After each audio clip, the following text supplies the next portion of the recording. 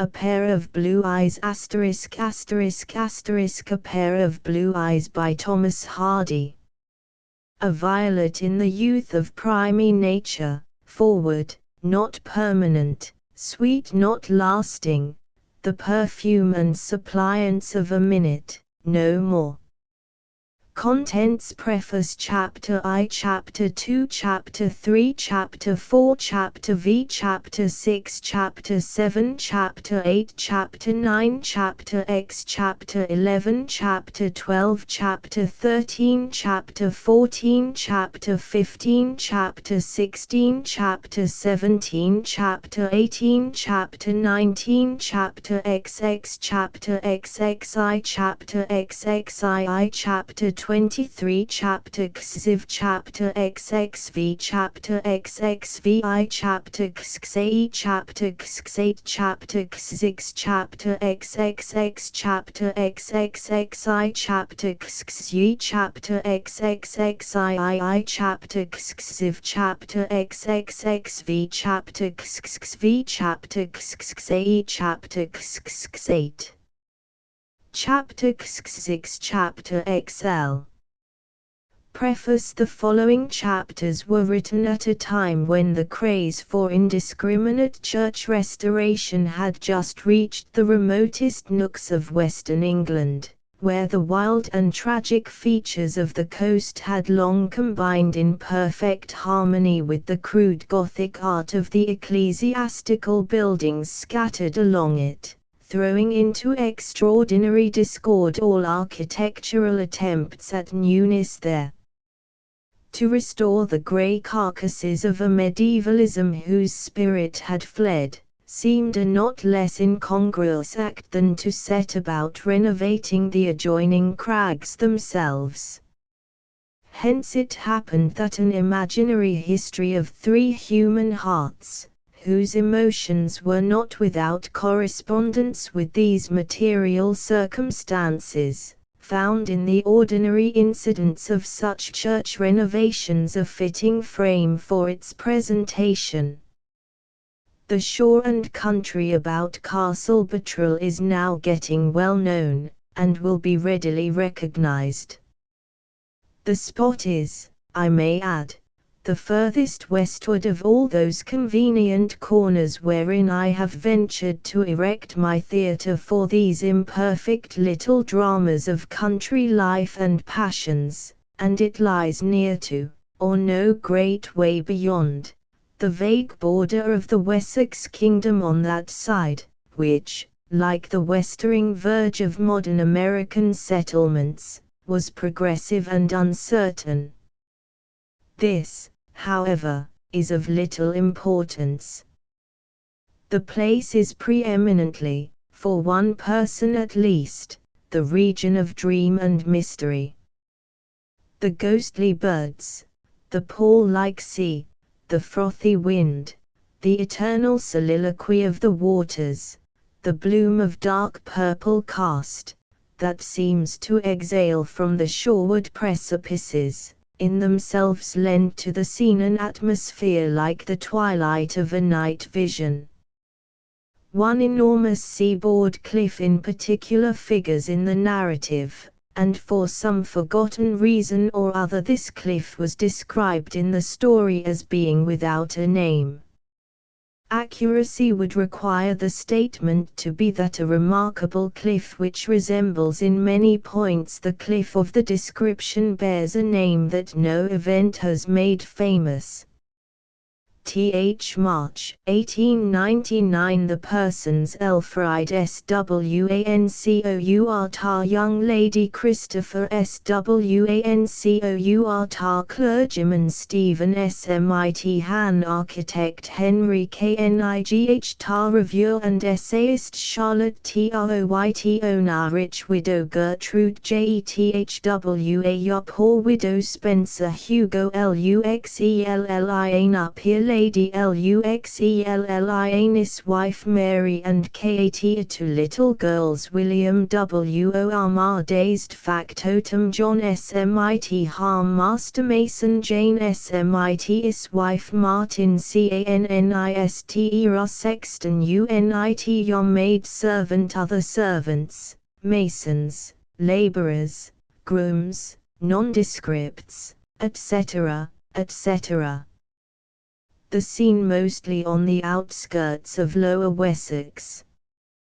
Chapter I. A fair vestal, throned in the West Elfride Swacourt, was a girl whose emotions lay very near the surface.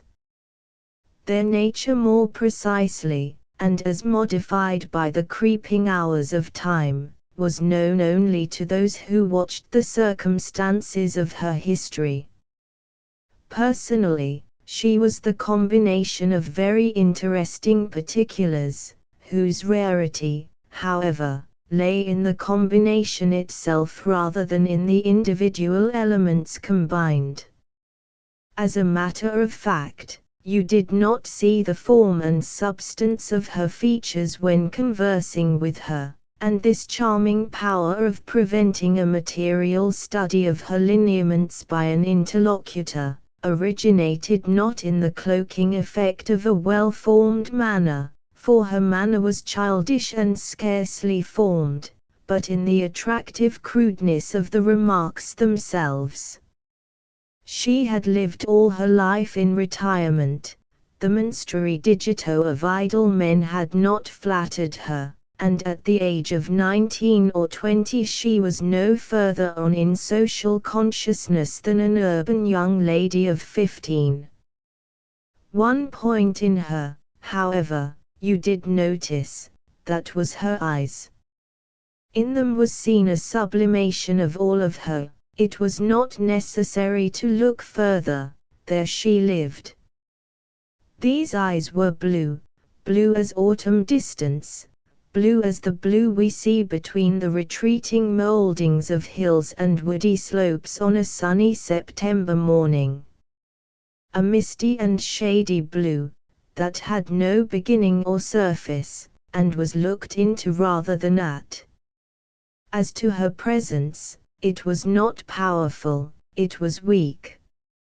Some women can make their personality pervade the atmosphere of a whole banqueting hall. Elfride's was no more pervasive than that of a kitten. Elfride had as her own the thoughtfulness which appears in the face of the Madonna della Sedia, without its rapture, the warmth and spirit of the type of woman's feature most common to the beauties, mortal and immortal, of Rubens, without their insistent fleshiness. The characteristic expression of the female faces of Correggio, that of the yearning human thoughts that lie too deep for tears, was hers sometimes, but seldom under ordinary conditions.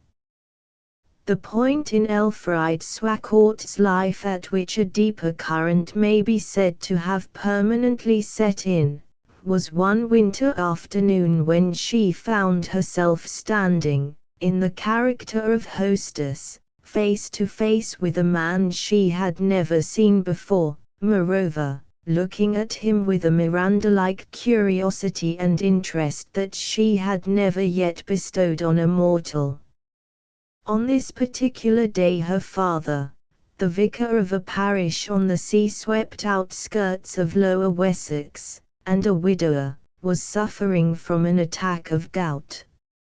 After finishing her household supervisions, Elfride became restless, and several times left the room, ascended the staircase, and knocked at her father's chamber door. "Come in," was always answered in a hearty out-of-door voice from the inside. "Papa," she said on one occasion to the fine, red-faced, handsome man of 40, who, puffing and fizzing like a bursting bottle, lay on the bed wrapped in a dressing-gown, and every now and then enunciating, in spite of himself, about one letter of some word or words that were almost oaths. "Papa, will you not come downstairs this evening?" She spoke distinctly. He was rather deaf.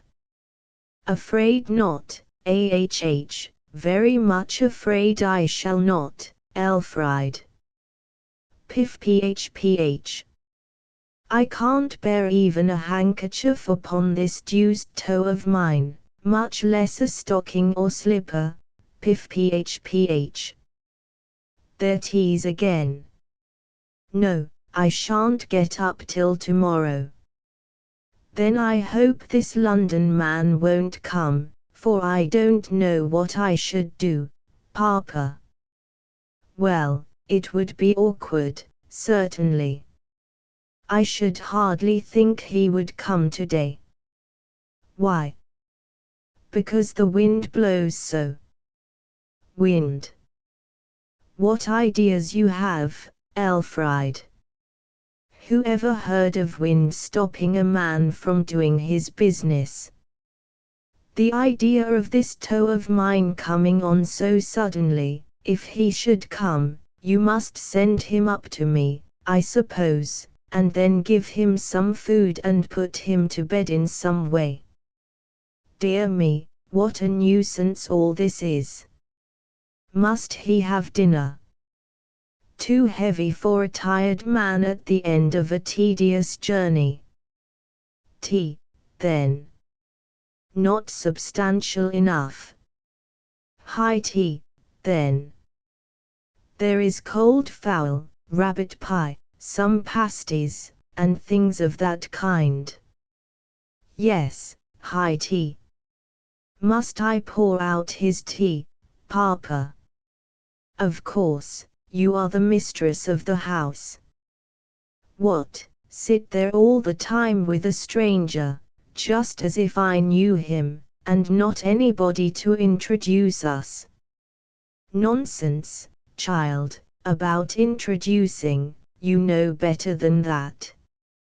A practical professional man, tired and hungry, who has been traveling ever since daylight this morning, will hardly be inclined to talk and air courtesies tonight. He wants food and shelter, and you must see that he has it, simply because I am suddenly laid up and cannot. There is nothing so dreadful in that, I hope. You get all kinds of stuff into your head from reading so many of those novels. Oh no, there is nothing dreadful in it when it becomes plainly a case of necessity like this. But, you see, you are always there when people come to dinner, even if we know them, and this is some strange London man of the world, who will think it odd, perhaps. Very well, let him. Is he Mr. Hubie's partner? I should scarcely think so, he may be.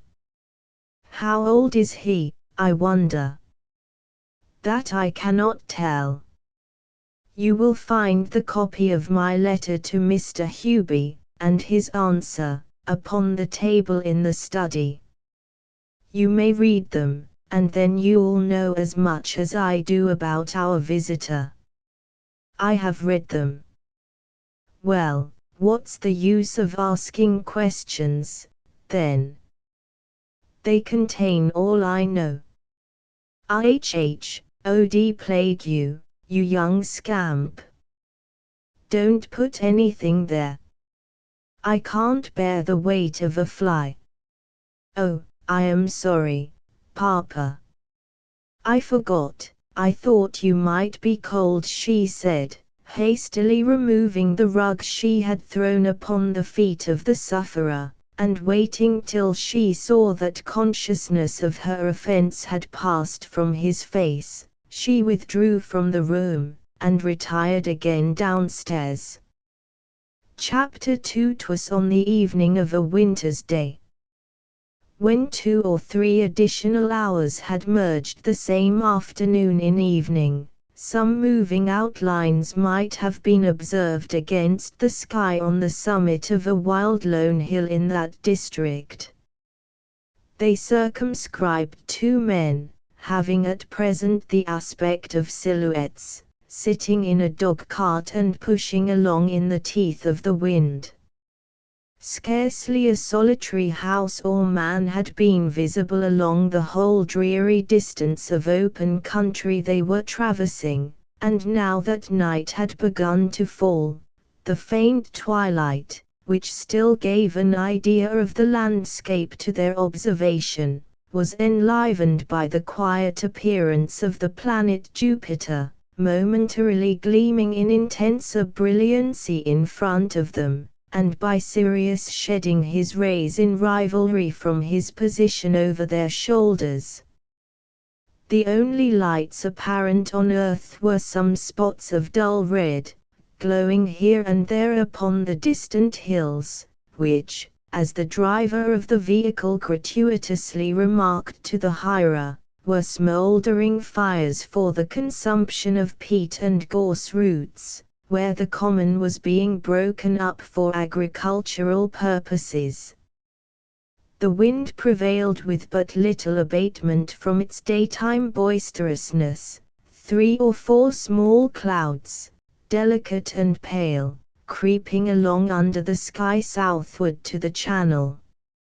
14 of the 16 miles intervening between the railway terminus and the end of their journey had been gone over, when they began to pass along the brink of a valley some miles in extent, wherein the wintry skeletons of a more luxuriant vegetation than had hitherto surrounded them proclaimed an increased richness of soil, which showed signs of far more careful enclosure and management than had any slopes they had yet passed.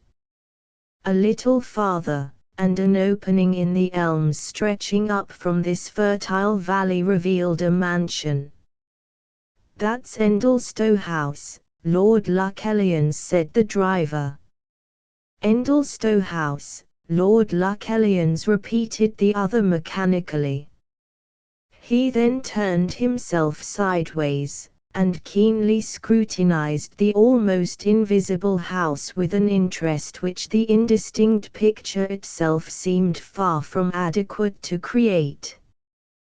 "Yes, that's Lord Luckelians," he said yet again after a while, as he still looked in the same direction.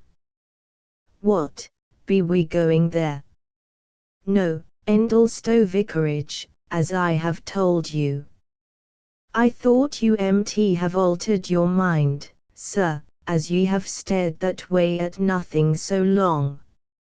"Oh no, I am interested in the house, that's all." "Most people be, as the saying is." "Not in the sense that I am." "Oh, well, his family is no better than my own, I believe." "How is that?" "Hedges and ditches by rights." "But once in ancient times one of 'em, when he was at work, changed clothes with King Charles II, and saved the king's life. King Charles came up to him like a common man, and said offhand, 'Man in the smock frock, my name is Charles II, and that's the truth on't. Will you lend me your clothes?' 'I don't mind if I do,' said Hedger Luckelian, and they changed there and then. Now mind ye, King Charles II said, like a common man, as he rode away, 'If ever I come to the crown, you come to court, knock at the door, and say out bold, "Is King Charles II at home?" Tell your name, and they shall let you in, and you shall be made a lord.' Now, that was very nice of Master Charlie. Very nice indeed. Well, as the story is, the king came to the throne, and some years after that, away went Hedger Luckelian, knocked at the king's door, and asked if King Charles II was in. No, he isn't, they said. Then, is Charles III, said Hedger Lucullian. Yes, said a young fella standing by like a common man, only he had a crown on. My name is Charles III. And, I really fancy that must be a mistake. I don't recollect anything in English history about Charles III, said the other in a tone of mild remonstrance. Oh, that's right, history enough, only 'twasn't he printed. He was rather a queer-tempered man, if you remember. Very well, go on. And, by hook or by crook, Hedger Lucullian was made a lord, and everything went on well till some time after, when he got into a most terrible row with King Charles IV. I can't stand Charles IV. Upon my word, that's too much. Why? There was a George IV, wasn't there? Certainly. Well, Charles's be as common as George's. However, I'll say no more about it. Well. 'Tis the funniest world ever I lived in, upon my life 'tis. That such should be. The dusk had thickened into darkness while they thus conversed, and the outline and surface of the mansion gradually disappeared. The windows, which had before been as black blots on a lighter expanse of wall, became illuminated, and were transfigured to squares of light on the general dark body of the night landscape as it absorbed the outlines of the edifice into its gloomy monochrome. Not another word was spoken for some time, and they climbed a hill, then another hill piled on the summit of the first. An additional mile of plateau followed, from which could be discerned two lighthouses on the coast they were nearing, reposing on the horizon with a calm luster of benignity. Another oasis was reached, a little dell lay like a nest at their feet, towards which the driver pulled the horse at a sharp angle, and descended a steep slope which dived under the trees like a rabbit's burrow. They sank lower and lower. Endlestow Vicarage is inside here, continued the man with the reins.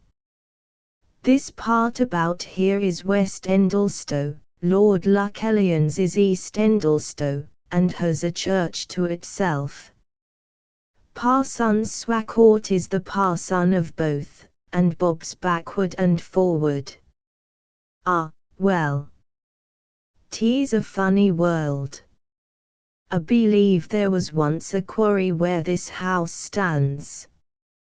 The man who built it in past time scraped all the glebe for earth to put round the vicarage, and laid out a little paradise of flowers and trees in the soil he had got together in this way, whilst the fields he scraped have been good for nothing ever since. How long has the present incumbent been here? Maybe about a year, or a year and half. 'Tisn't he 2 years, for they don't scandalize him yet, and, as a rule, a parish begins to scandalize the parson at the end of 2 years among familiar. But he's a very nice party. Parson Swacourt knows me pretty well from often driving over, and I know Parson Swacourt. They emerged from the bower, swept round in a curve, and the chimneys and gables of the vicarage became darkly visible. Not a light showed anywhere. They alighted, the man felt his way into the porch, and rang the bell.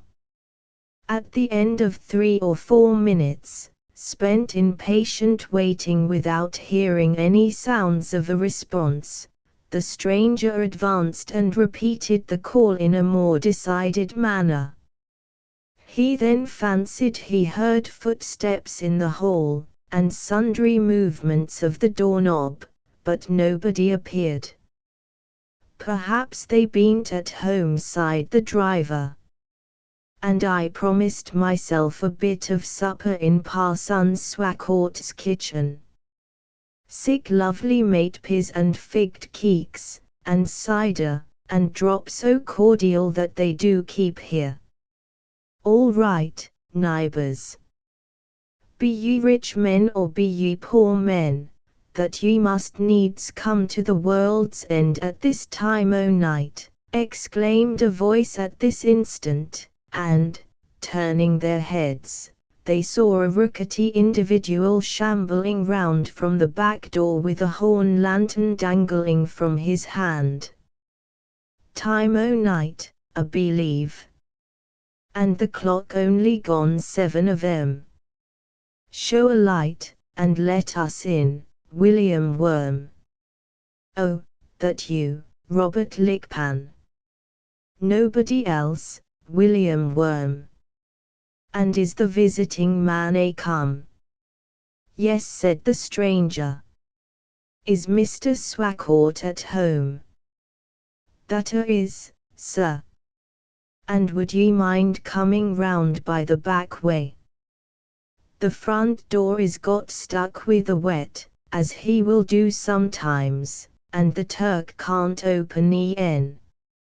I know I am only a poor wambling man that'll never pay the Lord for my making, sir, but I can show the way in, sir."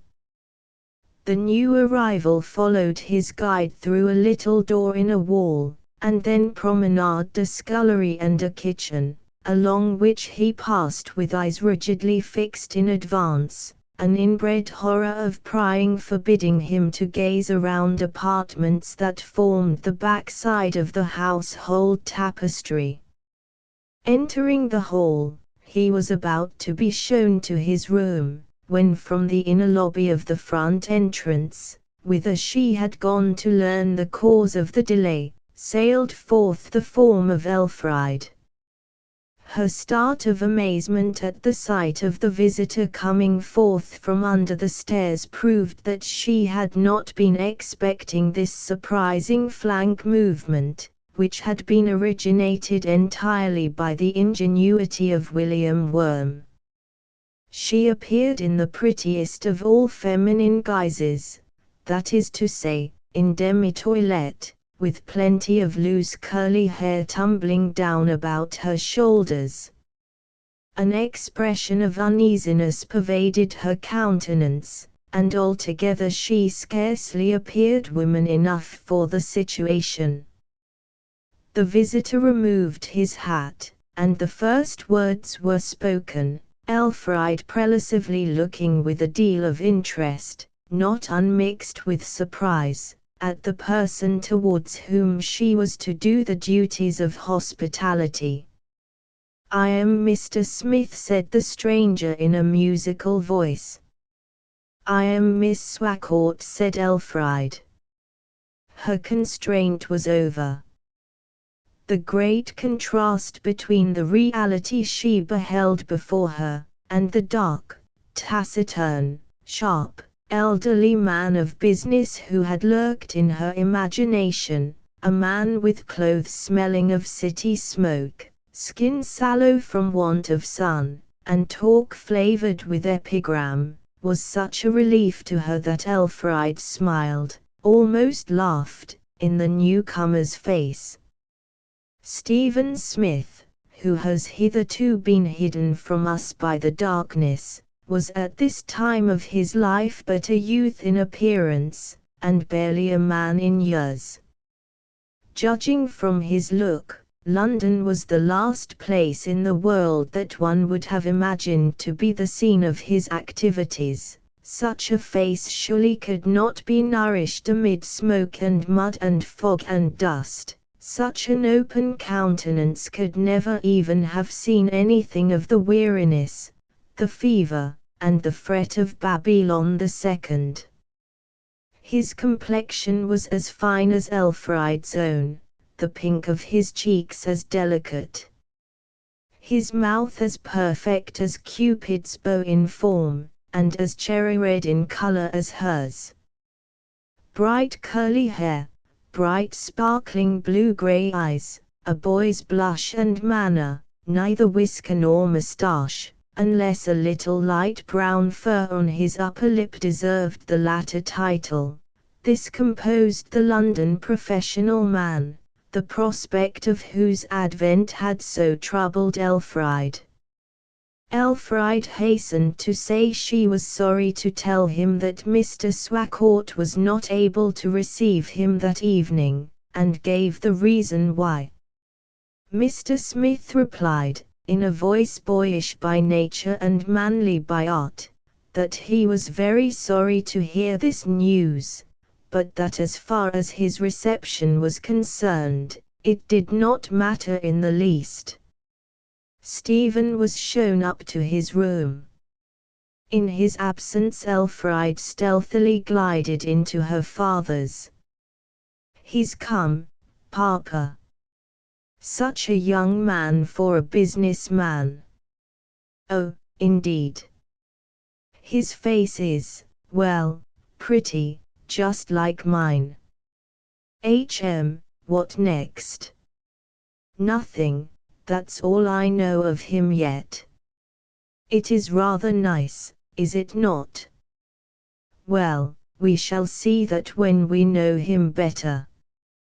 Go down and give the poor fellow something to eat and drink, for heaven's sake. And when he has done eating, say I should like to have a few words with him, if he doesn't mind coming up here." The young lady glided downstairs again, and whilst she awaits young Smith's entry, the letters referring to his visit had better be given. 1. Mr. Swacourt to Mr. Huby. Endlestowe Vicarage, the 18th of February, 18. Sir, we are thinking of restoring the tower and aisle of the church in this parish, and Lord Lucullian, the patron of the living, has mentioned your name as that of a trustworthy architect whom it would be desirable to ask to superintend the work. I am exceedingly ignorant of the necessary preliminary steps. Probably, however, the first is that, should you be, as Lord Lucullian says you are, disposed to assist us, yourself or some member of your staff come and see the building, and report thereupon for the satisfaction of parishioners and others. The spot is a very remote one. We have no railway within 14 miles, and the nearest place for putting up at, called a town, though merely a large village, is Castle Buttrell, 2 miles further on, so that it would be most convenient for you to stay at the vicarage, which I am glad to place at your disposal, instead of pushing on to the hotel at Castle Buttrell, and coming back again in the morning. Any day of the next week that you like to name for the visit will find us quite ready to receive you. Yours very truly, Christopher Swacourt. 2. Mr. Huby to Mr. Swacourt. Percy Place, Charing Cross, the 20th of February, 18. Dear Sir, agreeably to your request of the 18th instant, I have arranged to survey and make drawings of the aisle and tower of your parish church, and of the dilapidations which have been suffered to accrue thereto, with a view to its restoration. My assistant, Mr. Stephen Smith, will leave London by the early train tomorrow morning for the purpose. Many thanks for your proposal to accommodate him. He will take advantage of your offer, and will probably reach your house at some hour of the evening. You may put every confidence in him, and may rely upon his discernment in the matter of church architecture. trusting that the plans for the restoration, which I shall prepare from the details of his survey, will prove satisfactory to yourself and Lord Lucullian. I am, dear sir, yours faithfully, Walter Huby. Chapter 3 Melodious birds sing madrigals. That first repast in Endlestowe Vicarage was a very agreeable one to young Stephen Smith. The table was spread, as Elfride had suggested to her father, with the materials for the heterogeneous meal called high tea, a class of refection welcome to all when away from men and towns, and particularly attractive to youthful palates. The table was prettily decked with winter flowers and leaves, amid which the eye was greeted by chops, chicken, pie, and 2 huge pasties overhanging the sides of the dish with a cheerful aspect of abundance. At the end, towards the fireplace, appeared the tea service, of old-fashioned Worcester porcelain, and behind this arose the slight form of Elfride, attempting to add matronly dignity to the movement of pouring out tea, and to have a weighty and concerned look in matters of marmalade, honey, and clotted cream. Having made her own meal before he arrived, she found to her embarrassment that there was nothing left for her to do but talk when not assisting him. She asked him if he would excuse her finishing a letter she had been writing at a side table, and, after sitting down to it, tingled with a sense of being grossly rude. However, seeing that he noticed nothing personally wrong in her, and that he too was embarrassed when she attentively watched his cup to refill it, Elfride became better at ease, and when furthermore he accidentally kicked the leg of the table, and then nearly upset his teacup, just as schoolboys did, she felt herself mistress of the situation, and could talk very well. In a few minutes ingenuousness and a common term of years obliterated all recollection that they were strangers just met. Stephen began to wax eloquent on extremely slight experiences connected with his professional pursuits, and she, having no experiences to fall back upon, recounted with much animation stories that had been related to her by her father, which would have astonished him had he heard with what fidelity of action and tone they were rendered. Upon the whole, a very interesting picture of Sweet and Twenty was on view that evening in Mr. Swacourt's house. Ultimately Stephen had to go upstairs and talk loud to the vicar, receiving from him between his puffs a great many apologies for calling him so unceremoniously to a stranger's bedroom. But, continued Mr. Swacourt, I felt that I wanted to say a few words to you before the morning, on the business of your visit. One's patience gets exhausted by staying a prisoner in bed all day through a sudden freak of one's enemy, new to me, though, for I have known very little of gout as yet. However, he's gone to my other toe in a very mild manner, and I expect he'll slink off altogether by the morning. I hope you have been well attended to downstairs. Perfectly. And though it is unfortunate, and I am sorry to see you laid up, I beg you will not take the slightest notice of my being in the house the while. I will not. But I shall be down tomorrow. My daughter is an excellent doctor. A dose or two of her mild mixtures will fetch me round quicker than all the drug stuff in the world. Well, now about the church business. Take a seat, do. We can't afford to stand upon ceremony in these parts, as you see, and for this reason, that a civilized human being seldom stays long with us, and so we cannot waste time in approaching him, or he will be gone before we have had the pleasure of close acquaintance. This tower of ours is, as you will notice, entirely gone beyond the possibility of restoration, but the church itself is well enough. You should see some of the churches in this county. Floors rotten, ivy lining the walls. Dear me! Oh, that's nothing. The congregation of a neighbor of mine, whenever a storm of rain comes on during service, open their umbrellas and hold them up till the dripping ceases from the roof. Now, if you will kindly bring me those papers and letters you see lying on the table, I will show you how far we have got. Stephen crossed the room to fetch them, and the vicar seemed to notice more particularly the slim figure of his visitor. "I suppose you are quite competent," he said. "Quite," said the young man, coloring slightly. "You are very young, I fancy. I should say you are not more than 19. I am nearly 21.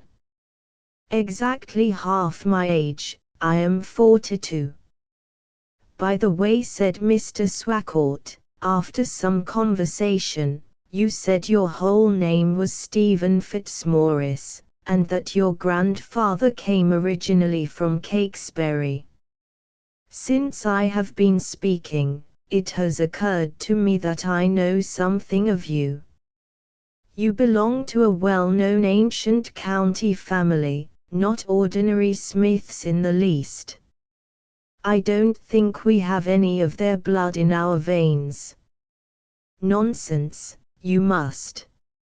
Hand me the landed gentry. Now, let me see. There, Stephen Fitzmaurice Smith, he lies in St. Mary's Church, doesn't he? Well, out of that family sprang the Leaseworthy Smiths, and collaterally came General Sir Stephen Fitzmaurice Smith of Cakesbury." "Yes, I have seen his monument there," shouted Stephen. "But there is no connection between his family and mine. There cannot be." "There is none, possibly, to your knowledge. But look at this, my dear sir," said the vicar, striking his fist upon the bedpost for emphasis. "Here are you, Stephen Fitzmaurice Smith, living in London, but springing from Cakesbury. Here in this book is a genealogical tree of the Stephen Fitzmaurice Smiths of Cakesbury Manor. You may be only a family of professional men now. I am not inquisitive, I don't ask questions of that kind, it is not in me to do so, but it is as plain as the nose in your face that there's your origin. And, Mr. Smith, I congratulate you upon your blue blood, sir, and, upon my life, a very desirable color, as the world goes. I wish you could congratulate me upon some more tangible quality," said the younger man, sadly no less than modestly. "Nonsense, that will come with time. You are young, all your life is before you. Now look, see how far back in the mists of antiquity my own family of Swacourt have a root. Here, you see," he continued, turning to the page, "is Geoffrey, the one among my ancestors who lost a barony because he would cut his joke. Ah, it's the sort of us. But the story is too long to tell now. I'm a poor man, a poor gentleman, in fact, those I would be friends with, won't be friends with me, those who are willing to be friends with me, I am above being friends with.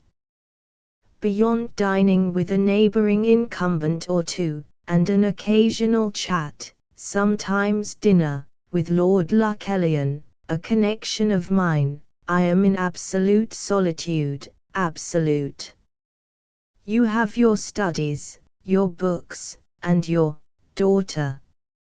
Oh yes, yes, and I don't complain of poverty. Canto coram latrone. Well, Mr. Smith, don't let me detain you any longer in a sick room. Ha! That reminds me of a story I once heard in my younger days.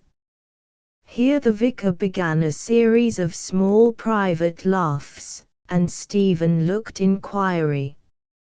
Oh, no, no, it is too bad to tell, continued Mr. Swacourt in undertones of grim mirth. Well, go downstairs, my daughter must do the best she can with you this evening. Ask her to sing to you. She plays and sings very nicely. Good night, I feel as if I had known you for 5 or 6 years. I'll ring for somebody to show you down.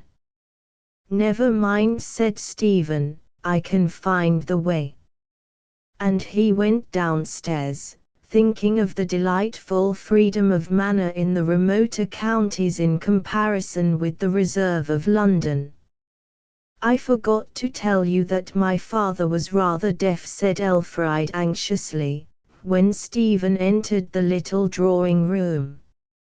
Never mind, I know all about it, and we are great friends, the man of business replied enthusiastically. And, Miss Swacourt, will you kindly sing to me? To Miss Swacourt this request seemed, what in fact it was, exceptionally point-blank, though she guessed that her father had some hand in framing it, knowing, rather to her cost, of his unceremonious way of utilizing her for the benefit of dull sojourners. At the same time, as Mr. Smith's manner was too frank to provoke criticism, and his age too little to inspire fear, she was ready, not to say pleased, to accede. Selecting from the Canterbury some old family ditties, that in years gone by had been played and sung by her mother, Elfride sat down to the pianoforte, and began, "'Twas on the evening of a winter's day," in a pretty contralto voice. "Do you like that old thing, Mr. Smith?" she said at the end. "Yes, I do much," said Stephen, words he would have uttered, and sincerely, to anything on earth, from glee to requiem, that she might have chosen. "You shall have a little one by Delere, that was given me by a young French lady who was staying at Endlestowe House, Gelre plant, Gelre vous niter, ce beau rosier ou les oiseaux and c. And then I shall want to give you my own favorite for the very last, Shelley's When the Lamp is Shattered, as set to music by my poor mother. I so much like singing to anybody who really cares to hear me. Every woman who makes a permanent impression on a man is usually recalled to his mind's eye as she appeared in one particular scene, which seems ordained to be her special form of manifestation throughout the pages of his memory.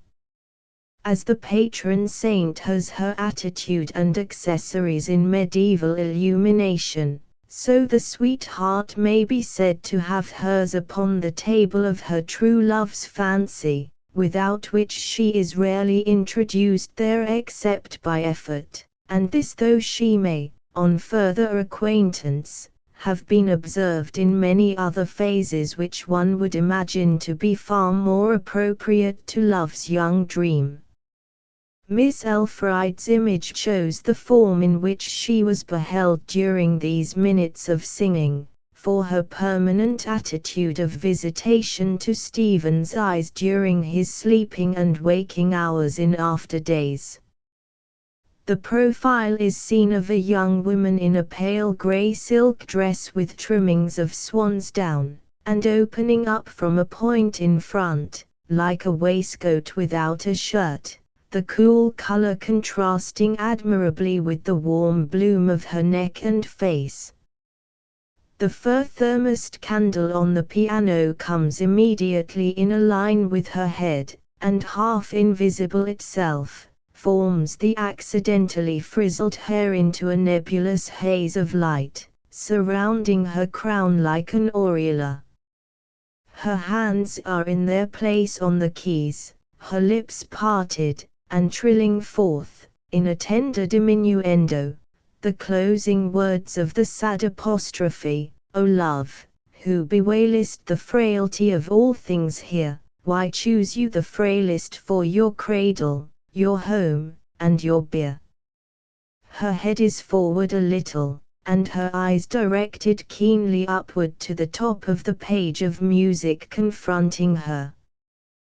Then comes a rapid look into Stephen's face, and a still more rapid look back again to her business, her face having dropped its sadness, and acquired a certain expression of mischievous archness the while, which lingered there for some time, but was never developed into a positive smile of flirtation.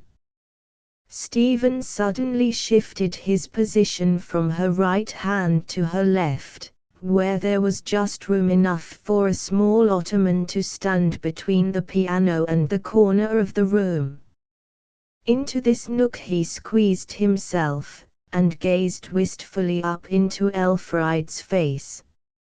So long and so earnestly gazed he, that her cheek deepened to a more and more crimson tint as each line was added to her song.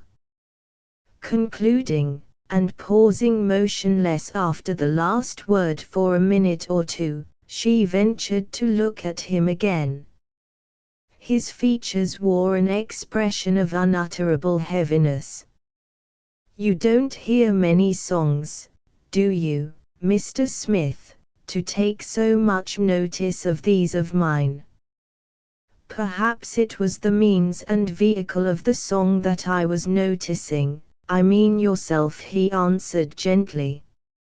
"Now, Mr. Smith, it is perfectly true, I don't hear much singing. You mistake what I am, I fancy. Because I come as a stranger to a secluded spot, you think I must needs come from a life of bustle, and know the latest movements of the day. But I don't. My life is as quiet as yours, and more solitary as death. The death which comes from a plethora of life. But seriously, I can quite see that you are not the least what I thought you would be before I saw you. You are not critical, or experienced, or much to mind. That's why I don't mind singing airs to you that I only half know." Finding that by this confession she had vexed him in a way she did not intend, she added naively, "I mean, Mr. Smith, that you are better, not worse, for being only young and not very experienced. You don't think my life here so very tame and dull, I know." "I do not, indeed," he said with fervor. "It must be delightfully poetical, and sparkling, and fresh, and, there you go, Mr. Smith. Well, men of another kind, when I get them to be honest enough to own the truth, think just the reverse, that my life must be a dreadful bore in its normal state, though pleasant for the exceptional few days they pass here." "I could live here always," he said, and with such a tone and look of unconscious revelation that Elfride was startled to find that her harmonies had fired a small Troy, in the shape of Stephen's heart. She said quickly, "But you can't live here always." "Oh no." And he drew himself in with the sensitiveness of a snail. Elfride's emotions were sudden as his enkindling, but the least of woman's lesser infirmities, love of admiration, caused an inflammable disposition on his part, so exactly similar to her own, to appear as meritorious in him as modesty made her own seem culpable in her. Chapter 4, where heaves the turf in many a mouldering heap. For reasons of his own, Stephen Smith was stirring a short time after dawn the next morning. From the window of his room he could see, first, two bold escarpments sloping down together like the letter V towards the bottom. Like liquid in a funnel, appeared the sea, grey and small. On the brow of one hill, of rather greater altitude than its neighbor, stood the church which was to be the scene of his operations. The lonely edifice was black and bare, cutting up into the sky from the very tip of the hill. It had a square mouldering tower, owning neither battlement nor pinnacle, and seemed a monolithic termination, of one substance with the ridge, rather than a structure raised thereon. Round the church ran a low wall, overtopping the wall in general level was the graveyard, not as a graveyard usually is, a fragment of landscape with its due variety of chiaroscuro, but a mere profile against the sky, serrated with the outlines of graves and a very few memorial stones. Not a tree could exist up there, nothing but the monotonous grey-green grass. 5 minutes after this casual survey was made, his bedroom was empty, and its occupant had vanished quietly from the house. At the end of 2 hours he was again in the room, looking warm and glowing. He now pursued the artistic details of dressing, which on his first rising had been entirely omitted. And a very blooming boy he looked, after that mysterious morning scamper. His mouth was a triumph of its class. It was the cleanly cut, piquantly pursed up mouth of William Pitt, as represented in the well or little known bust by No. Leekens, a mouth which is in itself a young man's fortune, if properly exercised. His round chin, where its upper part turned inward, still continued its perfect and full curve, seeming to press into a point the bottom of his nether lip at their place of junction. Once he murmured the name of Elfride. Ah, there she was. On the lawn in a plain dress, without hat or bonnet, running with a boy's velocity, superadded to a girl's lightness, after a tame rabbit she was endeavoring to capture, her strategic intonations of coaxing words alternating with desperate rushes so much out of keeping with them, that the hollowness of such expressions was but too evident to her pet, who darted and dodged in carefully timed counterpart. The scene down there was altogether different from that of the hills. A thicket of shrubs and trees enclosed the favored spot from the wilderness without. Even at this time of the year the grass was luxuriant there. No wind blew inside the protecting belt of evergreens, wasting its force upon the higher and stronger trees forming the outer margin of the grove. Then he heard a heavy person shuffling about in slippers, and calling Mr. Smith. Smith proceeded to the study, and found Mr. Swacourt. The young man expressed his gladness to see his host downstairs. "Oh yes, I knew I should soon be right again. I have not made the acquaintance of gout for more than 2 years, and it generally goes off the second night. Well, where have you been this morning? I saw you come in just now, I think." "Yes, I have been for a walk." "Start early?" "Yes." "Very early, I think." "Yes, it was rather early." "Which way did you go?" "To the sea, I suppose."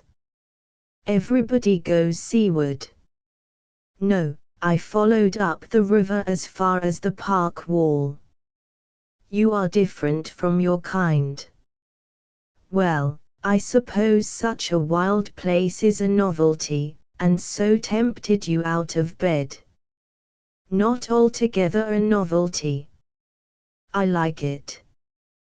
The youth seemed averse to explanation. You must, to go cock-watching the morning after a journey of 14 or 16 hours. But there's no accounting for tastes, and I am glad to see that yours are no meaner. After breakfast, but not before, I shall be good for a 10 miles walk, Master Smith." Certainly there seemed nothing exaggerated in that assertion. Mr. Swacourt by daylight showed himself to be a man who, in common with the other 2 people under his roof, had really strong claims to be considered handsome, that is, in the sense in which the moon is bright, the ravines and valleys which, on a close inspection, are seen to diversify its surface being left out of the argument. His face was of a tint that never deepened upon his cheeks nor lightened upon his forehead, but remained uniform throughout, the usual neutral salmon color of a man who feeds well, not to say too well, and does not think hard, every pore being in visible working order. His tout ensemble was that of a highly improved class of farmer, dressed up in the wrong clothes, that of a firm-standing perpendicular man, whose fall would have been backwards in direction if he had ever lost his balance. The vicar's background was at present what a vicar's background should be, his study. Here the consistency ends. All along the chimney-piece were ranged bottles of horse, pig, and cow medicines, and against the wall was a high table, made up of the fragments of an old oakic gate. Upon this stood stuffed specimens of owls, divers, and gulls, and over them bunches of wheat and barley ears, labeled with the date of the year that produced them. Some cases and shelves, more or less laden with books, the prominent titles of which were Dr. Brown's Notes on the Romans, Dr. Smith's Notes on the Corinthians, and Dr. Robinson's Notes on the Galatians, Ephesians, and Philippians just saved the character of the place, in spite of a girl's doll's house standing above them, a marine aquarium in the window, and Elfride's hat hanging on its corner. "Business, business," said Mr. Swacourt after breakfast. He began to find it necessary to act the part of a flywheel towards the somewhat irregular forces of his visitor. They prepared to go to the church, the vicar, on second thoughts, mounting his coal-black mare to avoid exerting his foot too much at starting. Stephen said he should want a man to assist him. "Worm," the vicar shouted. A minute or 2 after a voice was heard round the corner of the building, mumbling, I used to be strong enough, but T's altered now. Well, there, I'm as independent as one here and there, even if they do write Squire after their names. What's the matter? Said the vicar, as William Worm appeared, when the remarks were repeated to him. Worm says some very true things sometimes, Mr. Swacourt said, turning to Stephen. Now, as regards that word Esquire. Why, Mr. Smith, that word Esquire is gone to the dogs, used on the letters of every jackanapes who has a black coat. Anything else, Worm? The folk have begun frying again. Dear me. I'm sorry to hear that. Yes, Worm said groaningly to Stephen, I've got such a noise in my head that there's no living night nor day. Tea's just for all the world like people frying fish, fry, fry, fry, all day long in my poor head, till I don't know I'm here or yonder. There, God Almighty will find it out sooner or later, I hope, and relieve me. Now, my deafness, said Mr. Swacourt impressively, is a dead silence, but William Worm's is that of people frying fish in his head. Very remarkable, isn't it? I can hear the frying pan fizzing as natural as life, said Worm corroboratively. Yes, it is remarkable, said Mr. Smith. Very peculiar, echoed the vicar, and they all then followed the path up the hill, bounded on each side by a little stone wall, from which gleamed fragments of quartz and blood-red marbles, apparently of inestimable value, in their setting of brown alluvium.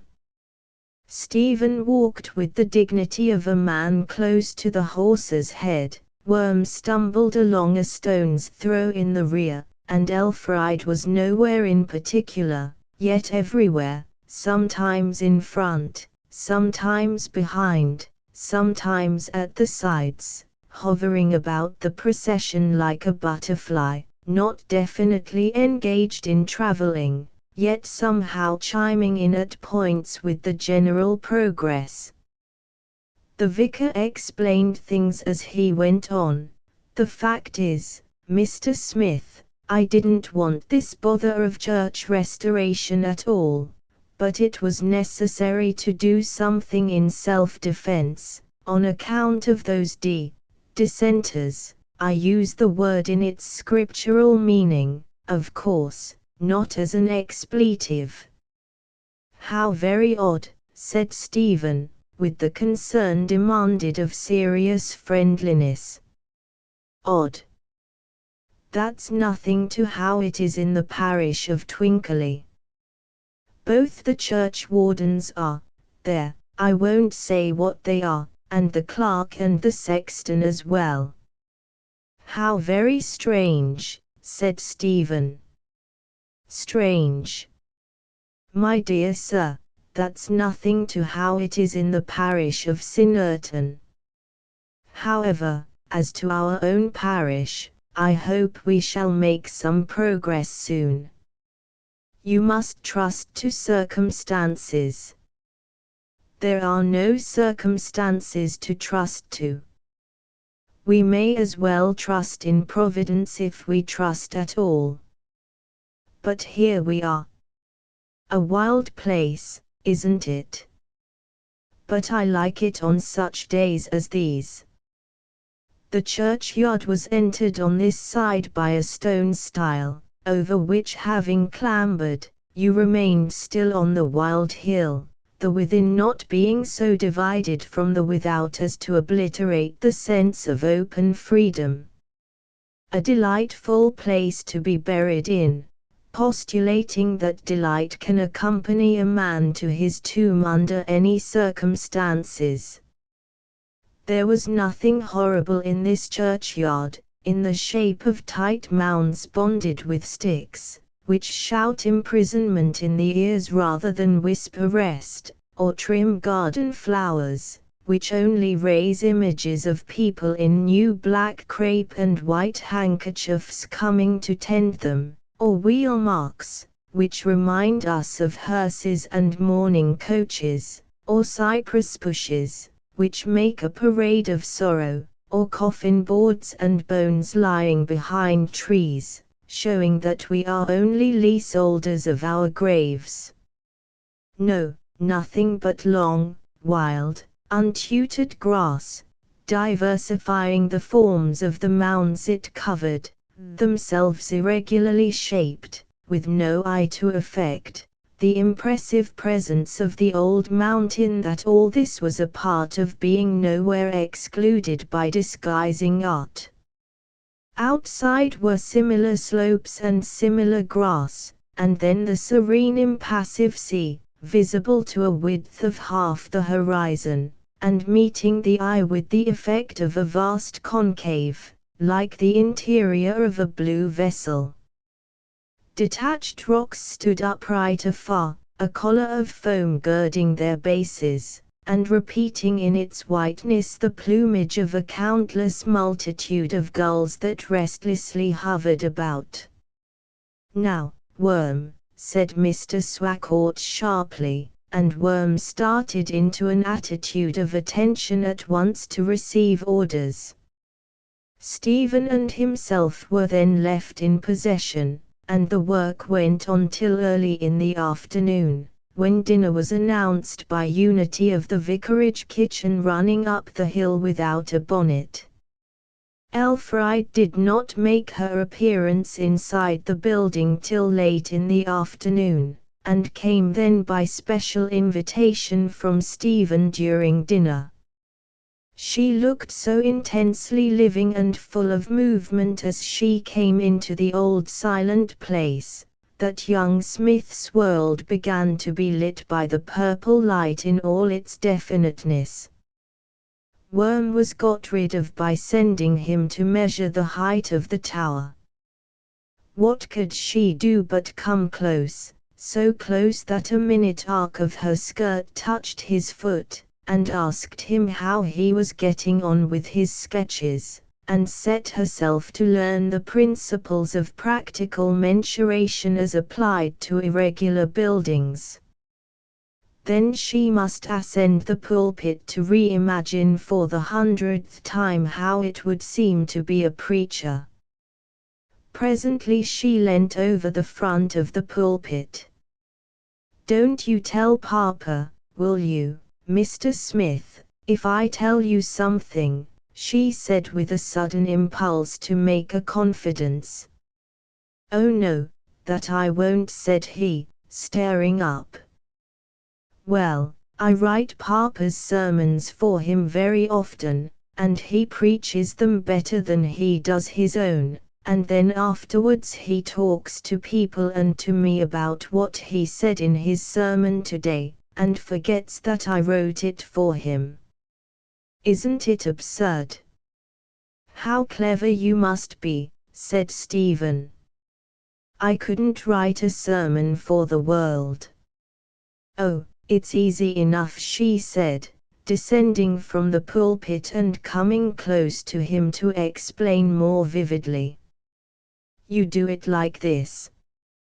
Did you ever play a game of forfeits called When Is It, Where Is It, What Is It?" "No, never." "Ah, that's a pity, because writing a sermon is very much like playing that game. You take the text. You think, why is it? What is it? And so on. You put that down under generally. Then you proceed to the first, secondly, and thirdly. Papa won't have fourthless, says they are all my eye. Then you have a final collectively, several pages of this being put in great black brackets, writing opposite, leave this out if the farmers are falling asleep. Then comes your in conclusion, then a few words and I have done. Well, all this time you have put on the back of each page, keep your voice down, I mean, she added, correcting herself, that's how I do in Papa's sermon book, because otherwise he gets louder and louder, till at last he shouts like a farmer up a field. Oh, Papa is so funny in some things. Then, after this childish burst of confidence, she was frightened, as if warned by womanly instinct, which for the moment her ardor had outrun, that she had been too forward to a comparative stranger. Elfride saw her father then, and went away into the wind, being caught by a gust as she ascended the churchyard slope, in which gust she had the motions, without the motives, of a hoyden, the grace, without the self-consciousness, of a pirouetter. She conversed for a minute or two with her father, and proceeded homeward, Mr. Swacourt coming on to the church to Stephen. The wind had freshened his warm complexion as it freshens the glow of a brand. He was in a mood of jollity, and watched Elfride down the hill with a smile. "You little flyaway, you look wild enough now," he said, and turned to Stephen. "But she's not a wild child at all, Mr. Smith. As steady as you, and that you are steady I see from your diligence here." "I think Miss Swacourt very clever," Stephen observed. "Yes, she is, certainly, she is," said Papa, turning his voice as much as possible to the neutral tone of disinterested criticism. "Now, Smith, I'll tell you something, but she mustn't know it for the world, not for the world, mind, for she insists upon keeping it a dead secret. Why, she writes my sermons for me often, and a very good job she makes of them. She can do anything. She can do that.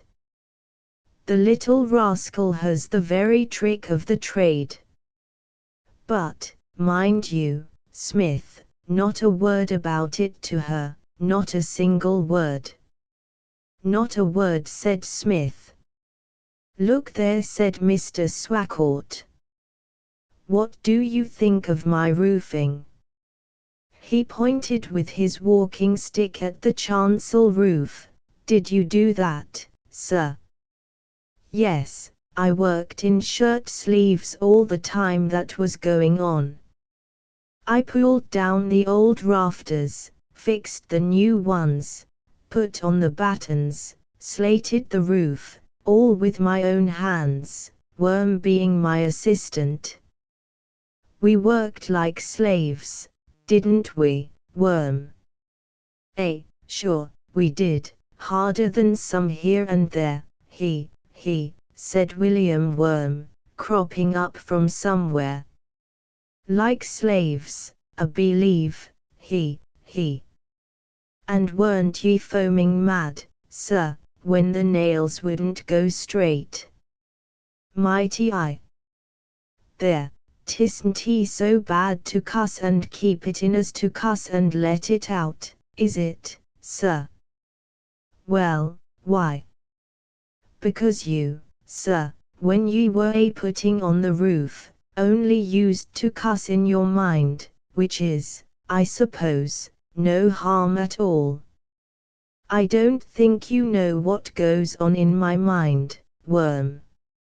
"Oh, don't I, sir, he. Maybe I'm but a poor wambling thing, sir, and can't read much, but I can spell as well as some here and there. Don't ye mind, sir, that blusterous night when ye asked me to hold the candle to ye in your workshop, when you were making a new chair for the chancel?" "Yes, what of that?" "I stood with the candle, and you said you liked company, if 'twas only a dog or cat, maining me, and the chair wouldn't do nohow. Ah, I remember. No, the chair wouldn't do nohow. I was very well to look at, but, Lord, Worm, how often have I corrected you for irreverent speaking? I was very well to look at, but you couldn't sit in the chair nohow. 'Twas all a twist with the chair, like the letter Z, directly you sat down upon the chair. Get up, Worm, says you, when you seed the chair go all a sway wi' me. Up you took the chair, and flung en like fire and brimstone to t'other end of your shop, all in a passion. Damn the chair, says I. Just what I was thinking, says you, sir. I could see it in your face, sir, says I, and I hope you and God will forgive me for saying what you wouldn't. To save your life you couldn't help laughing, sir, at a poor wambler reading your thoughts so plain. I'm as wise as one here and there. I thought you had better have a practical man to go over the church and tower with you, Mr. Swacourt said to Stephen the following morning, so I got Lord Luckellion's permission to send for a man when you came. I told him to be there at 10 o'clock. He's a very intelligent man, and he will tell you all you want to know about the state of the walls. His name is John Smith. Elfride did not like to be seen again at the church with Stephen. I will watch here for your appearance at the top of the tower, she said laughingly. I shall see your figure against the sky. And when I am up there I'll wave my handkerchief to you, Miss Swacourt, said Stephen. In 12 minutes from this present moment, he added, looking at his watch, I'll be at the summit and look out for you. She went round to the corner of the shrubbery, whence she could watch him down the slope leading to the foot of the hill on which the church stood. There she saw waiting for him a white spot, a mason in his working clothes. Stephen met this man and stopped. To her surprise, instead of their moving on to the churchyard, they both leisurely sat down upon a stone close by their meeting place, and remained as if in deep conversation. Elfride looked at the time. 9 of the 12 minutes had passed, and Stephen showed no signs of moving. More minutes passed. She grew cold with waiting, and shivered. It was not till the end of a quarter of an hour that they began to slowly wend up the hill at a snail's pace. Rude and unmannerly, she said to herself, colouring with pique. Anybody would think he was in love with that horrid mason instead of with. The sentence remained unspoken, though not untaught. She returned to the porch. Is the man you sent for a lazy, sit still, do nothing kind of man? She inquired of her father. No, he said, surprised, quite the reverse. He is Lord Luckellion's master mason, John Smith. Oh, said Elfride indifferently, and returned towards her bleak station, and waited and shivered again. It was a trifle, after all, a childish thing, looking out from a tower and waving a handkerchief. But her new friend had promised, and why should he tease her so? The effect of a blow is as proportionate to the texture of the object struck as to its own momentum, and she had such a superlative capacity for being wounded that little hits struck her hard. It was not till the end of half an hour that 2 figures were seen above the parapet of the dreary old pile, motionless as bitterns on a ruined mosque. Even then Stephen was not true enough to perform what he was so courteous to promise, and he vanished without making a sign. He returned at midday. Elfriede looked vexed when unconscious that his eyes were upon her, when conscious, severe. However, her attitude of coldness had long outlived the coldness itself, and she could no longer utter feigned words of indifference. "Ah, you weren't kind to keep me waiting in the cold, and break your promise," she said at last reproachfully, in tones too low for her father's powers of hearing. Forgive me," said Stephen with dismay. "I had forgotten, quite forgotten. Something prevented my remembering." "Any further explanation?" said Miss Capricious, pouting. He was silent for a few minutes, and looked askance.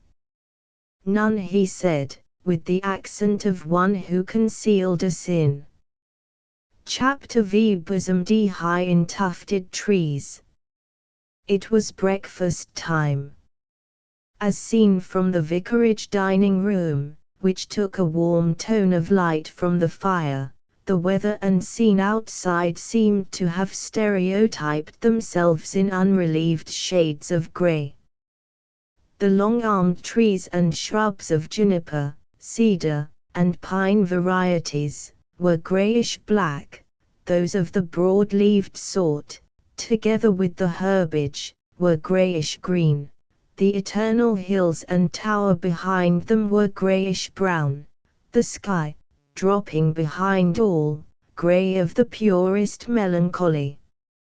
Yet in spite of this sombre artistic effect, the morning was not one which tended to lower the spirits. It was even cheering. For it did not rain, nor was rain likely to fall for many days to come.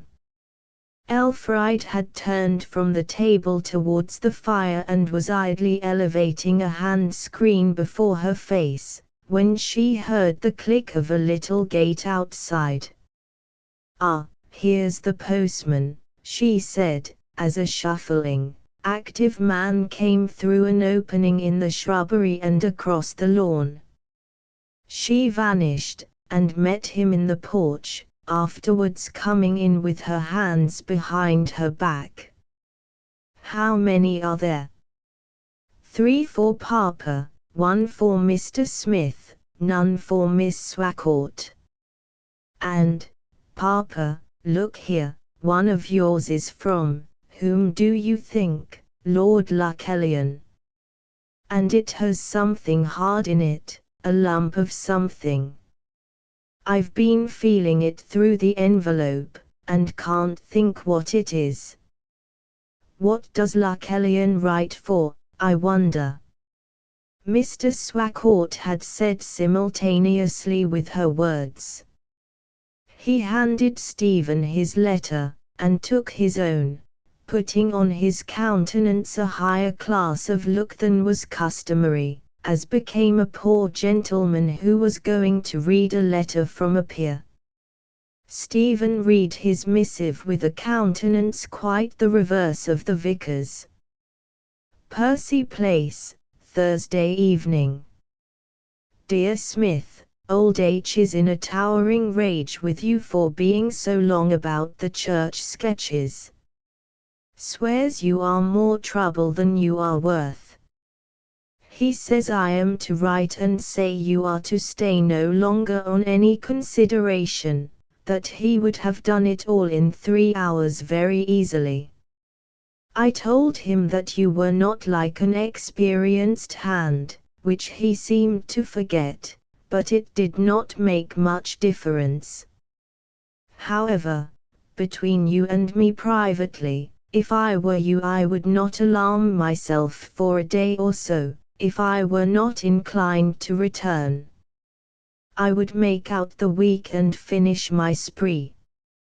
He will blow up just as much if you appear here on Saturday as if you keep away till Monday morning. Yours very truly, Simpkins Jenkins.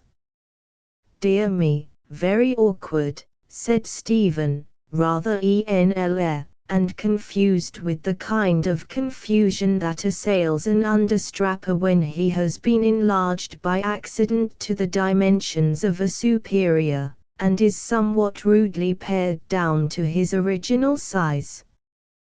What is awkward? Said Miss Swacourt.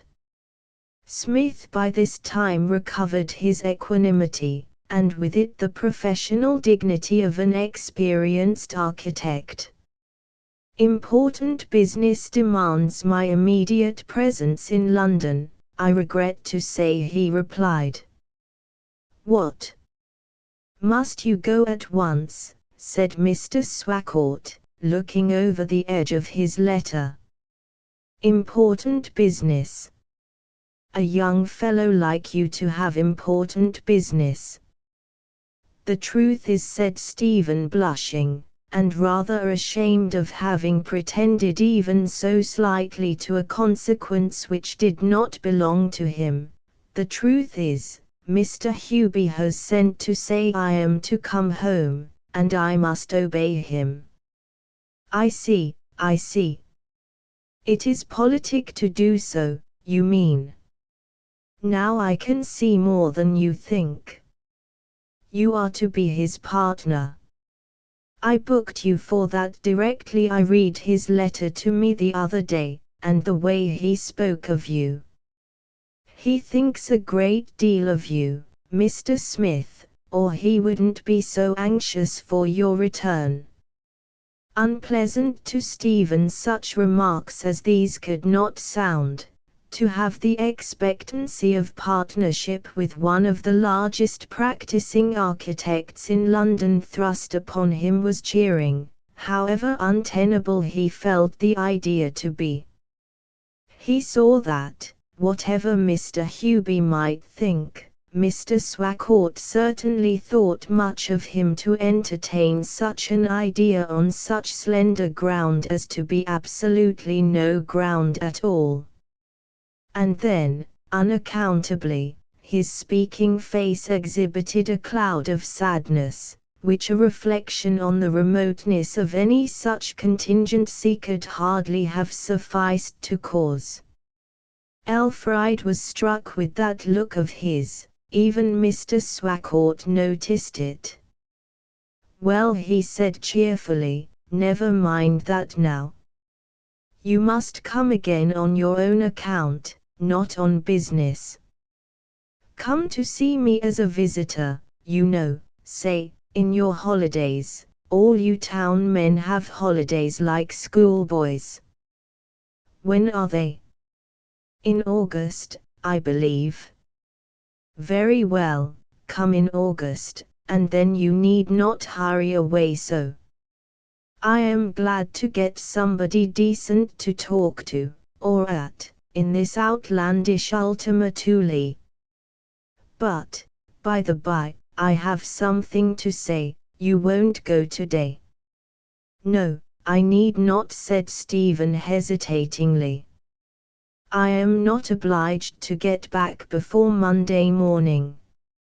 Very well, then, that brings me to what I am going to propose. This is a letter from Lord Lucullian. I think you heard me speak of him as the resident landowner in this district, and patron of this living. I know of him. He is in London now. It seems that he has run up on business for a day or two, and taken Lady Lucullian with him. He has written to ask me to go to his house, and search for a paper among his private memoranda, which he forgot to take with him.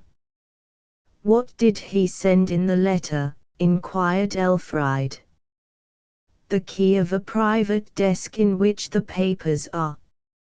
He doesn't like to trust such a matter to anybody else. I have done such things for him before. And what I propose is, that we make an afternoon of it, all three of us. Go for a drive to Targan Bay, come home by way of Endlestowe House, and whilst I am looking over the documents you can ramble about the rooms where you like. I have the run of the house at any time, you know. The building, though nothing but a mass of gables outside, has a splendid hall, staircase, and gallery within, and there are a few good pictures. Yes, there are, said Stephen. Have you seen the place, then? I saw it as I came by, he said hastily. Oh yes, but I was alluding to the interior. And the church, St. Eval's, is much older than our St. Agnes here. I do duty in that and this alternately, you know. The fact is, I ought to have some help. Riding across that park for 2 miles on a wet morning is not at all the thing. If my constitution were not well seasoned, as thank God it is, here Mr. Swacourt looked down his front, as if his constitution were visible there, I should be coughing and barking all the year round. And when the family goes away, there are only about 3 servants to preach to when I get there. Well, that shall be the arrangement, then. Elfried, you will like to go. Elfried assented, and the little breakfast party separated. Stephen rose to go and take a few final measurements at the church, the vicar following him to the door with a mysterious expression of inquiry on his face. You'll put up with our not having family prayer this morning, I hope, he whispered. Yes, quite so, said Stephen. To tell you the truth, he continued in the same undertone, we don't make a regular thing of it, but when we have strangers visiting us, I am strongly of opinion that it is the proper thing to do, and I always do it. I am very strict on that point. But you, Smith, there is something in your face which makes me feel quite at home, no nonsense about you, in short. Ah, it reminds me of a splendid story I used to hear when I was a helter-skelter young fellow, such a story. But, here the vicar shook his head self-forbiddingly, and grimly laughed. Was it a good story? Said young Smith, smiling too. Oh yes, but 'tis too bad, too bad. Couldn't tell it to you for the world. Stephen went across the lawn, hearing the vicar chuckling privately at the recollection as he withdrew. They started at 3 o'clock. The grey morning had resolved itself into an afternoon bright with a pale pervasive sunlight, without the sun itself being visible. Lightly they trotted along, the wheels nearly silent, the horses' hoofs clapping, almost ringing, upon the hard, white, turnpike road as it followed the level ridge in a perfectly straight line, seeming to be absorbed ultimately by the white of the sky. Targan Bay, which had the merit of being easily got at, was duly visited. They then swept round by innumerable lanes, in which not 20 consecutive yards were either straight or level, to the domain of Lord Lucullian. A woman with a double chin and thick neck, like Queen Anne by Dal, threw open the lodge gate, a little boy standing behind her. I'll give him something, poor little fellow, said Elfried, pulling out her purse and hastily opening it. From the interior of her purse a host of bits of paper, like a flock of white birds, floated into the air, and were blown about in all directions. "Well, to be sure," said Stephen with a slight laugh. "What the dickens is all that?" said Mr. Swakourt. "Not halves of bank notes, Elfried." Elfried looked annoyed and guilty. "They are only something of mine, Papa," she faltered, whilst Stephen leapt out, and, assisted by the lodge-keeper's little boy, crept about round the wheels and horses' hoofs till the papers were all gathered together again. He handed them back to her, and remounted. "I suppose you are wondering what those scraps were," she said, as they bowled along up the sycamore avenue. "And so I may as well tell you. They are notes for a romance I am writing." She could not help colouring at the confession, much as she tried to avoid it. "A story, do you mean?" said Stephen, Mr. Swakourt half listening, and catching a word of the conversation now and then. "Yes, The Court of Kellyan Castle, a romance of the 15th century. Such writing is out of date now, I know, but I like doing it. A romance carried in a purse. If a highwayman were to rob you, he would be taken in. Yes, that's my way of carrying manuscript.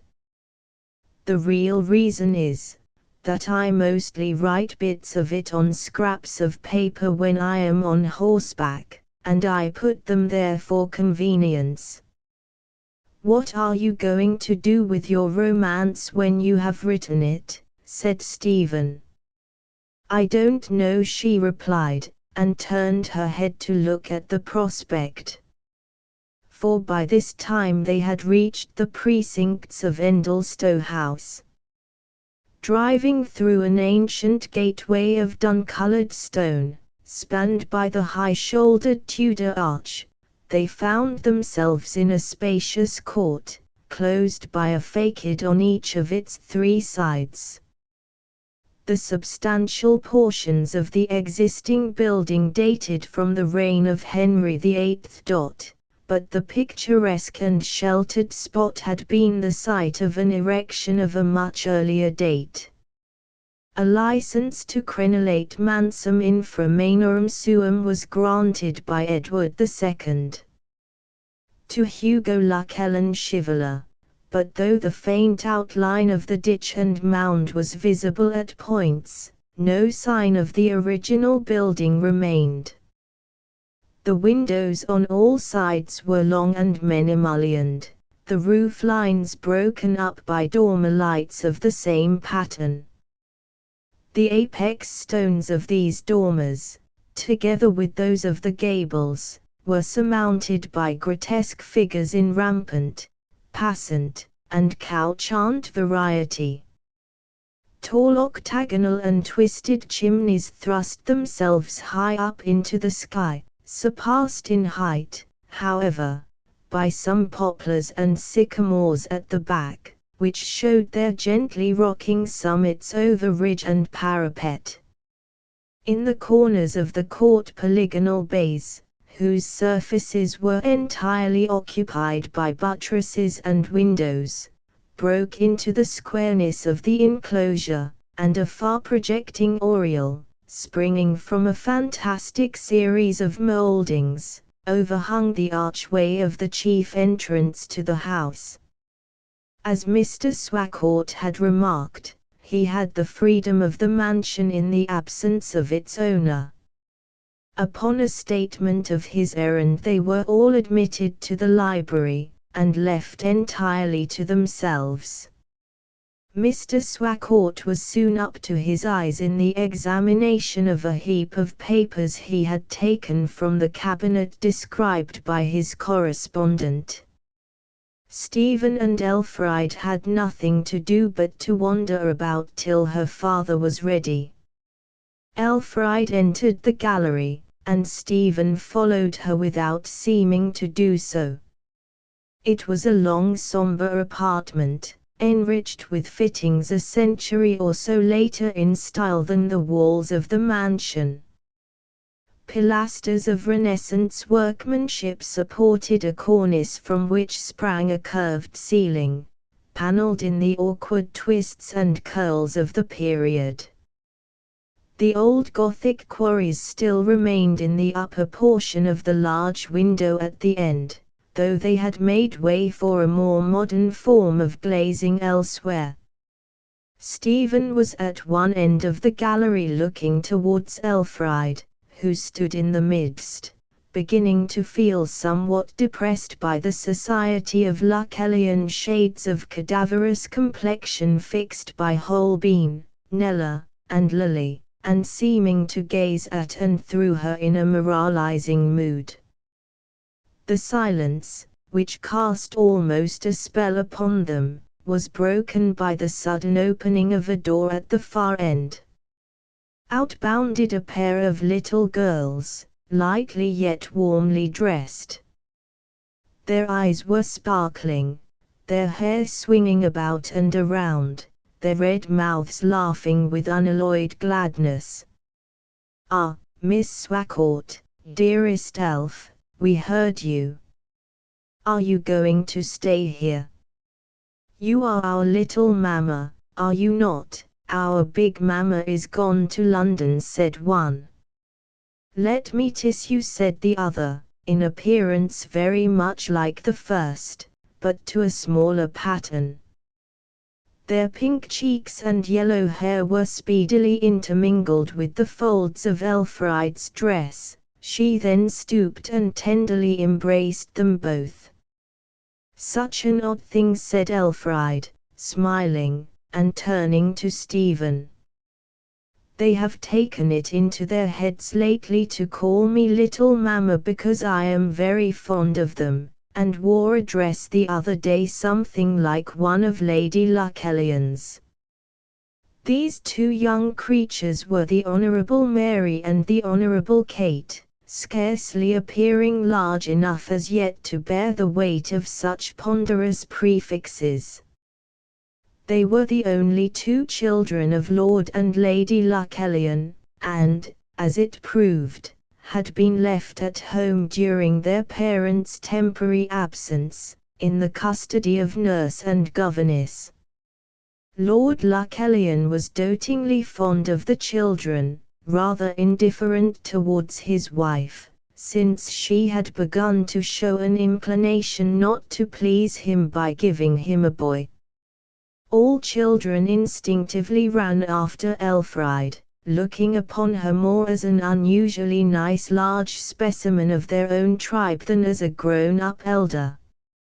It had now become an established rule, that whenever she met them, indoors or out of doors, weekdays or Sundays, they were to be severally pressed against her face and bosom for the space of a quarter of a minute, and otherwise made much of on the delightful system of cumulative epithet and caress to which unpracticed girls will occasionally abandon themselves. A look of misgiving by the youngsters towards the door by which they had entered directed attention to a maid-servant appearing from the same quarter, to put an end to this sweet freedom of the poor Honourables Mary and Kate. "I wish you lived here," Miss Swacourt piped one like a melancholy bullfinch. "So do I," piped the other like a rather more melancholy bullfinch. "Mamma can't play with us so nicely as you do. I don't think she ever learned playing when she was little. When shall we come to see you?" "As soon as you like, dears." "And sleep at your house all night?" "That's what I mean by coming to see you. I don't care to see people with hats and bonnets on, and all standing up and walking about.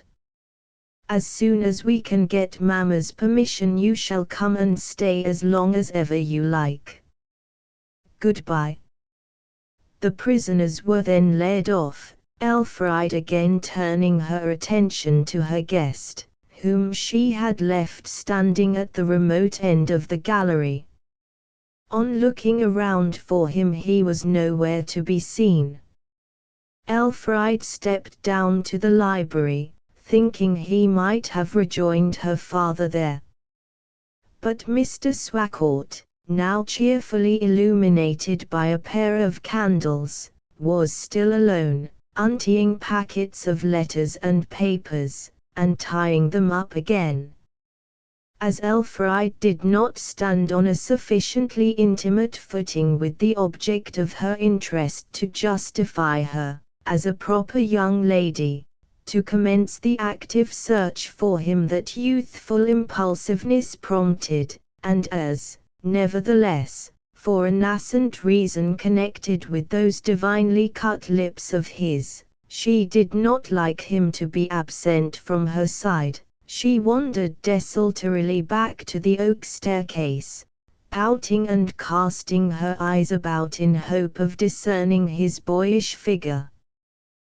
Though daylight still prevailed in the rooms, the corridors were in a depth of shadow, chill, sad, and silent, and it was only by looking along them towards light spaces beyond that anything or anybody could be discerned therein. One of these light spots she found to be caused by a side door with glass panels in the upper part. Elfride opened it, and found herself confronting a secondary or inner lawn, separated from the principal lawn front by a shrubbery. And now she saw a perplexing sight. At right angles to the face of the wing she had emerged from, and within a few feet of the door, jutted out another wing of the mansion, lower and with less architectural character. Immediately opposite to her, in the wall of this wing, was a large broad window, having its blind drawn down, and illuminated by a light in the room it screened.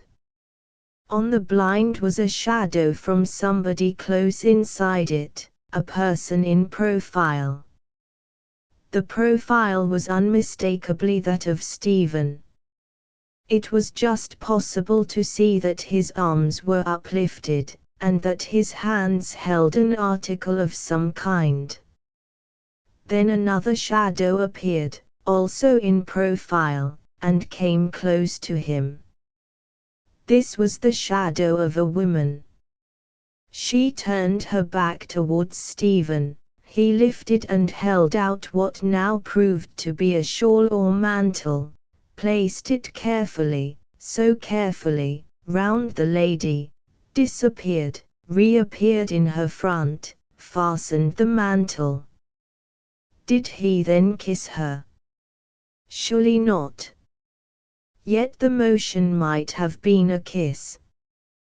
Then both shadows swelled to colossal dimensions, grew distorted, vanished. 2 minutes elapsed. "Ah, Miss Swacourt. I am so glad to find you. I was looking for you," said a voice at her elbow, Stephen's voice. She stepped into the passage. "Do you know any of the members of this establishment?" said she. "Not a single one, how should I?" he replied. Chapter 6 Fare thee well a while. Simultaneously with the conclusion of Stephen's remark, the sound of the closing of an external door in their immediate neighborhood reached Elfride's ears. It came from the further side of the wing containing the illuminated room. She then discerned, by the aid of the dusky departing light, a figure, whose sex was undistinguishable, walking down the gravelled path by the parterre towards the river. The figure grew fainter, and vanished under the trees. Mr. Swacourt's voice was heard calling out their names from a distant corridor in the body of the building. They retraced their steps, and found him with his coat buttoned up and his hat on, awaiting their advent in a mood of self-satisfaction at having brought his search to a successful close. The carriage was brought round, and without further delay the trio drove away from the mansion, under the echoing gateway arch, and along by the leafless sycamores, as the stars began to kindle their trembling lights behind the maze of branches and twigs. No words were spoken either by youth or maiden. Her unpracticed mind was completely occupied in fathoming its recent acquisition.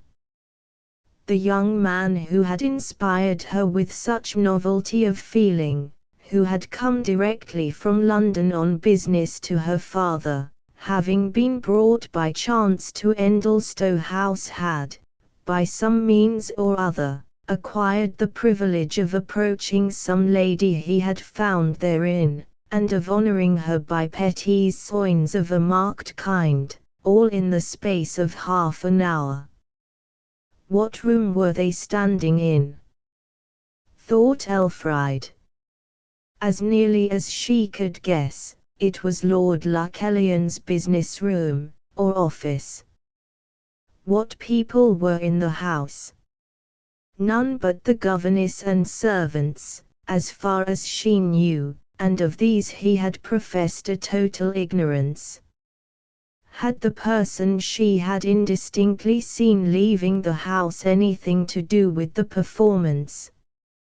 It was impossible to say without appealing to the culprit himself, and that she would never do. The more Elfride reflected, the more certain did it appear that the meeting was a chance rencounter, and not an appointment. On the ultimate inquiry as to the individuality of the woman, Elfride at once assumed that she could not be an inferior. Stephen Smith was not the man to care about passages at love with women beneath him. Though gentle, ambition was visible in his kindling eyes. He evidently hoped for much, hoped indefinitely, but extensively. Elfride was puzzled, and being puzzled, was, by a natural sequence of girlish sensations, vexed with him. No more pleasure came in recognizing that from liking to attract him she was getting on to love him, boyish as he was and innocent as he had seemed. They reached the bridge which formed a link between the eastern and western halves of the parish. Situated in a valley that was bounded outwardly by the sea, it formed a point of depression from which the road ascended with great steepness to West Endlestowe and the vicarage. There was no absolute necessity for either of them to alight, but as it was the vicar's custom after a long journey to humour the horse in making this winding ascent, Elfride, moved by an imitative instinct, suddenly jumped out when Pleasant had just begun to adopt the deliberate stalk he associated with this portion of the road. The young man seemed glad of any excuse for breaking the silence.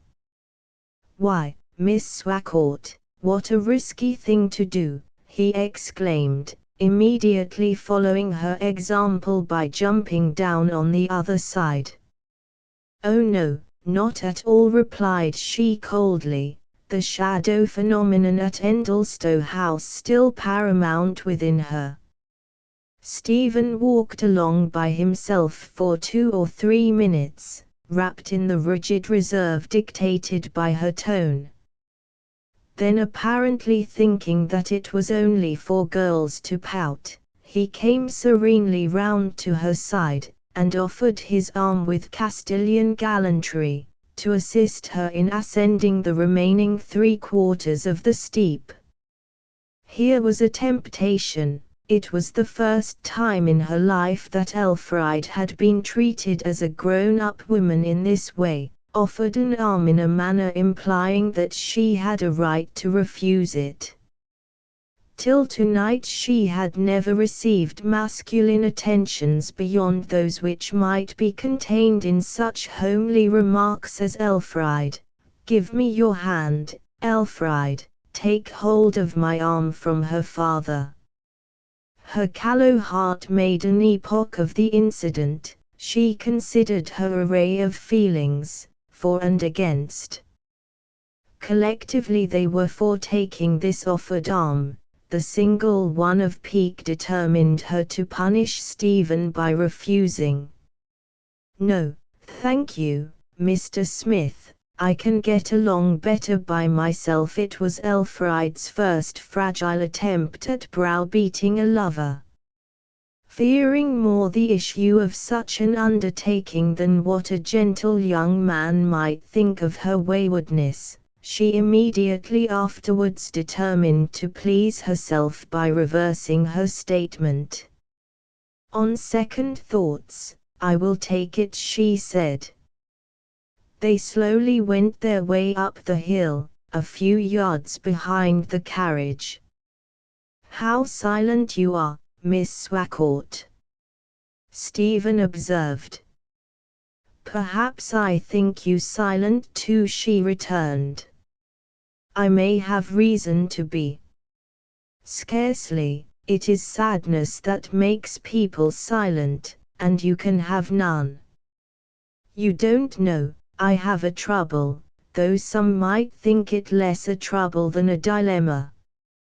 "What is it?" she asked impulsively. Stephen hesitated. "I might tell," he said, "at the same time, perhaps. It is as well." She let go his arm and imperatively pushed it from her, tossing her head. She had just learned that a good deal of dignity is lost by asking a question to which an answer is refused, even ever so politely, for though politeness does good service in cases of requisition and compromise, it but little helps a direct refusal. "I don't wish to know anything of it, I don't wish it," she went on. "The carriage is waiting for us at the top of the hill, we must get in," and Elfriede flitted to the front. "Papa, here is your Elfriede," she exclaimed to the dusky figure of the old gentleman, as she sprang up and sank by his side without deigning to accept aid from Stephen. "Ah, yes," uttered the vicar in artificially alert tones, awaking from a most profound sleep, and suddenly preparing to alight. "Why, what are you doing, Papa?" "We are not home yet." "Oh no, no, of course not, we are not at home yet," Mr. Swacourt said very hastily, endeavoring to dodge back to his original position with the air of a man who had not moved at all. "The fact is I was so lost in deep meditation that I forgot whereabouts we were." And in a minute the vicar was snoring again. That evening, being the last, seemed to throw an exceptional shade of sadness over Stephen Smith, and the repeated injunctions of the vicar, that he was to come and revisit them in the summer, apparently tended less to raise his spirits than to unearth some misgiving. He left them in the grey light of dawn, whilst the colours of earth were sombre, and the sun was yet hidden in the east. Elfriede had fidgeted all night in her little bed lest none of the household should be awake soon enough to start him, and also lest she might miss seeing again the bright eyes and curly hair, to which their owner's possession of a hidden mystery added a deeper tinge of romance. To some extent, so soon does womanly interest take a solicitous turn, she felt herself responsible for his safe conduct. They breakfasted before daylight, Mr. Swacourt, being more and more taken with his guest's ingenuous appearance, having determined to rise early and bid him a friendly farewell. It was, however, rather to the vicar's astonishment, that he saw Elfride walk into the breakfast table, candle in hand. Whilst William Worm performed his toilet, during which performance the inmates of the vicarage were always in the habit of waiting with exemplary patience, Elfride wandered desultorily to the summer house. Stephen followed her thither. The copse-covered valley was visible from this position, a mist now lying all along its length, hiding the stream which trickled through it, though the observers themselves were in clear air. They stood close together, leaning over the rustic balustrading which bounded the arbour on the outward side, and formed the crest of a steep slope beneath. Elfride constrainedly pointed out some features of the distant uplands rising irregularly opposite. But the artistic eye was, either from nature or circumstance, very faint in Stephen now, and he only half attended to her description, as if he spared time from some other thought going on within him. "Well, goodbye," he said suddenly. "I must never see you again, I suppose, Miss Swacourt, in spite of invitations." His genuine tribulation played directly upon the delicate chords of her nature. She could afford to forgive him for a concealment or two. Moreover, the shyness which would not allow him to look her in the face lent bravery to her own eyes and tongue. "Oh, do come again, Mr. Smith," she said prettily. "I should delight in it, but it will be better if I do not." "Why?" "Certain circumstances in connection with me make it undesirable." "Not on my account, on yours." "Goodness! As if anything in connection with you could hurt me," she said with serene supremacy, but seeing that this plan of treatment was inappropriate, she tuned a smaller note. "Ah, I know why you will not come. You don't want to. You'll go home to London and to all the stirring people there, and will never want to see us any more. You know I have no such reason. And go on writing letters to the lady you are engaged to, just as before." "What does that mean?" "I am not engaged." "You wrote a letter to a Miss Somebody, I saw it in the letter rack." "Pooh, an elderly woman who keeps a stationer's shop, and it was to tell her to keep my newspapers till I get back." "You needn't have explained, it was not my business at all." Miss Elfride was rather relieved to hear that statement, nevertheless. "And you won't come again to see my father?" she insisted. "I should like to, and to see you again, but, will you reveal to me that matter you hide?" she interrupted petulantly. "No, not now." She could not but go on, graceless as it might seem. "Tell me this," she importuned with a trembling mouth. "Does any meeting of yours with a lady at Endlestowe Vicarage clash with any interest you may take in me?" He started a little. "It does not," he said emphatically, and looked into the pupils of her eyes with the confidence that only honesty can give, and even that to youth alone. The explanation had not come, but a gloom left her. She could not but believe that utterance. Whatever enigma might lie in the shadow on the blind, it was not an enigma of underhand passion. She turned towards the house, entering it through the conservatory. Stephen went round to the front door. Mr. Swacourt was standing on the step in his slippers. Worm was adjusting a buckle in the harness, and murmuring about his poor head, and everything was ready for Stephen's departure. "You named August for your visit." "August it shall be, that is, if you care for the society of such a fossilized Tory," said Mr. Swacourt. Mr. Smith only responded hesitatingly, that he should like to come again. "You said you would, and you must," insisted Elfride, coming to the door and speaking under her father's arm. Whatever reason the youth may have had for not wishing to enter the house as a guest, it no longer predominated.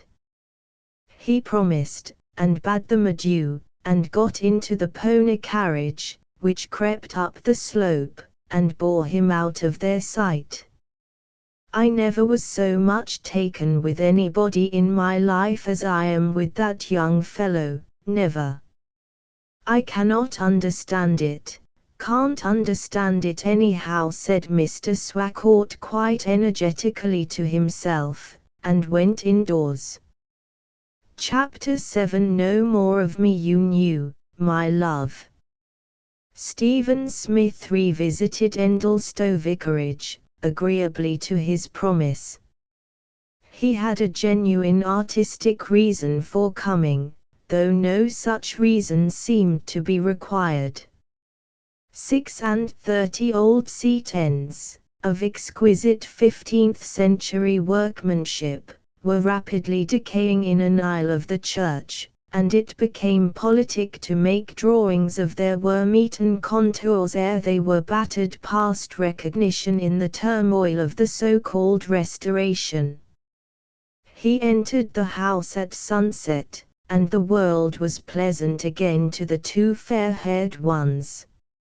A momentary pang of disappointment had, nevertheless, passed through Elfride when she casually discovered that he had not come that minute post-haste from London, but had reached the neighbourhood the previous evening.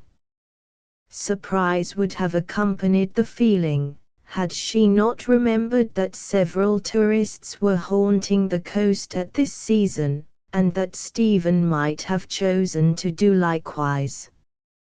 They did little besides chat that evening, Mr. Swacourt beginning to question his visitor, closely yet paternally, and in good part, on his hopes and prospects from the profession he had embraced. Stephen gave vague answers. The next day it rained.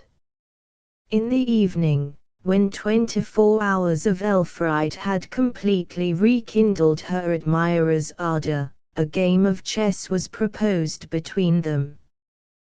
The game had its value in helping on the developments of their future. Elfride soon perceived that her opponent was but a learner. She next noticed that he had a very odd way of handling the pieces when castling or taking a man. Antecedently she would have supposed that the same performance must be gone through by all players in the same manner. She was taught by his differing action that all ordinary players, who learn the game by sight, unconsciously touch the men in a stereotyped way. This impression of indescribable hardness in Stephen's touch culminated in speech when she saw him, at the taking of one of her bishops, push it aside with the taking man instead of lifting it as a preliminary to the move. "How strangely you handle the men, Mr. Smith." "Do I? I am sorry for that." "Oh no. Don't be sorry, it is not a matter great enough for sorrow." "But who taught you to play?" "Nobody, Miss Swacourt," he said. I learned from a book lent me by my friend Mr. Knight, the noblest man in the world. But you have seen people play. I have never seen the playing of a single game. This is the first time I ever had the opportunity of playing with a living opponent. I have worked out many games from books, and studied the reasons of the different moves, but that is all.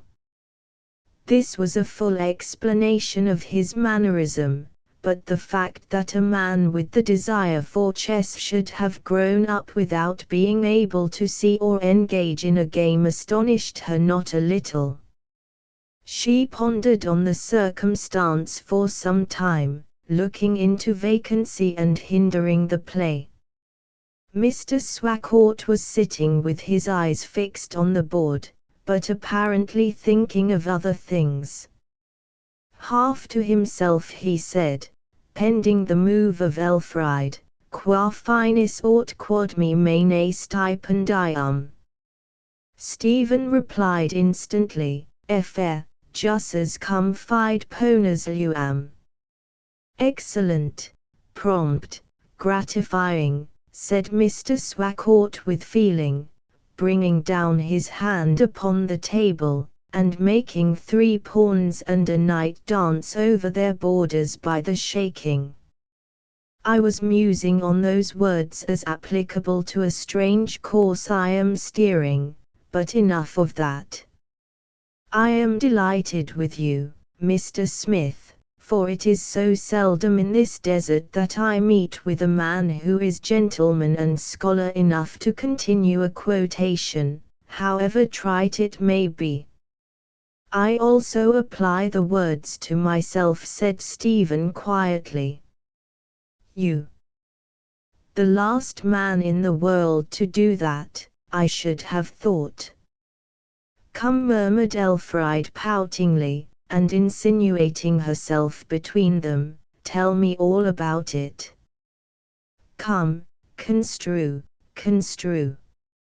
Stephen looked steadfastly into her face, and said slowly, and in a voice full of a far-off meaning that seemed quaintly premature in one so young, qua finis what will be the end, or, quod stipendium what fine, mene me awaits me. Fr speak out, luam I will pay, come fide with faith, jussus ponas the penalty required. The vicar, who had listened with a critical compression of the lips to this schoolboy recitation, and by reason of his imperfect hearing had missed the marked realism of Stephen's tone in the English words, now said hesitatingly, by the by, Mr. Smith, I know you'll excuse my curiosity, though your translation was unexceptionably correct and close. You have a way of pronouncing your Latin which to me seems most peculiar. Not that the pronunciation of a dead language is of much importance, yet your accents and quantities have a grotesque sound to my ears. I thought first that you had acquired your way of breathing the vowels from some of the northern colleges, but it cannot be so with the quantities. What I was going to ask was, if your instructor in the classics could possibly have been an Oxford or Cambridge man. Yes, he was an Oxford man, fellow of St. Cyprian's. Really? Oh yes, there's no doubt about it.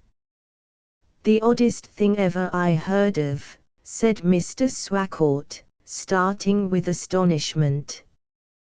That the pupil of such a man, the best and cleverest man in England, cried Stephen enthusiastically. That the pupil of such a man should pronounce Latin in the way you pronounce it beats all I ever heard. How long did he instruct you? 4 years. 4 years. It is not so strange when I explain, Stephen hastened to say. It was done in this way, by letter. I sent him exercises and construing twice a week, and twice a week he sent them back to me corrected, with marginal notes of instruction. That is how I learned my Latin and Greek, such as it is. He is not responsible for my scanning. He has never heard me scan a line. A novel case, and a singular instance of patience, cried the vicar. On his part, not on mine. Ah, Henry Knight is 1 in 1,000. I remember his speaking to me on this very subject of pronunciation. He says that, much to his regret, he sees a time coming when every man will pronounce even the common words of his own tongue as seems right in his own ears, and be thought none the worse for it, that the speaking age is passing away, to make room for the writing age. Both Elfride and her father had waited attentively to hear Stephen go on to what would have been the most interesting part of the story, namely, what circumstances could have necessitated such an unusual method of education. But no further explanation was volunteered, and they saw, by the young man's manner of concentrating himself upon the chessboard, that he was anxious to drop the subject. The game proceeded.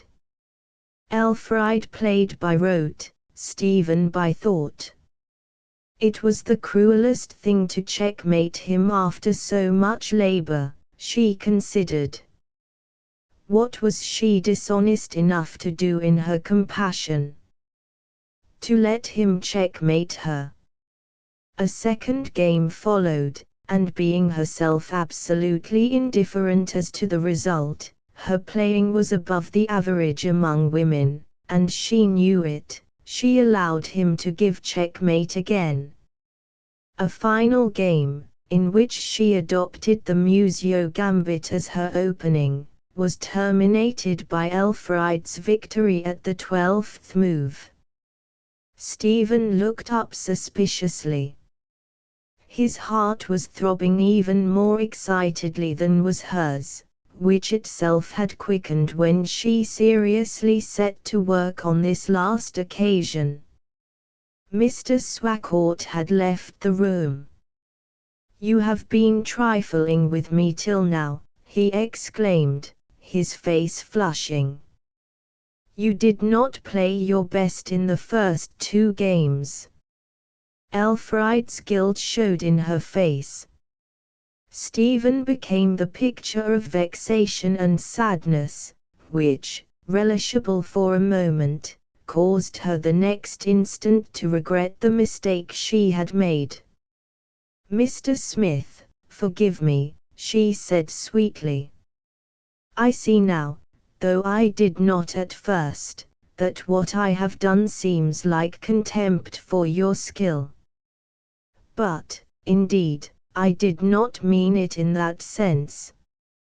I could not, upon my conscience, win a victory in those first and second games over one who fought at such a disadvantage and so manfully."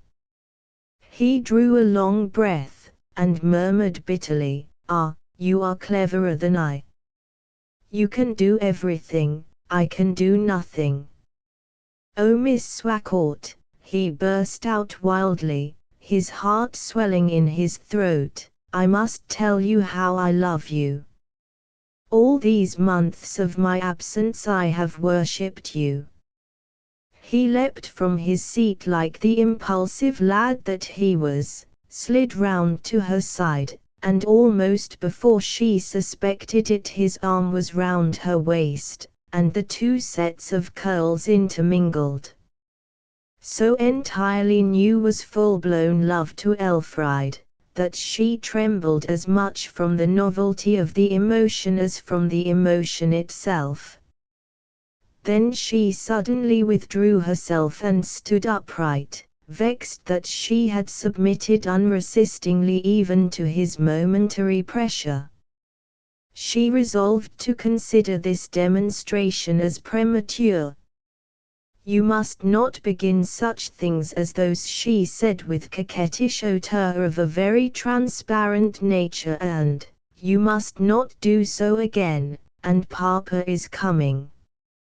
"Let me kiss you, only a little one," he said with his usual delicacy, and without reading the factitiousness of her manner. "No, not one. Only on your cheek. No forehead." "Certainly not." "You care for somebody else, then?" "Ah, I thought so." "I am sure I do not." "Nor for me either."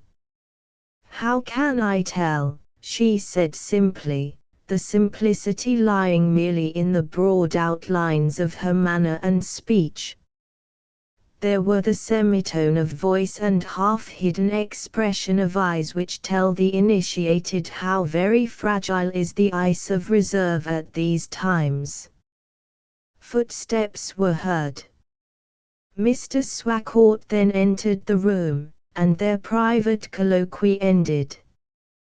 The day after this partial revelation, Mr. Swacourt proposed a drive to the cliffs beyond Targan Bay, a distance of 3 or 4 miles.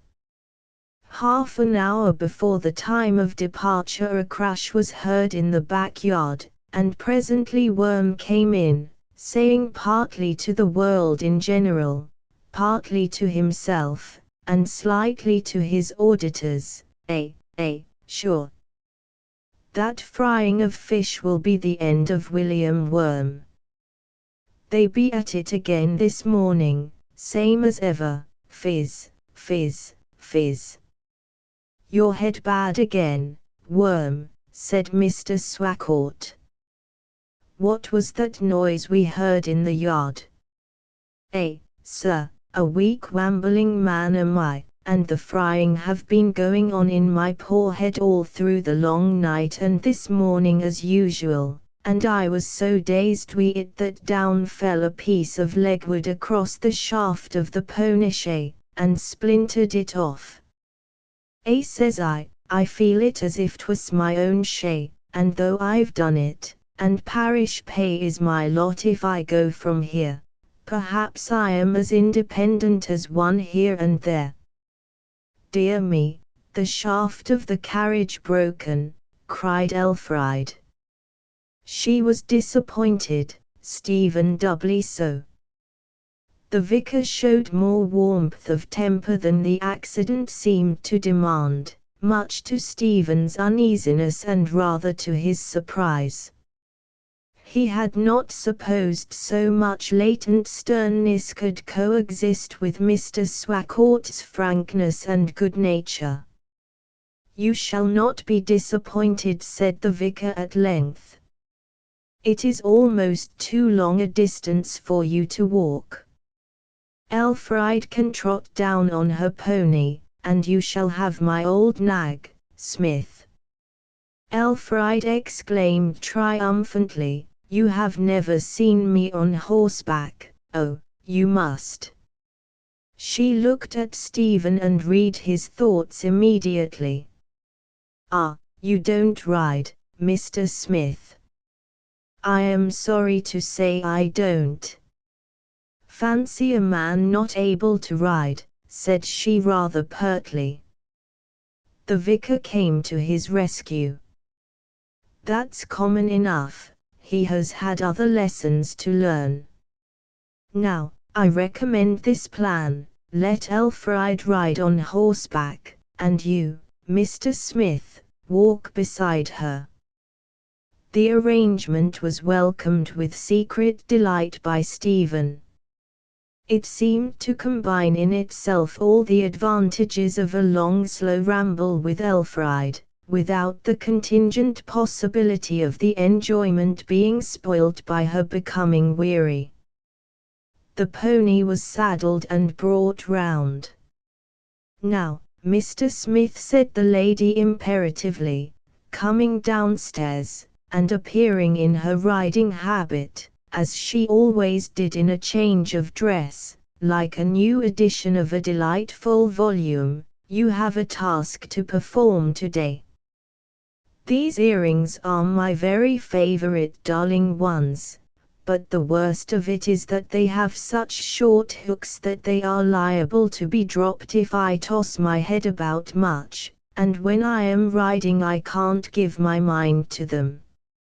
It would be doing me night service if you keep your eyes fixed upon them, and remember them every minute of the day, and tell me directly I drop one. They have had such hairbreadth escapes, haven't they, Unity?" she continued to the parlour-maid who was standing at the door. "Yes, miss, that they have," said Unity with round-eyed commiseration. "Once 'twas in the lane that I found one of them," pursued Elfride reflectively. "And then 'twas by the gate into 18 acres," Unity chimed in. "And then 'twas on the carpet in my own room," rejoined Elfride merrily.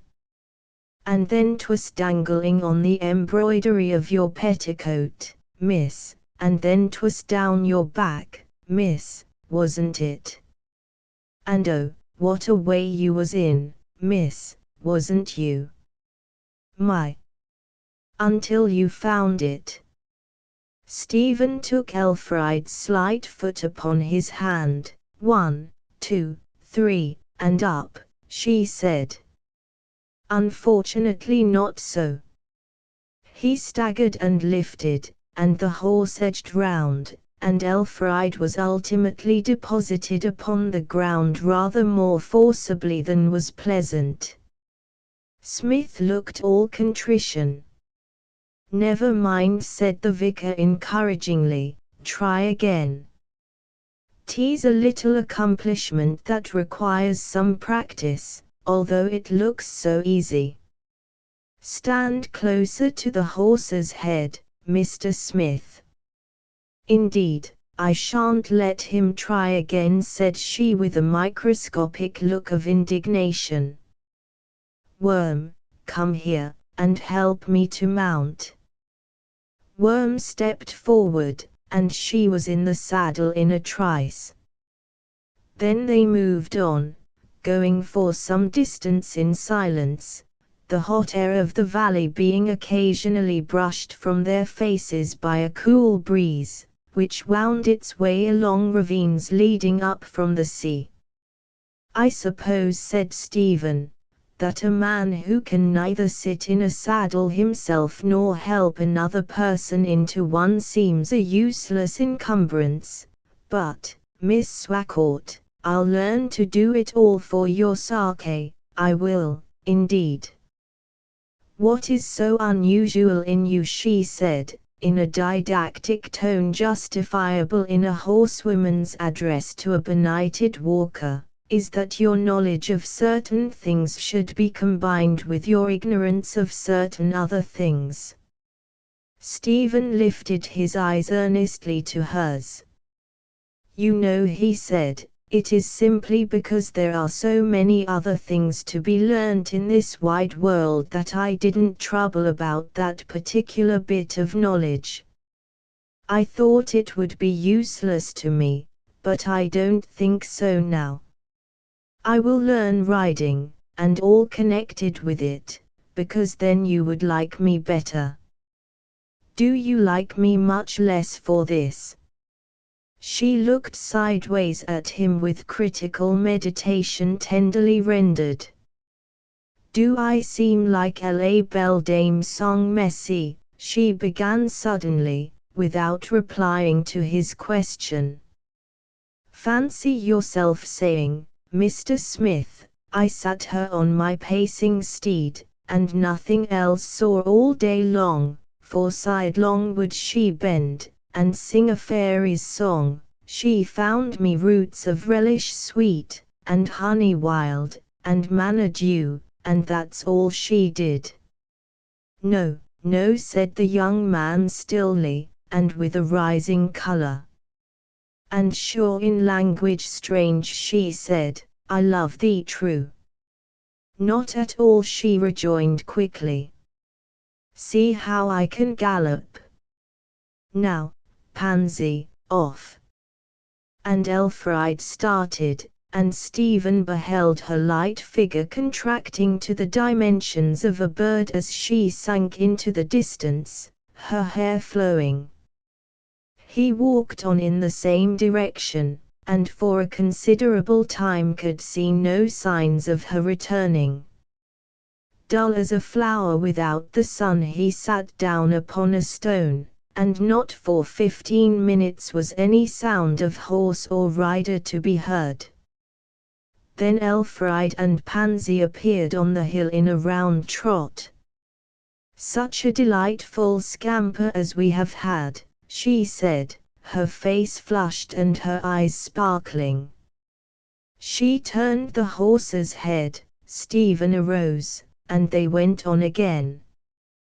Well, what have you to say to me, Mr. Smith, after my long absence? Do you remember a question you could not exactly answer last night, whether I was more to you than anybody else, said he. I cannot exactly answer now, either. Why can't you? Because I don't know if I am more to you than anyone else. Yes, indeed, you are, he exclaimed in a voice of intensest appreciation, at the same time gliding round and looking into her face. Eyes in eyes, he murmured playfully, and she blushingly obeyed, looking back into his. And why not lips on lips? Continued Stephen daringly.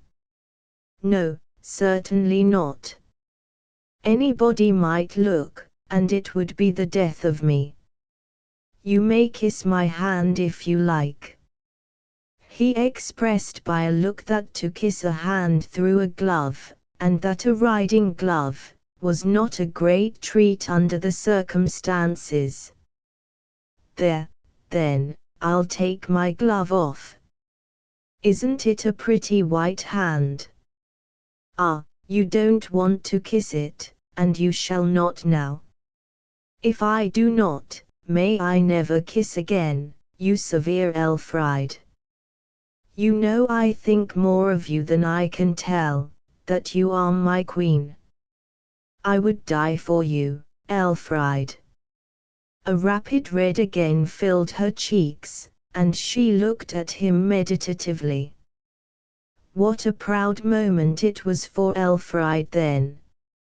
She was ruling a heart with absolute despotism for the first time in her life. Stephen stealthily pounced upon her hand. No, I won't, she said intractably, and you shouldn't take me by surprise. There ensued a mild form of tussle for absolute possession of the much coveted hand, in which the boisterousness of boy and girl was far more prominent than the dignity of man and woman. Then Pansy became restless. Elfried recovered her position and remembered herself. You make me behave in not a nice way at all, she exclaimed, in a tone neither of pleasure nor anger, but partaking of both. I ought not to have allowed such a romp. We are too old now for that sort of thing. I hope you don't think me too much of a creeping round sort of man, said he in a penitent tone, conscious that he too had lost a little dignity by the proceeding. You are too familiar, and I can't have it. Considering the shortness of the time we have known each other, Mr. Smith, you take too much upon you. You think I am a country girl, and it doesn't matter how you behave to me. I assure you, Miss Swacourt, that I had no idea of freak in my mind. I wanted to imprint a sweet, serious kiss upon your hand, and that's all. Now, that's creeping round again. And you mustn't look into my eyes so, she said, shaking her head at him, and trotting on a few paces in advance. Thus she led the way out of the lane and across some fields in the direction of the cliffs. At the boundary of the fields nearest the sea she expressed a wish to dismount. The horse was tied to a post, and they both followed an irregular path, which ultimately terminated upon a flat ledge passing round the face of the huge blue-black rock at a height about midway between the sea and the topmost verge. There, far beneath and before them, lay the everlasting stretch of ocean.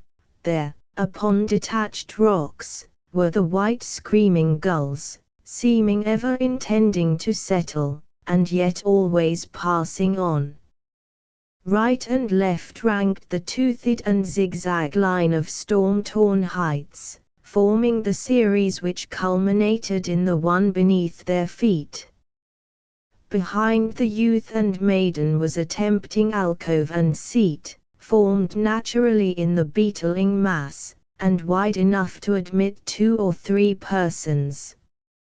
Elfride sat down, and Stephen sat beside her. I am afraid it is hardly proper of us to be here, either, she said half inquiringly. We have not known each other long enough for this kind of thing, have we? Oh yes, he replied judicially, quite long enough. How do you know? It is not length of time, but the manner in which our minutes beat, that makes enough or not enough in our acquaintanceship. Yes, I see that. But I wish Papa suspected or knew what a very new thing I am doing. He does not think of it at all. Darling Elf, I wish we could be married. It is wrong for me to say it, I know it is, before you know more, but I wish we might be, all the same. Do you love me deeply, deeply? No, she said in a fluster. At this point-blank denial, Stephen turned his face away decisively, and preserved an ominous silence, the only objects of interest on earth for him being apparently the 3 or 4 score sea-birds circling in the air afar off.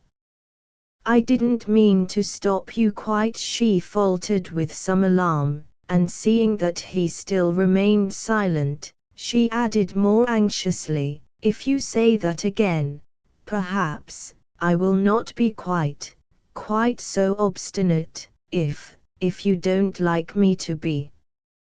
Oh, my Elfride, he exclaimed, and kissed her.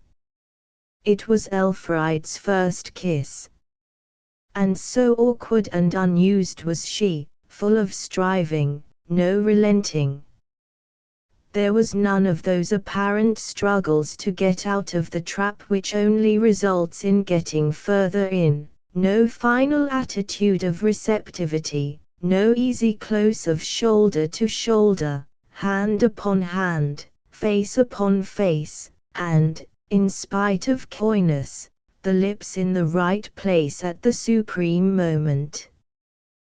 That graceful though apparently accidental falling into position, which many have noticed as precipitating the end and making sweethearts the sweeter, was not here. Why? Because experience was absent. A woman must have had many kisses before she kisses well. In fact, the art of tendering the lips for these amatory salutes follows the principles laid down in treatises on legerdemain for performing the trick called forcing a card. The card is to be shifted nimbly, withdrawn, edged under, and withal not to be offered till the moment the unsuspecting person's hand reaches the pack, this forcing to be done so modestly and yet so coaxingly, that the person trifled with imagines he is really choosing what is in fact thrust into his hand. Well, there were no such facilities now, and Stephen was conscious of it, first with a momentary regret that his kiss should be spoilt by her confused receipt of it, and then with the pleasant perception that her awkwardness was her charm. "And you do care for me and love me," said he. "Yes. Very much." "Yes. And I mustn't ask you if you'll wait for me, and be my wife some day." "Why not?" she said naively. "There is a reason why, my Elfriede." "Not any one that I know of." "Suppose there is something connected with me which makes it almost impossible for you to agree to be my wife, or for your father to countenance such an idea." "Nothing shall make me cease to love you, no blemish can be found upon your personal nature." "That is pure and generous, I know, and having that, how can I be cold to you? And shall nothing else affect us, shall nothing beyond my nature be a part of my quality in your eyes, Elf?" "Nothing whatever," she said with a breath of relief. "Is that all?" "Some outside circumstance." "What do I care?" "You can hardly judge, dear, till you know what has to be judged. For that, we will stop till we get home. I believe in you, but I cannot feel bright. Love is new, and fresh to us as the dew, and we are together. As the lover's world goes, this is a great deal. Stephen, I fancy I see the difference between me and you, between men and women generally, perhaps. I am content to build happiness on any accidental basis that may lie near at hand. You are for making a world to suit your happiness. Elfriede, you sometimes say things which make you seem suddenly to become 5 years older than you are, or than I am, and that remark is one. I couldn't think so old as that, try how I might, and no lover has ever kissed you before. Never. I knew that, you were so unused. You write well, but you don't kiss nicely at all, and I was told once, by my friend Knight, that that is an excellent fault in women. Now, come, I must mount again, or we shall not be home by dinner time." And they returned to where Pansy stood tethered. "Instead of entrusting my weight to a young man's unstable palm," she continued gaily, "I prefer a surer upping stock, as the villagers call it, in the form of a gate. There, now I am myself again." They proceeded homeward at the same walking pace. Her blitheness won Stephen out of his thoughtfulness, and each forgot everything but the tone of the moment. "What did you love me for?" she said, after a long musing look at a flying bird. "I don't know," he replied idly. "Oh yes, you do," insisted Elfriede. "Perhaps, for your eyes." "What of them, now? Don't vex me by a light answer." "What of my eyes?" "Oh, nothing to be mentioned. They are indifferently good." "Come, Stephen, I won't have that." "What did you love me for?" "It might have been for your mouth." "Well, what about my mouth?" I thought it was a passable mouth enough, that's not very comforting. With a pretty pout and sweet lips, but actually, nothing more than what everybody has. Don't make up things out of your head as you go on, there's a dear Stephen. Now, what did you love me for? Perhaps 'twas for your neck and hair, though I am not sure, or for your idle blood, that did nothing but wander away from your cheeks and back again, but I am not sure. Or your hands and arms, that they eclipsed all other hands and arms, or your feet, that they played about under your dress like little mice, or your tongue, that it was of a dear delicate tone. But I am not altogether sure. Ah, that's pretty to say, but I don't care for your love, if it made a mere flat picture of me in that way, and not being sure, and such cold reasoning, but what you felt I was, you know, Stephen. At this a stealthy laugh and frisky look into his face, when you said to yourself, I'll certainly love that young lady. I never said it. When you said to yourself, then, I never will love that young lady. I didn't say that, either. Then was it, I suppose I must love that young lady. Know what, then? 'Twas much more fluctuating, not so definite. Tell me, do. It was that I ought not to think about you if I loved you truly. Ah, that I don't understand. There's no getting it out of you.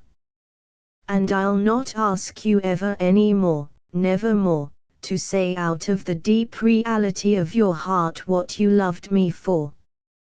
Sweet Tantalizer, what's the use? It comes to this sole simple thing, that at one time I had never seen you, and I didn't love you, that then I saw you, and I did love you. Is that enough?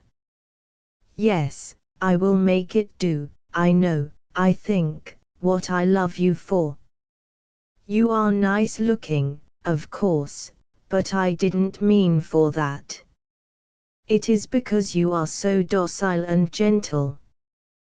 Those are not quite the correct qualities for a man to be loved for, said Stephen, in rather a dissatisfied tone of self-criticism. Well, never mind. I must ask your father to allow us to be engaged directly we get indoors. It will be for a long time. I like it the better, Stephen, don't mention it till tomorrow. Why? Because, if he should object, I don't think he will, but if he should, we shall have a day longer of happiness from our ignorance. Well, what are you thinking of so deeply? I was thinking how my dear friend Knight would enjoy this scene. I wish he could come here. You seem very much engrossed with him, she answered, with a jealous little toss. He must be an interesting man to take up so much of your attention. Interesting, said Stephen, his face glowing with his fervor. Noble, you ought to say. Oh yes, I forgot, she said half satirically. The noblest man in England, as you told us last night. He is a fine fellow, laugh as you will, Miss Elf. I know he is your hero. But what does he do? Anything. He writes. What does he write? I have never heard of his name. Because his personality, and that of several others like him, is absorbed into a huge we, namely, the impalpable entity called the present, a social and literary review. Is he only a reviewer? Only, elf. Why, I can tell you it is a fine thing to be on the staff of the present. Finer than being a novelist considerably. That's a hit at me, and my poor court of Kellyan Castle. No, Elfried, he whispered, I didn't mean that. I mean that he is really a literary man of some eminence, and not altogether a reviewer. He writes things of a higher class than reviews, though he reviews a book occasionally. His ordinary productions are social and ethical essays, all that the present contains which is not literary reviewing. I admit he must be talented if he writes for the present. We have it sent to us irregularly. I want Papa to be a subscriber, but he's so conservative. Now the next point in this Mr. Knight. I suppose he is a very good man. An excellent man.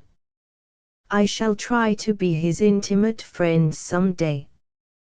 But aren't you now? No, not so much as that, replied Stephen, as if such a supposition were extravagant. You see, it was in this way. He came originally from the same place as I, and taught me things. But I am not intimate with him. Shan't I be glad when I get richer and better known, and hob and nob with him? Stephen's eyes sparkled. A pout began to shape itself upon Elfried's soft lips. You think always of him, and like him better than you do me. No, indeed, Elfried. The feeling is different quite. But I do like him, and he deserves even more affection from me than I give. You are not nice now, and you make me as jealous as possible, she exclaimed perversely. I know you will never speak to any third person of me so warmly as you do to me of him. But you don't understand, Elfried, he said with an anxious movement. You shall know him some day. He is so brilliant, no, it isn't exactly brilliant, so thoughtful, nor does thoughtful express him, that it would charm you to talk to him. He's a most desirable friend, and that isn't half I could say. I don't care how good he is. I don't want to know him, because he comes between me and you. You think of him night and day, ever so much more than of anybody else, and when you are thinking of him, I am shut out of your mind. No, dear Elfried, I love you dearly. And I don't like you to tell me so warmly about him when you are in the middle of loving me. Stephen, suppose that I and this man Knight of yours were both drowning, and you could only save one of us. Yes, the stupid old proposition, which would I save? Well, which? Not me. Both of you, he said, pressing her pendant hand. No, that won't do, only one of us. I cannot say, I don't know. It is disagreeable, quite a horrid idea to have to handle. Aha, I know. You would save him, and let me drown, and I don't care about your love. She had endeavored to give a playful tone to her words, but the latter speech was rather forced in its gaiety. At this point in the discussion she trotted off to turn a corner which was avoided by the footpath, the road and the path reuniting at a point a little further on. On again making her appearance, she continually managed to look in a direction away from him, and left him in the cool shade of her displeasure. Stephen was soon beaten at this game of indifference. He went round and entered the range of her vision. "Are you offended, Elf? Why don't you talk? Save me, then, and let that Mr. Clever of yours drown. I hate him. Now, which would you?" "Really, Elfried, you should not press such a hard question. It is ridiculous." "Then I won't be alone with you any more. Unkind, to wound me so." She laughed at her own absurdity but persisted. "Come, Elf, let's make it up and be friends. Say you would save me, then, and let him drown." "I would save you, and him too. And let him drown." "Come, or you don't love me," she teasingly went on. "And let him drown," he ejaculated despairingly. "There, now I am yours," she said, and a woman's flush of triumph lit her eyes. "Only one earring, miss, as I'm alive," said Unity on their entering the hall. With a face expressive of wretched misgiving, Elfried's hand flew like an arrow to her ear. "There," she exclaimed to Stephen, looking at him with eyes full of reproach. "I quite forgot, indeed." "If I had only remembered," he answered, with a conscience-stricken face. She wheeled herself round, and turned into the shrubbery. Stephen followed. "If you had told me to watch anything, Stephen, I should have religiously done it," she capriciously went on, as soon as she heard him behind her. "Forgetting is forgivable. Well, you will find it, if you want me to respect you and be engaged to you when we have asked Papa." She considered a moment, and added more seriously, "I know now where I dropped it, Stephen. It was on the cliff. I remember a faint sensation of some change about me, but I was too absent to think of it then. And that's where it is now, and you must go and look there." "I'll go at once." And he strode away up the valley, under a broiling sun and amid the death-like silence of early afternoon. He ascended, with giddy-paced haste, the windy range of rocks to where they had sat, felt and peered about the stones and crannies, but Elfried's stray jewel was nowhere to be seen. Next Stephen slowly retraced his steps, and, pausing at a crossroad to reflect a while, he left the plateau and struck downwards across some fields, in the direction of Endlestowe House. He walked along the path by the river without the slightest hesitation as to its bearing, apparently quite familiar with every inch of the ground. As the shadows began to lengthen and the sunlight to mellow, he passed through two wicket gates, and drew near the outskirts of Endlestowe Park. The river now ran along under the park fence, previous to entering the grove itself, a little further on. Here stood a cottage, between the fence and the stream, on a slightly elevated spot of ground, round which the river took a turn. The characteristic feature of this snug habitation was its one chimney in the gable end, its squareness of form disguised by a huge cloak of ivy, which had grown so luxuriantly and extended so far from its base, as to increase the apparent bulk of the chimney to the dimensions of a tower. Some little distance from the back of the house rose the park boundary, and over this were to be seen the sycamores of the grove, making slow inclinations to the just awakening air. Stephen crossed the little wood bridge in front, went up to the cottage door, and opened it without knock or signal of any kind. Exclamations of welcome burst from some person or persons when the door was thrust ajar, followed by the scrape of chairs on a stone floor, as if pushed back by their occupiers in rising from a table. The door was closed again, and nothing could now be heard from within, save a lively chatter and the rattle of plates. Chapter 8 Alan A. Dale is no baron or lord. The mists were creeping out of pools and swamps for their pilgrimages of the night when Stephen came up to the front door of the vicarage. Elfride was standing on the step illuminated by a lemon-hued expanse of western sky. "You never have been all this time looking for that earring," she said anxiously.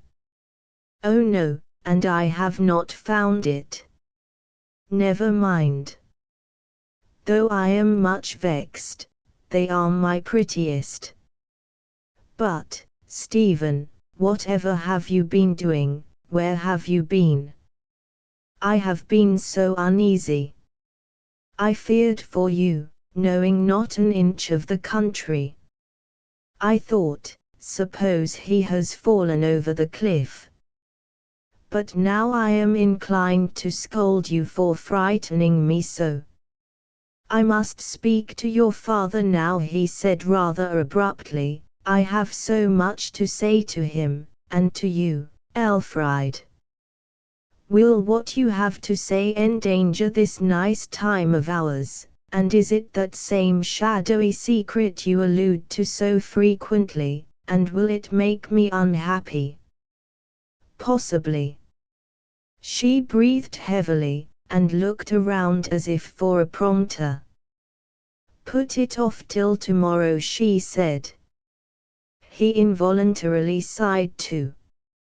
"No, it must come tonight." "Where is your father, Elfride?" "Somewhere in the kitchen garden, I think," she replied. "That is his favorite evening retreat. I will leave you now. Say all that's to be said, do all there is to be done. Think of me waiting anxiously for the end." And she re-entered the house. She waited in the drawing room, watching the lights sink to shadows, the shadows sink to darkness, until her impatience to know what had occurred in the garden could no longer be controlled. She passed round the shrubbery, unlatched the garden door, and skimmed with her keen eyes the whole twilight space that the four walls enclosed and sheltered. They were not there. She mounted a little ladder, which had been used for gathering fruit, and looked over the wall into the field. This field extended to the limits of the glebe, which was enclosed on that side by a privet hedge. Under the hedge was Mr. Swacourt, walking up and down, and talking aloud, to himself, as it sounded at first. "No," another voice shouted occasional replies, and this interlocutor seemed to be on the other side of the hedge. The voice, though soft in quality, was not Stephen's. The second speaker must have been in the long-neglected garden of an old manor house hard by, which, together with a small estate attached, had lately been purchased by a person named Troyton, whom Elfride had never seen. Her father might have struck up an acquaintanceship with some member of that family through the privet hedge, or a stranger to the neighborhood might have wandered thither. Well, there was no necessity for disturbing him. and it seemed that, after all, Stephen had not yet made his desired communication to her father. Again she went indoors, wondering where Stephen could be. For want of something better to do, she went upstairs to her own little room. Here she sat down at the open window, and, leaning with her elbow on the table and her cheek upon her hand, she fell into meditation. It was a hot and still August night. Every disturbance of the silence which rose to the dignity of a noise could be heard for miles, and the merest sound for a long distance. So she remained, thinking of Stephen, and wishing he had not deprived her of his company to no purpose, as it appeared. How delicate and sensitive he was, she reflected, and yet he was man enough to have a private mystery, which considerably elevated him in her eyes. Thus, looking at things with an inward vision, she lost consciousness of the flight of time. Strange conjunctions of circumstances, particularly those of a trivial everyday kind, are so frequent in an ordinary life, that we grow used to their unaccountableness, and forget the question whether the very long odds against such juxtaposition is not almost a disproof of it being a matter of chance at all. What occurred to Elfride at this moment was a case in point. She was vividly imagining, for the 20th time, the kiss of the morning, and putting her lips together in the position another such a one would demand, when she heard the identical operation performed on the lawn, immediately beneath her window. A kiss, not of the quiet and stealthy kind, but decisive, loud, and smart. Her face flushed and she looked out, but to no purpose. The dark rim of the upland drew a keen sad line against the pale glow of the sky, unbroken except where a young cedar on the lawn, that had outgrown its fellow trees, shot its pointed head across the horizon, piercing the firmamental luster like a sting. It was just possible that, had any persons been standing on the grassy portions of the lawn, Elfride might have seen their dusky forms. But the shrubs, which once had merely dotted the glade, had now grown bushy and large, till they hid at least half the enclosure containing them. The kissing pair might have been behind some of these, at any rate, nobody was in sight. Had no enigma ever been connected with her lover by his hints and absences, Elfride would never have thought of admitting into her mind a suspicion that he might be concerned in the foregoing enactment. But the reservations he at present insisted on, while they added to the mystery without which perhaps she would never have seriously loved him at all, were calculated to nourish doubts of all kinds, and with a slow flush of jealousy she asked herself, might he not be the culprit? Elfride glided downstairs on tiptoe, and out to the precise spot on which she had parted from Stephen to enable him to speak privately to her father. Thence she wandered into all the nooks around the place from which the sound seemed to proceed, among the huge laurestines, about the tufts of pampas grasses, amid the variegated hollies, under the weeping wych elm. Nobody was there. Returning indoors she called Unity. "She is gone to her aunt's, to spend the evening," said Mr. Swacourt, thrusting his head out of his study door, and letting the light of his candle stream upon Elfride's face, less revealing than, as it seemed to herself, creating the blush of uneasy perplexity that was burning upon her cheek. "I didn't know you were indoors, Papa," she said with surprise.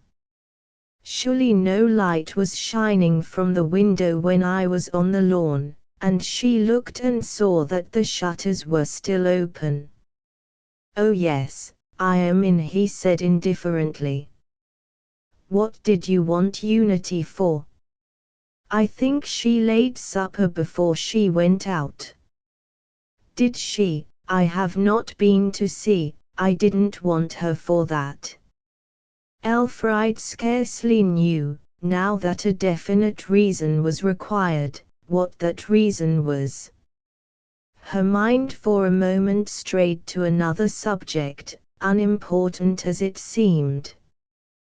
The red ember of a match was lying inside the fender, which explained that why she had seen no rays from the window was because the candles had only just been lighted. "I'll come directly," said the vicar. "I thought you were out somewhere with Mr. Smith." Even the inexperienced Elfried could not help thinking that her father must be wonderfully blind if he failed to perceive what was the nascent consequence of herself and Stephen being so unceremoniously left together, wonderfully careless, if he saw it and did not think about it, wonderfully good, if, as seemed to her by far the most probable supposition, he saw it and thought about it and approved of it. These reflections were cut short by the appearance of Stephen just outside the porch, silvered about the head and shoulders with touches of moonlight, that had begun to creep through the trees.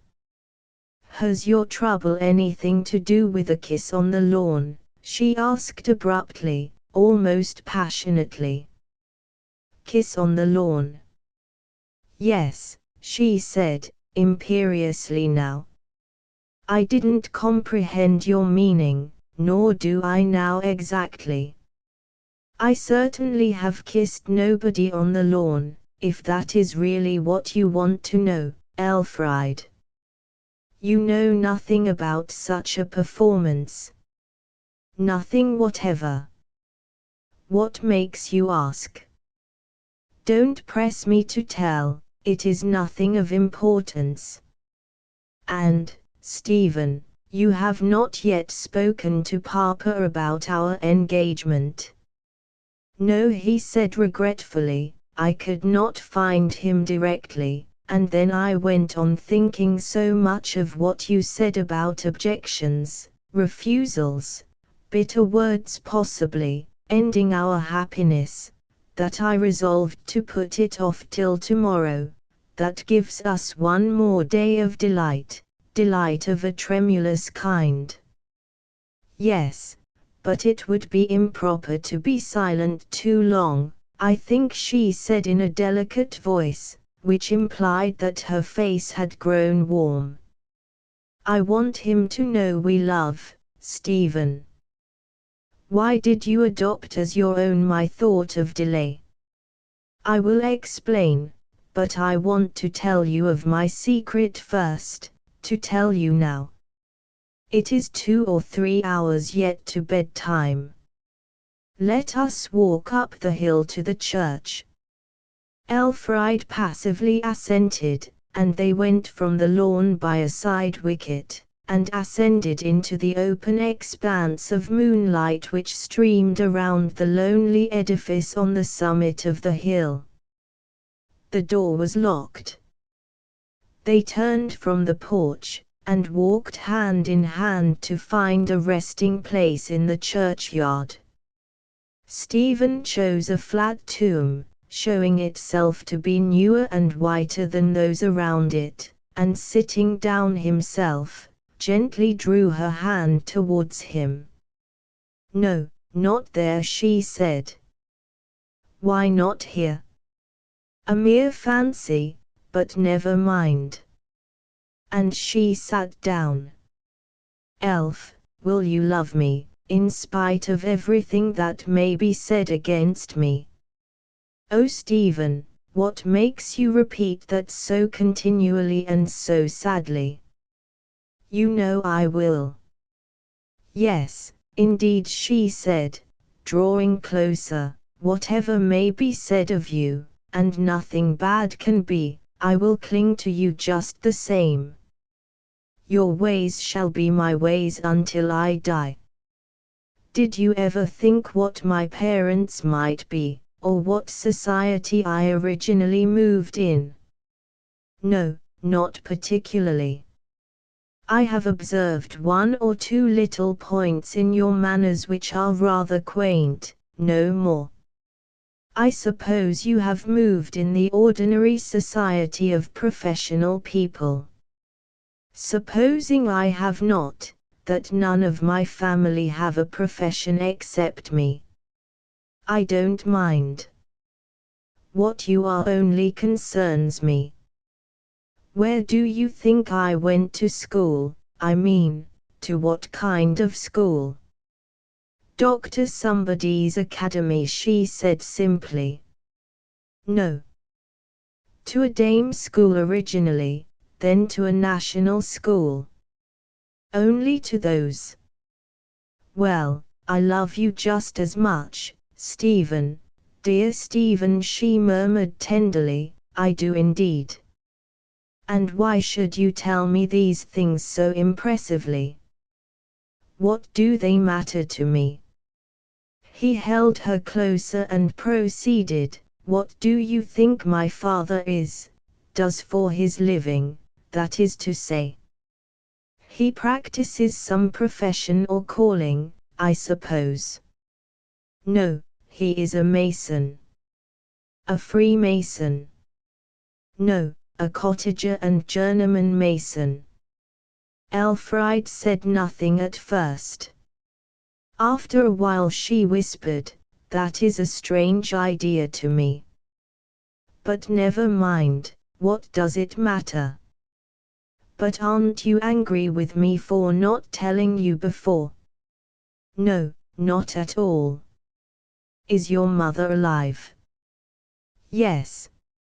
Is she a nice lady? Very, the best mother in the world.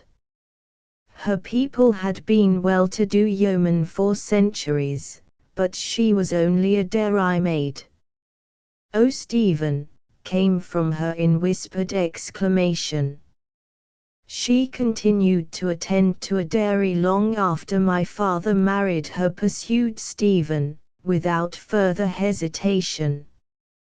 And I remember very well how, when I was very young, I used to go to the milking, look on at the skimming, sleep through the churning, and make believe I helped her. Ah, that was a happy time enough. No, never, not happy.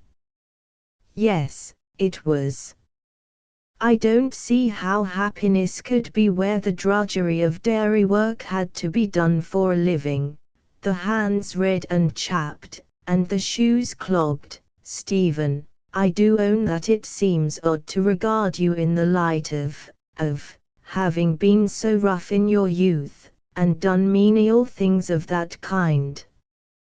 Stephen withdrew an inch or two from her side. But I do love you just the same, she continued, getting closer under his shoulder again, and I don't care anything about the past, and I see that you are all the worthier for having pushed on in the world in such a way. It is not my worthiness, it is Knight's, who pushed me. Ah, always he, always he. Yes, and properly so. Now, Elfride, you see the reason of his teaching me by letter. I knew him years before he went to Oxford, but I had not got far enough in my reading for him to entertain the idea of helping me in classics till he left home. Then I was sent away from the village, and we very seldom met, but he kept up this system of tuition by correspondence with the greatest regularity. I will tell you all the story, but not now. There is nothing more to say now, beyond giving places, persons, and dates. His voice became timidly slow at this point. No, don't take trouble to say more. You are a dear honest fellow to say so much as you have, and it is not so dreadful either. It has become a normal thing that millionaires commence by going up to London with their tools at their back, and half a crown in their pockets. That sort of origin is getting so respected, she continued cheerfully, that it is acquiring some of the odor of Norman ancestry. Ah, if I had made my fortune, I shouldn't mind. But I am only a possible maker of it as yet. It is quite enough. And so this is what your trouble was. I thought I was doing wrong in letting you love me without telling you my story, and yet I feared to do so, Elf. I dreaded to lose you, and I was cowardly on that account. How plain everything about you seems after this explanation. Your peculiarities in chess playing, the pronunciation Papa noticed in your Latin, your odd mixture of book knowledge with ignorance of ordinary social accomplishments, are accounted for in a moment. And has this anything to do with what I saw at Lord Luckellion's? What did you see? I saw the shadow of yourself putting a cloak round a lady. I was at the side door, you two were in a room with the window towards me. You came to me a moment later. She was my mother. Your mother there. She withdrew herself to look at him silently in her interest. Elfried, said Stephen, I was going to tell you the remainder tomorrow, I have been keeping it back, I must tell it now, after all. The remainder of my revelation refers to where my parents are. Where do you think they live? You know them, by sight at any rate. I know them, she said in suspended amazement. Yes. My father is John Smith, Lord Luckellion's master mason, who lives under the park wall by the river. Oh Stephen, can it be? He built, or assisted at the building of the house you live in, years ago. He put up those stone gate piers at the lodge entrance to Lord Luckellion's park. My grandfather planted the trees that belt in your lawn, my grandmother, who worked in the fields with him, held each tree upright whilst he filled in the earth, they told me so when I was a child. He was the sexton, too, and dug many of the graves around us. And was your unaccountable vanishing on the first morning of your arrival, and again this afternoon, a run to see your father and mother, I understand now, no wonder you seemed to know your way about the village. No wonder. But remember, I have not lived here since I was 9 years old. I then went to live with my uncle, a blacksmith, near Exonbury, in order to be able to attend a national school as a day scholar. There was none on this remote coast then. It was there I met with my friend Knight. And when I was 15 and had been fairly educated by the schoolmaster, and more particularly by Knight, I was put as a pupil in an architect's office in that town, because I was skillful in the use of the pencil. A full premium was paid by the efforts of my mother and father, rather against the wishes of Lord Luckellyon, who likes my father, however, and thinks a great deal of him. There I stayed till 6 months ago, when I obtained a situation as improver, as it is called, in a London office. That's all of me. To think you, the London visitor, the town man, should have been born here, and have known this village so many years before I did.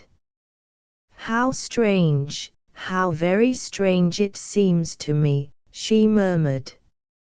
My mother curtsied to you and your father last Sunday, said Stephen, with a pained smile at the thought of the incongruity. And your papa said to her, I am glad to see you so regular at church, Jane. I remember it, but I have never spoken to her.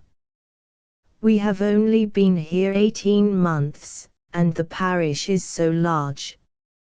Contrast with this, said Stephen, with a miserable laugh, your father's belief in my blue blood, which is still prevalent in his mind. The first night I came, he insisted upon proving my descent from one of the most ancient West County families, on account of my second Christian name, when the truth is, it was given me because my grandfather was assistant gardener in the Fitzmaurice Smith family for 30 years. Having seen your face, my darling, I had not heart to contradict him, and tell him what would have cut me off from a friendly knowledge of you. She sighed deeply.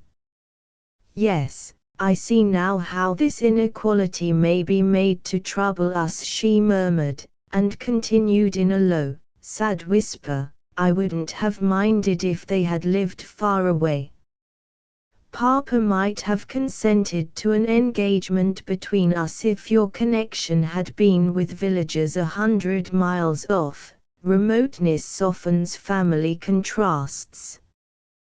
But he will not like, oh Stephen, Stephen. What can I do? Do, he said tentatively, yet with heaviness. Give me up, let me go back to London, and think no more of me. No, no, I cannot give you up. This hopelessness in our affairs makes me care more for you. I see what did not strike me at first. Stephen, why do we trouble? Why should Papa object? An architect in London is an architect in London. Who inquires there? Nobody. We shall live there, shall we not? Why need we be so alarmed? And Elf, said Stephen, his hopes kindling with hers, Knight thinks nothing of my being only a cottager's son. He says I am as worthy of his friendship as if I were a lord's, and if I am worthy of his friendship, I am worthy of you, am I not, Elfride? I not only have never loved anybody but you, she said, instead of giving an answer, but I have not even formed a strong friendship, such as you have for Knight. I wish you hadn't. It diminishes me. Now, Elfride, you know better, he said wooingly. And had you really never any sweetheart at all? None that was ever recognized by me as such. But did nobody ever love you? Yes, a man did once, very much, he said. How long ago? Oh, a long time. How long, dearest? A 12-month. That's not very long, rather disappointedly. I said long, not very long. And did he want to marry you? I believe he did. But I didn't see anything in him. He was not good enough, even if I had loved him. May I ask what he was? A farmer. A farmer not good enough, how much better than my family? Stephen murmured. Where is he now? He continued to Elfried. Here. Here, what do you mean by that? I mean that he is here. Where here? Under us. He is under this tomb. He is dead, and we are sitting on his grave. Elf, said the young man, standing up and looking at the tomb. How odd and sad that revelation seems. It quite depresses me for the moment. Stephen. I didn't wish to sit here, but you would do so. You never encouraged him. Never by look, word, or sign, she said solemnly. He died of consumption, and was buried the day you first came. Let us go away. I don't like standing by him, even if you never loved him. He was before me. Worries make you unreasonable, she half pouted, following Stephen at the distance of a few steps. Perhaps I ought to have told you before we sat down. Yes, let us go. Chapter 9. Her father did fume, oppressed, in spite of themselves, by a foresight of impending complications. Elfried and Stephen returned down the hill hand in hand.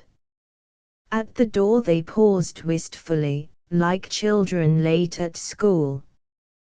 Women accept their destiny more readily than men. Elfried had now resigned herself to the overwhelming idea of her lover's sorry antecedents. Stephen had not forgotten the trifling grievance that Elfried had known earlier admiration than his own. What was that young man's name? He inquired. Felix Jethway, a widow's only son. I remember the family. She hates me now. She says I killed him. Stephen mused, and they entered the porch. Stephen, I love only you, she tremulously whispered. He pressed her fingers, and the trifling shadow passed away, to admit again the mutual and more tangible trouble. The study appeared to be the only room lighted up. They entered, each with a demeanor intended to conceal the inconcealable fact that reciprocal love was their dominant chord. Elfried perceived a man, sitting with his back towards herself, talking to her father. She would have retired, but Mr. Swacourt had seen her. Come in, he said, it is only Martin Canister, come for a copy of the register for poor Mrs. Jethway. Martin Canister, the sexton, was rather a favourite with Elfried. He used to absorb her attention by telling her of his strange experiences in digging up after long years the bodies of persons he had known, and recognizing them by some little sign, though in reality he had never recognized any. He had shrewd small eyes and a great wealth of double chin, which compensated in some measure for considerable poverty of nose. The appearance of a slip of paper in Canister's hand, and a few shillings lying on the table in front of him, denoted that the business had been transacted, and the tenor of their conversation went to show that a summary of village news was now engaging the attention of parishioner and parson. Mr. Canister stood up and touched his forehead over his eye with his finger, in respectful salutation of Elfried, gave half as much salute to Stephen, whom he, in common with other villagers, had never for a moment recognized, then sat down again and resumed his discourse. Where had I got on to, sir? To driving the pile, said Mr. Swacourt. The pile 'twas. So, as I was saying, Nat was driving the pile in this manner, as I might say. Here Mr. Canister held his walking stick scrupulously vertical with his left hand, and struck a blow with great force on the knob of the stick with his right. John was steadying the pile so, as I might say. Here he gave the stick a slight shake, and looked firmly in the various eyes around to see that before proceeding further his listeners well grasped the subject at that stage. Well, when Nat had struck some half-dozen blows more upon the pile, stopped for a second or two. John, thinking he had done striking, put his hand upon the top o' the pile to gie en a pull, and see if a were firm in the ground. Mr. Canister spread his hand over the top of the stick, completely covering it with his palm. Well, so to speak, Nat hadn't meined to stop striking, and when John had put his hand upon the pile, the beetle, "Oh dreadful," said Elfride. The beetle was already coming down, you see, sir. Nat just caught sight of his hand, but couldn't stop the blow in time. Down came the beetle upon poor John Smith's hand, and squashed en to a pummy. Dear me, poor fellow," said the vicar, with an intonation like the groans of the wounded in a pianoforte performance of the Battle of Prague. John Smith, the master mason, cried Stephen hurriedly. No other, and a better-hearted man God Almighty never made. Is he so much hurt? I have heard, said Mr. Swacourt, not noticing Stephen, that he has a son in London, a very promising young fellow.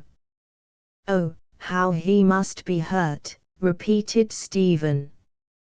A beetle couldn't hurt very little. Well, sir, good night to ye, and ye, sir, and you, miss, I'm sure. Mr. Canister had been making unnoticeable motions of withdrawal, and by the time this farewell remark came from his lips he was just outside the door of the room.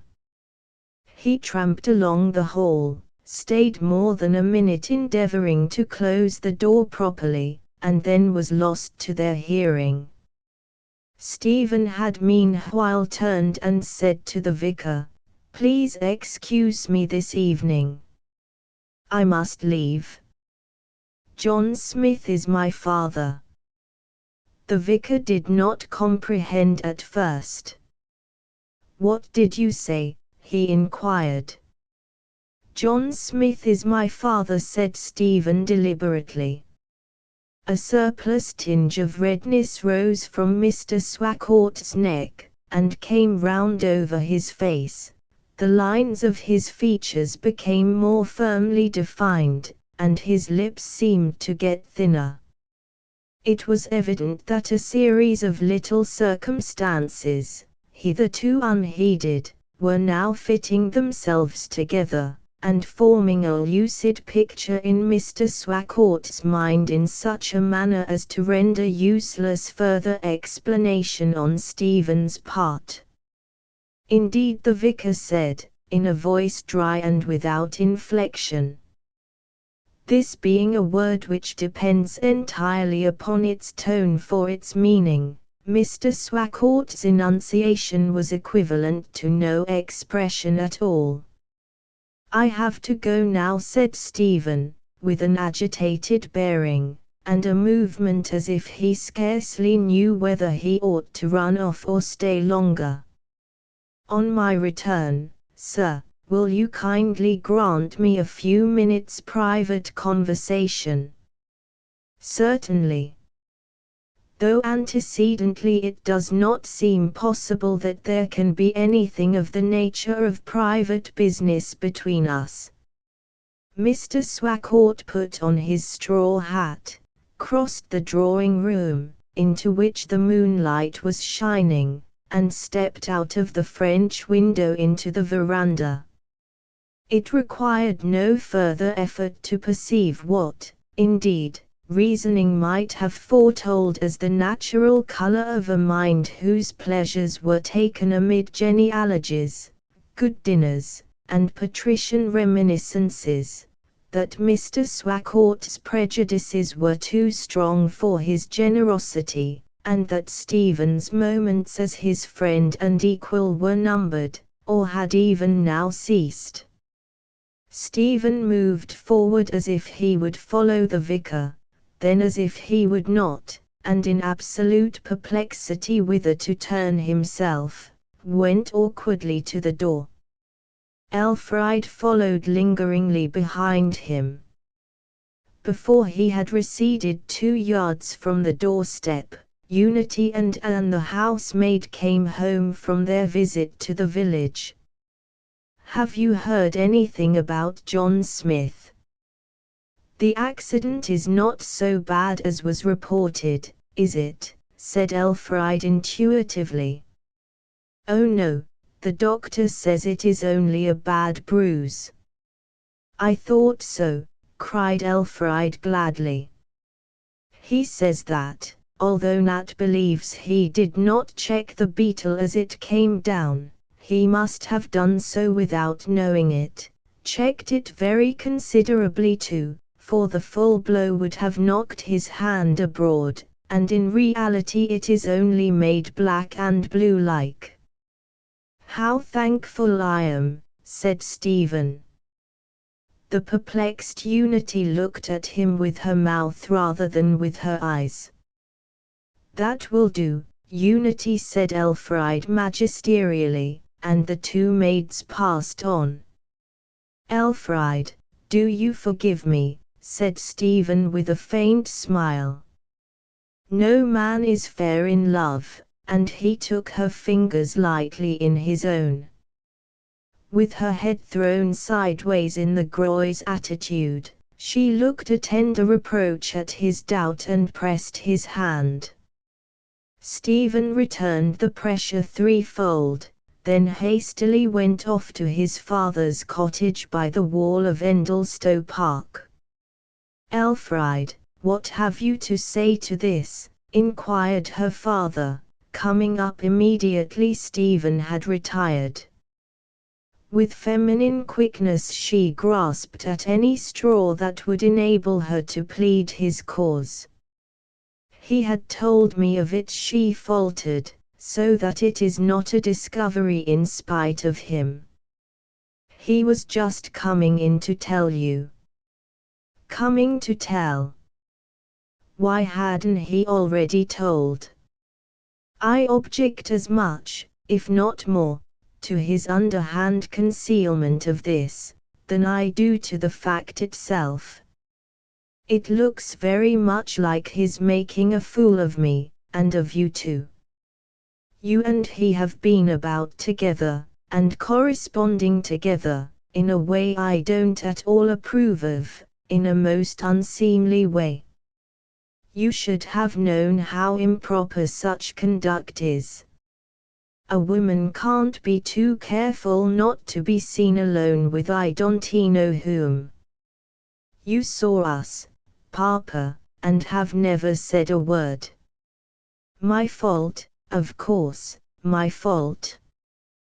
What the deuce could I be thinking of? He, a villager's son, and we, Swacourts, connections of the Luckellians.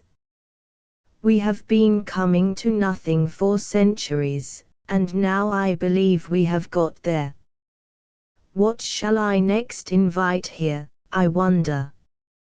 Elfride began to cry at this very unpropitious aspect of affairs.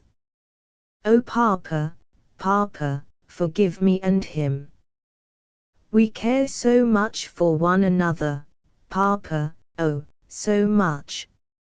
And what he was going to ask you is, if you will allow of an engagement between us till he is a gentleman as good as you. We are not in a hurry, Dear Papa, we don't want in the least to marry now, not until he is richer. Only will you let us be engaged, because I love him so, and he loves me." Mr. Swacourt's feelings were a little touched by this appeal, and he was annoyed that such should be the case. "Certainly not," he replied. He pronounced the inhibition lengthily and sonorously, so that the knot sounded like noot. "No, no, no, don't say it. For a fine story. It is not enough that I have been deluded and disgraced by having him here, the son of one of my village peasants, but now I am to make him my son-in-law. Heavens above us, are you mad, Elfriede?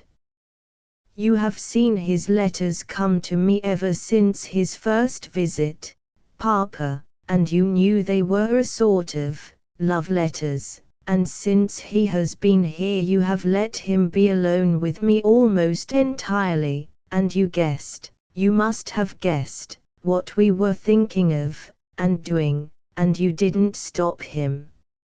Next to love-making comes love-winning, and you knew it would come to that, Papa." The vicar parried this common-sense thrust. "I know, since you press me so, I know I did guess some childish attachment might arise between you. I own I did not take much trouble to prevent it, but I have not particularly countenanced it, and, Elfriede, how can you expect that I should now? It is impossible, no father in England would hear of such a thing. But he is the same man, Papa, the same in every particular, and how can he be less fit for me than he was before? He appeared a young man with well-to-do friends, and a little property, but having neither, he is another man. You inquired nothing about him. I went by Hubie's introduction. He should have told me. So should the young man himself, of course he should. I consider it a most dishonorable thing to come into a man's house like a treacherous I don't know what. But he was afraid to tell you, and so should I have been. He loved me too well to like to run the risk. And as to speaking of his friends on his first visit, I don't see why he should have done so at all. He came here on business, it was no affair of ours who his parents were. And then he knew that if he told you he would never be asked here, and would perhaps never see me again. And he wanted to see me. Who can blame him for trying, by any means, to stay near me, the girl he loves? All is fair in love. I have heard you say so yourself, Papa, and you yourself would have done just as he has, so would any man. And any man, on discovering what I have discovered, would also do as I do, and mend my mistake, that is, get shot of him again, as soon as the laws of hospitality will allow. But Mr. Swacourt then remembered that he was a Christian. I would not, for the world, seem to turn him out of doors, he added, but I think he will have the tact to see that he cannot stay long after this, with good taste. He will, because he's a gentleman. See how graceful his manners are, Elfriede went on, though perhaps Stephen's manners, like the feats of Euryalus, owed their attractiveness in her eyes rather to the attractiveness of his person than to their own excellence. Anybody can be what you call graceful, if he lives a little time in a city, and keeps his eyes open. and he might have picked up his gentlemanliness by going to the galleries of theatres, and watching stage drawing-room manners. He reminds me of one of the worst stories I ever heard in my life. What story was that? Oh no, thank you. I wouldn't tell you such an improper matter for the world. If his father and mother had lived in the north or east of England, gallantly persisted Elfride, though her sobs began to interrupt her articulation, anywhere but here, you would have only regarded him, and not them. His station would have been what his profession makes it, and not fixed by his father's humble position, at all, whom he never lives with, now. Though John Smith has saved lots of money, and is better off than we are, they say, or he couldn't have put his son to such an expensive profession. And it is clever and honorable of Stephen to be the best of his family. Yes. Let a beast be lord of beasts, and his crib shall stand at the king's mess. You insult me, Papa, she burst out. You do, you do. He is my own Stephen, he is. That may or may not be true, Elfride returned her father, again uncomfortably agitated. In spite of himself, you confuse future probabilities with present facts, what the young man may be with what he is. We must look at what he is, not what an improbable degree of success in his profession may make him.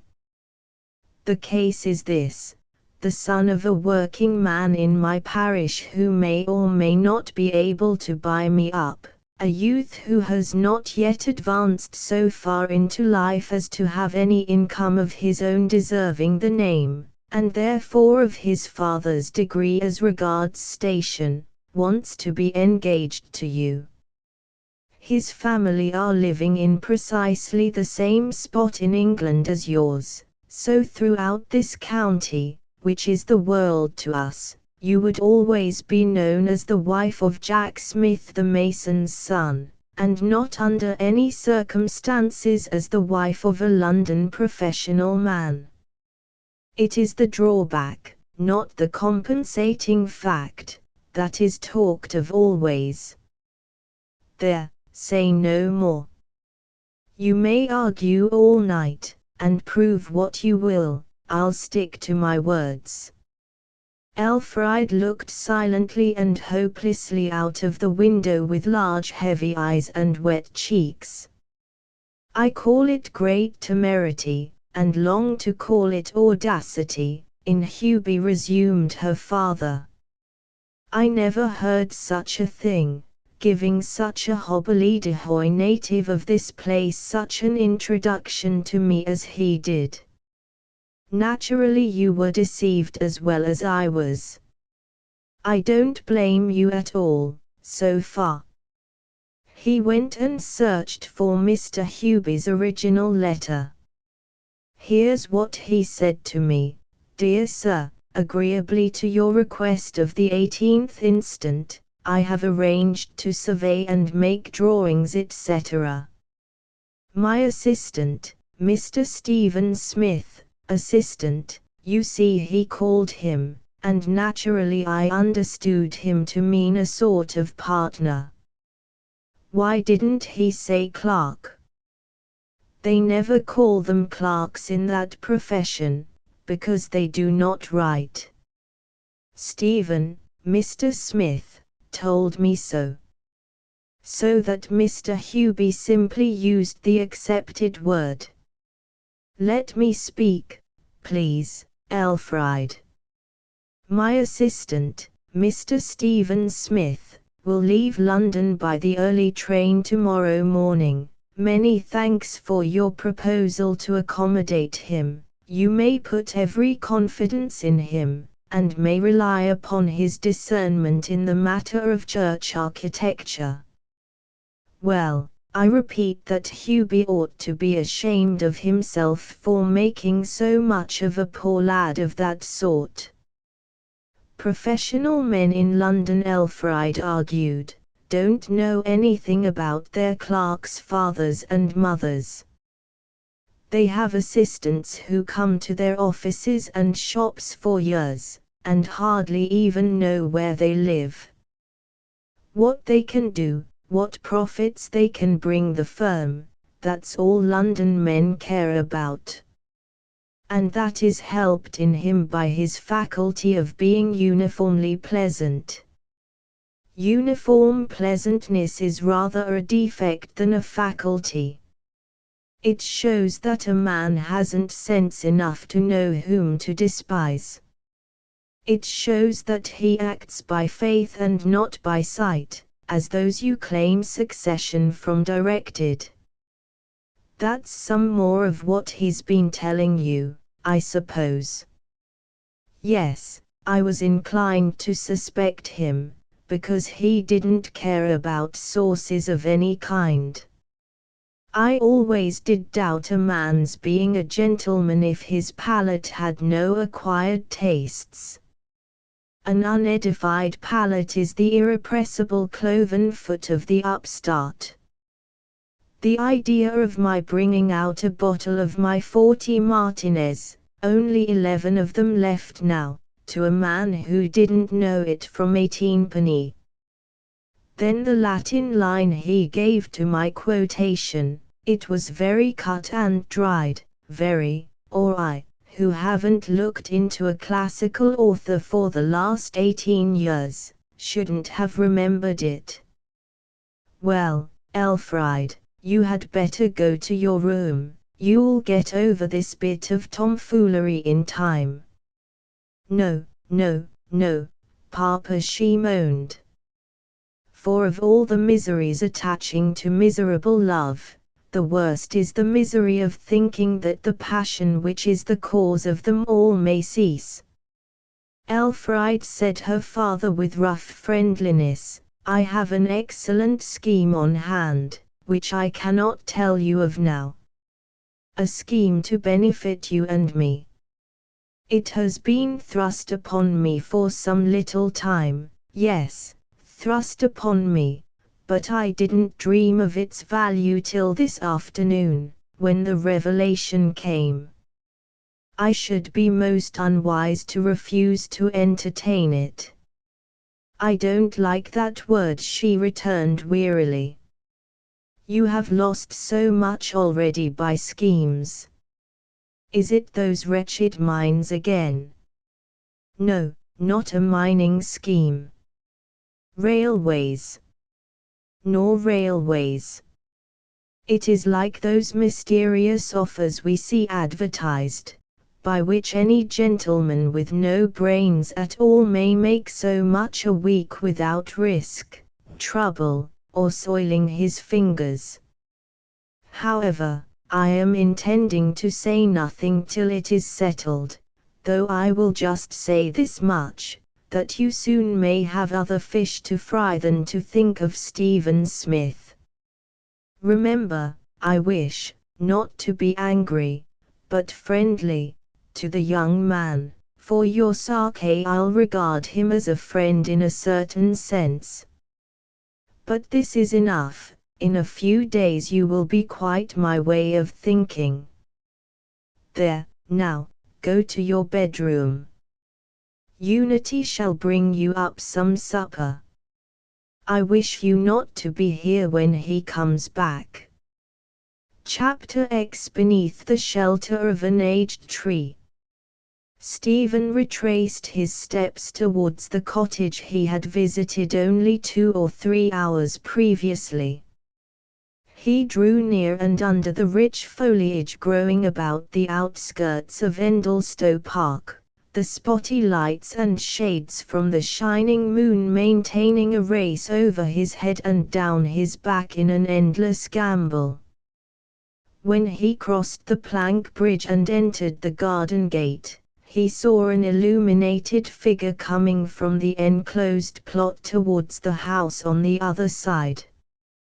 It was his father, with his hand in a sling, taking a general moonlight view of the garden, and particularly of a plot of the youngest of young turnips, previous to closing the cottage for the night. He saluted his son with customary force. "Hello, Stephen. We should ha' been in bed in another 10 minutes. Come to see what's the matter wi' me, I suppose, my lad." The doctor had come and gone, and the hand had been pronounced as injured but slightly, though it might possibly have been considered a far more serious case if Mr. Smith had been a more important man. Stephen's anxious inquiry drew from his father words of regret at the inconvenience to the world of his doing nothing for the next 2 days, rather than of concern for the pain of the accident. Together they entered the house. John Smith, brown as autumn as to skin, white as winter as to clothes, was a satisfactory specimen of the village artificer in stone. In common with most rural mechanics, he had too much individuality to be a typical working man, a resultant of that beach pebble attrition with his kind only to be experienced in large towns, which metamorphoses the unit self into a fraction of the unit class.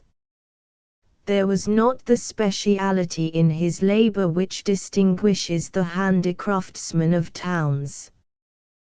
Though only a mason, strictly speaking, he was not above handling a brick, if bricks were the order of the day, or a slate or tile, if a roof had to be covered before the wet weather set in, and nobody was near who could do it better. Indeed, on 1 or 2 occasions in the depth of winter, when frost peremptorily forbids all use of the trowel, making foundations to settle, stones to fly, and mortar to crumble, he had taken to felling and sawing trees. Moreover, he had practiced gardening in his own plot for so many years that, on an emergency, he might have made a living by that calling. Probably our countryman was not such an accomplished artificer in a particular direction as his town brethren in the trades. But he was, in truth, like that clumsy pin-maker who made the whole pin, and who was despised by Adam Smith on that account and respected by Macaulay, much more the artist nevertheless. Appearing now, indoors, by the light of the candle, his stalwart healthiness was a sight to see.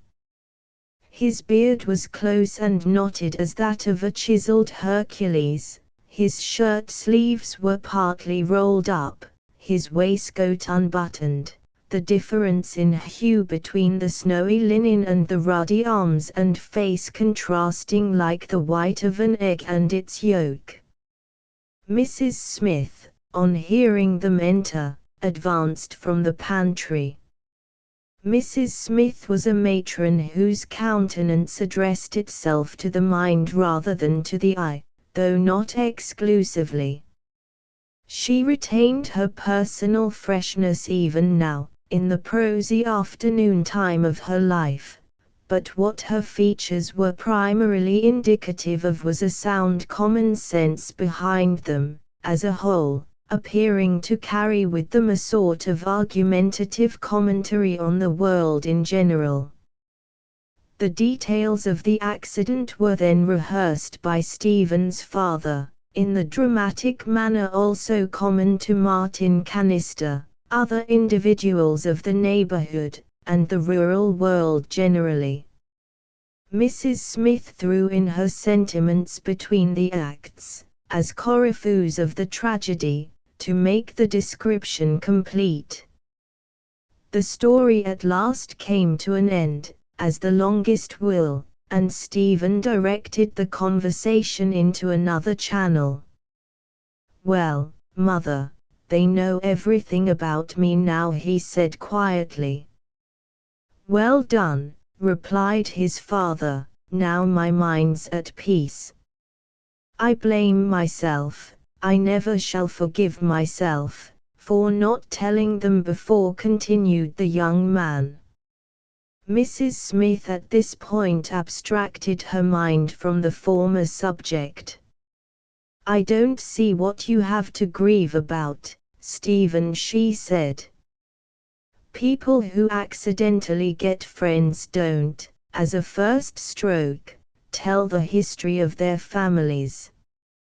"You've done no wrong, certainly," said his father. "No, but I should have spoken sooner. There's more in this visit of mine than you think, a good deal more." "Not more than I think," Mrs. Smith replied, looking contemplatively at him. Stephen blushed, and his father looked from one to the other in a state of utter incomprehension.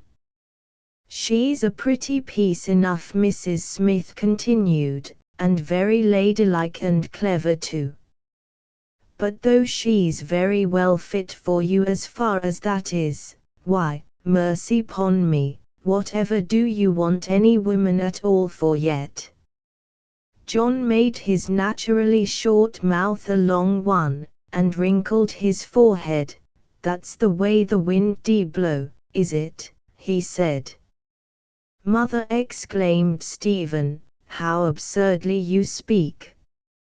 Criticizing whether she's fit for me or no, as if there were room for doubt on the matter. Why, to marry her would be the great blessing of my life, socially and practically, as well as in other respects. No such good fortune as that, I'm afraid. She's too far above me. Her family doesn't want such country lads as I in it." "Then if they don't want you, I'd see them dead corpses before I'd want them, and go to better families who do want you." "Ah, yes, but I could never put up with the distaste of being welcomed among such people as you mean, whilst I could get indifference among such people as hers." "What crazy twist o' thinking will enter your head next?" said his mother. "And come to that, she's not a bit too high for you, or you too low for her. See how careful I be to keep myself up. I'm sure I never stop for more than a minute together to talk to any journeyman people, and I never invite anybody to our party o' Christmases who are not in business for themselves. And I talk to several toppermost carriage people that come to my lord's without saying more sir to 'em, and they take it as quiet as lambs. You curtsied to the vicar, Mother, and I wish you hadn't. But it was before he called me by my Christian name, or he would have got very little curtsying from me," said Mrs. Smith, bridling and sparkling with vexation. "You go on at me, Stephen, as if I were your worst enemy.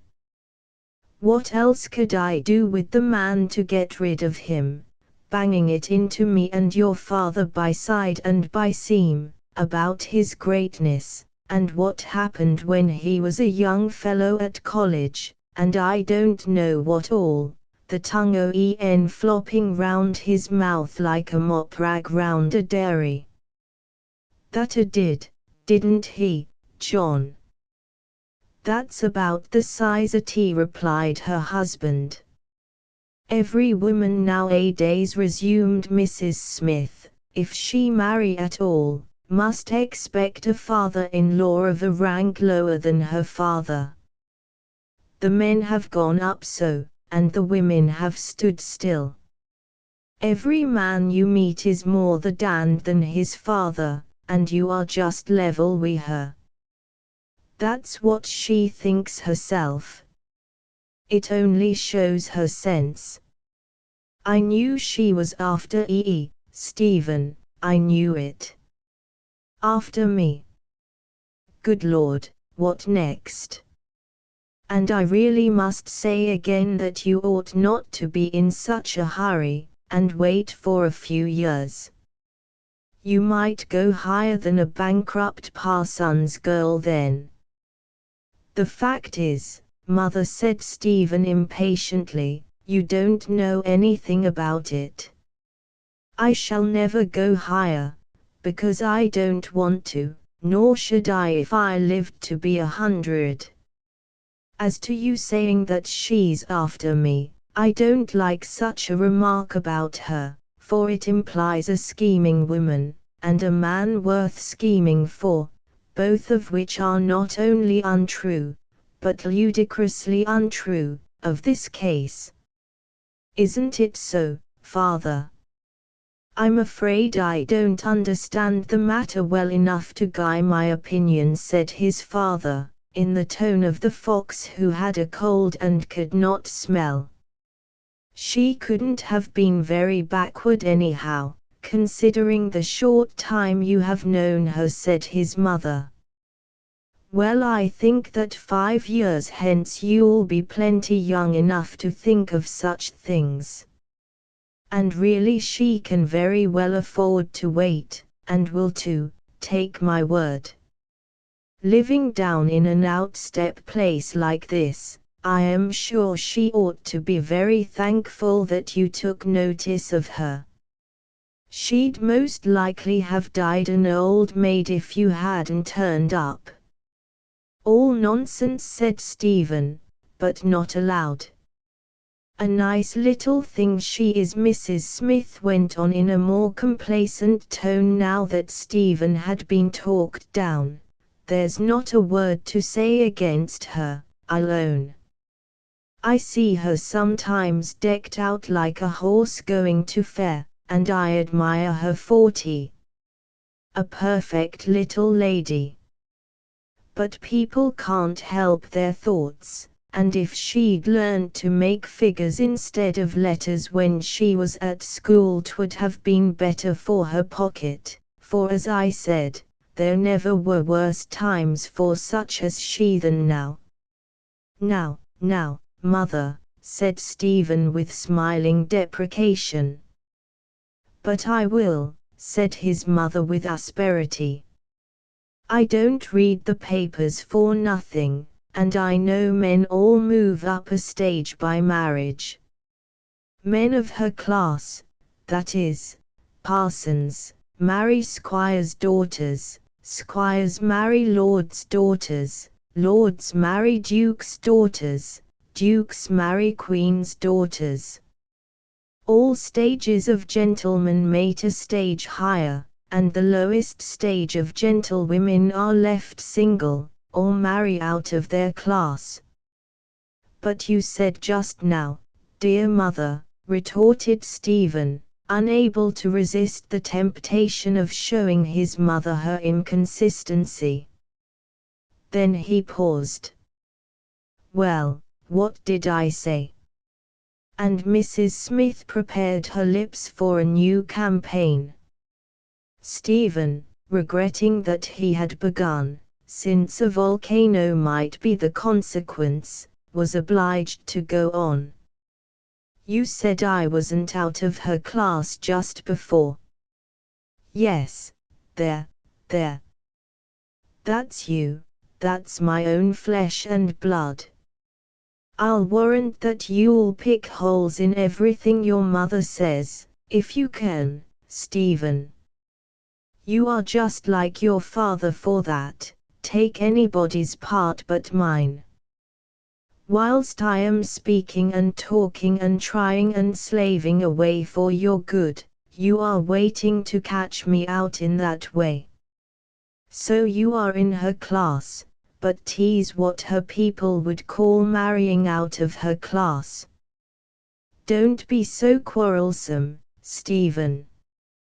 Stephen preserved a discreet silence, in which he was imitated by his father, and for several minutes nothing was heard but the ticking of the green-faced case clock against the wall. "I'm sure," added Mrs. Smith in a more philosophic tone, and as a terminative speech, "if there'd been so much trouble to get a husband in my time as there is in these days, when you must make a God Almighty of a man to get en to hire ye, I'd have trod clay for bricks before I'd ever have lowered my dignity to marry, or there's no bread in 9 loaves." The discussion now dropped, and as it was getting late, Stephen bade his parents farewell for the evening, his mother none the less warmly for their sparring, for although Mrs. Smith and Stephen were always contending, they were never at enmity. "And possibly," said Stephen, "I may leave here altogether tomorrow, I don't know. So that if I shouldn't call again before returning to London, don't be alarmed, will you?" "But didn't you come for a fortnight?" said his mother. "And haven't you a month's holiday altogether? They are going to turn you out, then?" "Not at all. I may stay longer, I may go. If I go, you had better say nothing about my having been here, for her sake." "At what time of the morning does the carrier pass Endlestow Lane?" 7 o'clock. And then he left them. His thoughts were, that should the vicar permit him to become engaged, to hope for an engagement, or in any way to think of his beloved Elfride, he might stay longer. Should he be forbidden to think of any such thing, he resolved to go at once. And the latter, even to young hopefulness, seemed the more probable alternative. Stephen walked back to the vicarage through the meadows, as he had come, surrounded by the soft musical purl of the water through little weirs, the modest light of the moon, the freshening smell of the dews outspread around. It was a time when mere seeing is meditation, and meditation peace. Stephen was hardly philosopher enough to avail himself of nature's offer. His constitution was made up of very simple particulars, was one which, rare in the springtime of civilizations, seems to grow abundant as a nation gets older, individuality fades, and education spreads, that is, his brain had extraordinary receptive powers, and no great creativeness. Quickly acquiring any kind of knowledge he saw around him, and having a plastic adaptability more common in woman than in man, he changed color like a chameleon as the society he found himself in assumed a higher and more artificial tone. He had not many original ideas, and yet there was scarcely an idea to which, under proper training, he could not have added a respectable coordinate.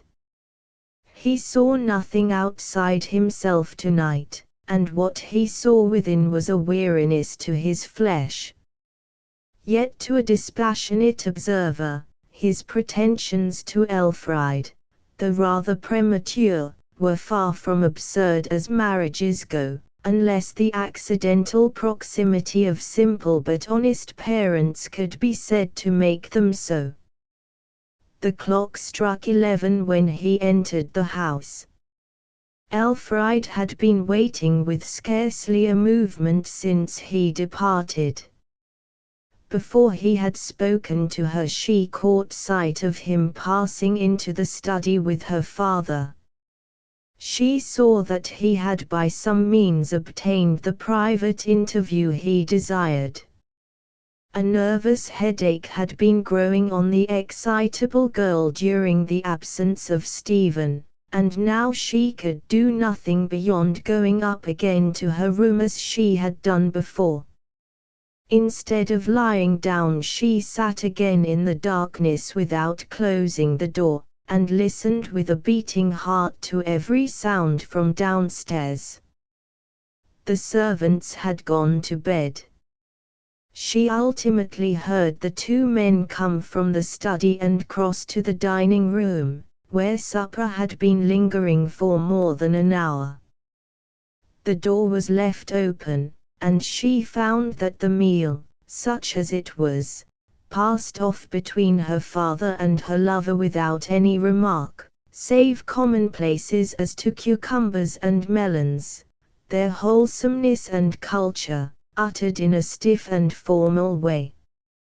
It seemed to prefigure failure. Shortly afterwards Stephen came upstairs to his bedroom, and was almost immediately followed by her father, who also retired for the night. Not inclined to get a light, she partly undressed and sat on the bed, where she remained in pained thought for some time, possibly an hour. Then rising to close her door previously to fully unrobing, she saw a streak of light shining across the landing. Her father's door was shut, and he could be heard snoring regularly. The light came from Stephen's room, and the slight sounds also coming thence emphatically denoted what he was doing. In the perfect silence she could hear the closing of a lid and the clicking of a lock. He was fastening his hat box. Then the buckling of straps and the click of another key. He was securing his portmanteau. With trebled foreboding she opened her door softly, and went towards his. One sensation pervaded her to distraction.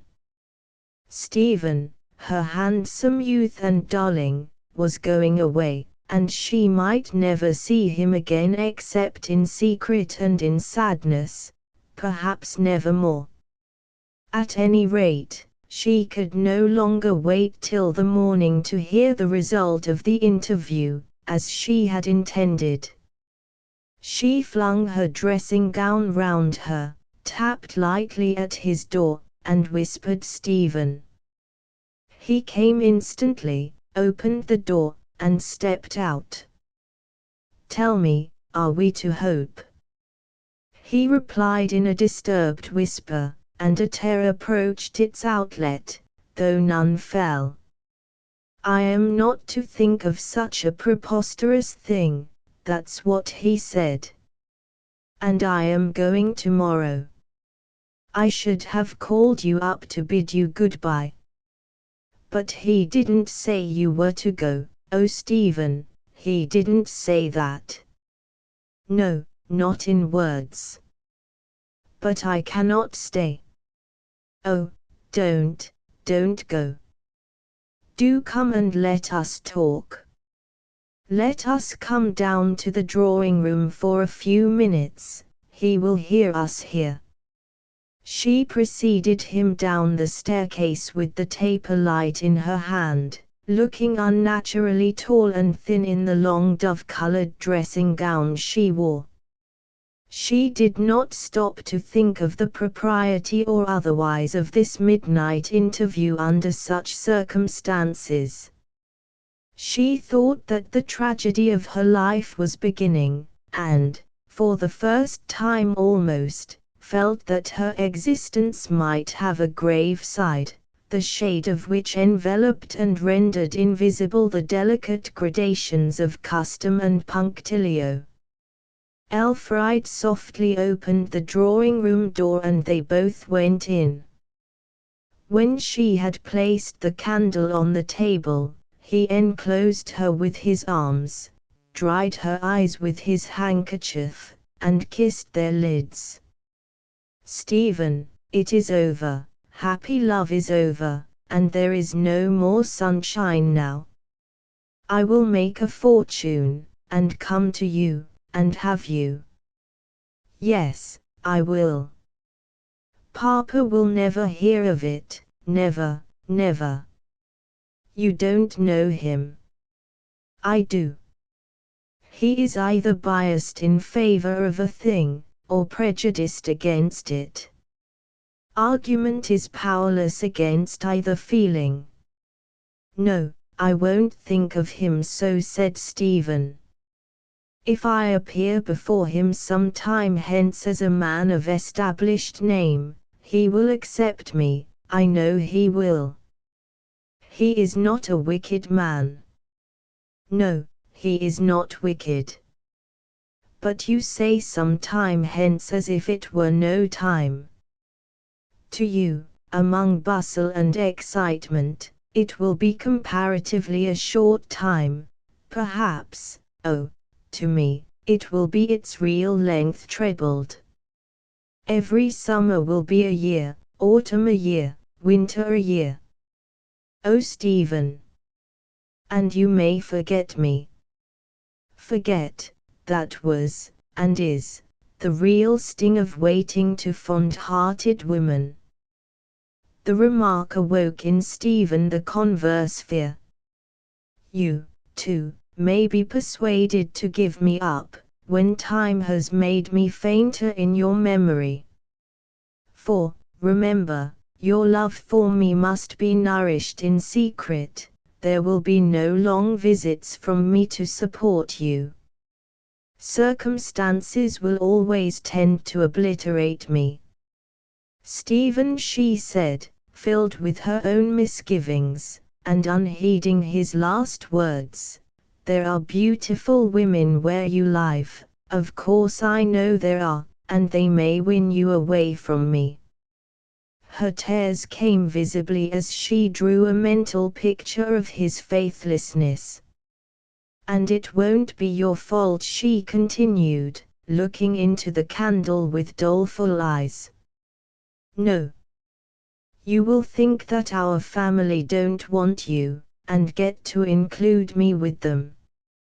And there will be a vacancy in your heart, and some others will be let in. I could not, I would not. Elf, do not be so full of forebodings. Oh yes, they will, she replied. And you will look at them, not caring at first, and then you will look and be interested, and after a while you will think, ah, they know all about city life, and assemblies, and coteries, and the manners of the titled, and poor little Elf, with all the fuss that's made about her having me, doesn't know about anything but a little house and a few cliffs and a space of sea, far away. And then you'll be more interested in them, and they'll make you have them instead of me, on purpose to be cruel to me because I am silly, and they are clever and hate me. And I hate them, too, yes, I do. Her impulsive words had power to impress him at any rate with the recognition of the uncertainty of all that is not accomplished. And, worse than that general feeling, there of course remained the sadness which arose from the special features of his own case. However remote a desired issue may be, the mere fact of having entered the groove which leads to it, cheers to some extent with a sense of accomplishment. Had Mr. Swacourt consented to an engagement of no less length than 10 years, Stephen would have been comparatively cheerful in waiting. They would have felt that they were somewhere on the road to Cupid's garden.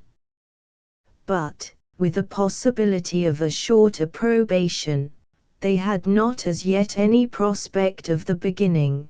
The zero of hope had yet to be reached. Mr. Swacourt would have to revoke his formidable words before the waiting for marriage could even set in. And this was despair. I wish we could marry now, murmured Stephen, as an impossible fancy. So do I, said she also, as if regarding an idle dream. 'Tis the only thing that ever does sweethearts good. Secretly would do, would it not, Elf? Yes, secretly would do, secretly would indeed be best, she said, and went on reflectively. All we want is to render it absolutely impossible for any future circumstance to upset our future intention of being happy together, not to begin being happy now. Exactly, he murmured in a voice and manner the counterpart of hers. To marry and part secretly, and live on as we are living now, merely to put it out of anybody's power to force you away from me, dearest. Or you away from me, Stephen. Or me from you. It is possible to conceive a force of circumstance strong enough to make any woman in the world marry against her will, no conceivable pressure, up to torture or starvation, can make a woman once married to her lover anybody else's wife.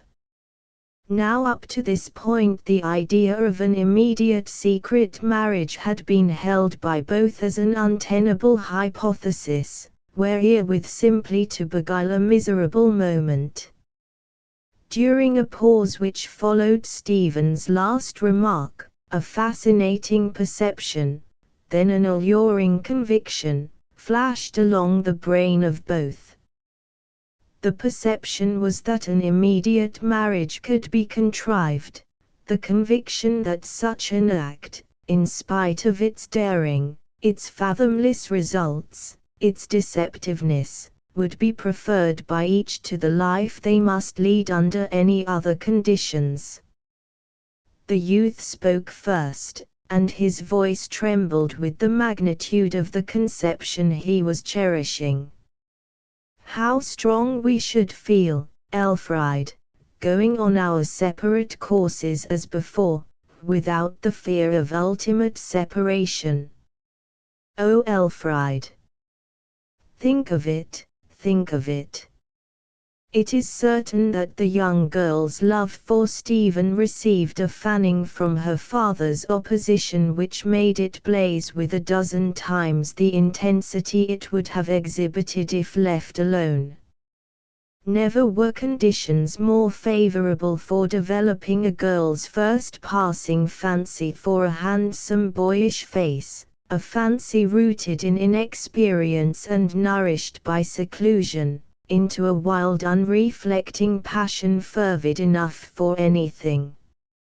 All the elements of such a development were there, the chief one being hopelessness, a necessary ingredient always to perfect the mixture of feelings united under the name of loving to distraction. We would tell Papa soon, would we not? She inquired timidly. Nobody else need know. He would then be convinced that hearts cannot be played with, love encouraged be ready to grow, love discouraged be ready to die, at a moment's notice. Stephen, do you not think that if marriages against a parent's consent are ever justifiable, they are when young people have been favored up to a point, as we have, and then have had that favor suddenly withdrawn? Yes. It is not as if we had from the beginning acted in opposition to your papa's wishes.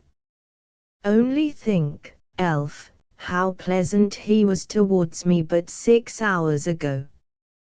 He liked me, praised me, never objected to my being alone with you. I believe he must like you now, she cried. And if he found that you irremediably belonged to me, he would own it and help you.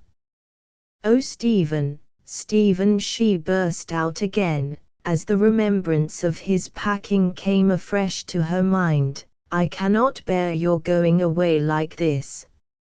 It is too dreadful. All I have been expecting miserably killed within me like this. Stephen flushed hot with impulse. I will not be a doubt to you, thought of you shall not be a misery to me, he said. We will be wife and husband before we part for long. She hid her face on his shoulder. "Anything to make sure," she whispered. "I did not like to propose it immediately," continued Stephen. It seems to me now, like trying to catch you, a girl better in the world than I. Not that, indeed. And am I better in worldly station? What's the use of have-beens? We may have been something once, we are nothing now. Then they whispered long and earnestly together, Stephen hesitatingly proposing this and that plan, Elfried modifying them, with quick breathings, and hectic flush, and unnaturally bright eyes. It was 2 o'clock before an arrangement was finally concluded. She then told him to leave her, giving him his light to go up to his own room. They parted with an agreement not to meet again in the morning. After his door had been some time closed, he heard her softly gliding into her chamber. Chapter 11 Journey's End in Lovers' Meeting. Stephen lay watching the Great Bear. Elfried was regarding a monotonous parallelogram of window blind. Neither slept that night.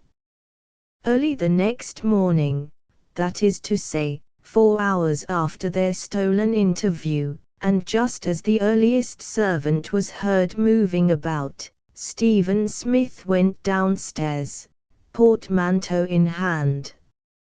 Throughout the night he had intended to see Mr. Swacourt again, but the sharp rebuff of the previous evening rendered such an interview particularly distasteful.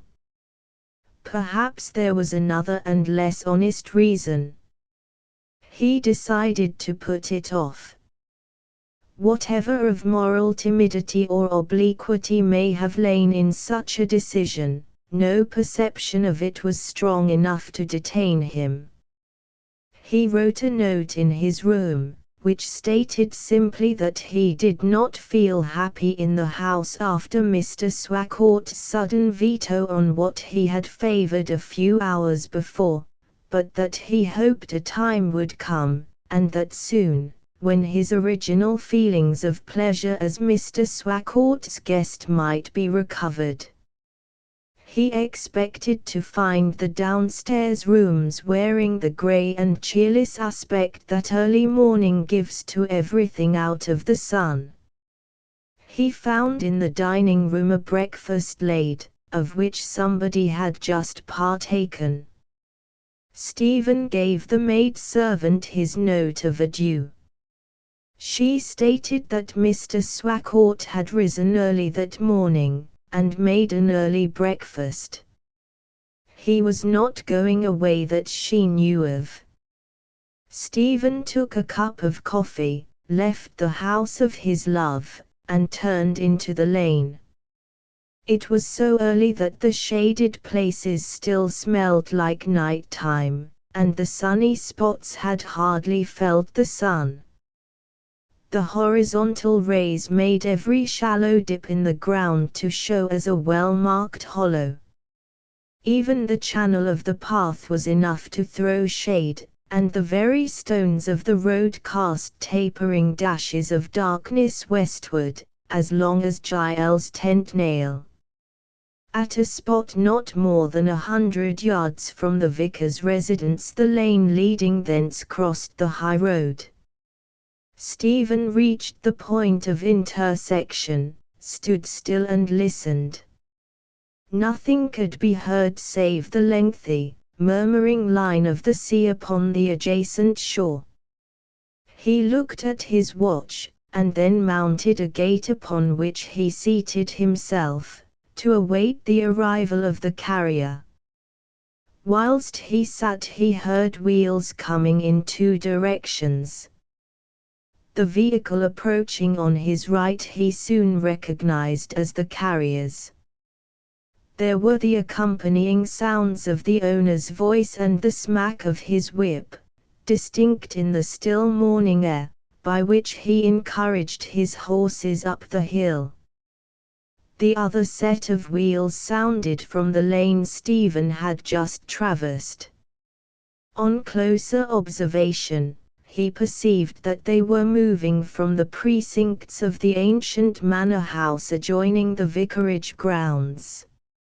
A carriage then left the entrance gates of the house, and wheeling round came fully in sight. It was a plain travelling carriage, with a small quantity of luggage, apparently a lady's. The vehicle came to the junction of the four ways half a minute before the carrier reached the same spot, and crossed directly in his front, proceeding by the lane on the other side. Inside the carriage Stephen could just discern an elderly lady with a younger woman, who seemed to be her maid. The road they had taken led to Stratley, a small watering place 16 miles north. He heard the manor house gates swing again, and looking up saw another person leaving them, and walking off in the direction of the parsonage. "Ah, how much I wish I were moving that way," felt he parenthetically. The gentleman was tall, and resembled Mr. Swacourt in outline and attire. He opened the vicarage gate and went in. Mr. Swacourt, then, it certainly was. Instead of remaining in bed that morning, Mr. Swacourt must have taken it into his head to see his new neighbor off on a journey. He must have been greatly interested in that neighbor to do such an unusual thing. The carrier's conveyance had pulled up, and Stephen now handed in his portmanteau and mounted the shafts. "Who is that lady in the carriage?" he inquired indifferently of Lickpan the carrier. "That, sir, is Mrs. Troyton, a widowy a mint o' money. She's the owner of all that part of Endlestow that is not Lord Luckellion's. Only been here a short time, she came into it by law. The owner formerly was a terrible mysterious party, never lived here, hardly ever was seen here except in the month of September, as I might say."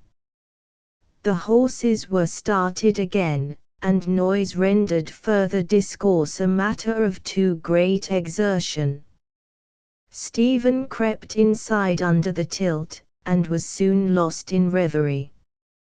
3 hours and a half of straining up hills and jogging down brought them to St. Lance's, the market town and railway station nearest to Endlestow, and the place from which Stephen Smith had journeyed over the downs on the, to him, memorable winter evening at the beginning of the same year.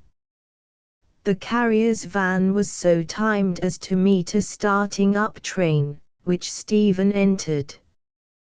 2 or 3 hours railway travel through vertical cuttings in metamorphic rock, through oak copses rich and green, stretching over slopes and down delightful valleys, glens, and ravines, sparkling with water like Menilrildida, and he plunged amid the 150,000 people composing the town of Plymouth.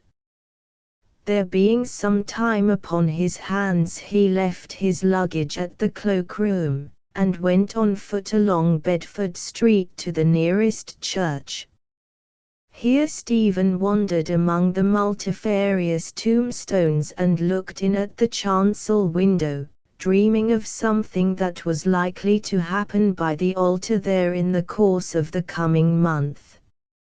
He turned away and ascended the Hoe, viewed the magnificent stretch of sea and massive promontories of land, but without particularly discerning one feature of the varied perspective. He still saw that inner prospect, the event he hoped for in yonder church. The White Sound, the breakwater, the the lighthouse on far-off Eddystone, the dark steam vessels, brigs, barks, and schooners, either floating stilly, or gliding with tiniest motion, were as the dream. Then, the dreamed-of event was as the reality. Soon Stephen went down from the Hoe, and returned to the railway station. He took his ticket, and entered the London train. That day was an irksome time at Endlestowe Vicarage. Neither father nor daughter alluded to the departure of Stephen. Mr. Swacourt's manner towards her partook of the compunctious kindness that arises from a misgiving as to the justice of some previous act. Either from lack of the capacity to grasp the whole coup d'eil, or from a natural endowment for certain kinds of stoicism, women are cooler than men in critical situations of the passive form. Probably, in Elfride's case at least, it was blindness to the greater contingencies of the future she was preparing for herself, which enabled her to ask her father in a quiet voice if he could give her a holiday soon, to ride to St. Lance's and go on to Plymouth. Now, she had only once before gone alone to Plymouth, and that was in consequence of some unavoidable difficulty. Being a country girl, and a good, not to say a wild, horsewoman, it had been her delight to canter, without the ghost of an attendant, over the 14 or 16 miles of hard road intervening between their home and the station at St. Lance's, put up the horse, and go on the remainder of the distance by train, returning in the same manner in the evening. It was then resolved that, though she had successfully accomplished this journey once, it was not to be repeated without some attendance. But Elfride must not be confounded with ordinary young feminine equestrians. The circumstances of her lonely and narrow life made it imperative that in trotting about the neighborhood she must trot alone or else not at all. Usage soon rendered this perfectly natural to herself. Her father, who had had other experiences, did not much like the idea of a Swacourt, whose pedigree could be as distinctly traced as a thread in a skein of silk, scampering over the hills like a farmer's daughter, even though he could habitually neglect her. But what with his not being able to afford her a regular attendant, and his inveterate habit of letting anything be to save himself trouble, the circumstance grew customary. And so there arose a chronic notion in the villagers' minds that all ladies rode without an attendant, like Miss Swacourt, except a few who were sometimes visiting at Lord Luckellion's. "I don't like your going to Plymouth alone, particularly going to St. Lance's on horseback. Why not drive, and take the man? It is not nice to be so overlooked." Worm's company would not seriously have interfered with her plans, but it was her humor to go without him. "When do you want to go?" said her father. She only answered, "Soon." "I will consider," he said. Only a few days elapsed before she asked again. A letter had reached her from Stephen. It had been timed to come on that day by special arrangement between them. In it he named the earliest morning on which he could meet her at Plymouth. Her father had been on a journey to Stratley, and returned in unusual buoyancy of spirit. It was a good opportunity, and since the dismissal of Stephen her father had been generally in a mood to make small concessions, that he might steer clear of large ones connected with that outcast lover of hers. "Next Thursday week I am going from home in a different direction," said her father.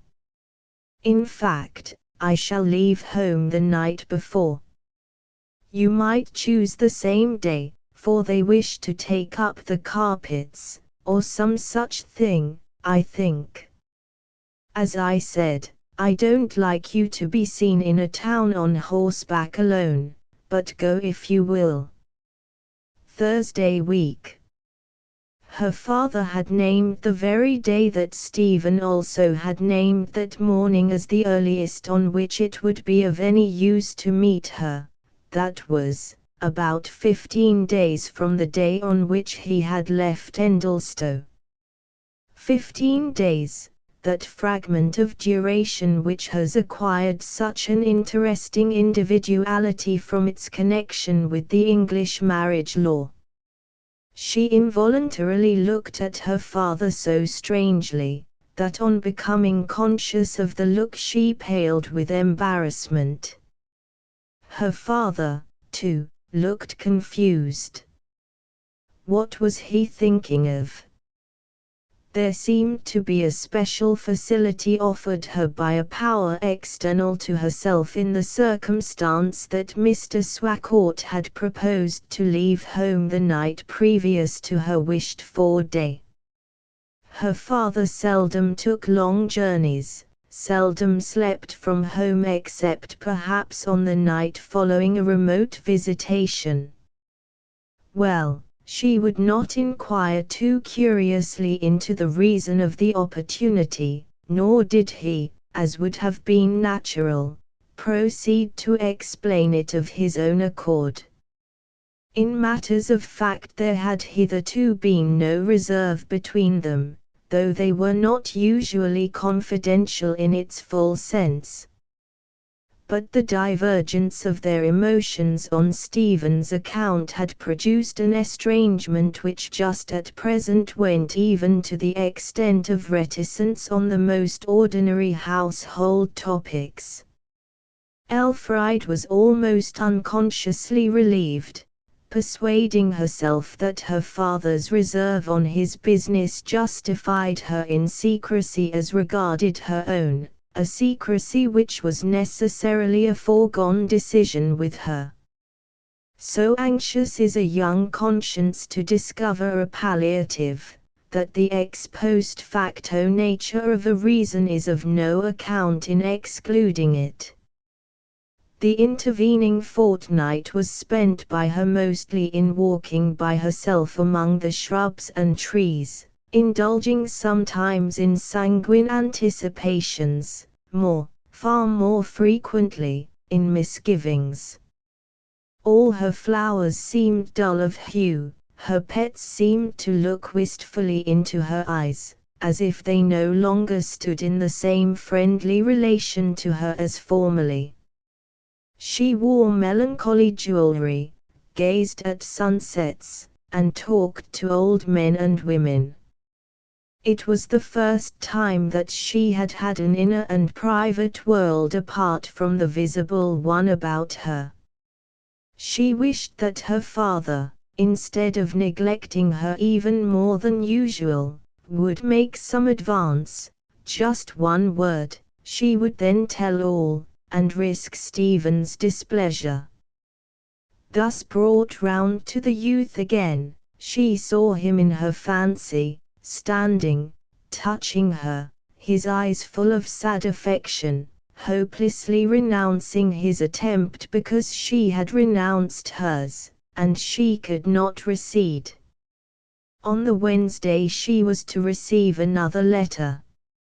She had resolved to let her father see the arrival of this one, be the consequences what they might. The dread of losing her lover by this deed of honesty prevented her acting upon the resolve.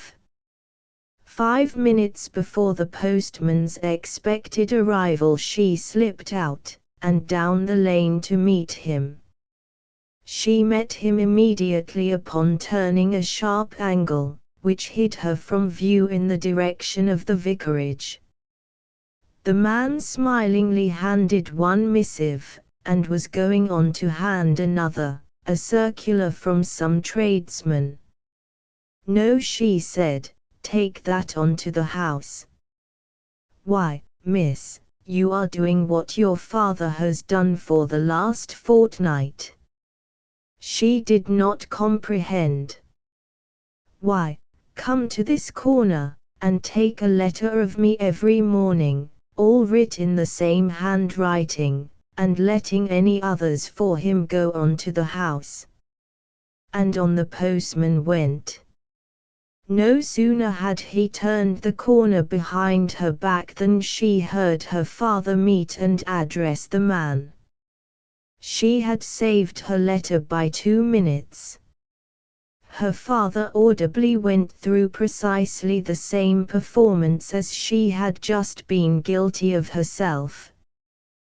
This stealthy conduct of his was, to say the least, peculiar. Given an impulsive, inconsequent girl, neglected as to her inner life by her only parent, and the following forces alive within her, to determine a resultant, first love acted upon by a deadly fear of separation from its object, inexperience, guiding onward a frantic wish to prevent the above-named issue, misgivings as to propriety, met by hope of ultimate exoneration, indignation at parental inconsistency in first encouraging, then forbidding, a chilling sense of disobedience, overpowered by a conscientious inability to brook a breaking of plighted faith with a man who, in essentials, had remained unaltered from the beginning, a blessed hope that opposition would turn an erroneous judgment, a bright faith that things would mend thereby, and wind up well. Probably the result would, after all, have been nil, had not the following few remarks been made one day at breakfast. Her father was in his old hearty spirits. He smiled to himself at stories too bad to tell, and called Elfride a little scamp for surreptitiously preserving some blind kittens that ought to have been drowned. After this expression, she said to him suddenly, "If Mr. Smith had been already in the family, you would not have been made wretched by discovering he had poor relations." "Do you mean in the family by marriage?" he replied inattentively, and continuing to peel his egg. The accumulating scarlet told that was her meaning, as much as the affirmative reply. "I should have put up with it, no doubt," Mr. Swacourt observed. "So that you would not have been driven into hopeless melancholy, but have made the best of him." Elfride's erratic mind had from her youth upwards been constantly in the habit of perplexing her father by hypothetical questions, based on absurd conditions. The present seemed to be cast so precisely in the mold of previous ones that, not being given to syntheses of circumstances, he answered it with customary complacency.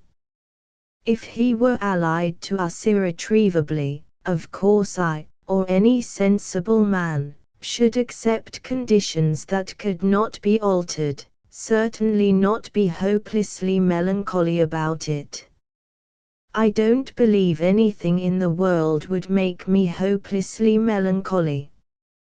And don't let anything make you so, either."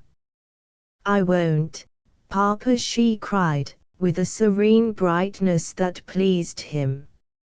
Certainly Mr. Swacourt must have been far from thinking that the brightness came from an exhilarating intention to hold back no longer from the mad action she had planned.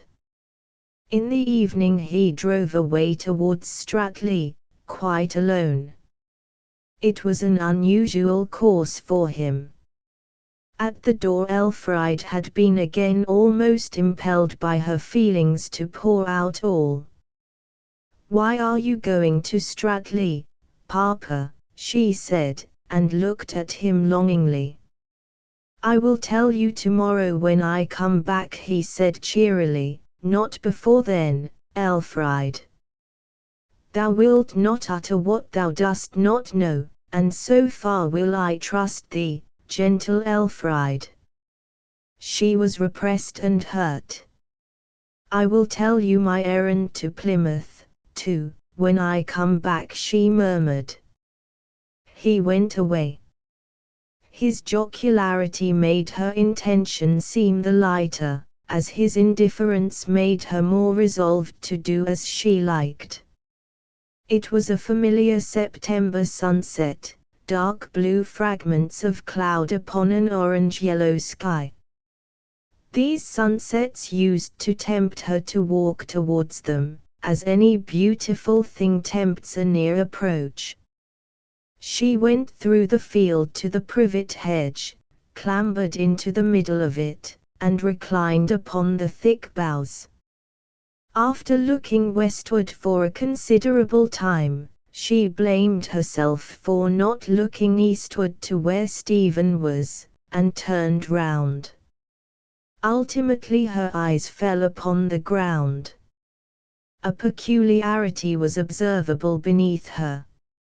A green field spread itself on each side of the hedge, one belonging to the glebe, the other being a part of the land attached to the manor house adjoining. On the vicarage side she saw a little footpath, the distinctive and altogether exceptional feature of which consisted in its being only about 10 yards long. It terminated abruptly at each end. A footpath, suddenly beginning and suddenly ending, coming from nowhere and leading nowhere, she had never seen before. Yes, she had, on second thoughts. She had seen exactly such a path trodden in the front of barracks by the sentry. And this recollection explained the origin of the path here. Her father had trodden it by pacing up and down, as she had once seen him doing. Sitting on the hedge as she sat now, her eyes commanded a view of both sides of it. And a few minutes later, Elfriede looked over to the manor side. Here was another sentry path.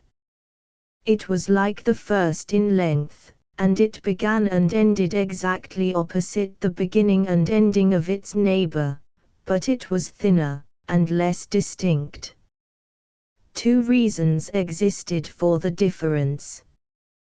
This one might have been trodden by a similar weight of tread to the other, exercised a less number of times, or it might have been walked just as frequently, but by lighter feet. Probably a gentleman from Scotland Yard, had he been passing at the time, might have considered the latter alternative as the more probable. Elfriede thought otherwise, so far as she thought at all.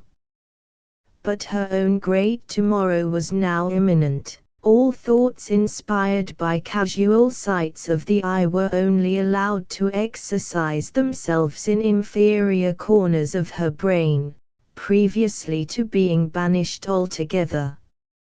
Elfriede was at length compelled to reason practically upon her undertaking.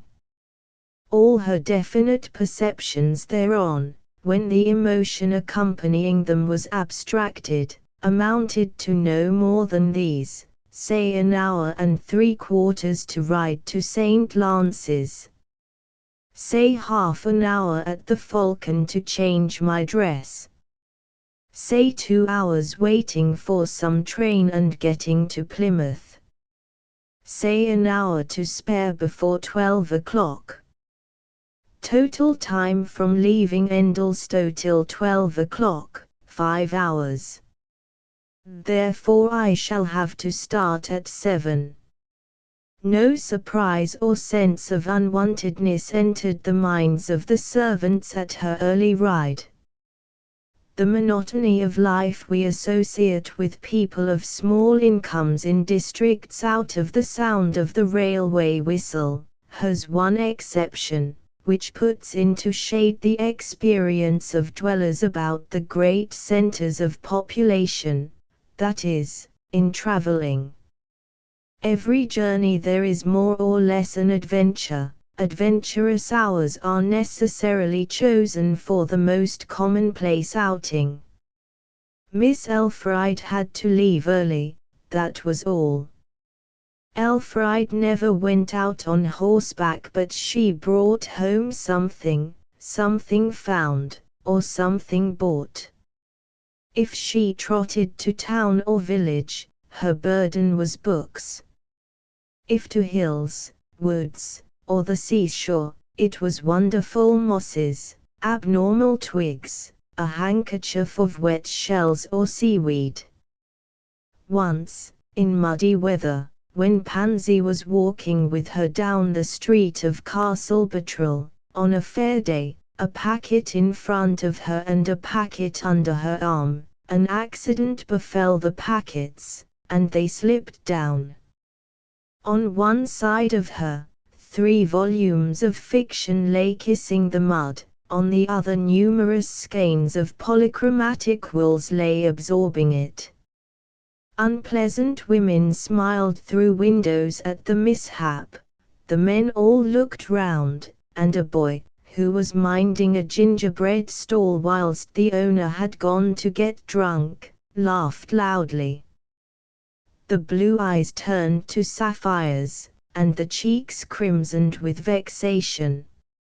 After that misadventure she set her wits to work, and was ingenious enough to invent an arrangement of small straps about the saddle, by which a great deal could be safely carried thereon, in a small compass. Here she now spread out and fastened a plain dark walking dress and a few other trifles of apparel. Worm opened the gate for her, and she vanished away. One of the brightest mornings of late summer shone upon her. The heather was at its purplest, the furze at its yellowest, the grasshoppers chirped loud enough for birds. The snakes hissed like little engines, and Elfride at first felt lively. Sitting at ease upon Pansy, in her orthodox riding habit and nondescript hat, she looked what she felt.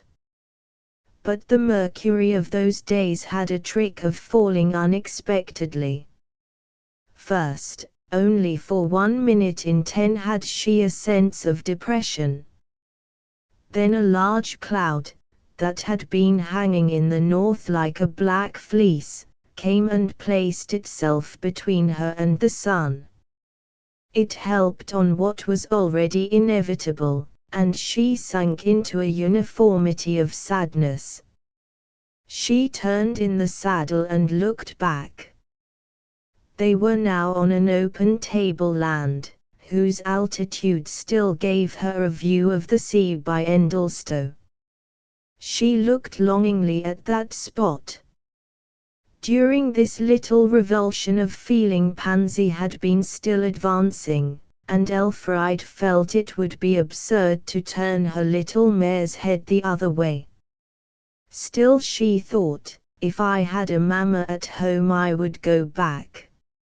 And making one of those stealthy movements by which women let their hearts juggle with their brains, she did put the horse's head about, as if unconsciously, and went at a hand gallop towards home for more than a mile. By this time, from the inveterate habit of valuing what we have renounced directly the alternative is chosen, the thought of her forsaken Stephen recalled her, and she turned about, and cantered on to St. Lance's again. This miserable strife of thought now began to rage in all its wildness. Overwrought and trembling, she dropped the rein upon Pansy's shoulders, and vowed she would be led whither the horse would take her. Pansy slackened her pace to a walk, and walked on with her agitated burden for 3 or 4 minutes. At the expiration of this time they had come to a little byway on the right, leading down a slope to a pool of water. The pony stopped, looked towards the pool, and then advanced and stooped to drink. Elfride looked at her watch and discovered that if she were going to reach St. Lance's early enough to change her dress at the Falcon, and get a chance of some early train to Plymouth, there were only 2 available. It was necessary to proceed at once. She was impatient. It seemed as if Pansy would never stop drinking, and the repose of the pool, the idle motions of the insects and flies upon it, the placid waving of the flags, the leaf skeletons, like Geno's filigree, placidly sleeping at the bottom, by their contrast with her own turmoil made her impatience greater. Pansy did turn at last, and went up the slope again to the high road. The pony came upon it, and stood crosswise, looking up and down. Elfride's heart throbbed erratically, and she thought, horses, if left to themselves, make for where they are best fed. Pansy will go home. Pansy turned and walked on towards St. Lance's. Pansy at home, during summer, had little but grass to live on. After a run to St. Lance's she always had a feed of corn to support her on the return journey. Therefore, being now more than halfway, she preferred St. Lance's. But Elfride did not remember this now. All she cared to recognize was a dreamy fancy that today's rash action was not her own. She was disabled by her moods, and it seemed indispensable to adhere to the program. So strangely involved are motives that, more than by her promise to Stephen, more even than by her love, she was forced on by a sense of the necessity of keeping faith with herself, as promised in the inane vow of 10 minutes ago. She hesitated no longer. Pansy went, like the steed of Adonis, as if she told the steps. Presently the quaint gables and jumbled roofs of St. Lance's were spread beneath her, and going down the hill she entered the courtyard of the Falcon. Mrs. Buckle, the landlady, came to the door to meet her. The Swaccourts were well known here. The transition from equestrian to the ordinary guise of railway travellers had been more than once performed by father and daughter in this establishment. In less than a quarter of an hour Elfride emerged from the door in her walking dress, and went to the railway. She had not told Mrs. Buckle anything as to her intentions, and was supposed to have gone out shopping. An hour and 40 minutes later, and she was in Stephen's arms at the Plymouth station. Not upon the platform, in the secret retreat of a deserted waiting room.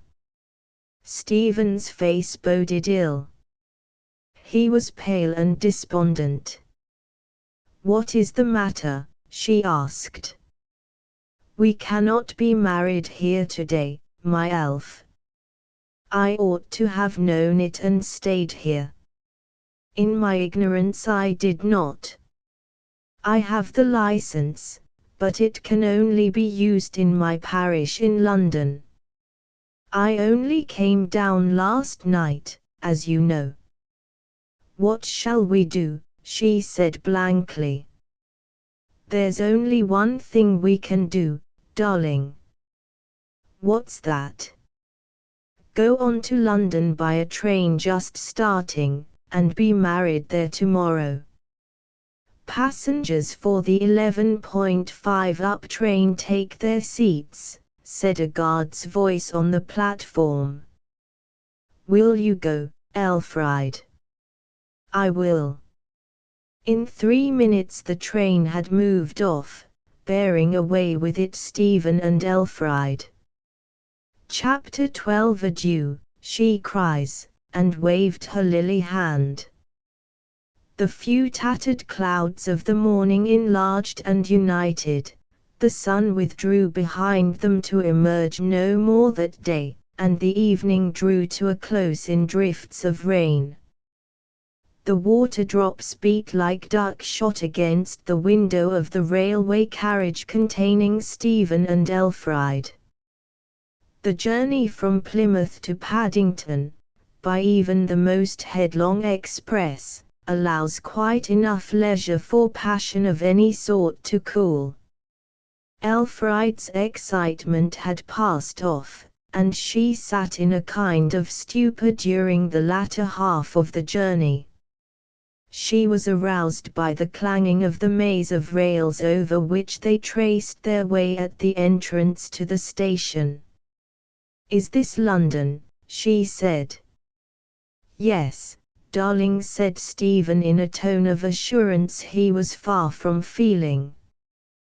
To him, no less than to her, the reality so greatly differed from the prefiguring. She peered out as well as the window, beaded with drops, would allow her, and saw only the lamps, which had just been lit, blinking in the wet atmosphere, and rows of hideous zinc chimney pipes in dim relief against the sky. She writhed uneasily, as when a thought is swelling in the mind which must cause much pain at its deliverance in words. Elfriede had known no more about the stings of evil report than the native wildfowl knew of the effects of Crusoe's first shot. Now she saw a little further, and a little further still. The train stopped. Stephen relinquished the soft hand he had held all the day, and proceeded to assist her onto the platform. This act of alighting upon strange ground seemed all that was wanted to complete a resolution within her. She looked at her betrothed with despairing eyes. "Oh, Stephen," she exclaimed, "I am so miserable. I must go home again, I must. Forgive my wretched vacillation. I don't like it here, nor myself, nor you." Stephen looked bewildered, and did not speak. "Will you allow me to go home?" she implored. "I won't trouble you to go with me. I will not be any weight upon you, only say you will agree to my returning, that you will not hate me for it, Stephen. It is better that I should return again, indeed it is, Stephen." "But we can't return now," he said in a deprecatory tone. "I must. I will." "How? When do you want to go?" "Now. Can we go at once?" The lad looked hopelessly along the platform.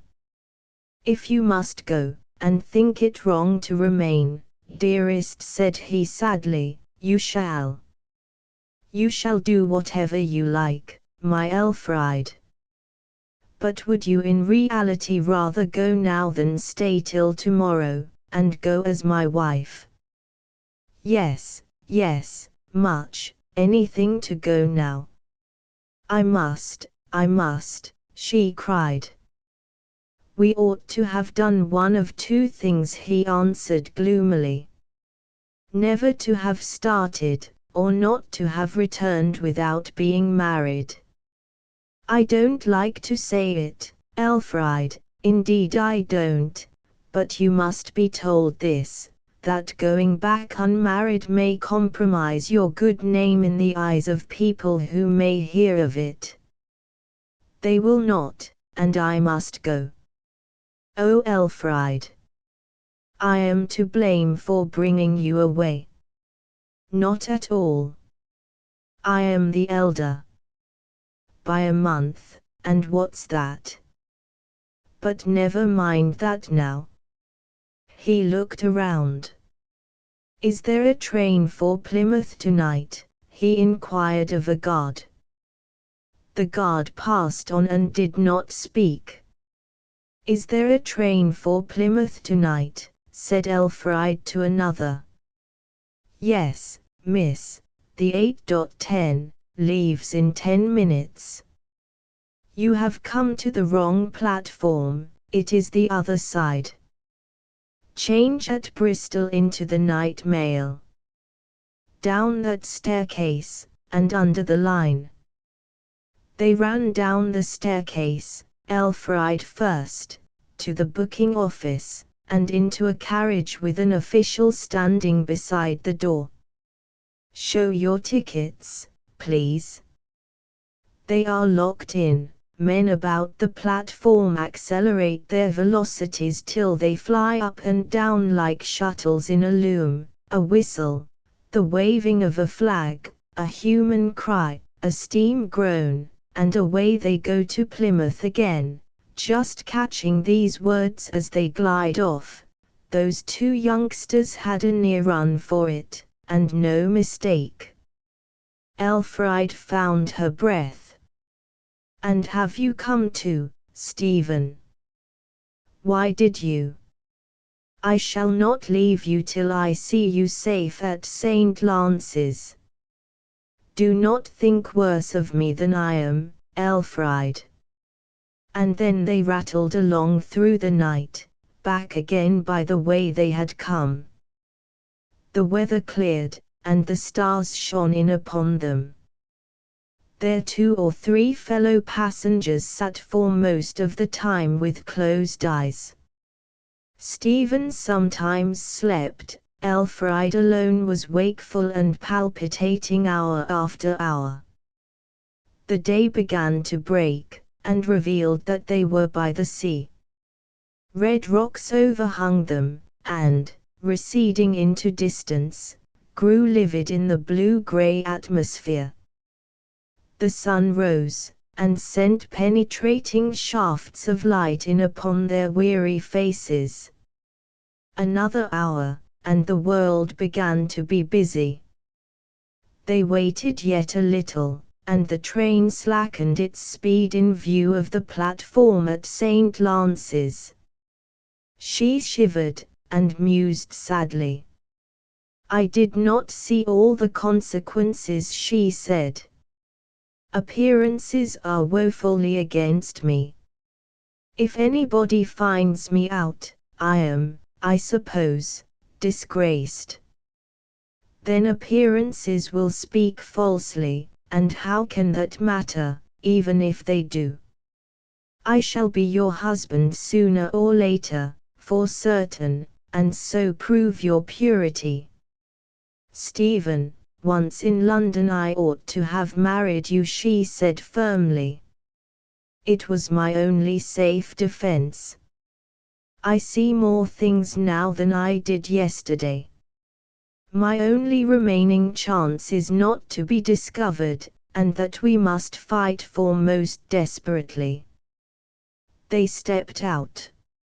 Elfried pulled a thick veil over her face. A woman with red and scaly eyelids and glistening eyes was sitting on a bench just inside the office door.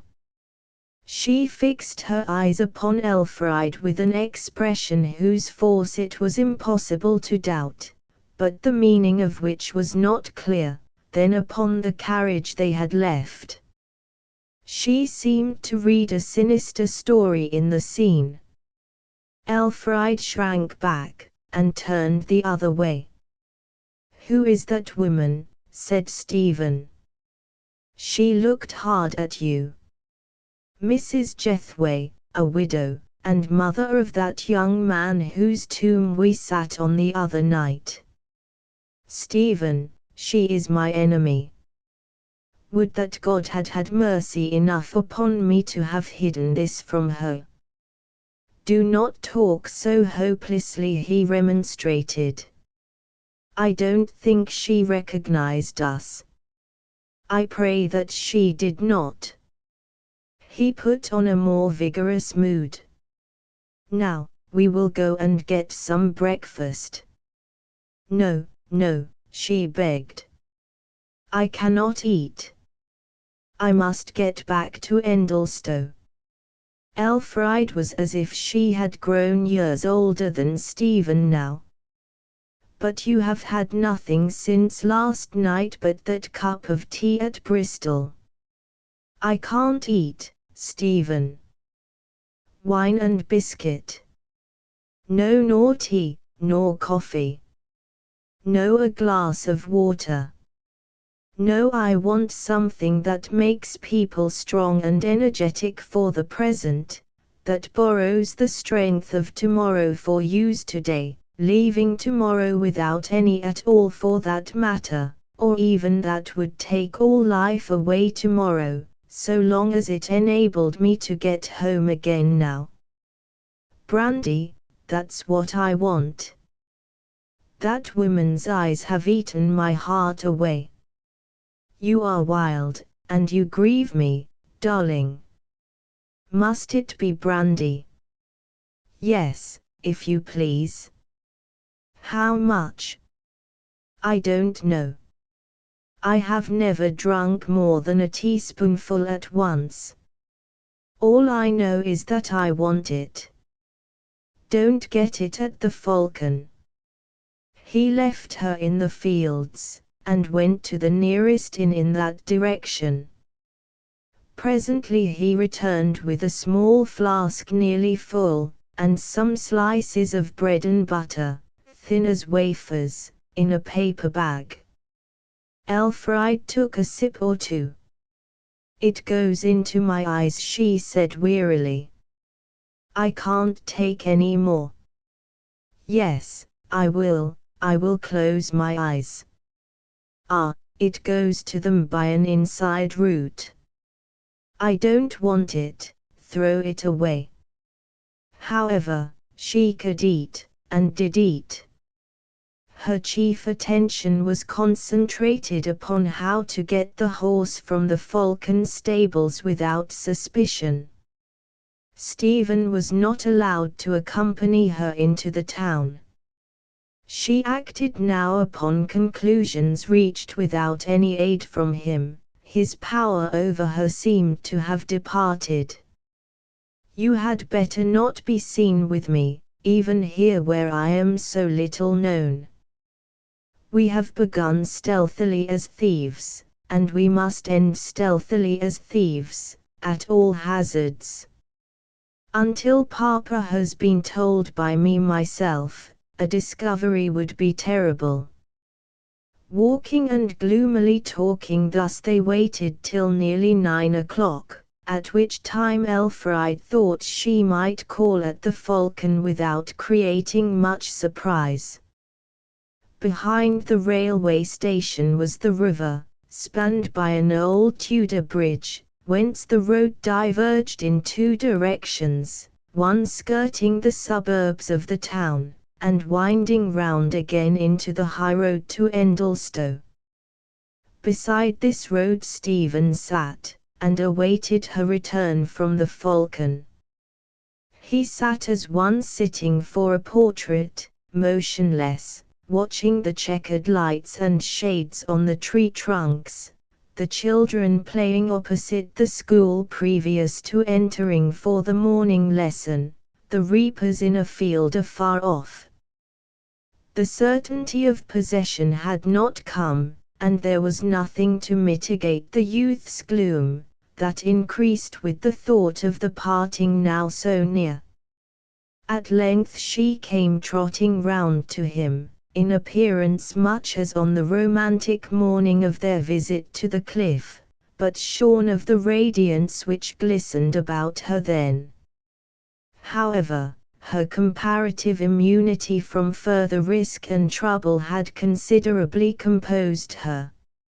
Elfride's capacity for being wounded was only surpassed by her capacity for healing, which rightly or wrongly is by some considered an index of transientness of feeling in general.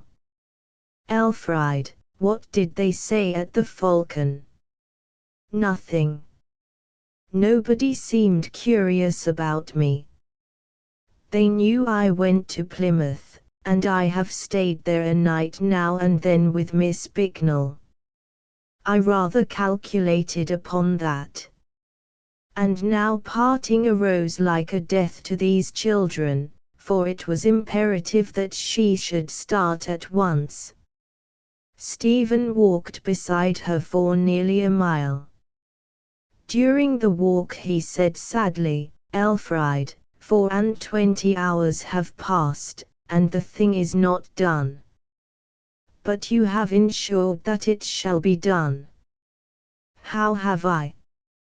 "Oh Stephen, you ask how. Do you think I could marry another man on earth after having gone thus far with you? Have I not shown beyond possibility of doubt that I can be nobody else's? Have I not irretrievably committed myself? Pride has stood for nothing in the face of my great love. You misunderstood my turning back, and I cannot explain it. It was wrong to go with you at all, and though it would have been worse to go further, it would have been better policy, perhaps. Be assured of this, that whenever you have a home for me, however poor and humble, and come and claim me, I am ready." She added bitterly, "When my father knows of this day's work, he may be only too glad to let me go. Perhaps he may, then, insist upon our marriage at once." Stephen answered, seeing a ray of hope in the very focus of her remorse. "I hope he may, even if we had still to part till I am ready for you, as we intended." Elfride did not reply. "You don't seem the same woman, Elf, that you were yesterday." "Nor am I. But goodbye. Go back now." And she reined the horse for parting. "Oh Stephen," she cried, "I feel so weak. I don't know how to meet him. Cannot you, after all, come back with me?" "Shall I come?" Elfride paused to think. "No, it will not do. It is my utter foolishness that makes me say such words. But he will send for you. Say to him," continued Stephen, "that we did this in the absolute despair of our minds. Tell him we don't wish him to favor us, only to deal justly with us. If he says, 'Marry now,' so much the better. If not, say that all may be put right by his promise to allow me to have you when I am good enough for you, which may be soon. Say I have nothing to offer him in exchange for his treasure, the more sorry I, but all the love, and all the life, and all the labor of an honest man shall be yours. As to when this had better be told, I leave you to judge." His words made her cheerful enough to toy with her position. "And if ill report should come, Stephen," she said smiling, "why, the orange tree must save me, as it saved virgins in St. George's time from the poisonous breath of the dragon. There, forgive me for forwardness, I am going." Then the boy and girl beguiled themselves with words of half-parting only. "Own with I, God bless you till we meet again." "Till we meet again, goodbye." And the pony went on, and she spoke to him no more. He saw her figure diminish and her blue veil grow grey, saw it with the agonizing sensations of a slow death. After thus parting from a man than whom she had known none greater as yet, Elfriede rode rapidly onwards, a tear being occasionally shaken from her eyes into the road. What yesterday had seemed so desirable, so promising, even trifling, had now acquired the complexion of a tragedy. She saw the rocks and sea in the neighborhood of Endelstow, and heaved a sigh of relief. When she passed a field behind the vicarage she heard the voices of Unity and William Worm. They were hanging a carpet upon a line. Unity was uttering a sentence that concluded with "When Miss Elfriede comes." "When do ye expect her?" "Not till evening now. She's safe enough at Miss Bicknell's, bless ye." Elfriede went round to the door. She did not knock or ring, and seeing nobody to take the horse, Elfriede led her round to the yard, slipped off the bridle and saddle, drove her towards the paddock, and turned her in. Then Elfriede crept indoors, and looked into all the ground floor rooms. Her father was not there. On the mantelpiece of the drawing-room stood a letter addressed to her in his handwriting. She took it and read it as she went upstairs to change her habit. Stratley, Thursday. Dear Elfriede, on second thoughts I will not return today, but only come as far as Wadcombe. I shall be at home by tomorrow afternoon, and bring a friend with me. Yours, in haste, C.S. After making a quick toilet she felt more revived, though still suffering from a headache. On going out of the door she met Unity at the top of the stair.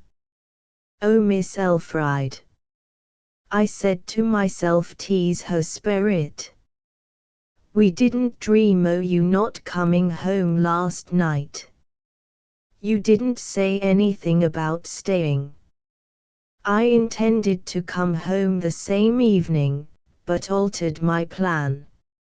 I wished I hadn't afterwards. Papa will be angry, I suppose." "Better not tell him, miss," said Unity. "I do fear to," she murmured. "Unity, would you just begin telling him when he comes home?" "What, and get you into trouble?" "I deserve it." "No, indeed, I won't," said Unity. "It is not such a mighty matter, Miss Elfriede.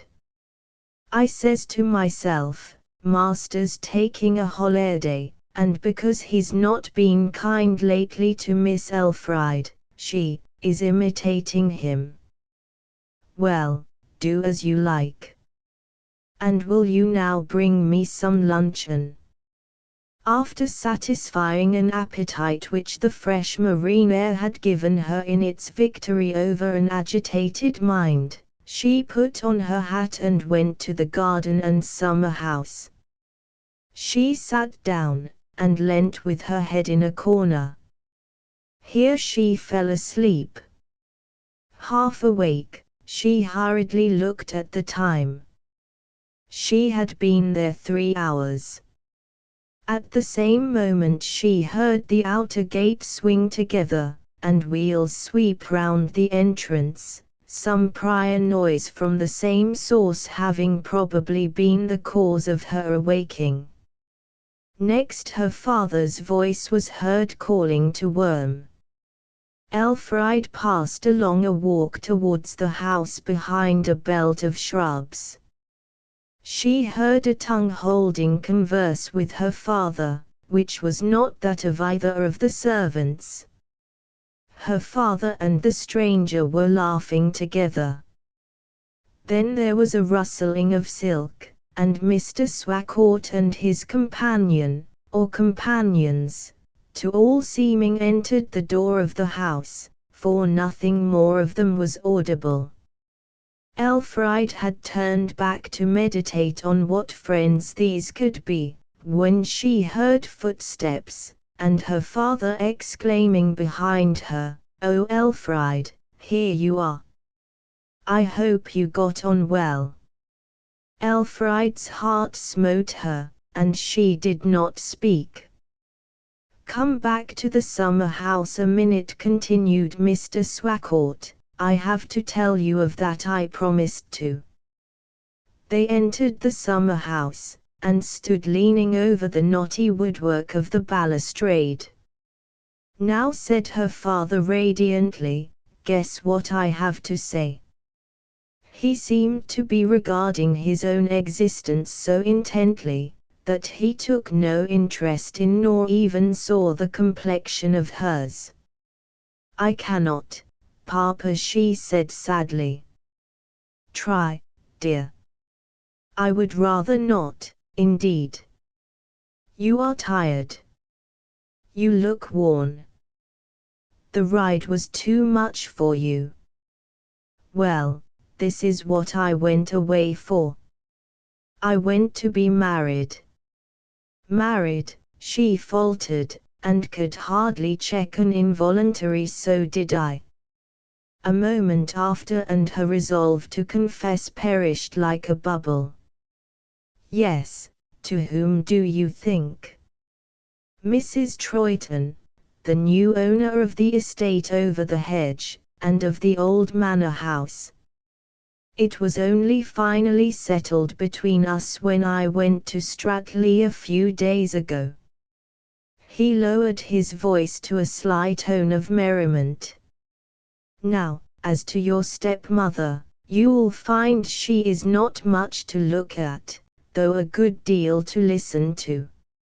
She is 20 years older than myself, for one thing. You forget that I know her. She called here once, after we had been, and found her away from home." Of course, of course." "Well, whatever her looks are, she's as excellent a woman as ever breathed.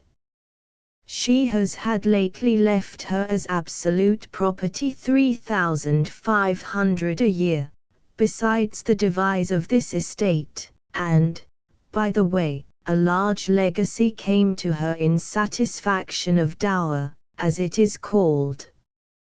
3,500 a year.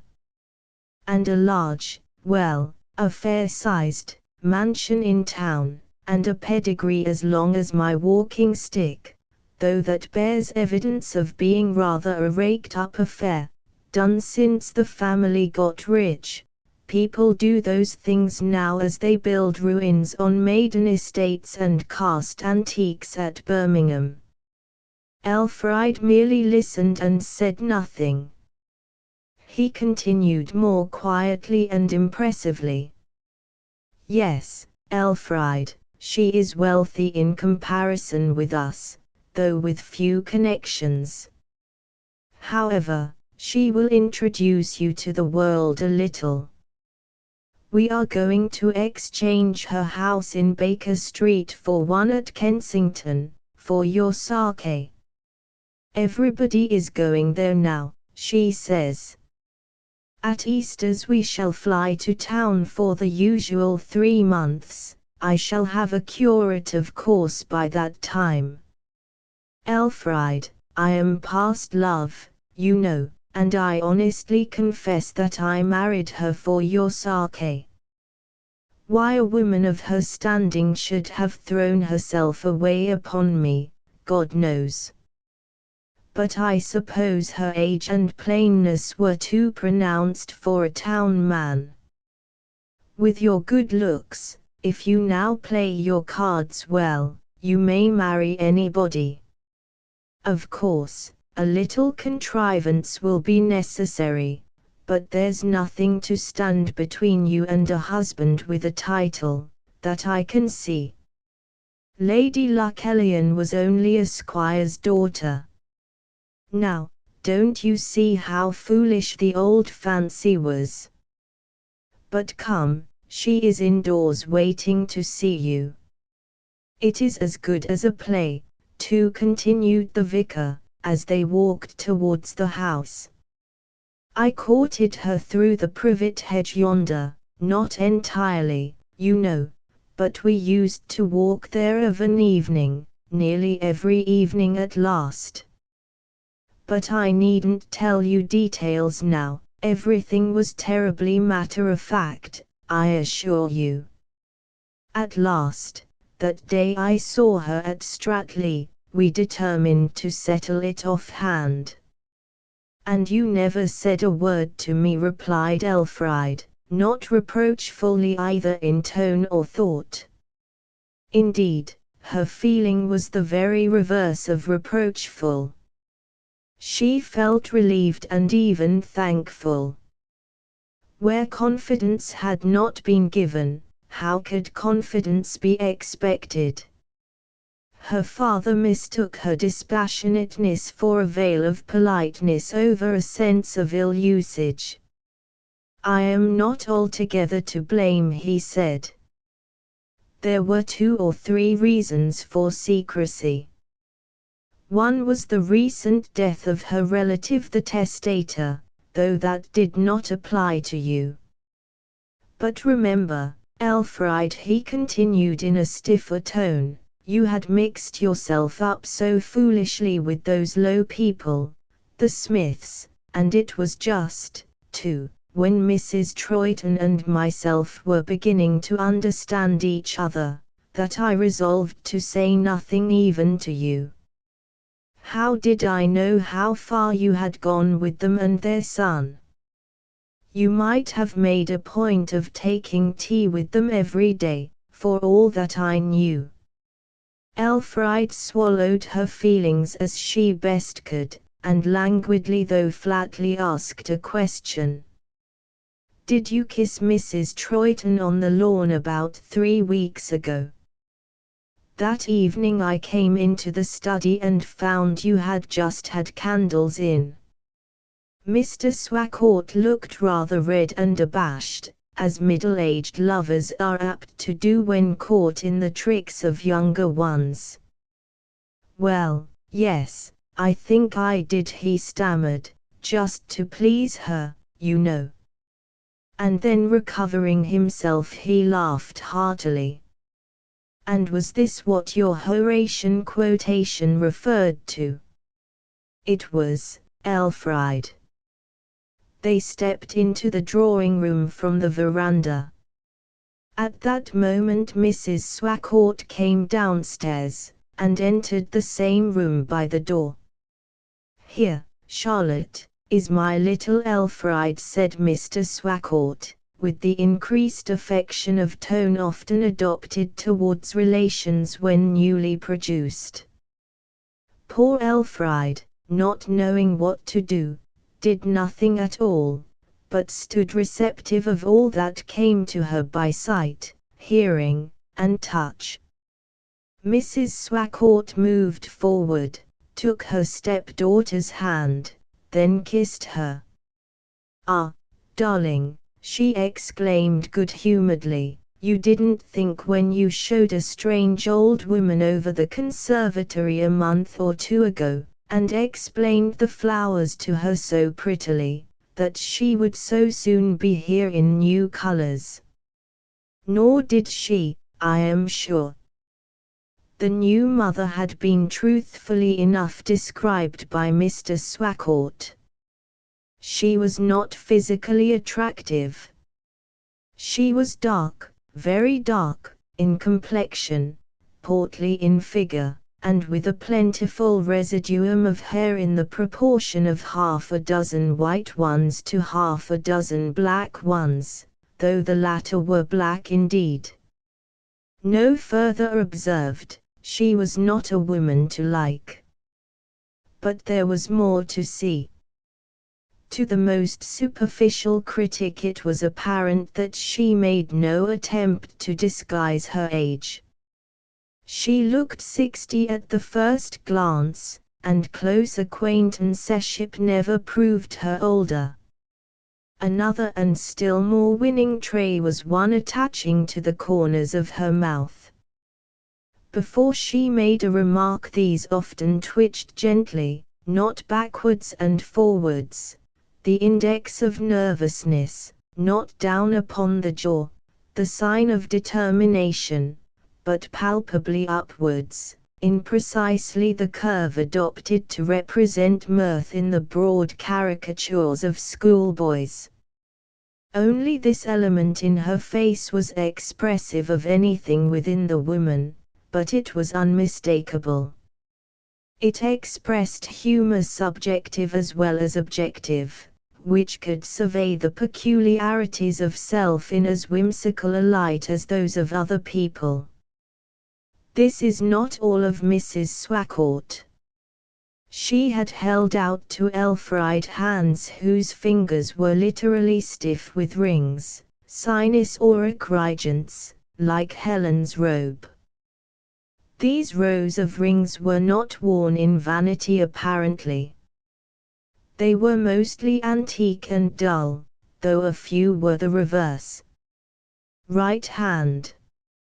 First plainly set oval onyx, representing a devil's head. Second green jasper intaglio, with red veins. Third entirely gold, bearing figure of a hideous griffin. Fourth a sea green monster diamond, with small diamonds round it. Fifth antique carnelian intaglio of dancing figure of a satyr. Sixth an angular band chased with dragons' heads. Seventh a faceted carbuncle accompanied by 10 little twinkling emeralds, and C left hand.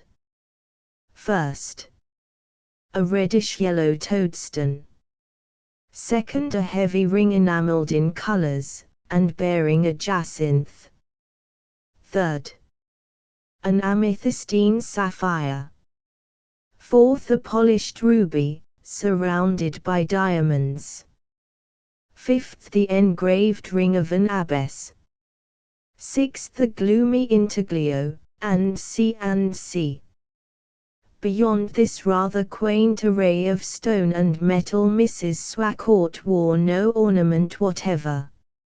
Elfride had been favourably impressed with Mrs. Troyton at their meeting about 2 months earlier, but to be pleased with a woman as a momentary acquaintance was different from being taken with her as a stepmother. However, the suspension of feeling was but for a moment. Elfride decided to like her still. Mrs. Swacourt was a woman of the world as to knowledge, the reverse as to action, as her marriage suggested. Elfride and the lady were soon inextricably involved in conversation, and Mr. Swacourt left them to themselves. "And what do you find to do with yourself here?" Mrs. Swacourt said, after a few remarks about the wedding. "You ride, I know." "Yes, I ride. But not much, because Papa doesn't like my going alone. You must have somebody to look after you. And I read, and write a little. You should write a novel." The regular resource of people who don't go enough into the world to live a novel is to write one. "I have done it," said Elfride, looking dubiously at Mrs. Swacourt, as if in doubt whether she would meet with ridicule there. "That's right. Now, then, what is it about, dear?" "About, well, it is a romance of the Middle Ages. Knowing nothing of the present age, which everybody knows about, for safety you chose an age known neither to you nor other people. That's it, eh? No, no, I don't mean it, dear. Well, I have had some opportunities of studying medieval art and manners in the library and private museum at Endlestowe House, and I thought I should like to try my hand upon a fiction. I know the time for these tales is past, but I was interested in it, very much interested. When is it to appear? Oh, never, I suppose. Nonsense, my dear girl. Publish it, by all means. All ladies do that sort of thing now, not for profit, you know, but as a guarantee of mental respectability to their future husbands. An excellent idea of us ladies. Though I am afraid it rather resembles the melancholy ruse of throwing loaves over castle walls at besiegers, and suggests desperation rather than plenty inside. Did you ever try it? No, I was too far gone even for that. Papa says no publisher will take my book. That remains to be proved. I'll give my word, my dear, that by this time next year it shall be printed.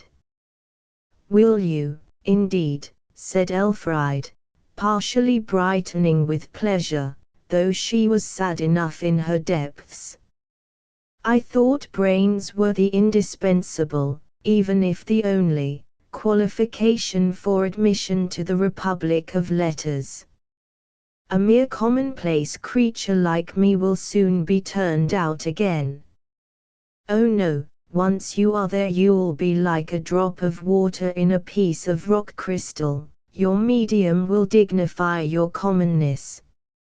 It will be a great satisfaction, Elfride murmured, and thought of Stephen, and wished she could make a great fortune by writing romances, and marry him and live happily. And then we'll go to London, and then to Paris, said Mrs. Swacourt. I have been talking to your father about it. But we have first to move into the manor house, and we think of staying at Torquay whilst that is going on. Meanwhile, instead of going on a honeymoon scamper by ourselves, we have come home to fetch you, and go all together to Bath for 2 or 3 weeks. Elfride assented pleasantly, even gladly, but she saw that, by this marriage, her father and herself had ceased forever to be the close relations they had been up to a few weeks ago. It was impossible now to tell him the tale of her wild elopement with Stephen Smith. He was still snugly housed in her heart. His absence had regained for him much of that aureola of saintship which had been nearly abstracted during her reproachful mood on that miserable journey from London. Rapture is often cooled by contact with its cause, especially if under awkward conditions.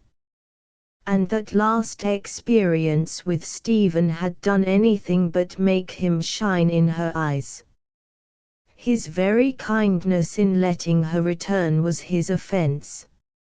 Elfride had her sex's love of sheer force in a man, however ill-directed, and at that critical juncture in London Stephen's only chance of retaining the ascendancy over her that his face and not his parts had acquired for him, would have been by doing what, for one thing, he was too youthful to undertake, that was, dragging her by the wrist to the rails of some altar, and peremptorily marrying her. Decisive action is seen by appreciative minds to be frequently objectless, and sometimes fatal, but decision, however suicidal, has more charm for a woman than the most unequivocal Fabian success. However, Some of the unpleasant accessories of that occasion were now out of sight again, and Stephen had resumed not a few of his fancy colours. Chapter 13. He set in order many proverbs. It is London in October, 2 months further on in the story. Bede's Inn has this peculiarity, that it faces, receives from, and discharges into a bustling thoroughfare speaking only of wealth and respectability, whilst its postern abuts on as crowded and poverty-stricken a network of alleys as are to be found anywhere in the metropolis. The moral consequences are, first, that those who occupy chambers in the inn may see a great deal of shirtless humanity's habits and enjoyments without doing more than look down from a back window, and second, they may hear wholesome though unpleasant social reminders through the medium of a harsh voice, an unequal footstep, the echo of a blow or a fall, which originates in the person of some drunkard or wife-beater, as he crosses and interferes with the quiet of the square. Characters of this kind frequently pass through the inn from a little foxhole of an alley at the back, but they never loiter there. It is hardly necessary to state that all the sights and movements proper to the inn are most orderly.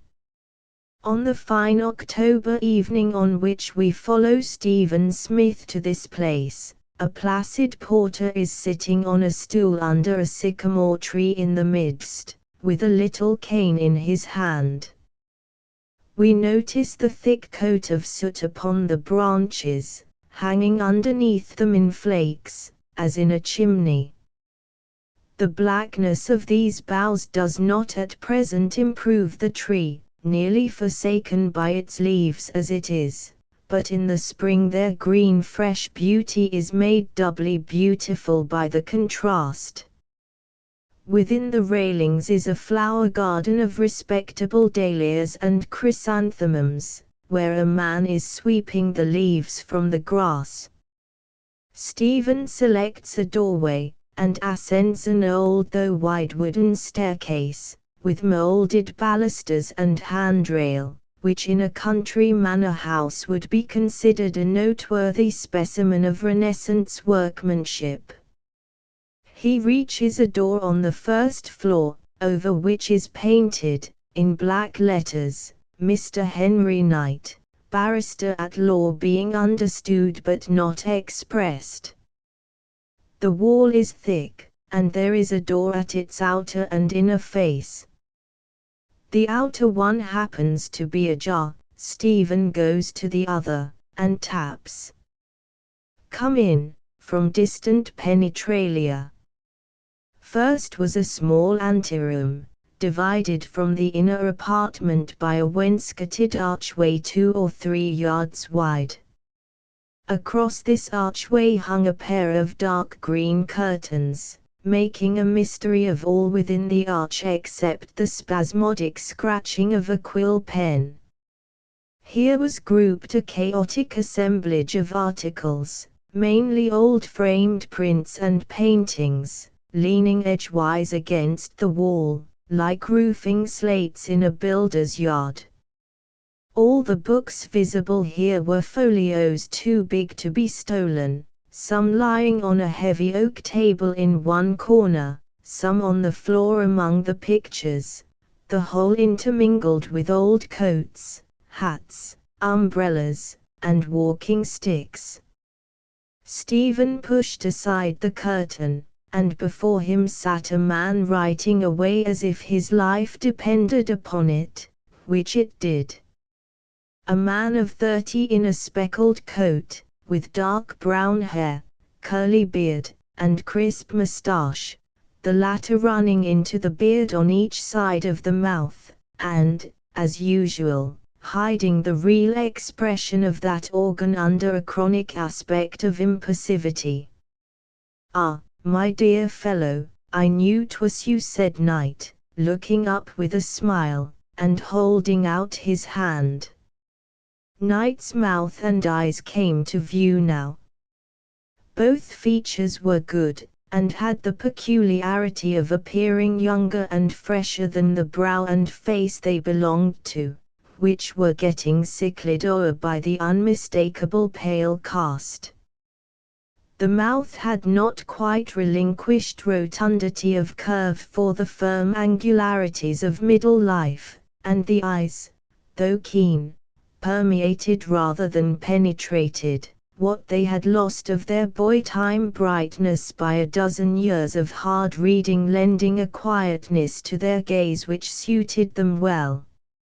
A lady would have said there was a smell of tobacco in the room, a man that there was not. Knight did not rise. He looked at a timepiece on the mantel-shelf, then turned again to his letters, pointing to a chair. "Well, I am glad you have come. I only returned to town yesterday. Now, don't speak, Stephen, for 10 minutes, I have just that time to the late post. At the 11th minute, I'm your man." Stephen sat down as if this kind of reception was by no means new, and away went Knight's pen, beating up and down like a ship in a storm. Cicero called the library the soul of the house. Here the house was all soul.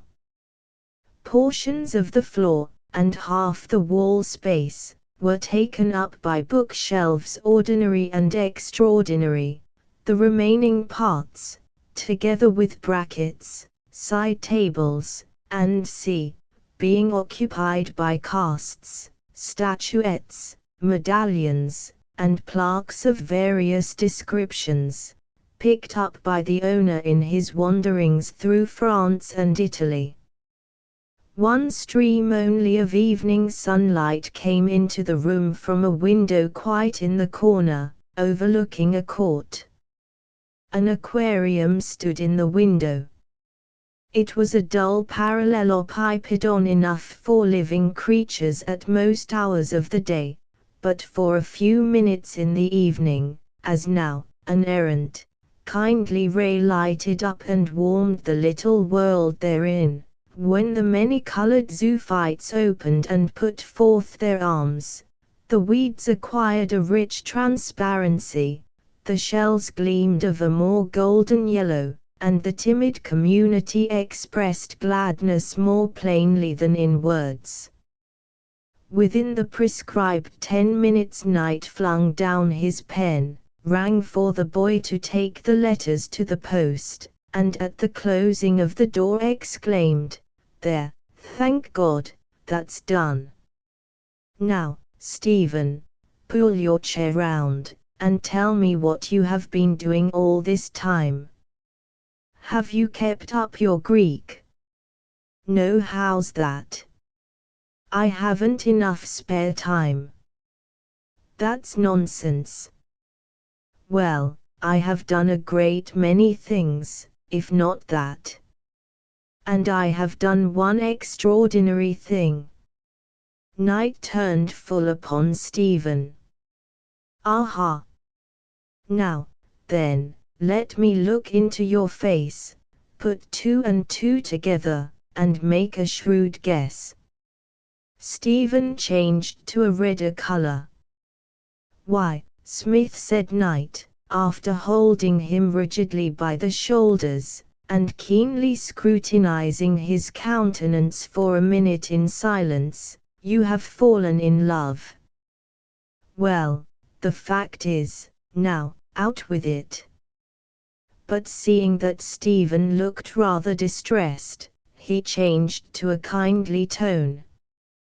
"Now Smith, my lad, you know me well enough by this time, or you ought to, and you know very well that if you choose to give me a detailed account of the phenomenon within you, I shall listen. If you don't, I am the last man in the world to care to hear it.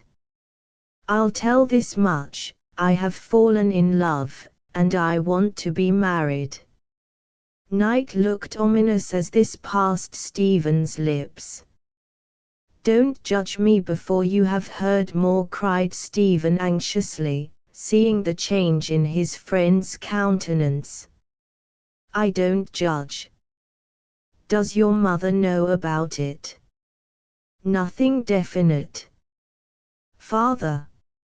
No. But I'll tell you. The young person, come, that's dreadfully ungallant. But perhaps I understand the frame of mind a little, so go on. Your sweetheart, she is rather higher in the world than I am. As it should be. And her father won't hear of it, as I now stand. Not an uncommon case. And now comes what I want your advice upon. Something has happened at her house which makes it out of the question for us to ask her father again now. So we are keeping silent. In the meantime, an architect in India has just written to Mr. Hubie to ask whether he can find for him a young assistant willing to go over to Bombay to prepare drawings for work formerly done by the engineers. The salary he offers is 350 rupees a month, or about £35. Hubie has mentioned it to me, and I have been to Dr. Ray, who says I shall acclimatize without much illness. Now, would you go? You mean to say, because it is a possible road to the young lady? Yes, I was thinking I could go over and make a little money, and then come back and ask for her. I have the option of practicing for myself after a year. Would she be staunch? Oh yes. Forever, to the end of her life. How do you know? Why, how do people know? Of course, she will. Knight leant back in his chair. Now, though I know her thoroughly as she exists in your heart, Stephen, I don't know her in the flesh.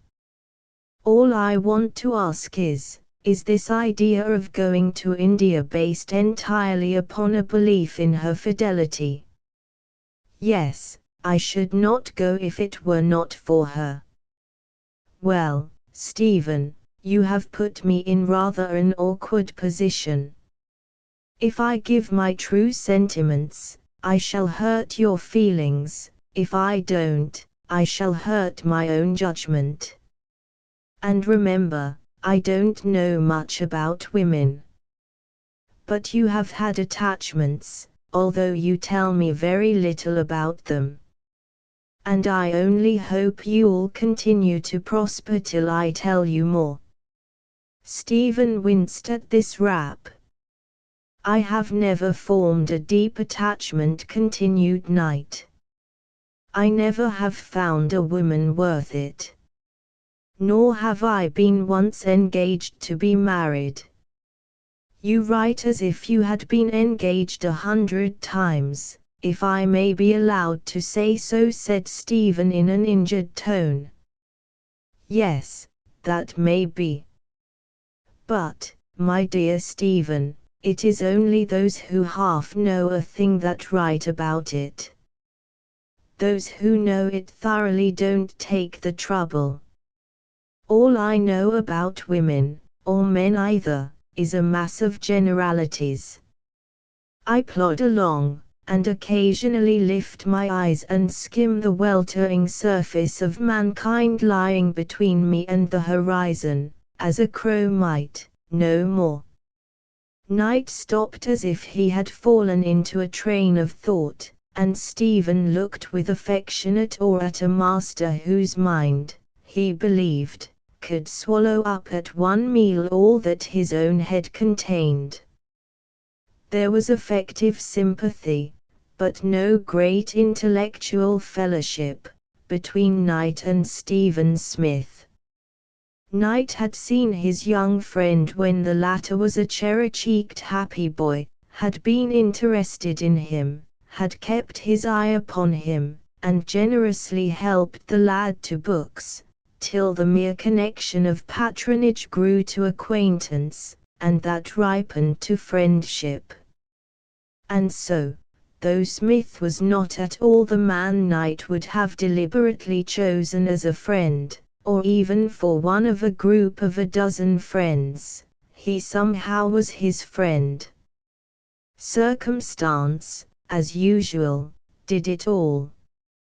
How many of us can say of our most intimate alter ego, leaving alone friends of the outer circle, that he is the man we should have chosen, as embodying the net result after adding up all the points in human nature that we love, and principles we hold, and subtracting all that we hate. The man is really somebody we got to know by mere physical juxtaposition long maintained, and was taken into our confidence, and even heart, as a makeshift. And what do you think of her? Stephen ventured to say, after a silence.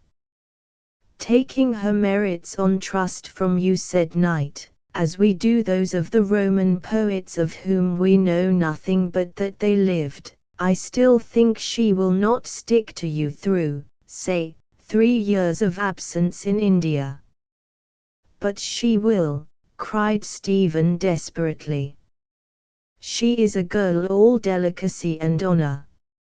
And no woman of that kind, who has committed herself so into a man's hands as she has into mine, could possibly marry another. How has she committed herself? Asked Knight curiously. Stephen did not answer. Knight had looked on his love so skeptically that it would not do to say all that he had intended to say by any means. Well, don't tell, said Knight. But you are begging the question, which is, I suppose, inevitable in love. And I'll tell you another thing, the younger man pleaded. You remember what you said to me once about women receiving a kiss? Don't you? Why, that instead of our being charmed by the fascination of their bearing at such a time, we should immediately doubt them if their confusion has any grace in it, that awkward bungling was the true charm of the occasion, implying that we are the first who has played such a part with them. It is true, quite, said Knight musingly. It often happened that the disciple thus remembered the lessons of the master long after the master himself had forgotten them. Well, that was like her, cried Stephen triumphantly. She was in such a flurry that she didn't know what she was doing. Splendid, splendid, said Knight soothingly. So that all I have to say is, that if you see a good opening in Bombay, there's no reason why you should not go without troubling to draw fine distinctions as to reasons. No man fully realizes what opinions he acts upon, or what his actions mean. Yes, I go to Bombay. I'll write a note here, if you don't mind. Sleep over it, it is the best plan, and write tomorrow. Meantime, go there to that window and sit down, and look at my humanity show. I am going to dine out this evening, and have to dress here out of my portmanteau. I bring up my things like this to save the trouble of going down to my place at Richmond and back again. Knight then went to the middle of the room and flung open his portmanteau, and Stephen drew near the window. The streak of sunlight had crept upward, edged away, and vanished. The zoophytes slept, a dusky gloom pervaded the room. And now another volume of light shone over the window. There, said Knight, where is there in England a spectacle to equal that? I sit there and watch them every night before I go home. Softly open the sash. Beneath them was an alley running up to the wall, and thence turning sideways and passing under an arch, so that Knight's back window was immediately over the angle, and commanded a view of the alley lengthwise. Crowds, mostly of women, were surging, bustling, and pacing up and down. Gaslights glared from butchers' stalls, illuminating the lumps of flesh to splotches of orange and vermilion, like the wild colouring of Turner's later pictures, whilst the purl and babble of tongues of every pitch and mood was to this human wildwood what the ripple of a brook is to the natural forest. Nearly 10 minutes passed.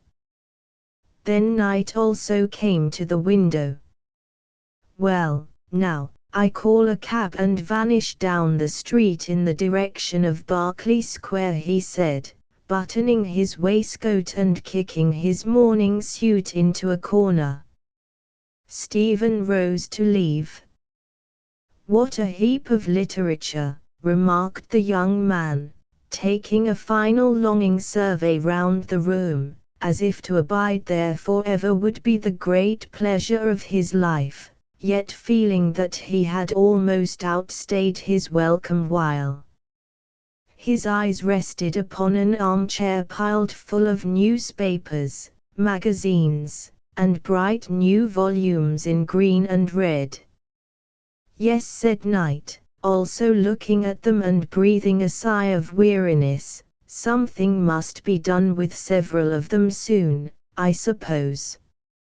Stephen, you needn't hurry away for a few minutes, you know, if you want to stay. I am not quite ready. Overhaul those volumes whilst I put on my coat, and I'll walk a little way with you." Stephen sat down beside the armchair and began to tumble the books about. Among the rest he found a novelet in one volume, The Court of Kellyan Castle, by Ernest Field. "Are you going to review this?" inquired Stephen with apparent unconcern, and holding up Elfride's effusion. "Which?" "Oh, that. I may, though I don't do much light reviewing now." "But it is reviewable." "How do you mean?" Knight never liked to be asked what he meant. I mean that the majority of books published are neither good enough nor bad enough to provoke criticism, and that book does provoke it. By its goodness or its badness. Stephen said with some anxiety on poor little Elfride's score. "Its badness. It seems to be written by some girl in her teens." Stephen said not another word. He did not care to speak plainly of Elfride after that unfortunate slip his tongue had made in respect of her having committed herself, and, apart from that, Knight's severe, almost dogged and self-willed, honesty in criticizing was unassailable by the humble wish of a youthful friend like Stephen. Knight was now ready. Turning off the gas, and slamming together the door, they went downstairs and into the street.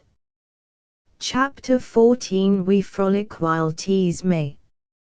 It has now to be realized that nearly 3/4 of a year have passed away. In place of the autumnal scenery which formed a setting to the previous enactments, we have the culminating blooms of summer in the year following. Stephen is in India, slaving away at an office in Bombay, occasionally going up the country on professional errands, and wondering why people who had been there longer than he complained so much of the effect of the climate upon their constitutions. Never had a young man a finer start than seemed now to present itself to Stephen. It was just in that exceptional heyday of prosperity which shone over Bombay some few years ago, that he arrived on the scene. Building and engineering partook of the general impetus. Speculation moved with an accelerated velocity every successive day, the only disagreeable contingency connected with it being the possibility of a collapse. Elfride had never told her father of the 24 hours escapade with Stephen, nor had it, to her knowledge, come to his ears by any other route. It was a secret trouble and grief to the girl for a short time, and Stephen's departure was another ingredient in her sorrow. But Elfride possessed special facilities for getting rid of trouble after a decent interval. Whilst a slow nature was imbibing a misfortune little by little, she had swallowed the whole agony of it at a draught and was brightening again. She could slough off a sadness and replace it by a hope as easily as a lizard renews a diseased limb. And two such excellent distractions had presented themselves. One was bringing out the romance and looking for notices in the papers, which, though they had been significantly short so far, had served to divert her thoughts. The other was migrating from the vicarage to the more commodious old house of Mrs. Swacourt's, overlooking the same valley. Mr. Swacourt at first disliked the idea of being transplanted to feminine soil, but the obvious advantages of such an accession of dignity reconciled him to the change.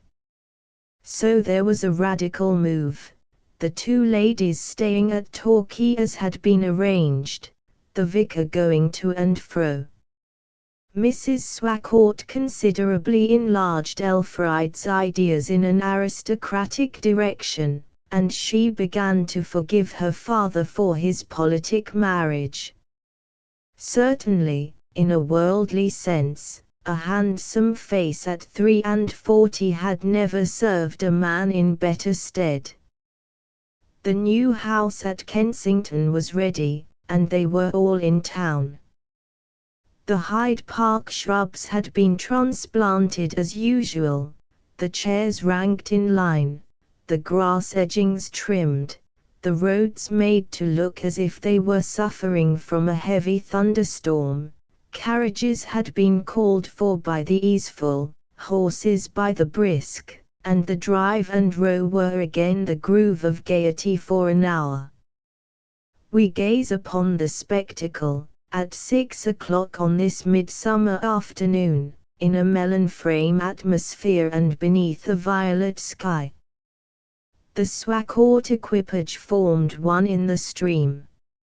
Mrs. Swacourt was a talker of talk of the incisive kind, which her low musical voice, the only beautiful point in the old woman, prevented from being wearisome. Now she said to Elfride, who, like Aeneas at Carthage, was full of admiration for the brilliant scene, "You will find that our companionless state will give us, as it does everybody, an extraordinary power in reading the features of our fellow creatures here. I always am a listener in such places as these, not to the narratives told by my neighbors' tongues, but by their faces, the advantage of which is, that whether I am in Row, Boulevard, Rialto, or Prado, they all speak the same language. I may have acquired some skill in this practice through having been an ugly lonely woman for so many years, with nobody to give me information, a thing you will not consider strange when the parallel case is borne in mind, how truly people who have no clocks will tell the time of day. That they will, said Mr. Swacourt corroboratively, I have known laboring men at Endlestow and other farms who had framed complete systems of observation for that purpose. By means of shadows, winds, clouds, the movements of sheep and oxen, the singing of birds, the crowing of cocks, and 100 other sights and sounds which people with watches in their pockets never know the existence of, they are able to pronounce within 10 minutes of the hour almost at any required instant. That reminds me of an old story which I'm afraid is too bad to repeat. Here the vicar shook his head and laughed inwardly. Tell it, do, said the ladies. I mustn't quite tell it. That's absurd, said Mrs. Swacourt. It was only about a man who, by the same careful system of observation, was known to deceive persons for more than 2 years into the belief that he kept a barometer by stealth. So exactly did he foretell all changes in the weather by the braying of his ass and the temper of his wife. Elfride laughed. Exactly, said Mrs. Swacourt. And in just the way that those learned the signs of nature, I have learned the language of her illegitimate sister, artificiality, and the fibbing of eyes, the contempt of nose tips, the indignation of back hair, the laughter of clothes, the cynicism of footsteps, and the various emotions lying in walking stick twirls, hat liftings, the elevation of parasols, the carriage of umbrellas, become as ABC to me. Just look at that daughter's sister class of mamma in the carriage across there, she continued to Elfride, pointing with merely a turn of her eye. The absorbing self-consciousness of her position that is shown by her countenance is most humiliating to a lover of one's country. You would hardly believe, would you, that members of a fashionable world, whose professed zero is far above the highest degree of the humble, could be so ignorant of the elementary instincts of reticence? How? Why, to bear on their faces, as plainly as on a phylactery, the inscription, "Do, pray, look at the coronet on my panels." Really, Charlotte, said the vicar, you see as much in faces as Mr. Puff saw in Lord Burleigh's nod. Elfride could not but admire the beauty of her fellow countrywomen, especially since herself and her own few acquaintances had always been slightly sunburnt or marked on the back of the hands by a bramble scratch at this time of the year. And what lovely flowers and leaves they wear in their bonnets, she exclaimed. Oh yes, returned Mrs. Swacourt. Some of them are even more striking in color than any real ones. Look at that beautiful rose worn by the lady inside the rails. Elegant vine tendrils introduced upon the stem as an improvement upon prickles, and all growing so naturally just over her ear. I say growing advisedly, for the pink of the petals and the pink of her handsome cheeks are equally from nature's hand to the eyes of the most casual observer. But praise them a little, they do deserve it, said generous Elfride. Well, I do. See how the Duchess of waves to and fro in her seat, utilizing the sway of her landau by looking around only when her head is swung forward, with a passive pride which forbids a resistance to the force of circumstance. Look at the pretty pout on the mouths of that family there, retaining no traces of being arranged beforehand, so well is it done. Look at the demure close of the little fists holding the parasols, the tiny alert thumb, sticking up erect against the ivory stem as knowing as can be, the satin of the parasol invariably matching the complexion of the face beneath it, yet seemingly by an accident, which makes the thing so attractive. There's the red book lying on the opposite seat, bespeaking the vast numbers of their acquaintance. And I particularly admire the aspect of that abundantly daughted woman on the other side. I mean her look of unconsciousness that the girls are stared at by the walkers, and above all the look of the girls themselves, losing their gaze in the depths of handsome men's eyes without appearing to notice whether they are observing masculine eyes or the leaves of the trees. There's praise for you. But I am only jesting, child, you know that. Ph, how warm it is, to be sure, said Mr. Swacourt, as if his mind were a long distance from all he saw. I declare that my watch is so hot that I can scarcely bear to touch it to see what the time is, and all the world smells like the inside of a hat. How the men stare at you, Elfried, said the elder lady. You will kill me quite, I am afraid. Kill you? As a diamond kills an opal in the same setting. I have noticed several ladies and gentlemen looking at me, said Elfried artlessly, showing her pleasure at being observed. My dear, you mustn't say gentlemen nowadays, her stepmother answered in the tones of arch concern that so well became her ugliness. We have handed over gentlemen to the lower middle class, where the word is still to be heard at tradesmen's balls and provincial tea parties, I believe. It is done with here.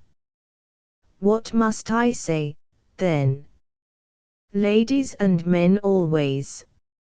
At this moment appeared in the stream of vehicles moving in the contrary direction a chariot presenting in its general surface the rich indigo hue of a midnight sky, the wheels and margins being picked out in delicate lines of ultramarine. The servants' liveries were dark blue coats and silver lace, and breeches of neutral Indian red. The whole concern formed an organic whole, and moved along behind a pair of dark chestnut geldings, who advanced in an indifferently zealous trot, very daintily performed, and occasionally shrugged divers points of their veiny surface as if they were rather above the business. In this sat a gentleman with no decided characteristics more than that he somewhat resembled a good-natured commercial traveller of the superior class.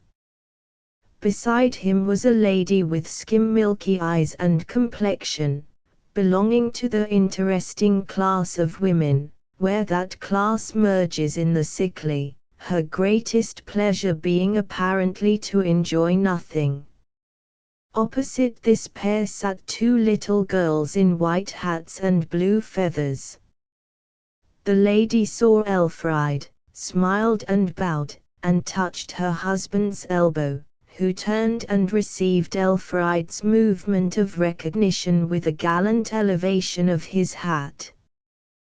Then the two children held up their arms to Elfried, and laughed gleefully. Who is that? Why, Lord Lucullian, isn't it? Said Mrs. Swacourt, who with the vicar had been seated with her back towards them. Yes, replied Elfried. He is the one man of those I have seen here whom I consider handsomer than Papa. Thank you, dear, said Mr. Swacourt. Yes, but your father is so much older. When Lord Lucullian gets a little further on in life, he won't be half so good-looking as our man. Thank you, dear, likewise, said Mr. Swacourt. See, exclaimed Elfried, still looking towards them, how those little dears want me. Actually one of them is crying for me to come. We were talking of bracelets just now. Look at Lady Lucullian, said Mrs. Swacourt, as that Baroness lifted up her arm to support one of the children. It is slipping up her arm, too large by half. I hate to see daylight between a bracelet and a wrist. I wonder women haven't better taste. It is not on that account, indeed, Elfried expostulated. It is that her arm has got thin, poor thing. You cannot think how much she has altered in this last 12-month. The carriages were now nearer together, and there was an exchange of more familiar greetings between the two families. Then the Lucullians crossed over and drew up under the plane trees, just in the rear of the Swacourts. Lord Lucullian alighted, and came forward with a musical laugh. It was his attraction as a man. People liked him for those tones, and forgot that he had no talents. Acquaintances remembered Mr. Swacourt by his manner. They remembered Stephen Smith by his face, Lord Lucullian by his laugh. Mr. Swacourt made some friendly remarks, among others things upon the heat. Yes, said Lord Lucullian, we were driving by a furious window this afternoon, and the sight filled us all with such a sense of suffocation that we were glad to get away. Ha ha! He turned to Elfried. Miss Swacourt, I have hardly seen or spoken to you since your literary feat was made public.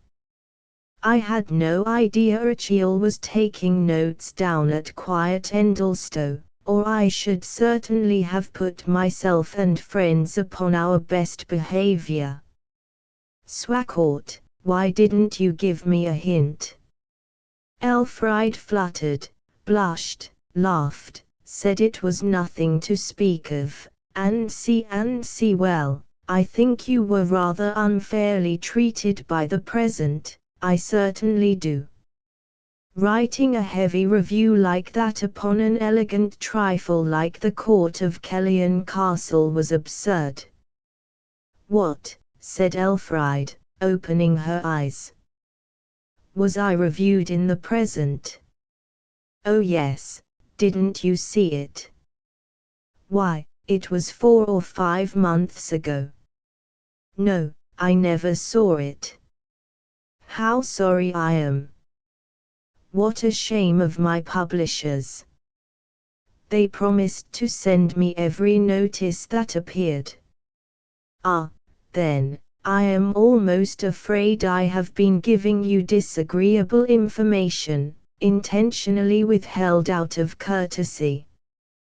Depend upon it, they thought no good would come of sending it, and so would not pain you unnecessarily. Oh no, I am indeed glad you have told me, Lord Lucullian. It is quite a mistaken kindness on their part. Is the review so much against me? She inquired tremulously. No, not that exactly, though I almost forget its exact purport now. It was merely sharp, you know, ungenerous, I might say. But really my memory does not enable me to speak decidedly. We'll drive to the present office, and get one directly, shall we, Papa? If you are so anxious, dear, we will, or send. But tomorrow will do. And do oblige me in a little matter now, Elfried, said Lord Lucullian warmly, and looking as if he were sorry he had brought news that disturbed her. I am in reality sent here as a special messenger by my little Polly and Katy to ask you to come into our carriage with them for a short time. I am just going to walk across into Piccadilly, and my wife is left alone with them. I am afraid they are rather spoiled children, but I have half promised them you shall come." The steps were let down, and Elfride was transferred, to the intense delight of the little girls, and to the mild interest of loungers with red skins and long necks, who cursorily eyed the performance with their walking sticks to their lips, occasionally laughing from far down their throats and with their eyes, their mouths not being concerned in the operation at all. Lord Lucullian then told the coachman to drive on, lifted his hat, smiled a smile that missed its mark and alighted on a total stranger, who bowed in bewilderment. Lord Lucullian looked long at Elfride. The look was a manly, open, and genuine look of admiration, a momentary tribute of a kind which any honest Englishman might have paid to fairness without being ashamed of the feeling, or permitting it to encroach in the slightest degree upon his emotional obligations as a husband and head of a family. Then Lord Lucullian turned away, and walked musingly to the upper end of the promenade. Mr. Swacourt had alighted at the same time with Elfride, crossing over to the Row for a few minutes to speak to a friend he recognized there, and his wife was thus left sole tenant of the carriage. Now, whilst this little act had been in course of performance, there stood among the promenading spectators a man of somewhat different description from the rest. Behind the general throng, in the rear of the chairs, and leaning against the trunk of a tree, he looked at Elfride with quiet and critical interest. 3 points about this unobtrusive person showed promptly to the exercised eye that he was not a Roman per sang. First, an irrepressible wrinkle or two in the waist of his frock coat, denoting that he had not damned his tailor sufficiently to drive that tradesman up to the orthodox high pressure of cunning workmanship. Second, a slight slovenliness of umbrella, occasioned by its owner's habit of resting heavily upon it, and using it as a veritable walking stick, instead of letting its point touch the ground in the most coquettish of kisses, as is the proper Row manner to do. Third, and chief reason, that try how you might, you could scarcely help supposing, on looking at his face, that your eyes were not far from a well-finished mind, instead of the well-finished skinned praetorian Nile, which is by rights the mark of the Row. The probability is that, had not Mrs. Swacourt been left alone in her carriage under the tree, this man would have remained in his unobserved seclusion. But seeing her thus, he came round to the front, stooped under the rail, and stood beside the carriage door.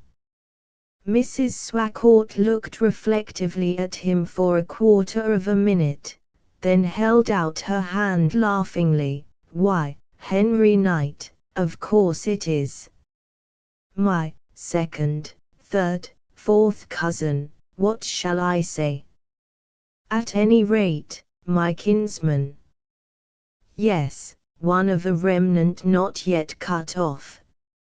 I scarcely was certain of you, either, from where I was standing. I have not seen you since you first went to Oxford. Consider the number of years. You know, I suppose, of my marriage." And there sprang up a dialogue concerning family matters of birth, death, and marriage, which it is not necessary to detail. Knight presently inquired. The young lady who changed into the other carriage is, then, your stepdaughter? Yes, Elfried. You must know her. And who was the lady in the carriage? Elfried entered, who had an ill-defined and watery look, as if she were only the reflection of herself in a pool. Lady Lucellian, very weakly, Elfried says. My husband is remotely connected with them, but there is not much intimacy on account of. However, Henry, you'll come and see us, of course. 24 Chevron Square. Come this week. We shall only be in town a week or two longer. Let me see. I've got to run up to Oxford tomorrow, where I shall be for several days, so that I must, I fear, lose the pleasure of seeing you in London this year. Then come to Endlestowe. Why not return with us? I am afraid if I were to come before August I should have to leave again in a day or two. I should be delighted to be with you at the beginning of that month, and I could stay a nice long time. I have thought of going westward all the summer. Very well. Now remember that's a compact. And won't you wait now and see Mr. Swacourt? He will not be away 10 minutes longer. No, I'll beg to be excused, for I must get to my chambers again this evening before I go home. Indeed, I ought to have been there now. I have such a press of matters to attend to just at present. You will explain to him, please. Goodbye. And let us know the day of your appearance as soon as you can. I will. Chapter 15 A Wandering Voice. Though sheer and intelligible griefs are not charmed away by being confided to mere acquaintances, the process is a palliative to certain ill humours. Among these, perplexed vexation is one, a species of trouble which, like a stream, gets shallower by the simple operation of widening it in any quarter. On the evening of the day succeeding that of the meeting in the park, Elfried and Mrs. Swacourt were engaged in conversation in the dressing-room of the latter. Such a treatment of such a case was in course of adoption here. Elfried had just before received an affectionate letter from Stephen Smith in Bombay, which had been forwarded to her from Endlestowe. But since this is not the case referred to, it is not worthwhile to pry further into the contents of the letter than to discover that, with rash though pardonable confidence in coming times, he addressed her in high spirits as his darling future wife. Probably there cannot be instanced a briefer and surer rule of thumb test of a man's temperament, sanguine or cautious, than this. Did he or does he antedate the word wife in corresponding with a sweetheart he honestly loves? She had taken this epistle into her own room, read a little of it, then saved the rest for tomorrow, not wishing to be so extravagant as to consume the pleasure all at once. Nevertheless, she could not resist the wish to enjoy yet a little more, so out came the letter again, and in spite of misgivings as to prodigality the whole was devoured. The letter was finally reperused and placed in her pocket. What was this? Also a newspaper for Elfried, which she had overlooked in her hurry to open the letter. It was the old number of the Present, containing the article upon her book, forwarded as had been requested. Elfried had hastily read it through. shrunk perceptibly smaller, and had then gone with the paper in her hand to Mrs. Swacourt's dressing room, to lighten or at least modify her vexation by a discriminating estimate from her stepmother. She was now looking disconsolately out of the window. "Never mind, my child," said Mrs. Swacourt after a careful perusal of the matter indicated. "I don't see that the review is such a terrible one, after all. Besides, everybody has forgotten about it by this time. I'm sure the opening is good enough for any book ever written.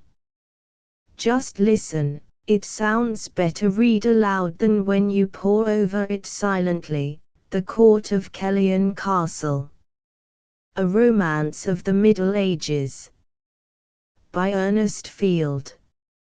In the belief that we were for a while escaping the monotonous repetition of wearisome details in modern social scenery, analyses of uninteresting character, or the unnatural unfoldings of a sensation plot, we took this volume into our hands with a feeling of pleasure. We were disposed to beguile ourselves with the fancy that some new change might possibly be rung upon donjon keeps, chain and plate armor, deeply scarred cheeks, tender maidens disguised as pages, to which we had not listened long ago. Now, that's a very good beginning, in my opinion, and one to be proud of having brought out of a man who has never seen you." "Ah, yes," murmured Elfried woefully. "But, then, see further on." "Well, the next bit is rather unkind, I must own," said Mrs. Swacourt, "and read on." "Instead of this we found ourselves in the hands of some young lady, hardly arrived at years of discretion, to judge by the silly device it has been thought worthwhile to adopt on the title page, with the idea of disguising her sex." "I am not silly," said Elfried indignantly. "He might have called me anything but that." "You are not, indeed." "Well, Hands of a Young Lady, whose chapters are simply devoted to impossible tournaments, towers, and escapades, which read like flat copies of like scenes in the stories of Mr. G.P.R. James, and the most unreal portions of Ivanhoe. The bait is so palpably artificial that the most credulous gudgeon turns away. Now, my dear, I don't see overmuch to complain of in that. It proves that you were clever enough to make him think of Sir Walter Scott, which is a great deal. Oh yes, though I cannot romance myself, I am able to remind him of those who can." Elfried intended to hurl these words sarcastically at her invisible enemy, but as she had no more satirical power than a wood pigeon, they merely fell in a pretty murmur from lips shaped to a pout. "Certainly, and that's something. Your book is good enough to be bad in an ordinary literary manner, and doesn't stand by itself in a melancholy position altogether worse than a saleable dot. That interest in an historical romance may nowadays have any chance of being sustained, it is indispensable that the reader find himself under the guidance of some nearly extinct species of legendary, who, in addition to an impulse towards antiquarian research and an unweakened faith in the medieval halo, shall possess an inventive faculty, in which delicacy of sentiment is far overtopped by a power of welding to stirring incident a spirited variety of the elementary human passions. Well, that long-winded effusion doesn't refer to you at all, Elfried, merely something put in to fill up. Let me see, when does he come to you again? Not till the very end, actually. Here you are finally polished off, but to return to the little work we have used as the text of this article. We are far from altogether disparaging the author's powers. She has a certain versatility that enables her to use with effect a style of narration peculiar to herself, which may be called a murmuring of delicate emotional trifles, the particular gift of those to whom the social sympathies of a peaceful time are as daily food. Hence, where matters of domestic experience, and the natural touches which make people real, can be introduced without anachronisms too striking, she is occasionally felicitous, and upon the whole we feel justified in saying that the book will bear looking into for the sake of those portions which have nothing whatever to do with the story. Well, I suppose it is intended for satire, but don't think anything more of it now, my dear. It is 7 o'clock. And Mrs. Swacourt rang for her maid. Attack is more piquant than concord. Stephen's letter was concerning nothing but oneness with her, the review was the very reverse. And a stranger with neither name nor shape, age nor appearance, but a mighty voice, is naturally rather an interesting novelty to a lady he chooses to address. When Elfride fell asleep that night she was loving the writer of the letter, but thinking of the writer of that article. Chapter 16. Then fancy shapes, as fancy can. On a day about 3 weeks later, the Swacourt trio were sitting quietly in the drawing-room of the Craggs, Mrs. Swacourt's house at Endlestowe, chatting, and taking easeful survey of their previous month or two of town, a tangible weariness even to people whose acquaintances there might be counted on the fingers.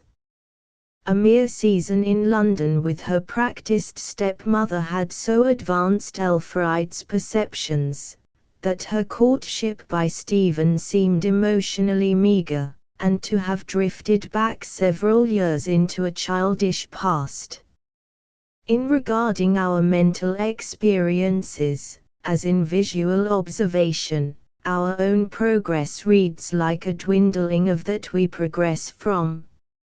She was seated on a low chair, looking over her romance with melancholy interest for the first time since she had become acquainted with the remarks of the present thereupon. Still thinking of that reviewer, Elf. Not of him personally, but I am thinking of his opinion. Really, on looking into the volume after this long time has elapsed, he seems to have estimated one part of it fairly enough. No, I wouldn't show the white feather now. Fancy that of all people in the world the writer herself should go over to the enemy. How shall Monmouth's men fight when Monmouth runs away? I don't do that. But I think he is right in some of his arguments, the wrong in others. And because he has some claim to my respect, I regret all the more that he should think so mistakenly of my motives in 1 or 2 instances. It is more vexing to be misunderstood than to be misrepresented, and he misunderstands me. I cannot be easy whilst a person goes to rest night after night attributing to me intentions I never had. He doesn't know your name, or anything about you. And he has doubtless forgotten there is such a book in existence by this time. I myself should certainly like him to be put right upon 1 or 2 matters, said the vicar, who had hitherto been silent. You see, critics go on writing, and are never corrected or argued with, and therefore are never improved. Papa, said Elfried, brightening, write to him. I would as soon write to him as look at him, for the matter of that, said Mr. Swakourt. Do. And say, the young person who wrote the book did not adopt a masculine pseudonym in vanity or conceit, but because she was afraid it would be thought presumptuous to publish her name, and that she did not mean the story for such as he, but as a sweetener of history for young people, who might thereby acquire a taste for what went on in their own country hundreds of years ago, and be tempted to dive deeper into the subject. Oh, there is so much to explain, I wish I might write myself. Now, Elf, I'll tell you what we will do, answered Mr. Swakourt, tickled with a sort of bucolic humor at the idea of criticizing the critic. You shall write a clear account of what he is wrong in, and I will copy it and send it as mine. Yes, now, directly, said Elfried, jumping up. When will you send it, Papa? Oh, in a day or two, I suppose, he returned. Then the vicar paused and slightly yawned, and in the manner of elderly people began to cool from his ardor for the undertaking now that it came to the point. But, really, it is hardly worth while, he said. Oh, Papa, said Elfried, with much disappointment. You said you would, and now you won't. That is not fair. But how can we send it if we don't know whom to send it to? If you really want to send such a thing, it can easily be done, said Mrs. Swakourt, coming to her stepdaughter's rescue.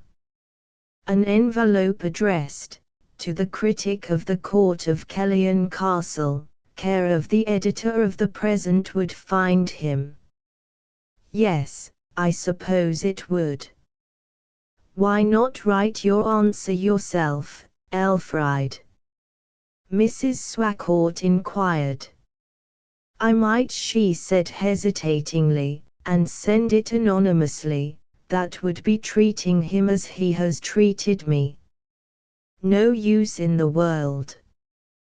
But I don't like to let him know my exact name. Suppose I put my initials only. The less you are known, the more you are thought of. Yes, you might do that. Elfried set to work there and then. Her one desire for the last fortnight seemed likely to be realized.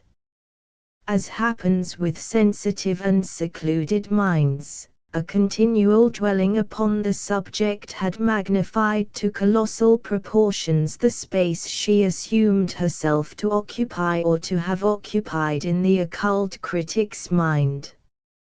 At noon and at night she had been pestering herself with endeavors to perceive more distinctly his conception of her as a woman apart from an author, whether he really despised her, whether he thought more or less of her than of ordinary young women who never ventured into the fire of criticism at all. Now she would have the satisfaction of feeling that at any rate he knew her true intent in crossing his path, and annoying him so by her performance, and be taught perhaps to despise it a little less. 4 days later an envelope, directed to Miss Swakourt in a strange hand, made its appearance from the post-bag. Oh, said Elfried, her heart sinking within her.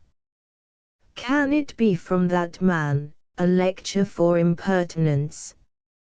And actually one for Mrs. Swakourt in the same handwriting. She feared to open hers. Yet how can he know my name? No, it is somebody else. Nonsense, said her father grimly. You sent your initials, and the directory was available. Though he wouldn't have taken the trouble to look there unless he had been thoroughly savage with you.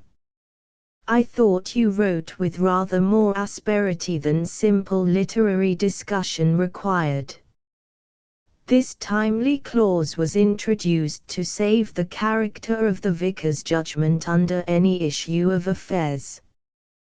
Well, here I go, said Elfried, desperately tearing open the seal. To be sure, of course, exclaimed Mrs. Swacourt, and looking up from her own letter. Christopher, I quite forgot to tell you, when I mentioned that I had seen my distant relative, Harry Knight, that I invited him here for whatever length of time he could spare. And now he says he can come any day in August. Right, and say the first of the month, replied the indiscriminate vicar. She read on, goodness me, and that isn't all. He is actually the reviewer of Elfried's book. How absurd, to be sure. I had no idea he reviewed novels or had anything to do with the present. He is a barrister, and I thought he only wrote in the quarterlies. Why, Elfried, you have brought about an odd entanglement. What does he say to you? Elfried had put down her letter with a dissatisfied flush on her face. I don't know. The idea of his knowing my name and all about me, why, he says nothing particular, only this, my dear madam, though I am sorry that my remarks should have seemed harsh to you, it is a pleasure to find that they have been the means of bringing forth such an ingeniously argued reply. Unfortunately, it is so long since I wrote my review, that my memory does not serve me sufficiently to say a single word in my defense, even supposing there remains one to be said, which is doubtful. You will find from a letter I have written to Mrs. Swacourt, that we are not such strangers to each other as we have been imagining. Possibly, I may have the pleasure of seeing you soon, when any argument you choose to advance shall receive all the attention it deserves. That is dim sarcasm, I know it is. Oh no, Elfried. And then, his remarks didn't seem harsh, I mean I did not say so. He thinks you are in a frightful temper, said Mr. Swacourt, chuckling in undertones. And he will come and see me, and find the authoress as contemptible in speech as she has been impertinent in manner. I do heartily wish I had never written a word to him. Never mind, said Mrs. Swacourt, also laughing in low quiet jerks, it will make the meeting such a comical affair, and afford splendid by-play for your father and myself. The idea of our running our heads against Harry Knight all the time. I cannot get over that. The vicar had immediately remembered the name to be that of Stephen Smith's preceptor and friend, but having ceased to concern himself in the matter he made no remark to that effect, consistently forbearing to allude to anything which could restore recollection of the, to him, disagreeable mistake with regard to poor Stephen's lineage and position. Elfried had of course perceived the same thing, which added to the complication of relationship a mesh that her stepmother knew nothing of. The identification scarcely heightened Knight's attractions now, though a 12-month ago she would only have cared to see him for the interest he possessed as Stephen's friend. Fortunately for Knight's advent, Such a reason for welcome had only begun to be awkward to her at a time when the interest he had acquired on his own account made it no longer necessary.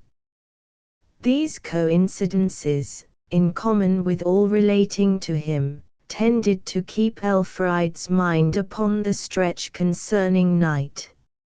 As was her custom when upon the horns of a dilemma, she walked off by herself among the laurel bushes, and there, standing still and splitting up a leaf without removing it from its stalk, fetched back recollections of Stephen's frequent words in praise of his friend, and wished she had listened more attentively. Then, still pulling the leaf, she would blush at some fancied mortification that would accrue to her from his words when they met, in consequence of her intrusiveness, as she now considered it, in writing to him. The next development of her meditations was the subject of what this man's personal appearance might be. Was he tall or short, dark or fair, gay or grim? She would have asked Mrs. Swacourt but for the risk she might thereby incur of some teasing remark being returned. Ultimately Elfride would say, "Oh, what a plague that review is to me," and turn her face to where she imagined India lay, and murmur to herself, "Ah, my little husband, what are you doing now? Let me see, where are you? South, east, where?" "Behind that hill, ever so far behind." Chapter 17. Her welcome, spoke in faltering phrase. "There is Henry Knight, I declare," said Mrs. Swacourt one day. They were gazing from the jutting angle of a wild enclosure not far from the crags, which almost overhung the valley already described as leading up from the sea and little port of Castle Buttrell. The stony escarpment upon which they stood had the contour of a man's face, and it was covered with furs as with a beard. People in the field above were preserved from an accidental roll down these prominences and hollows by a hedge on the very crest, which was doing that kindly service for Elfride and her mother now. Scrambling higher into the hedge and stretching her neck further over the furze, Elfride beheld the individual signified. He was walking leisurely along the little green path at the bottom, beside the stream, a satchel slung upon his left hip, a stout walking stick in his hand, and a brown holland sun hat upon his head. The satchel was worn and old, and the outer polished surface of the leather was cracked and peeling off. Night, having arrived over the hills to Castle Buttrell upon the top of a crazy omnibus, preferred to walk the remaining 2 miles up the valley, leaving his luggage to be brought on. Behind him wandered, helter-skelter, a boy of whom Night had briefly inquired the way to Endlestowe, and by that natural law of physics which causes lesser bodies to gravitate towards the greater, this boy had kept near to Night, and trotted like a little dog close at his heels, whistling as he went, with his eyes fixed upon Night's boots as they rose and fell. When they had reached a point precisely opposite that in which Mrs. and Miss Swacourt lay in ambush, Night stopped and turned round. "Look here, my boy," he said. The boy parted his lips, opened his eyes, and answered nothing. "Here's 6pence for you, on condition that you don't again come within 20 yards of my heels, all the way up the valley." The boy, who apparently had not known he had been looking at Night's heels at all, took the 6pence mechanically, and Night went on again, wrapped in meditation. A nice voice, Elfried thought, but what a singular temper. Now we must get indoors before he ascends the slope, said Mrs. Swacourt softly. And they went across by a short cut over a stile, entering the lawn by a side door, and so on to the house. Mr. Swacourt had gone into the village with the curate, and Elfried felt too nervous to await their visitor's arrival in the drawing-room with Mrs. Swacourt. So that when the elder lady entered, Elfried made some pretense of perceiving a new variety of crimson geranium, and lingered behind among the flower beds. There was nothing gained by this, after all, she thought, and a few minutes after boldly came into the house by the glass side door. She walked along the corridor, and entered the drawing-room. Nobody was there. A window at the angle of the room opened directly into an octagonal conservatory, enclosing the corner of the building. From the conservatory came voices in conversation, Mrs. Swacourt's and the stranger's. She had expected him to talk brilliantly. To her surprise, he was asking questions in quite a learner's manner, on subjects connected with the flowers and shrubs that she had known for years. When after the lapse of a few minutes he spoke at some length, she considered there was a hard square decisiveness in the shape of his sentences, as if, unlike her own and Stephen's, they were not there and then newly constructed, but were drawn forth from a large store ready-made. They were now approaching the window to come in again. "That is a flesh-colored variety," said Mrs. Swacourt. "But oleanders, though they are such bulky shrubs, are so very easily wounded as to be unprunable, giants with the sensitiveness of young ladies. Oh, here is Elfried." Elfried looked as guilty and crestfallen as Lady Teazle at the dropping of the screen. Mrs. Swacourt presented him half comically, and Knight in a minute or two placed himself beside the young lady. A complexity of instincts checked Elfried's conventional smiles of complaisance and hospitality, and, to make her still less comfortable, Mrs. Swacourt immediately afterwards left them together to seek her husband. Mr. Knight, however, did not seem at all incommoded by his feelings, and he said with light easefulness, "So, Miss Swacourt, I have met you at last. You escaped me by a few minutes only when we were in London." "Yes. I found that you had seen Mrs. Swacourt. And now Review and Reviewed are face to face," he added unconcernedly. "Yes, though the fact of your being a relation of Mrs. Swacourt's takes off the edge of it. It was strange that you should be one of her family all the time." Elfried began to recover herself now, and to look into Knight's face. "I was merely anxious to let you know my real meaning in writing the book, extremely anxious.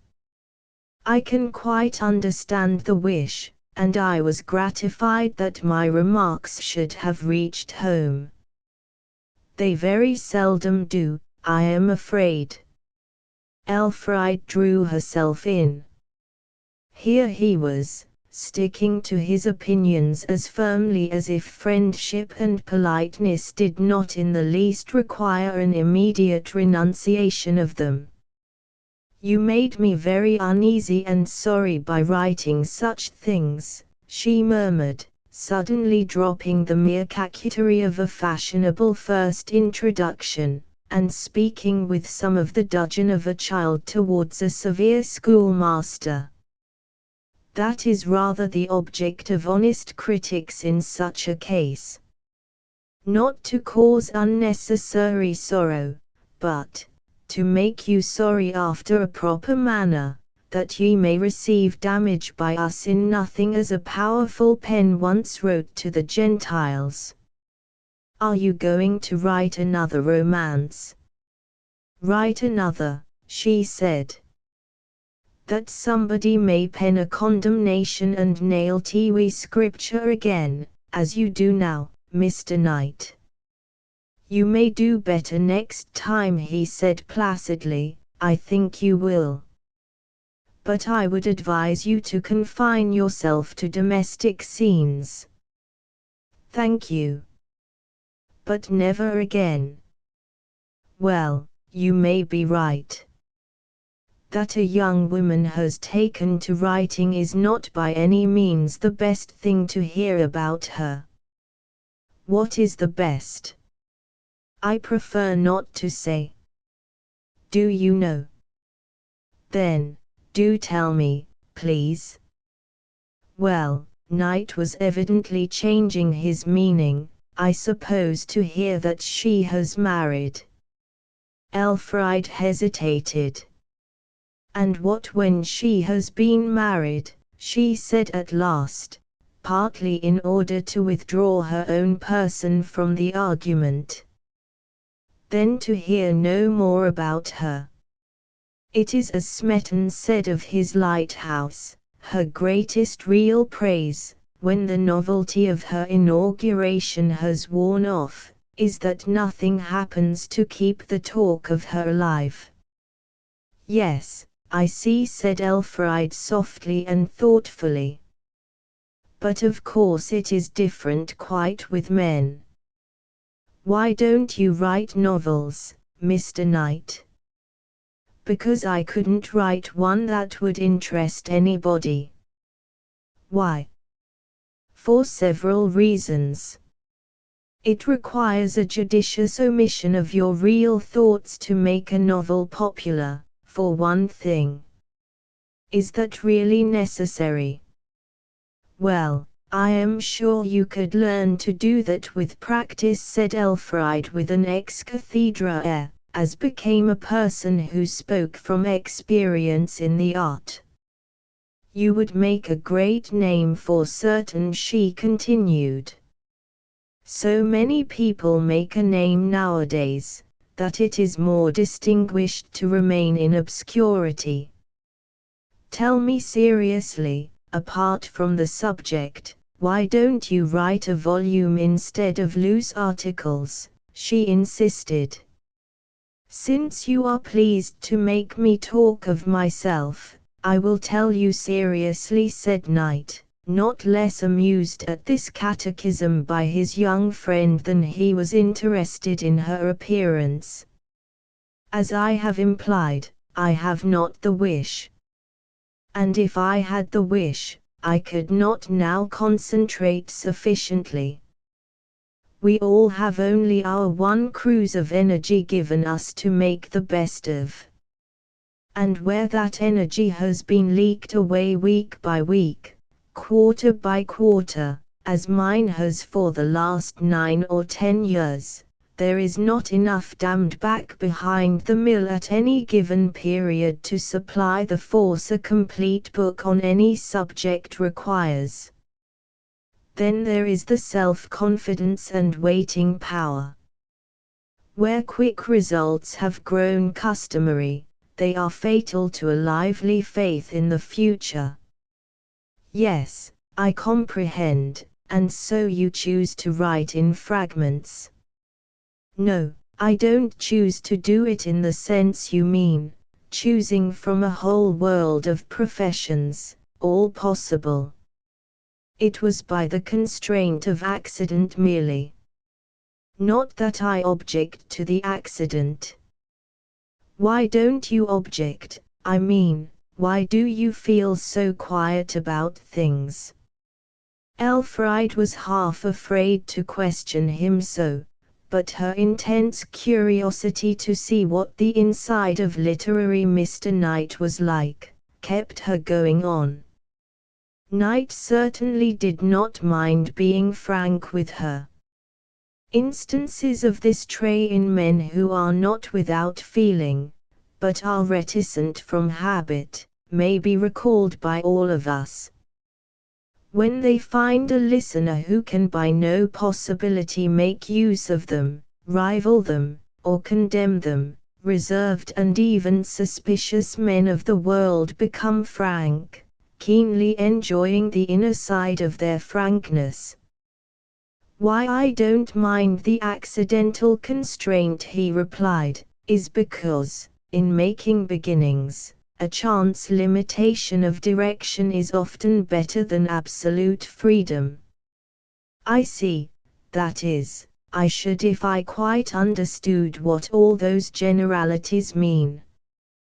Why, this, that an arbitrary foundation for one's work, which no length of thought can alter, leaves the attention free to fix itself on the work itself, and make the best of it. Lateral compression forcing altitude, as would be said in that tongue, she said mischievously. And I suppose where no limit exists, as in the case of a rich man with a wide taste who wants to do something, it will be better to choose a limit capriciously than to have none. Yes, he said meditatively. I can go as far as that. Well, resumed Elfried, I think it better for a man's nature if he does nothing in particular. There is such a case as being obliged to. Yes, yes, I was speaking of when you are not obliged for any other reason than delight in the prospect of fame.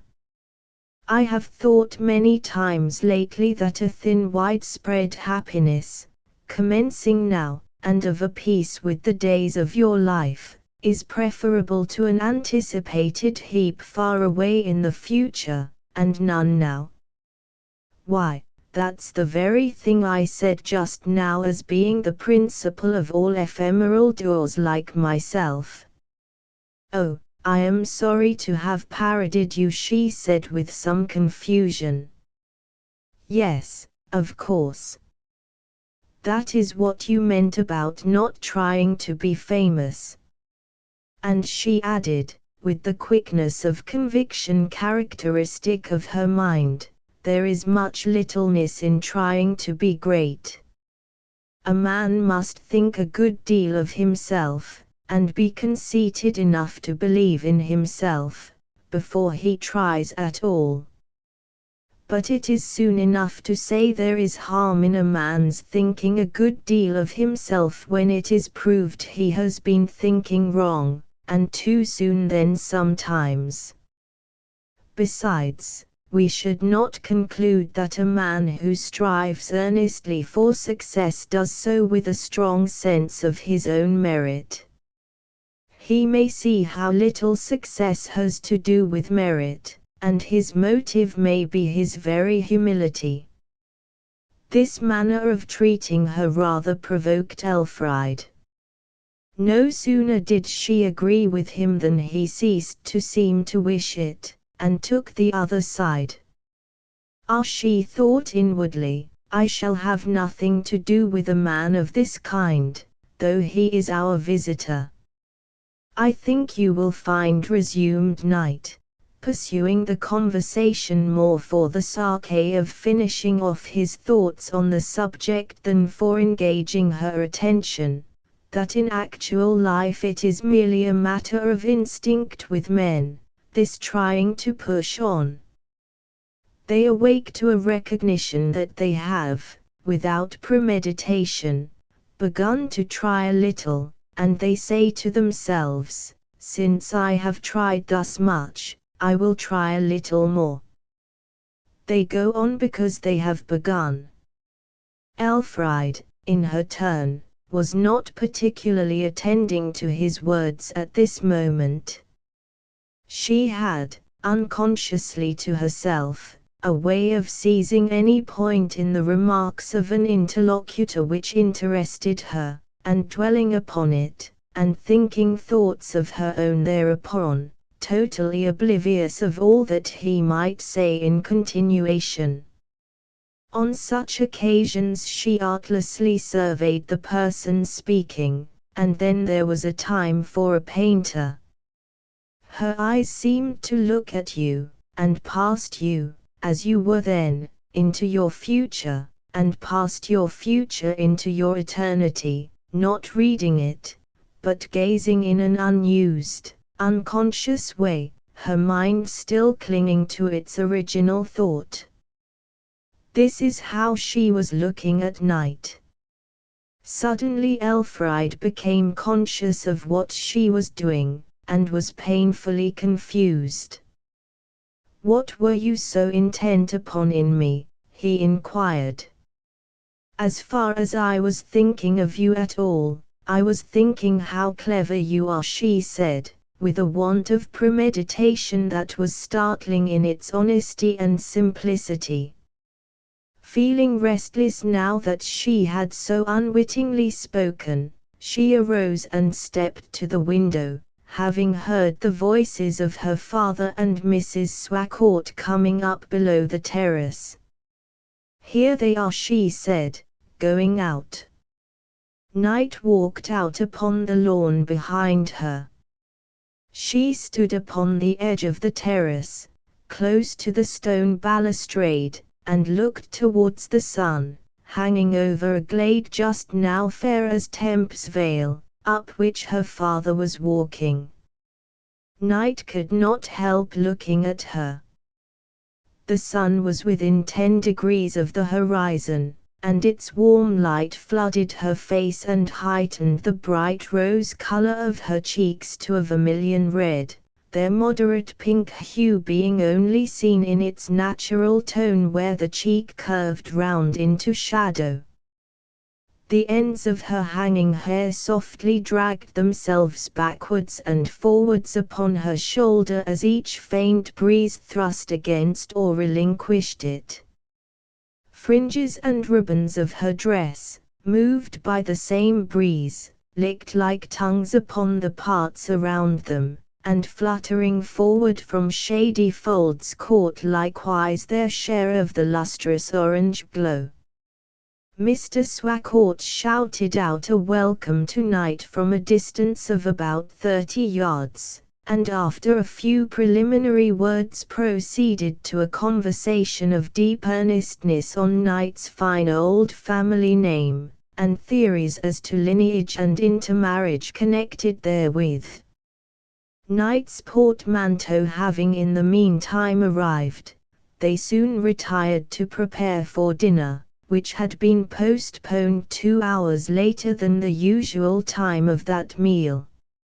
An arrival was an event in the life of Elfried, now that they were again in the country, and that of Night necessarily an engrossing one. And that evening she went to bed for the first time without thinking of Stephen at all.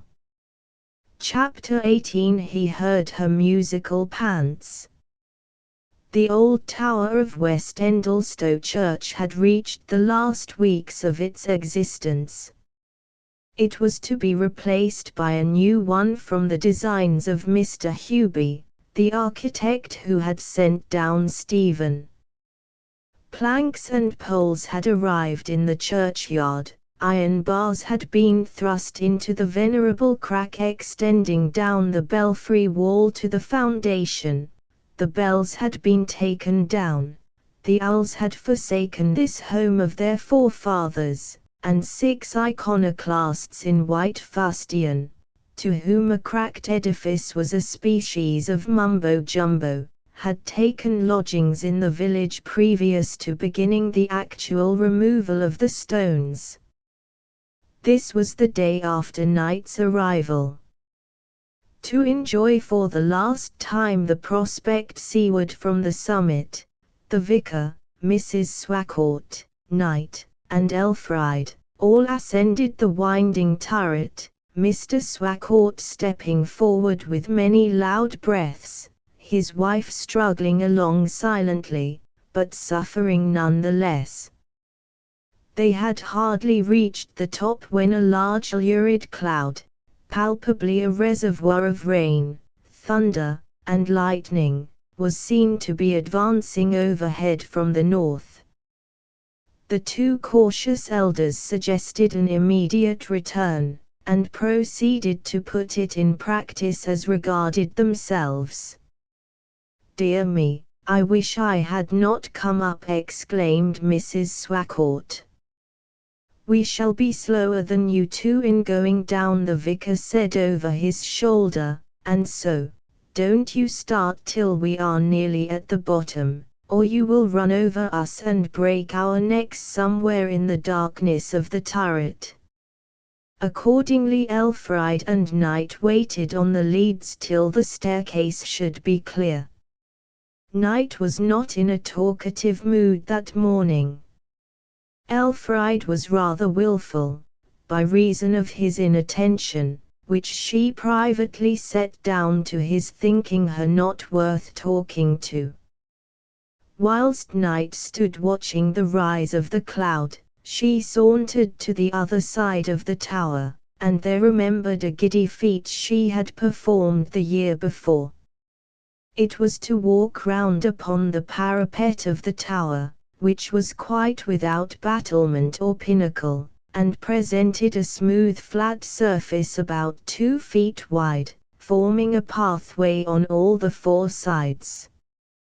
Without reflecting in the least upon what she was doing, she now stepped upon the parapet in the old way, and began walking along. "We are down, Cousin Henry," cried Mrs. Swacourt up the turret. "Follow us when you like." Knight turned and saw Elfried beginning her elevated promenade. His face flushed with mingled concern and anger at her rashness. "I certainly gave you credit for more common sense," he said. She reddened a little and walked on. "Miss Swacourt, I insist upon your coming down," he exclaimed. "I will in a minute. I am safe enough. I have done it often." At that moment, by reason of a slight perturbation his words had caused in her, Elfried's foot caught itself in a little tuft of grass growing in a joint of the stonework, and she almost lost her balance. Knight sprang forward with a face of horror. By what seemed the special interposition of a considerate providence she tottered to the inner edge of the parapet instead of to the outer, and reeled over upon the lead roof 2 or 3 feet below the wall. Knight seized her as in a vice, and he said, panting, "That ever I should have met a woman fool enough to do a thing of that kind. Good God, you ought to be ashamed of yourself."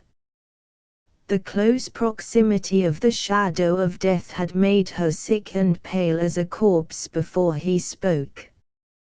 Already lowered to that state, his words completely overpowered her, and she swooned away as he held her. Elfried's eyes were not closed for more than 40 seconds. She opened them, and remembered the position instantly. His face had altered its expression from stern anger to pity. But his severe remarks had rather frightened her, and she struggled to be free. "If you can stand, of course you may," he said, and loosened his arms. "I hardly know whether most to laugh at your freak or to chide you for its folly." She immediately sank upon the lead work. Knight lifted her again. "Are you hurt?" he said. She murmured an incoherent expression, and tried to smile, saying, with a fitful aversion of her face, "I am only frightened." "Put me down, do put me down." "But you can't walk," said Knight. "You don't know that, how can you?" I am only frightened, I tell you, she answered petulantly, and raised her hand to her forehead. Knight then saw that she was bleeding from a severe cut in her wrist, apparently where it had descended upon a salient corner of the lead work. Elfried, too, seemed to perceive and feel this now for the first time, and for a minute nearly lost consciousness again. Knight rapidly bound his handkerchief round the place, and to add to the complication, the thundercloud he had been watching began to shed some heavy drops of rain. Knight looked up and saw the vicar striding towards the house, and Mrs. Swacourt waddling beside him like a hard-driven duck. "As you are so faint, it will be much better to let me carry you down," said Knight, "or at any rate inside out of the rain." But her objection to be lifted made it impossible for him to support her for more than 5 steps. "This is folly, great folly," he exclaimed, setting her down. "Indeed," she murmured, with tears in her eyes. "I say I will not be carried, and you say this is folly." "So it is."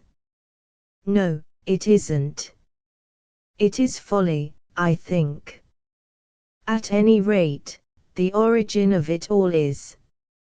I don't agree to it. And you needn't get so angry with me, I am not worth it." "Indeed you are. You are worth the enmity of princes, as was said of such another. Now, then, will you clasp your hands behind my neck, that I may carry you down without hurting you?" "No, no. You had better, or I shall foreclose." "What's that?" "Deprive you of your chance." Elfried gave a little toss. "Now, don't writhe so when I attempt to carry you." "I can't help it." "Then submit quietly." "I don't care." "I don't care," she murmured in languid tones and with closed eyes. He took her into his arms, entered the turret, and with slow and cautious steps descended round and round. Then, with the gentleness of a nursing mother, he attended to the cut on her arm.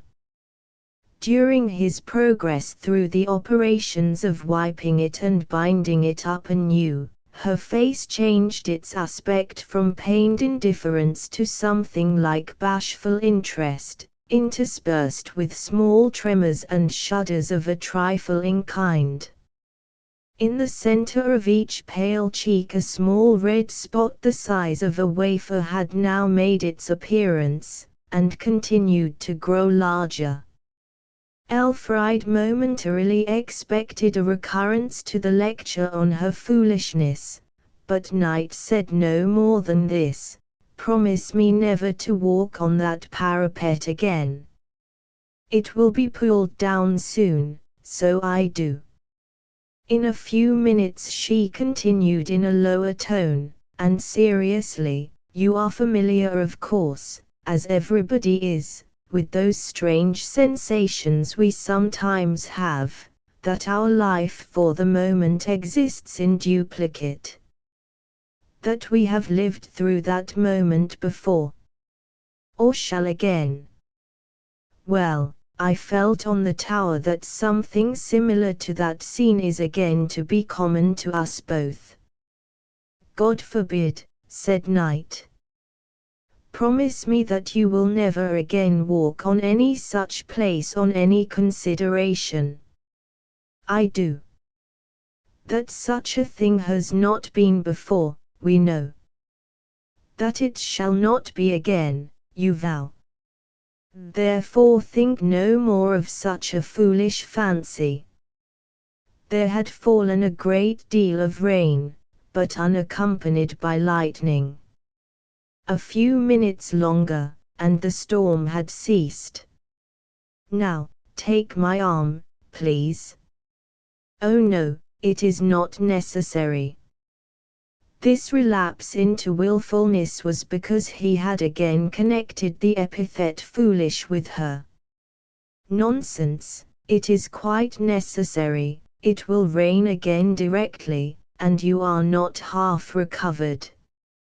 And without more ado Knight took her hand, drew it under his arm, and held it there so firmly that she could not have removed it without a struggle. Feeling like a colt in a halter for the first time, at thus being led along, yet afraid to be angry, it was to her great relief that she saw the carriage coming round the corner to fetch them. Her fall upon the roof was necessarily explained to some extent upon their entering the house, but both forbore to mention a word of what she had been doing to cause such an accident. During the remainder of the afternoon Elfride was invisible, but at dinner time she appeared as bright as ever. In the drawing room, after having been exclusively engaged with Mr. and Mrs. Swacourt through the intervening hour, Knight again found himself thrown with Elfride. She had been looking over a chess problem in one of the illustrated periodicals. "You like chess, Miss Swacourt?" "Yes. It is my favorite scientific game, indeed, excludes every other." "Do you play?" "I have played, though not lately." "Challenge him," Elfride said the vicar heartily. "She plays very well for a lady, Mr. Knight." "Shall we play?" asked Elfride tentatively. "Oh, certainly. I shall be delighted." The game began. Mr. Swacourt had forgotten a similar performance with Stephen Smith the year before. Elfride had not, but she had begun to take for her maxim the undoubted truth that the necessity of continuing faithful to Stephen, without suspicion, dictated a fickle behavior almost as imperatively as fickleness itself, a fact, however, which would give a startling advantage to the latter quality should it ever appear. Knight, by one of those inexcusable oversights which will sometimes afflict the best of players, placed his rook in the arms of one of her pawns. It was her first advantage. She looked triumphant, even ruthless. "By George, what was I thinking of?" said Knight quietly, and then dismissed all concern at his accident. "Club laws we'll have, won't we, Mr. Knight?" said Elfride suasively. "Oh yes, certainly," said Mr. Knight, a thought, however, just occurring to his mind, that he had 2 or 3 times allowed her to replace a man on her, religiously assuring him that such a move was an absolute blunder. She immediately took up the unfortunate rook and the contest proceeded, Elfride having now rather the better of the game. Then he won the exchange, regained his position, and began to press her hard. Elfride grew flurried, and placed her queen on his remaining rook's file. "There, how stupid! Upon my word, I did not see your rook. Of course nobody but a fool would have put a queen there knowingly." She spoke excitedly, half expecting her antagonist to give her back the move. "Nobody, of course," said Knight serenely, and stretched out his hand towards his royal victim. "It is not very pleasant to have it taken advantage of," then she said with some vexation. "Club laws, I think you said," returned Knight blandly, and mercilessly appropriating the queen. She was on the brink of pouting, but was ashamed to show it. Tears almost stood in her eyes. She had been trying so hard, so very hard, thinking and thinking till her brain was in a whirl, and it seemed so heartless of him to treat her so, after all. "I think it is," she began. "What?"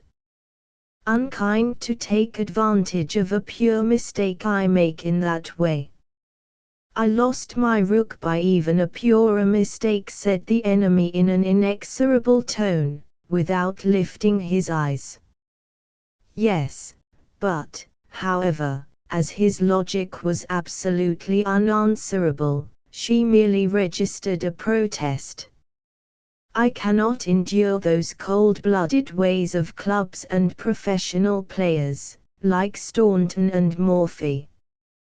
Just as if it really mattered whether you have raised your fingers from a man or no." Knight smiled as pitilessly as before, and they went on in silence. "Checkmate," said Knight. "Another game," said Elfried peremptorily, and looking very warm. "With all my heart," said Knight. "Checkmate," said Knight again at the end of 40 minutes. "Another game," she returned resolutely. "I'll give you the odds of a bishop," Knight said to her kindly. "No, thank you," Elfried replied in a tone intended for courteous indifference, but, as a fact, very cavalier indeed. "Checkmate," said her opponent without the least emotion. Oh, the difference between Elfried's condition of mind now, and when she purposely made blunders that Stephen Smith might win. It was bedtime. Her mind as distracted as if it would throb itself out of her head, she went off to her chamber, full of mortification at being beaten time after time when she herself was the aggressor. Having for 2 or 3 years enjoyed the reputation throughout the globe of her father's brain, which almost constituted her entire world, of being an excellent player, this fiasco was intolerable, for unfortunately the person most dogged in the belief in a false reputation is always that one, the possessor, who has the best means of knowing that it is not true. In bed no sleep came to soothe her, that gentle thing being the very middle of summer, friend in this respect of flying away at the merest troublous cloud. After lying awake till 2 o'clock an idea seemed to strike her. She softly arose, got a light, and fetched a chess praxis from the library. Returning and sitting up in bed, she diligently studied the volume till the clock struck 5, and her eyelids felt thick and heavy. She then extinguished the light and lay down again. "You look pale, Elfried," said Mrs. Swacourt the next morning at breakfast. "Isn't she, Cousin Harry?" A young girl who is scarcely ill at all can hardly help becoming so when regarded as such by all eyes turning upon her at the table in obedience to some remark. Everybody looked at Elfried.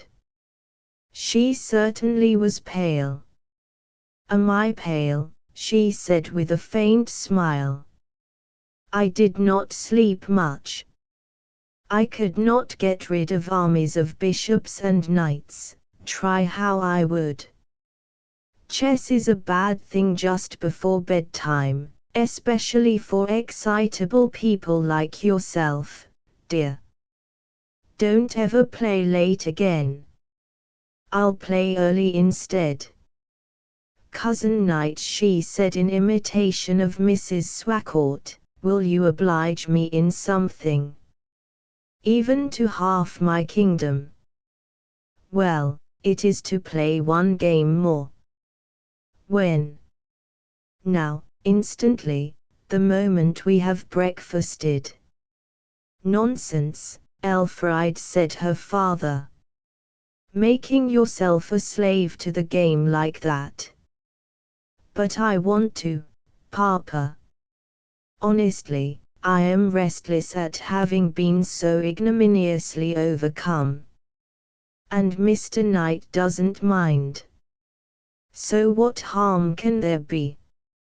Let us play, by all means, if you wish it, said Knight.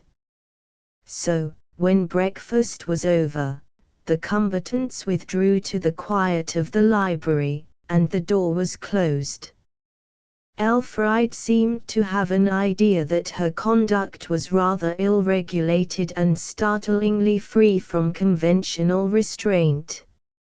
And worse, she fancied upon Knight's face a slightly amused look at her proceedings.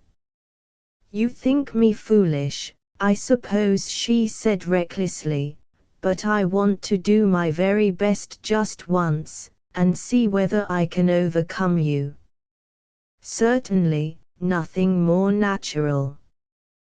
Though I am afraid it is not the plan adopted by women of the world after a defeat. Why, pray? Because they know that as good as overcoming is skill in effacing recollection of being overcome, and turn their attention to that entirely. I am wrong again, of course. Perhaps your wrong is more pleasing than their right.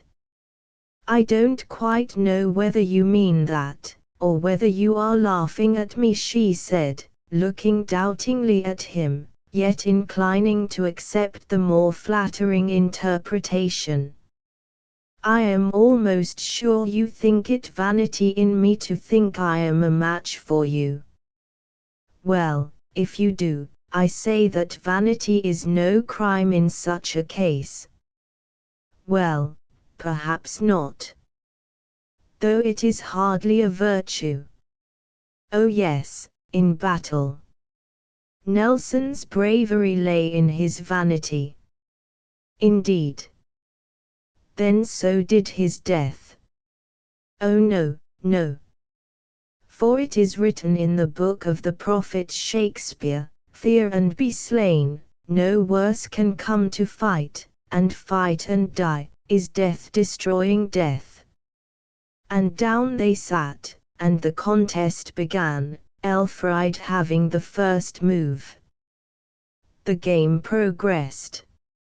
Elfriede's heart beat so violently that she could not sit still. Her dread was lest he should hear it. And he did discover it at last, some flowers upon the table being set throbbing by its pulsations. I think we had better give over, said Knight, looking at her gently. It is too much for you, I know. Let us write down the position, and finish another time. No, please not, she implored. I should not rest if I did not know the result at once. It is your move. 10 minutes passed. She started up suddenly.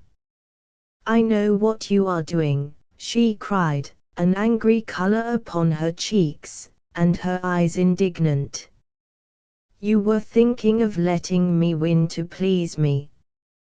I don't mind owning that I was. Knight responded phlegmatically, and appearing all the more so by contrast with her own turmoil.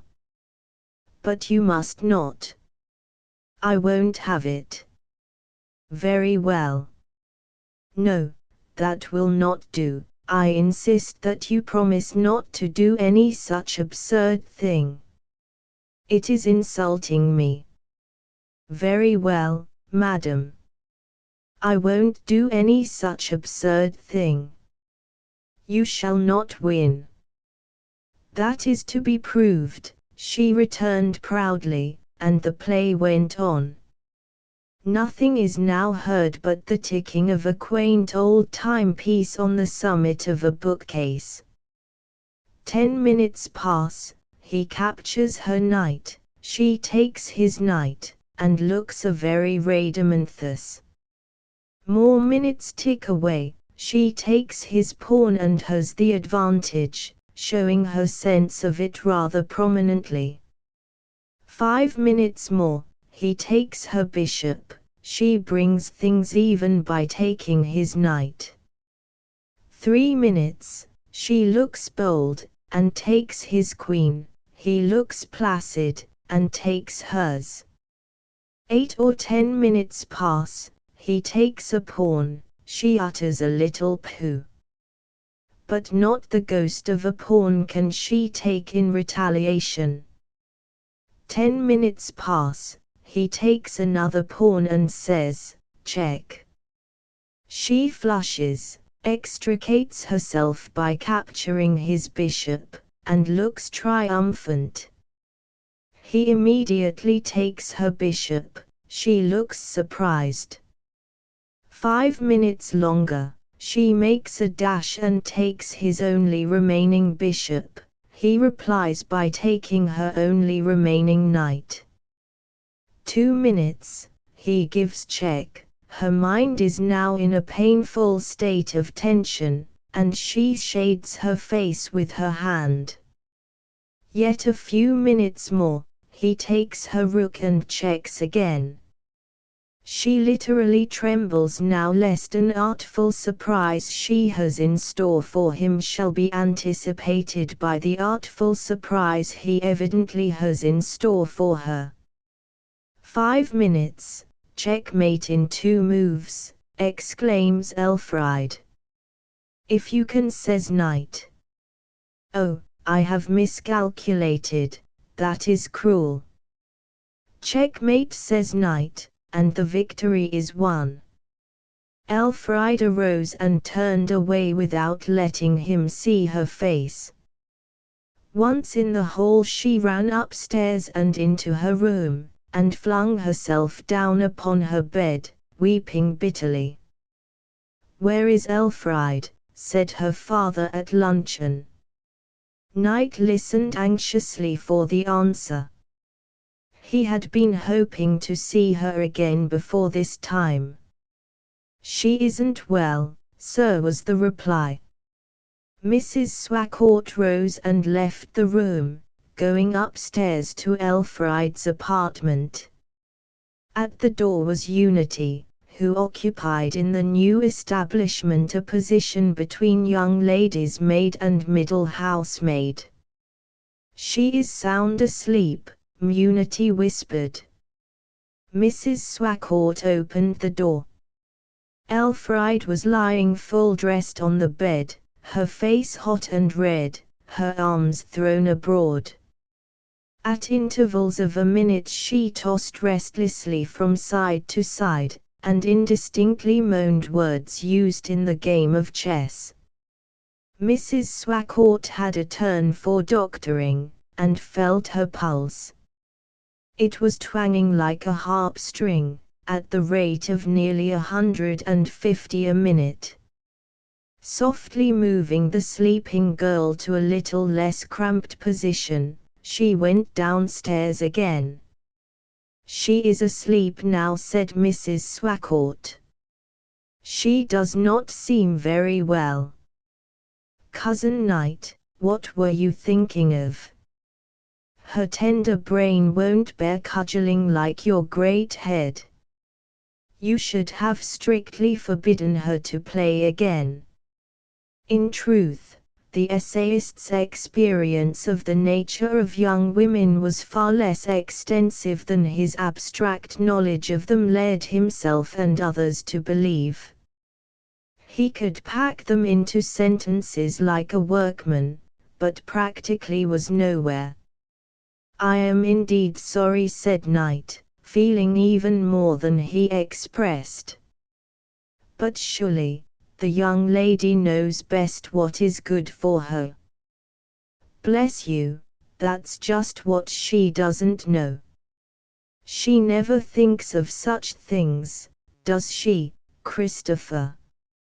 Her father and I have to command her and keep her in order, as you would a child. She will say things worthy of a French epigrammatist, and act like a robin in a greenhouse. But I think we will send for Dr. Granson, there can be no harm. A man was straightway dispatched on horseback to Castle Bottrell, and the gentleman known as Dr. Granson came in the course of the afternoon. He pronounced her nervous system to be in a decided state of disorder, forwarded some soothing draught, and gave orders that on no account whatever was she to play chess again. The next morning Knight, much vexed with himself, waited with a curiously compounded feeling for her entry to breakfast. The women servants came into prayers at irregular intervals, and as each entered, he could not, to save his life, avoid turning his head with the hope that she might be Elfride. Mr. Swacourt began reading without waiting for her. Then somebody glided in noiselessly. Knight softly glanced up. It was only the little kitchen maid. Knight thought reading prayers a bore. He went out alone, and for almost the first time failed to recognize that holding converse with nature's charms was not solitude. On nearing the house again he perceived his young friend crossing a slope by a path which ran into the one he was following in the angle of the field. Here they met. Elfride was at once exultant and abashed. Coming into his presence had upon her the effect of entering a cathedral. Knight had his notebook in his hand, and had, in fact, been in the very act of writing therein when they came in view of each other. He left off in the midst of a sentence, and proceeded to inquire warmly concerning her state of health. She said she was perfectly well, and indeed had never looked better. Her health was as inconsequent as her actions. Her lips were red, without the polish that cherries have, and their redness margined with the white skin in a clearly defined line, which had nothing of jagged confusion in it. Altogether she stood as the last person in the world to be knocked over by a game of chess, because too ephemeral looking to play one. "Are you taking notes?" she inquired with an alacrity plainly arising less from interest in the subject than from a wish to divert his thoughts from herself. "Yes, I was making an entry. And with your permission I will complete it." Knight then stood still and wrote. Elfride remained beside him a moment, and afterwards walked on. "I should like to see all the secrets that are in that book," she gaily flung back to him over her shoulder. "I don't think you would find much to interest you." "I know I should." "Then of course I have no more to say. But I would ask this question first. Is it a book of mere facts concerning journeys and expenditure, and so on, or a book of thoughts?" "Well, to tell the truth, it is not exactly either. It consists for the most part of jottings for articles and essays, disjointed and disconnected, of no possible interest to anybody but myself. It contains, I suppose, your developed thoughts in embryo." "Yes. If they are interesting when enlarged to the size of an article, what must they be in their concentrated form? Pure rectified spirit, above proof, before it is lowered to be fit for human consumption, words that burn indeed. Rather like a balloon before it is inflated, flabby, shapeless, dead. You could hardly read them. May I try? She said coaxingly. I wrote my poor romance in that way, I mean in bits, out of doors, and I should like to see whether your way of entering things is the same as mine. Really, that's rather an awkward request. I suppose I can hardly refuse now you have asked so directly, but you think me ill-mannered in asking. But does not this justify me, your writing in my presence, Mr. Knight? If I had lighted upon your book by chance, it would have been different, but you stand before me, and say, "Excuse me," without caring whether I do or not, and write on, and then tell me they are not private facts but public ideas. Very well, Miss Swacourt. If you really must see, the consequences be upon your own head. Remember, my advice to you is to leave my book alone. But with that caution I have your permission. Yes.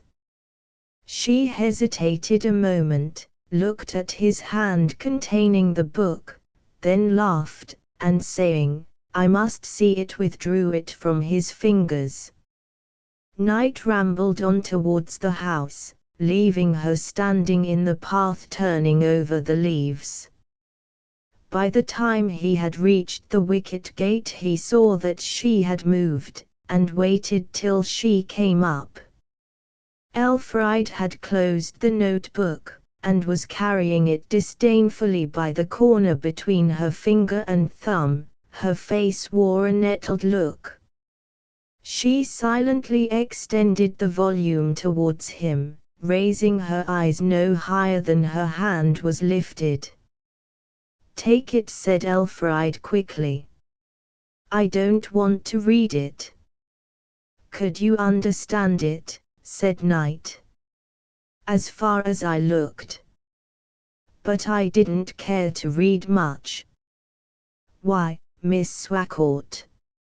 "Only because I didn't wish to, that's all. I warned you that you might not." "Yes, but I never supposed you would have put me there. Your name is not mentioned once within the four corners." "Not my name, I know that. Nor your description, nor anything by which anybody would recognize you. Except myself." "For what is this?" she exclaimed, taking it from him and opening a page. "August 7. That's the day before yesterday." "But I won't read it," Elfride said, closing the book again with pretty hauteur. "Why should I? I had no business to ask to see your book, and it serves me right." Knight hardly recollected what he had written, and turned over the book to see. He came to this, August 7. Girl gets into her teens, and her self-consciousness is born. After a certain interval passed in infantine helplessness it begins to act. Simple, young, and inexperienced at first. Persons of observation can tell to a nicety how old this consciousness is by the skill it has acquired in the art necessary to its success, the art of hiding itself. Generally begins career by actions which are popularly termed showing off. Method adopted depends in each case upon the disposition, rank, residence, of the young lady attempting it. Town-bred girl will utter some moral paradox on fast men, or love. Country miss adopts the more material media of taking a ghastly fence, whistling, or making your blood run cold by appearing to risk her neck. Mem. On Endlstowe Tower. An innocent vanity is of course the origin of these displays. Look at me, say these youthful beginners in womanly artifice, without reflecting whether or not it be to their advantage to show so very much of themselves. Amplify and correct for paper on artless arts. Yes, I remember now, said Knight. The notes were certainly suggested by your maneuver on the church tower. But you must not think too much of such random observations, he continued encouragingly, as he noticed her injured looks. A mere fancy passing through my head assumes a factitious importance to you, because it has been made permanent by being written down. All mankind think thoughts as bad as those of people they most love on earth. But such thoughts never getting embodied on paper, it becomes assumed that they never existed. I dare say that you yourself have thought some disagreeable thing or other of me, which would seem just as bad as this if written. I challenge you, now, to tell me the worst thing I have thought of you. Yes. I must not. Oh yes. I thought you were rather round-shouldered. Knight looked slightly redder. And that there was a little bald spot on the top of your head. Heh. Two ineradicable defects, said Knight, there being a faint ghastliness discernible in his laugh. They are much worse in a lady's eye than being thought self-conscious, I suppose. Ah, that's very fine, she said, too inexperienced to perceive her hit, and hence not quite disposed to forgive his notes. You alluded to me in that entry as if I were such a child, too. Everybody does that. I cannot understand it. I am quite a woman, you know. How old do you think I am? How old? Why, 17, I should say. All girls are 17. You are wrong. I am nearly 19. Which class of women do you like best, those who seem younger, or those who seem older than they are? Offhand I should be inclined to say those who seem older. So it was not Elfride's class. But it is well known, she said eagerly, and there was something touching in the artless anxiety to be thought much of which she revealed by her words, that the slower a nature is to develop, the richer the nature. Youths and girls who are men and women before they come of age are nobodies by the time that backward people have shown their full compass. Yes, said Knight thoughtfully. There is really something in that remark. But at the risk of offense I must remind you that you there take it for granted that the woman behind her time at a given age has not reached the end of her tether. Her backwardness may be not because she is slow to develop, but because she soon exhausted her capacity for developing. Elfride looked disappointed. By this time they were indoors. Mrs. Swacourt, to whom matchmaking by any honest means was meat and drink, had now a little scheme of that nature concerning this pair. The morning room, in which they both expected to find her, was empty, the old lady having, for the above reason, vacated it by the second door as they entered by the first. Knight went to the chimney-piece, and carelessly surveyed two portraits on ivory. Though these pink ladies had very rudimentary features, judging by what I see here, he observed, they had unquestionably beautiful heads of hair. Yes, and that is everything, said Elfriede, possibly conscious of her own, possibly not. Not everything, though a great deal, certainly. Which color do you like best? She ventured to ask. More depends on its abundance than on its color. Abundances being equal, may I inquire your favorite color? Dark. I mean for women, she said, with the minutest fall of countenance, and a hope that she had been misunderstood. So do I, Knight replied.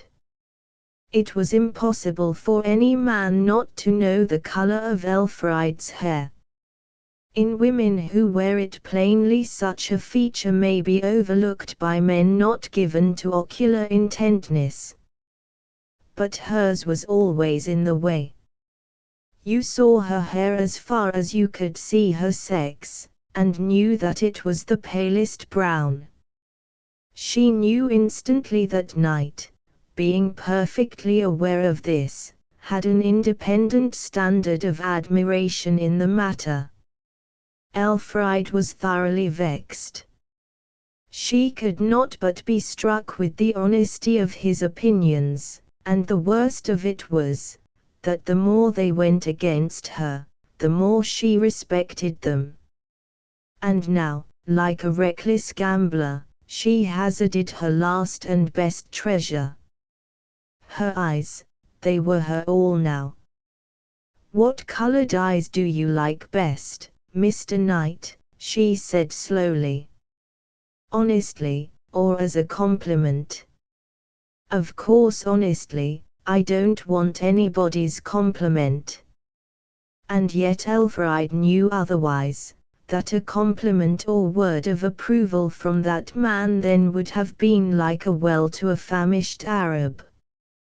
I prefer hazel, he said serenely. She had played and lost again. Chapter 19. Love was in the next degree. Knight had none of those light familiarities of speech which, by judicious touches of epigrammatic flattery, obliterate a woman's recollection of the speaker's abstract opinions. So no more was said by either on the subject of hair, eyes, or development. Elfriede's mind had been impregnated with sentiments of her own smallness to an uncomfortable degree of distinctness, and her discomfort was visible in her face. The whole tendency of the conversation latterly had been to quietly but surely disparage her, and she was fain to take Stephen into favor in self-defense. He would not have been so unloving, she said, as to admire an idiosyncrasy and features different from her own. True, Stephen had declared he loved her. Mr. Knight had never done anything of the sort. Somehow this did not mend matters, and the sensation of her smallness in Knight's eyes still remained. Had the position been reversed, had Stephen loved her in spite of a differing taste, and had Knight been indifferent in spite of her resemblance to his ideal, it would have engendered far happier thoughts. As matters stood, Stephen's admiration might have its root in a blindness the result of passion. Perhaps any keen man's judgment was condemnatory of her. During the remainder of Saturday they were more or less thrown with their seniors, and no conversation arose which was exclusively their own. When Elfriede was in bed that night her thoughts recurred to the same subject. At one moment she insisted that it was ill-natured of him to speak so decisively as he had done, the next, that it was sterling honesty. "Ah, what a poor nobody I am," she said, sighing. "People like him, who go about the great world, don't care in the least what I am like either in mood or feature. Perhaps a man who has got thoroughly into a woman's mind in this manner, is halfway to her heart. The distance between those two stations is proverbially short. "And are you really going away this week?" said Mrs. Swacourt to Knight on the following evening, which was Sunday. They were all leisurely climbing the hill to the church, where a last service was now to be held at the rather exceptional time of evening instead of in the afternoon, previous to the demolition of the ruinous portions. "I am intending to cross to Cork from Bristol," returned Knight, "and then I go on to Dublin." "Return this way, and stay a little longer with us," said the vicar. "A week is nothing. We have hardly been able to realize your presence yet. I remember a story which—" The vicar suddenly stopped.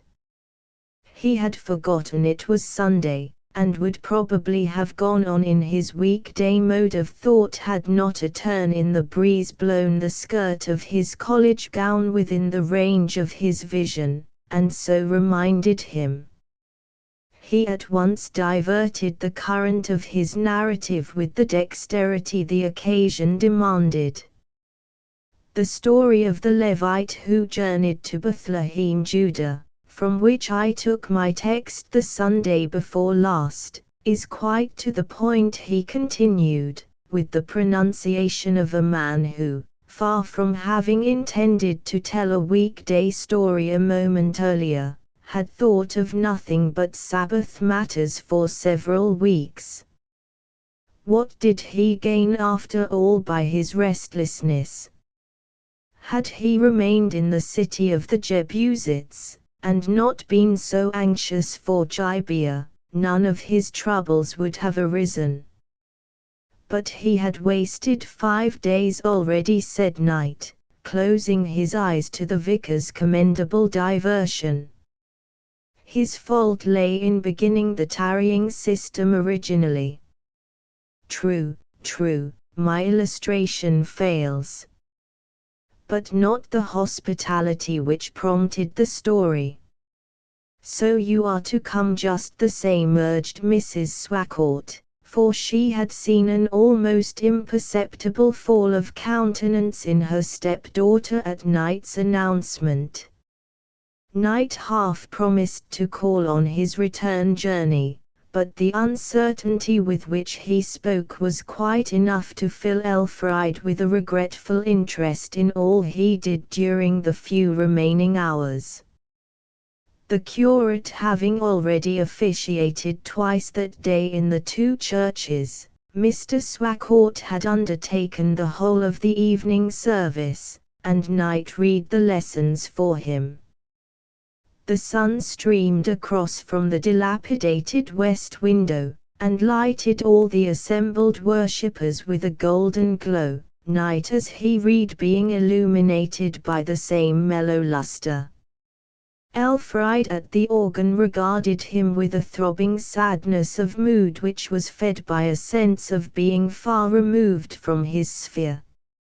As he went deliberately through the chapter appointed, a portion of the history of Elijah, and ascended that magnificent climax of the wind, the earthquake, the fire, and the still small voice, his deep tones echoed past with such apparent disregard of her existence, that his presence inspired her with a forlorn sense of unapproachableness, which his absence would hardly have been able to cause.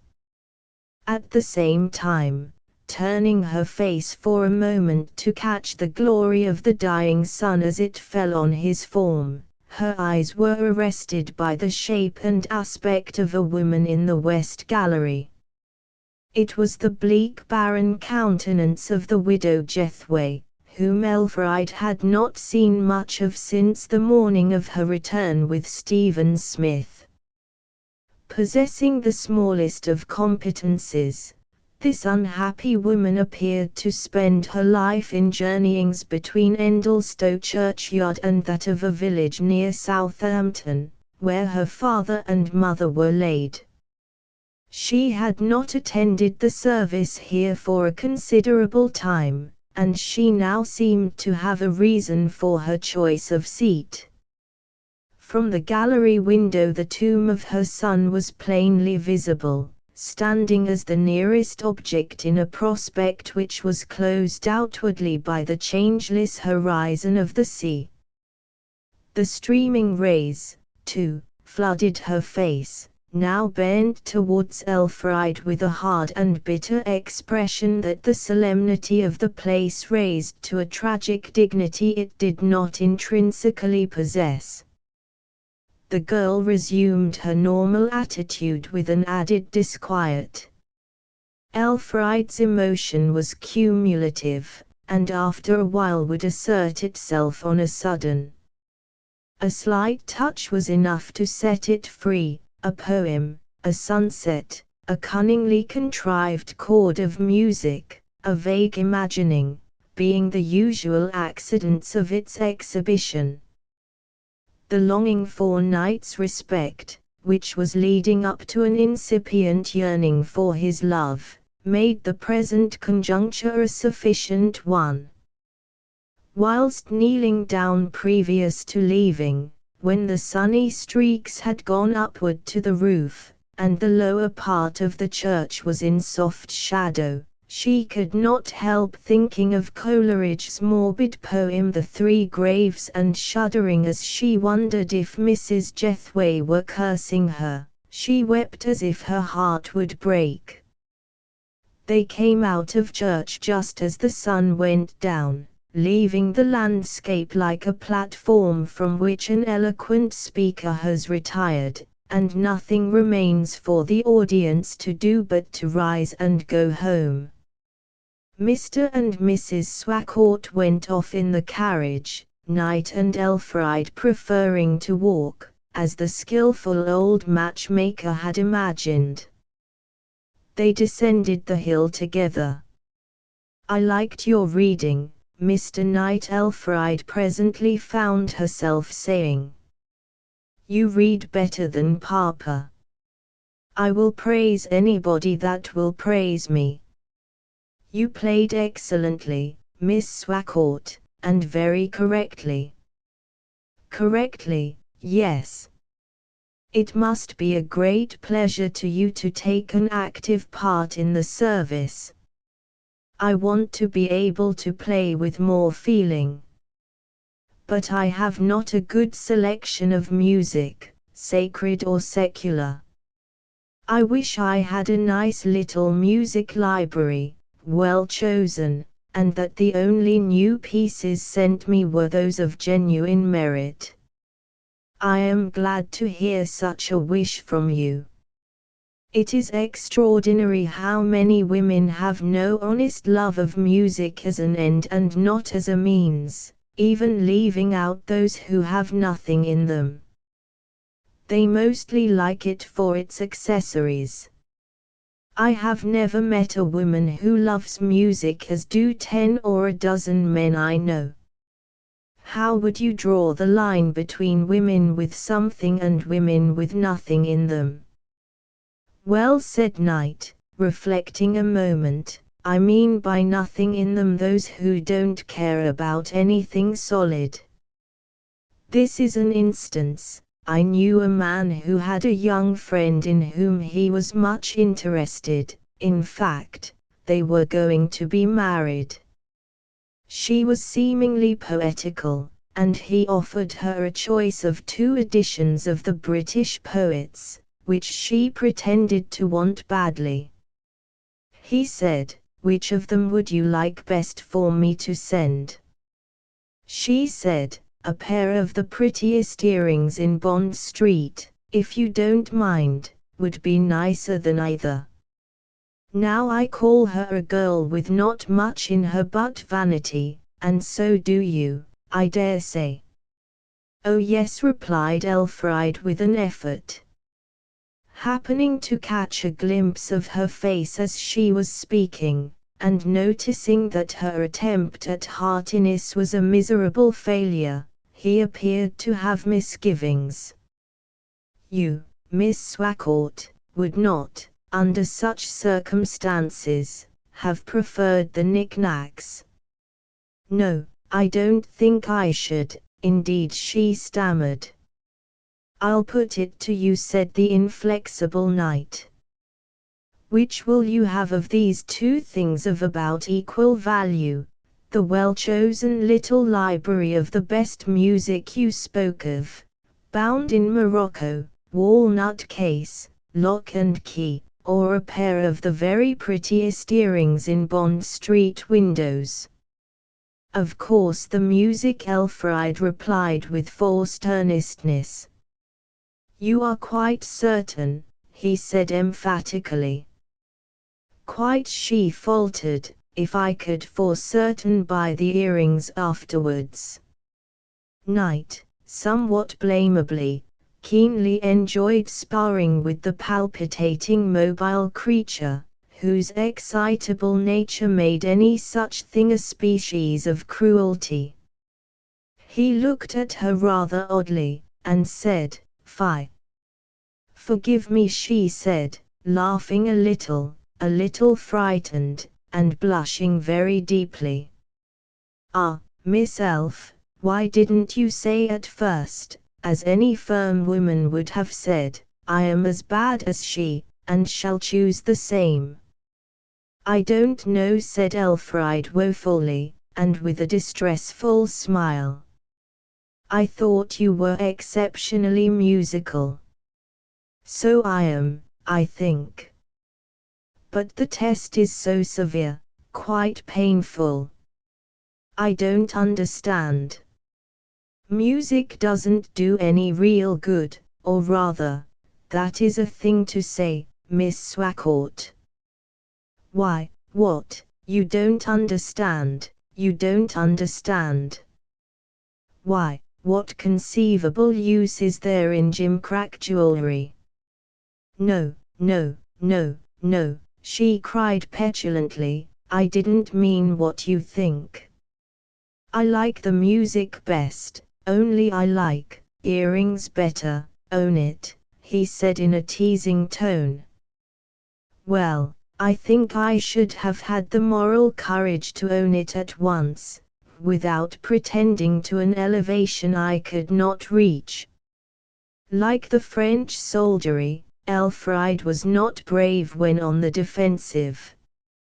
So it was almost with tears in her eyes that she answered desperately, my meaning is, that I like earrings best just now, because I lost one of my prettiest pair last year, and Papa said he would not buy any more, or allow me to myself, because I was careless, and now I wish I had some like them.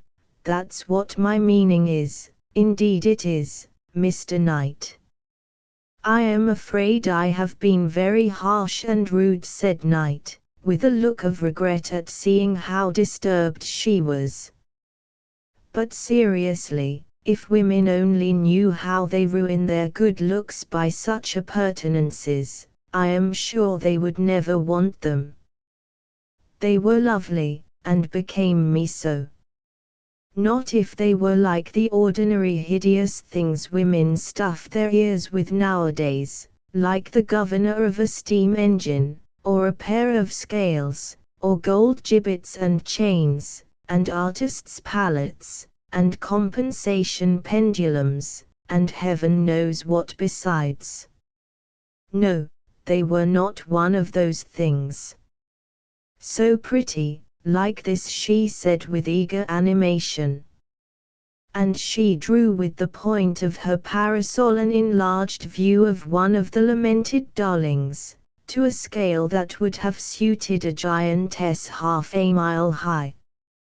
Yes, very pretty, very, said Knight dryly. How did you come to lose such a precious pair of articles? I only lost one. Nobody ever loses both at the same time. She made this remark with embarrassment, and a nervous movement of the fingers.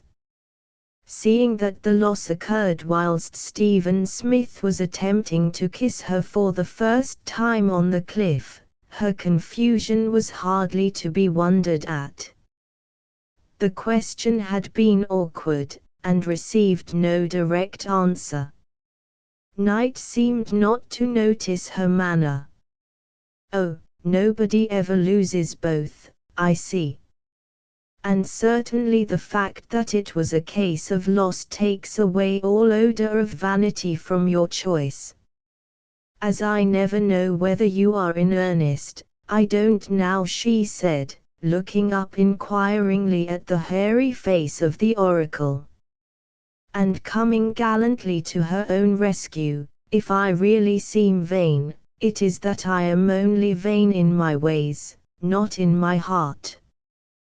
The worst women are those vain in their hearts, and not in their ways." An adroit distinction. "Well, they are certainly the more objectionable of the two," said Knight. "Is vanity a mortal or a venial sin? You know what life is, tell me."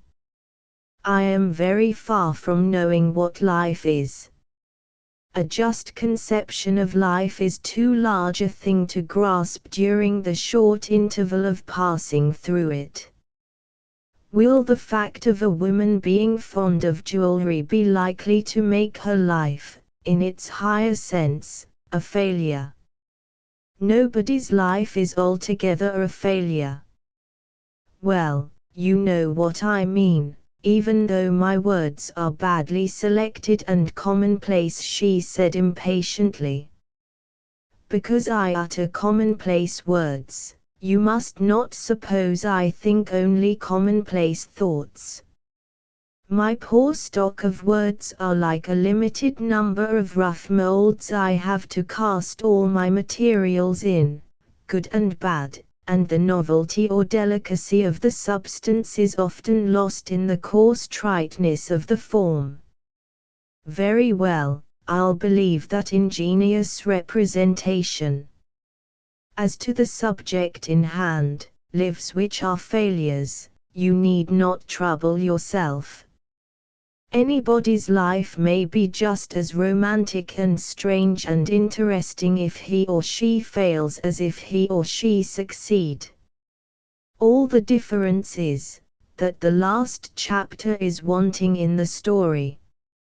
If a man of power tries to do a great deed, and just falls short of it by an accident not his fault, up to that time his history had as much in it as that of a great man who has done his great deed.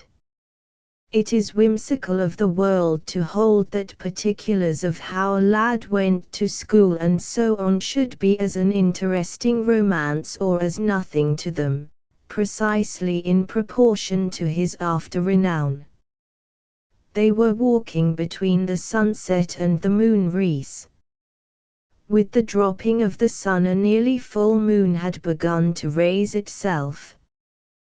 Their shadows, as cast by the western glare, showed signs of becoming obliterated in the interest of a rival pair in the opposite direction which the moon was bringing to distinctness. "I consider my life to some extent a failure," said Knight again after a pause, during which he had noticed the antagonistic shadows. "You? How? I don't precisely know. But in some way I have missed the mark. Really. To have done it is not much to be sad about, but to feel that you have done it must be a cause of sorrow. Am I right?" "Partly, though not quite. For a sensation of being profoundly experienced serves as a sort of consolation to people who are conscious of having taken wrong turnings.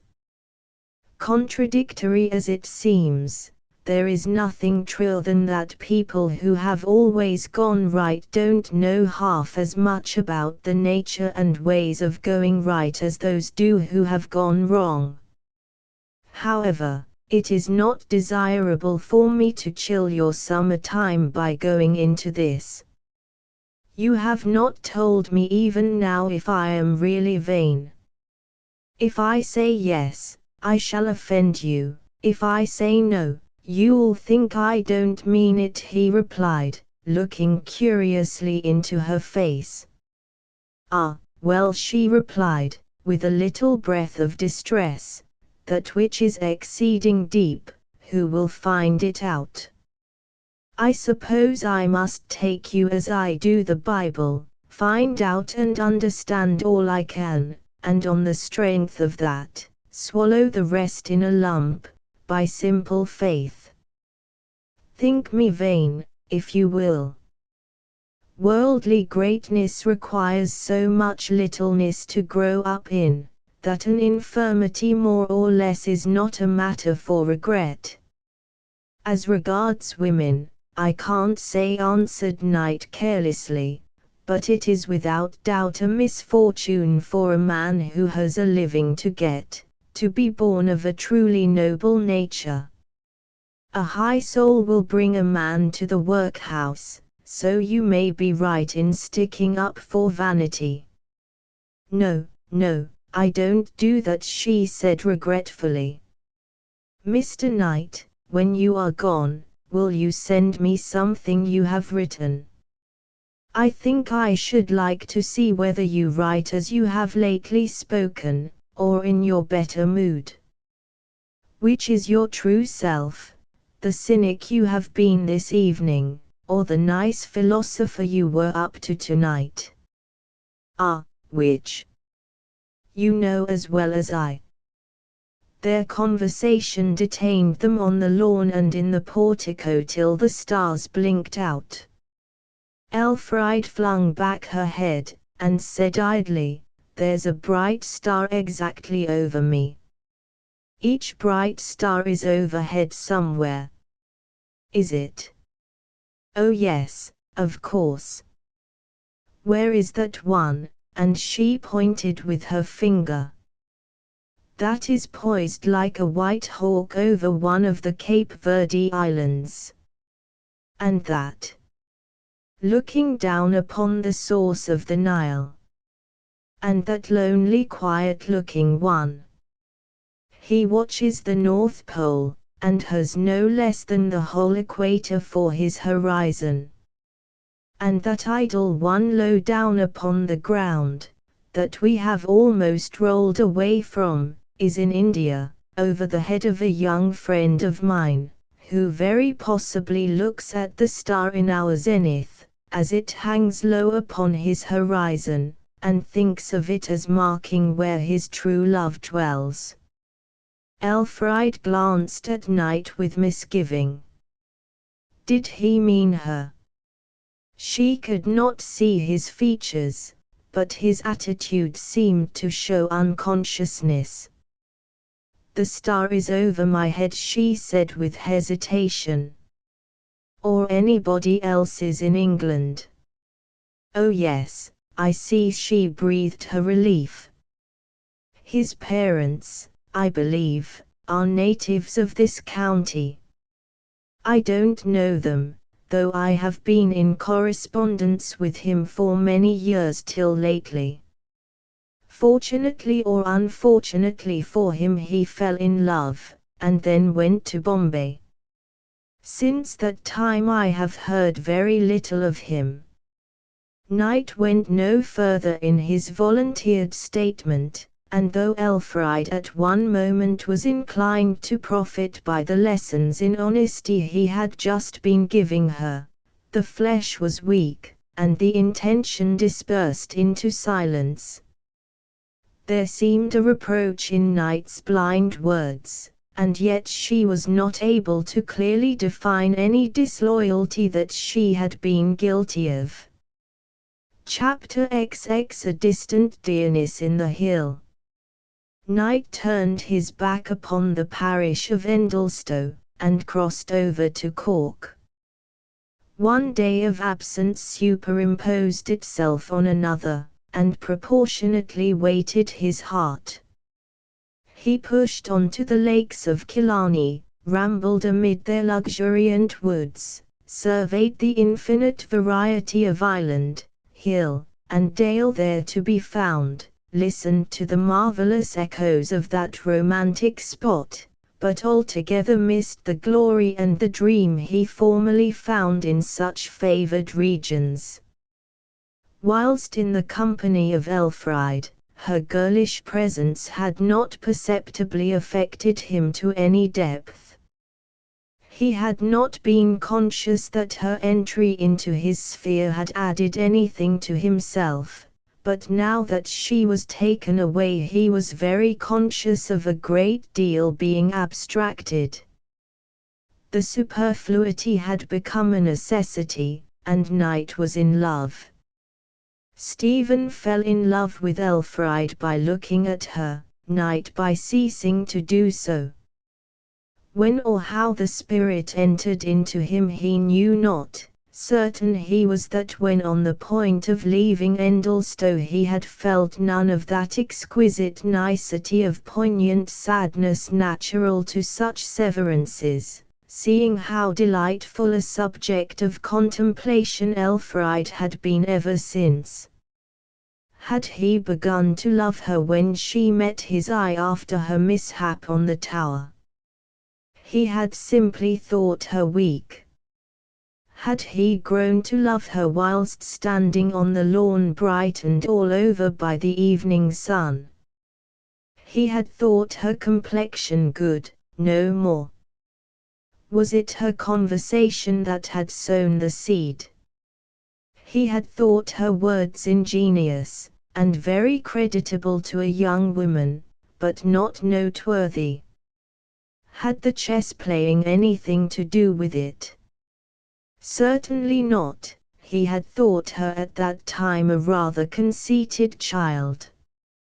Knight's experience was a complete disproof of the assumption that love always comes by glances of the eye and sympathetic touches of the fingers, that, like flame, it makes itself palpable at the moment of generation. Not till they were parted, and she had become sublimated in his memory, could he be said to have even attentively regarded her. Thus, having passively gathered up images of her which his mind did not act upon till the cause of them was no longer before him, he appeared to himself to have fallen in love with her soul, which had temporarily assumed its disembodiment to accompany him on his way. She began to rule him so imperiously now that, accustomed to analysis, he almost trembled at the possible result of the introduction of this new force among the nicely adjusted ones of his ordinary life. He became restless, then he forgot all collateral subjects in the pleasure of thinking about her. Yet it must be said that Knight loved philosophically rather than with romance. He thought of her manner towards him. Simplicity verges on coquetry. Was she flirting? He said to himself. No forcible translation of favor into suspicion was able to uphold such a theory. The performance had been too well done to be anything but real. It had the defects without which nothing is genuine.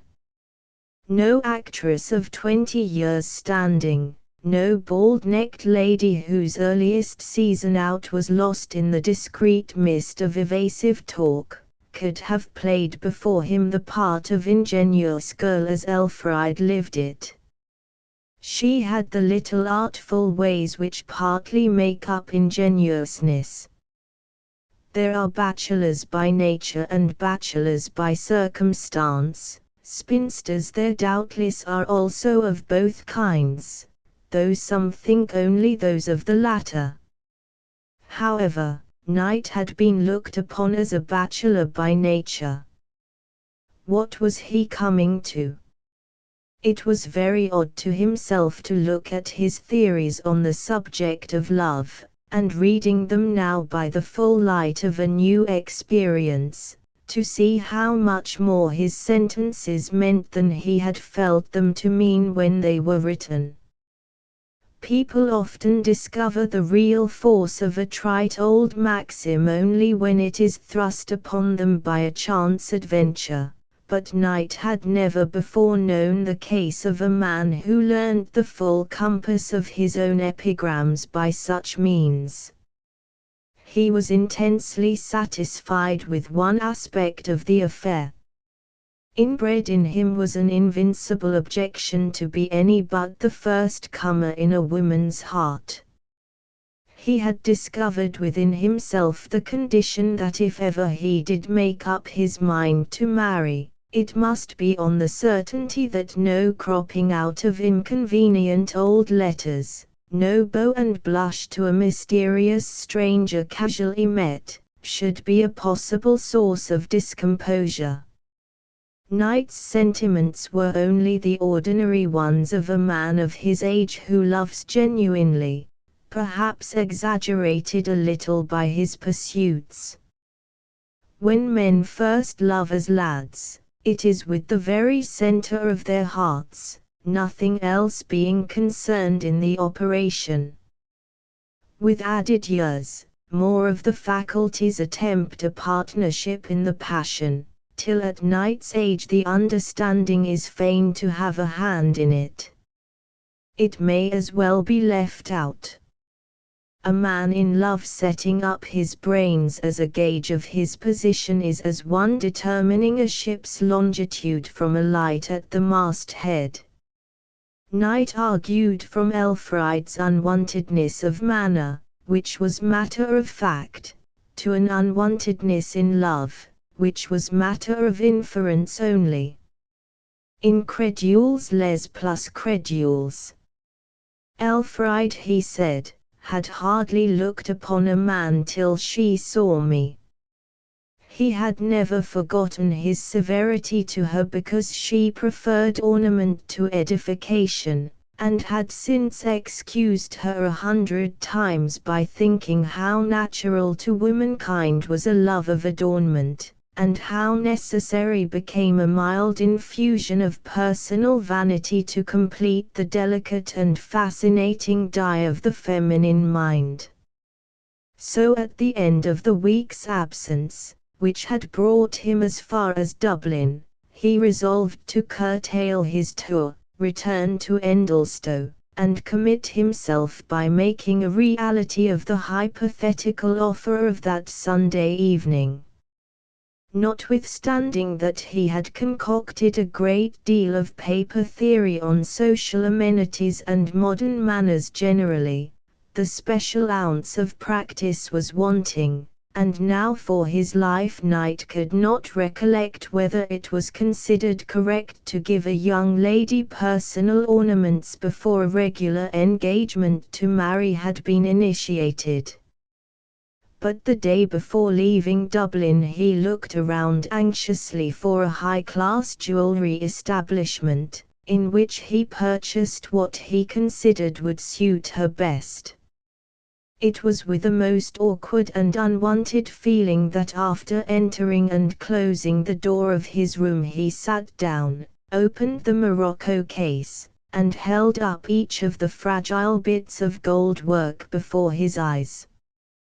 Many things had become old to the solitary man of letters, but these were new, and he handled like a child an outcome of civilization which had never before been touched by his fingers. A sudden fastidious decision that the pattern chosen would not suit her after all caused him to rise in a flurry and tear down the street to change them for others. After a great deal of trouble in reselecting, during which his mind became so bewildered that the critical faculty on objects of art seemed to have vacated his person altogether, Knight carried off another pair of earrings. These remained in his possession till the afternoon, when, after contemplating them 50 times with a growing misgiving that the last choice was worse than the first, he felt that no sleep would visit his pillow till he had improved upon his previous purchases yet again. In a perfect heat of vexation with himself for such tergiversation, he went anew to the shop door, was absolutely ashamed to enter and give further trouble, went to another shop, bought a pair at an enormously increased price, because they seemed the very thing, asked the goldsmiths if they would take the other pair in exchange, was told that they could not exchange articles bought of another maker, paid down the money, and went off with the 2 pairs in his possession, wondering what on earth to do with the superfluous pair. He almost wished he could lose them, or that somebody would steal them, and was burdened with an interposing sense that, as a capable man, with true ideas of economy, he must necessarily sell them somewhere, which he did at last for a mere song. Mingled with a blank feeling of a whole day being lost to him in running about the city on this new and extraordinary class of errand, and of several pounds being lost through his bungling, was a slight sense of satisfaction that he had emerged forever from his antediluvian ignorance on the subject of ladies' jewelry, as well as secured a truly artistic production at last. During the remainder of that day he scanned the ornaments of every lady he met with the profoundly experienced eye of an appraiser. Next morning Knight was again crossing St. George's Channel, not returning to London by the Holyhead route as he had originally intended, but towards Bristol, availing himself of Mr. and Mrs. Swacourt's invitation to revisit them on his homeward journey. We flit forward to Elfride. Woman's ruling passion, to fascinate and influence those more powerful than she, though apparent in Elfride, was decidedly purposeless. She had wanted her friend Knight's good opinion from the first. How much more than that elementary ingredient of friendship she now desired, her fears would hardly allow her to think. In originally wishing to please the highest class of man she had ever intimately known, there was no disloyalty to Stephen Smith. She could not, and few women can, realize the possible vastness of an issue which has only an insignificant begetting. Her letters from Stephen were necessarily few, and her sense of fidelity clung to the last she had received as a wrecked mariner clings to flotsam. The young girl persuaded herself that she was glad Stephen had such a right to her hand as he had acquired, in her eyes, by the elopement. She beguiled herself by saying, "Perhaps if I had not so committed myself I might fall in love with Mr. Knight." All this made the week of Knight's absence very gloomy and distasteful to her. She retained Stephen in her prayers, and his old letters were reread, as a medicine in reality, though she deceived herself into the belief that it was as a pleasure. These letters had grown more and more hopeful. He told her that he finished his work every day with a pleasant consciousness of having removed one more stone from the barrier which divided them. Then he drew images of what a fine figure they two would cut some day.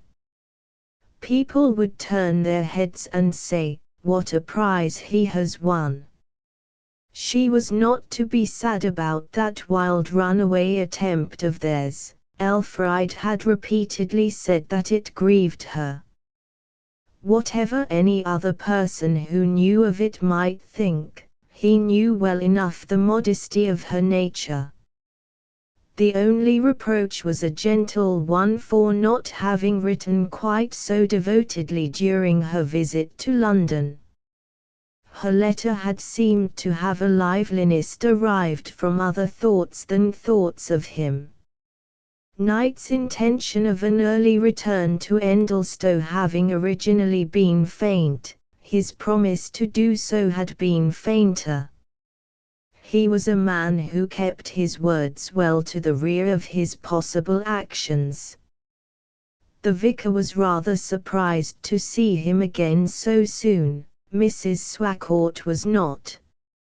Knight found, on meeting them all, after his arrival had been announced, that they had formed an intention to go to St. Leonard's for a few days at the end of the month. No satisfactory conjuncture offered itself on this first evening of his return for presenting Elfride with what he had been at such pains to procure. He was fastidious in his reading of opportunities for such an intended act. The next morning chancing to break fine after a week of cloudy weather, it was proposed and decided that they should all drive to Barwith Strand, a local lion which neither Mrs. Swacourt nor Knight had seen. Knight scented romantic occasions from afar, and foresaw that such a one might be expected before the coming night. The journey was along a road by neutral green hills, upon which hedgerows lay trailing like ropes on a quay. Gaps in these uplands revealed the blue sea, flecked with a few dashes of white and a solitary white sail, the whole brimming up to a keen horizon which lay like a line ruled from hillside to hillside. Then they rolled down a pass, the chocolate-toned rocks forming a wall on both sides, from one of which fell a heavy jagged shade over half the roadway. A spout of fresh water burst from an occasional crevice, and pattering down upon broad green leaves, ran along as a rivulet at the bottom. Unkempt locks of heather overhung the brow of each steep, whence at divers points a bramble swung forth into mid-air, snatching at their headdresses like a claw. They mounted the last crest, and the bay which was to be the end of their pilgrimage burst upon them. The ocean blueness deepened its color as it stretched to the foot of the crags, where it terminated in a fringe of white, silent at this distance, though moving and heaving like a counterpane upon a restless sleeper. The shadowed hollows of the purple and brown rocks would have been called blue had not that tint been so entirely appropriated by the water beside them. The carriage was put up at a little cottage with a shed attached, and an ostler and the coachman carried the hamper of provisions down to the shore. Knight found his opportunity. "I did not forget your wish," he began, when they were apart from their friends. Elfride looked as if she did not understand. "And I have brought you these," he continued, awkwardly pulling out the case, and opening it while holding it towards her. "Oh, Mr. Knight," said Elfride confusedly, and turning to a lively red, "I didn't know you had any intention or meaning in what you said. I thought it a mere supposition. I don't want them." A thought which had flashed into her mind gave the reply a greater decisiveness than it might otherwise have possessed. Tomorrow was the day for Stephen's letter. "But will you not accept them?" Knight returned, feeling less her master than heretofore. "I would rather not. They are beautiful, more beautiful than any I have ever seen," she answered earnestly, looking half wishfully at the temptation, as Eve may have looked at the apple. "But I don't want to have them," if you will kindly forgive me, Mr. Knight." "No kindness at all," said Mr. Knight, brought to a full stop at this unexpected turn of events. A silence followed. Knight held the open case, looking rather woefully at the glittering forms he had forsaken his orbit to procure, turning it about and holding it up as if, feeling his gift to be slighted by her, he were endeavoring to admire it very much himself. "Shut them up, and don't let me see them any longer, do," she said laughingly, and with a quaint mixture of reluctance and entreaty. "Why, Elf?" "Not Elf to you, Mr. Knight." "Oh, because I shall want them." "There, I am silly, I know, to say that. But I have a reason for not taking them, now." She kept in the last word for a moment, intending to imply that her refusal was finite, but somehow the word slipped out, and undid all the rest. "You will take them some day." "I don't want to." "Why don't you want to, Elfriede Swacourt?" "Because I don't. I don't like to take them." "I have read a fact of distressing significance in that," said Knight. "Since you like them, your dislike to having them must be towards me." "No, it isn't." "What, then? Do you like me?" Elfriede deepened in tint, and looked into the distance with features shaped to an expression of the nicest criticism as regarded her answer. "I like you pretty well," she at length murmured mildly. "Not very much. You are so sharp with me, and say hard things, and so how can I?" she replied evasively. "You think me a fogey, I suppose." "No, I don't, I mean I do, I don't know what I think you, I mean." "Let us go to Papa," responded Elfriede, with somewhat of a flurried delivery. "Well, I'll tell you my object in getting the present," said Knight, with a composure intended to remove from her mind any possible impression of his being what he was, her lover. "You see, it was the very least I could do in common civility." Elfriede felt rather blank at this lucid statement. Knight continued, putting away the case, "I felt as anybody naturally would have, you know, that my words on your choice the other day were invidious and unfair, and thought an apology should take a practical shape." "Oh yes." Elfriede was sorry, she could not tell why, that he gave such a legitimate reason. It was a disappointment that he had all the time a cool motive, which might be stated to anybody without raising a smile. Had she known they were offered in that spirit, she would certainly have accepted the seductive gift. And the tantalizing feature was that perhaps he suspected her to imagine them offered as a lover's token, which was mortifying enough if they were not. Mrs. Swacourt came now to where they were sitting, to select a flat boulder for spreading their tablecloth upon, and, amid the discussion on that subject, the matter pending between Knight and Elfriede was shelved for a while. He read her refusal so certainly as the bashfulness of a girl in a novel position, that, upon the whole, he could tolerate such a beginning.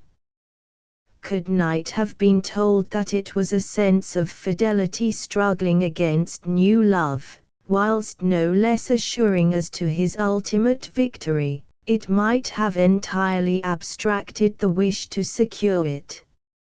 At the same time a slight constraint of manner was visible between them for the remainder of the afternoon. The tide turned, and they were obliged to ascend to higher ground. The day glided on to its end with the usual quiet dreamy passivity of such occasions, when every deed done and thing thought is in endeavoring to avoid doing and thinking more. Looking idly over the verge of a crag, they beheld their stone dining table gradually being splashed upon and their crumbs and fragments all washed away by the incoming sea. The vicar drew a moral lesson from the scene. Knight replied in the same satisfied strain. And then the waves rolled in furiously. The neutral green and blue tongues of water slid up the slopes, and were metamorphosed into foam by a careless blow, falling back white and faint, and leaving trailing followers behind. The passing of a heavy shower was the next scene, driving them to shelter in a shallow cave, after which the horses were put in, and they started to return homeward. By the time they reached the higher levels the sky had again cleared, and the sunset rays glanced directly upon the wet uphill road they had climbed. The ruts formed by their carriage wheels on the ascent, a pair of Lilliputian canals, were as shining bars of gold, tapering to nothing in the distance. Upon this also they turned their backs, and night spread over the sea. The evening was chilly, and there was no moon. Night sat close to Elfried, and, when the darkness rendered the position of a person a matter of uncertainty, particularly close, Elfried edged away.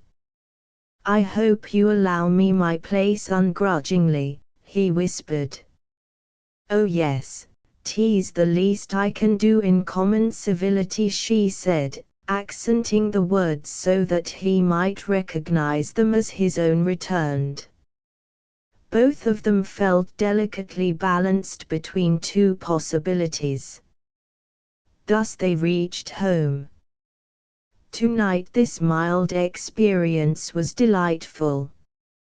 It was to him a gentle innocent time, a time which, though there may not be much in it, seldom repeats itself in a man's life, and has a peculiar dearness when glanced at retrospectively. He is not inconveniently deep in love, and is lulled by a peaceful sense of being able to enjoy the most trivial thing with a childlike enjoyment. The movement of a wave, the color of a stone, anything, was enough for Knight's drowsy thoughts of that day to precipitate themselves upon. Even the sermonizing platitudes the vicar had delivered himself of, chiefly because something seemed to be professionally required of him in the presence of a man of Knight's proclivities, were swallowed whole. The presence of Elfried led him not merely to tolerate that kind of talk from the necessities of ordinary courtesy, but he listened to it, took in the ideas with an enjoyable make-believe that they were proper and necessary, and indulged in a conservative feeling that the face of things was complete. Entering her room that evening, Elfried found a packet for herself on the dressing table. How it came there she did not know. She tremblingly undid the folds of white paper that covered it. Yes, it was the treasure of a morocco case, containing those treasures of ornament she had refused in the daytime. Elfried dressed herself in them for a moment, looked at herself in the glass, blushed red, and put them away. They filled her dreams all that night. Never had she seen anything so lovely, and never was it more clear that as an honest woman she was in duty bound to refuse them. Why it was not equally clear to her that duty required more vigorous coordinate conduct as well, let those who dissect her say. The next morning glared in like a spectre upon her. It was Stephen's letter day, and she was bound to meet the postman, to stealthily do a deed she had never liked, to secure an end she now had ceased to desire. But she went. There were 2 letters. One was from the bank at St. Lance's, in which she had a small private deposit, probably something about interest. She put that in her pocket for a moment, and going indoors and upstairs to be safer from observation, tremblingly opened Stephen's. What was this, he said to her. She was to go to the St. Lance's Bank and take a sum of money which they had received private advices to pay her. The sum was £200. There was no cheque, order, or anything of the nature of guarantee. In fact, the information amounted to this: the money was now in the St. Lance's Bank, standing in her name. She instantly opened the other letter. It contained a deposit note from the bank for the sum of £200 which had that day been added to her account. Stephen's information, then, was correct, and the transfer made. I have saved this in 1 year, Stephen's letter went on to say, and what so proper as well as pleasant for me to do as to hand it over to you to keep for your use. I have plenty for myself, independently of this. Should you not be disposed to let it lie idle in the bank, get your father to invest it in your name on good security. It is a little present to you from your more than betrothed. He will, I think, Elfriede, feel now that my pretensions to your hand are anything but the dream of a silly boy not worth rational consideration. With a natural delicacy, Elfriede, in mentioning her father's marriage, had refrained from all allusion to the pecuniary resources of the lady. Leaving this matter-of-fact subject, he went on, somewhat after his boyish manner.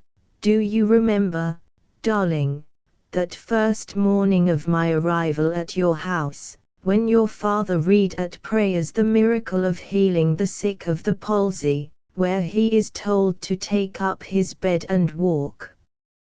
I do, and I can now so well realize the force of that passage. The smallest piece of mat is the bed of the Oriental, and yesterday I saw a native perform the very action, which reminded me to mention it. But you are better read than I, and perhaps you knew all this long ago. One day I bought some small native idols to send home to you as curiosities, but afterwards finding they had been cast in England, made to look old, and shipped over, I threw them away in disgust. Speaking of this reminds me that we are obliged to import all our house-building ironwork from England. Never was such foresight required to be exercised in building houses as here.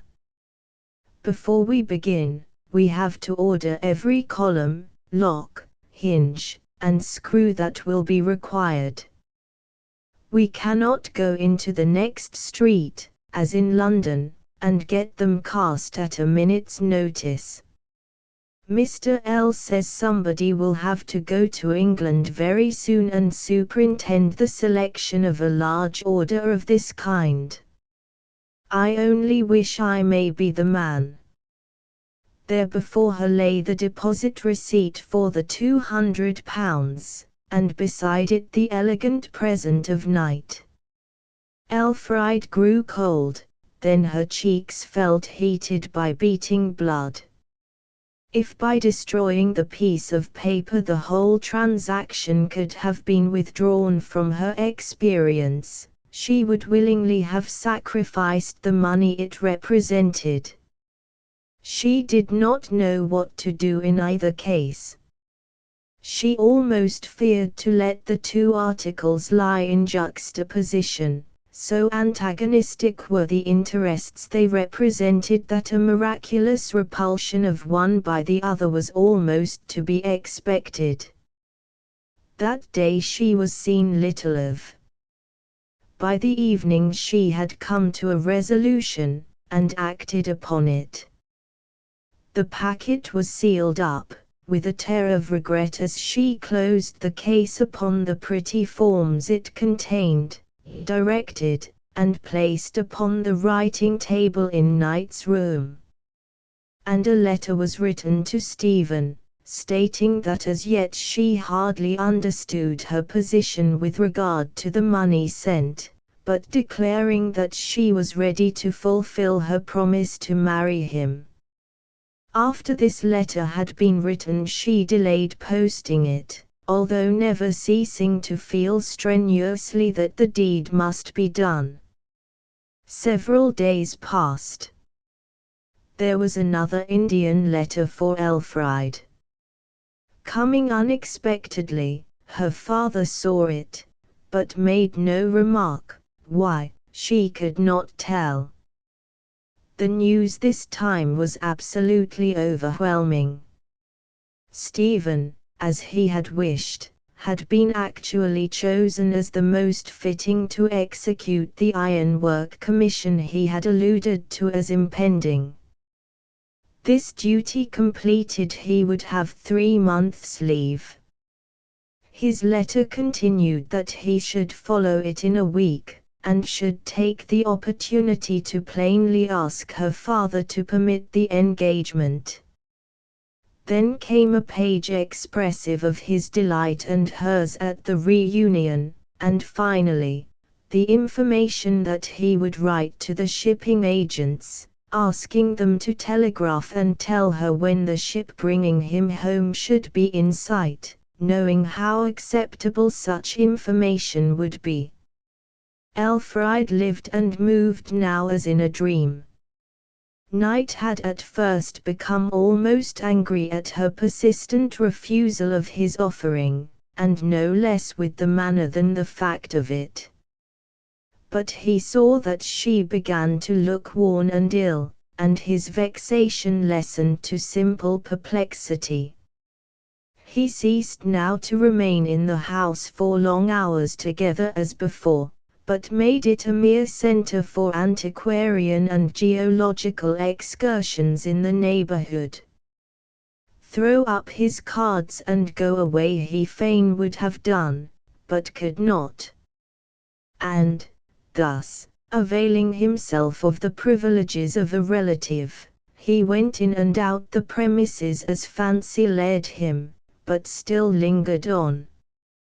"I don't wish to stay here another day if my presence is distasteful," he said one afternoon.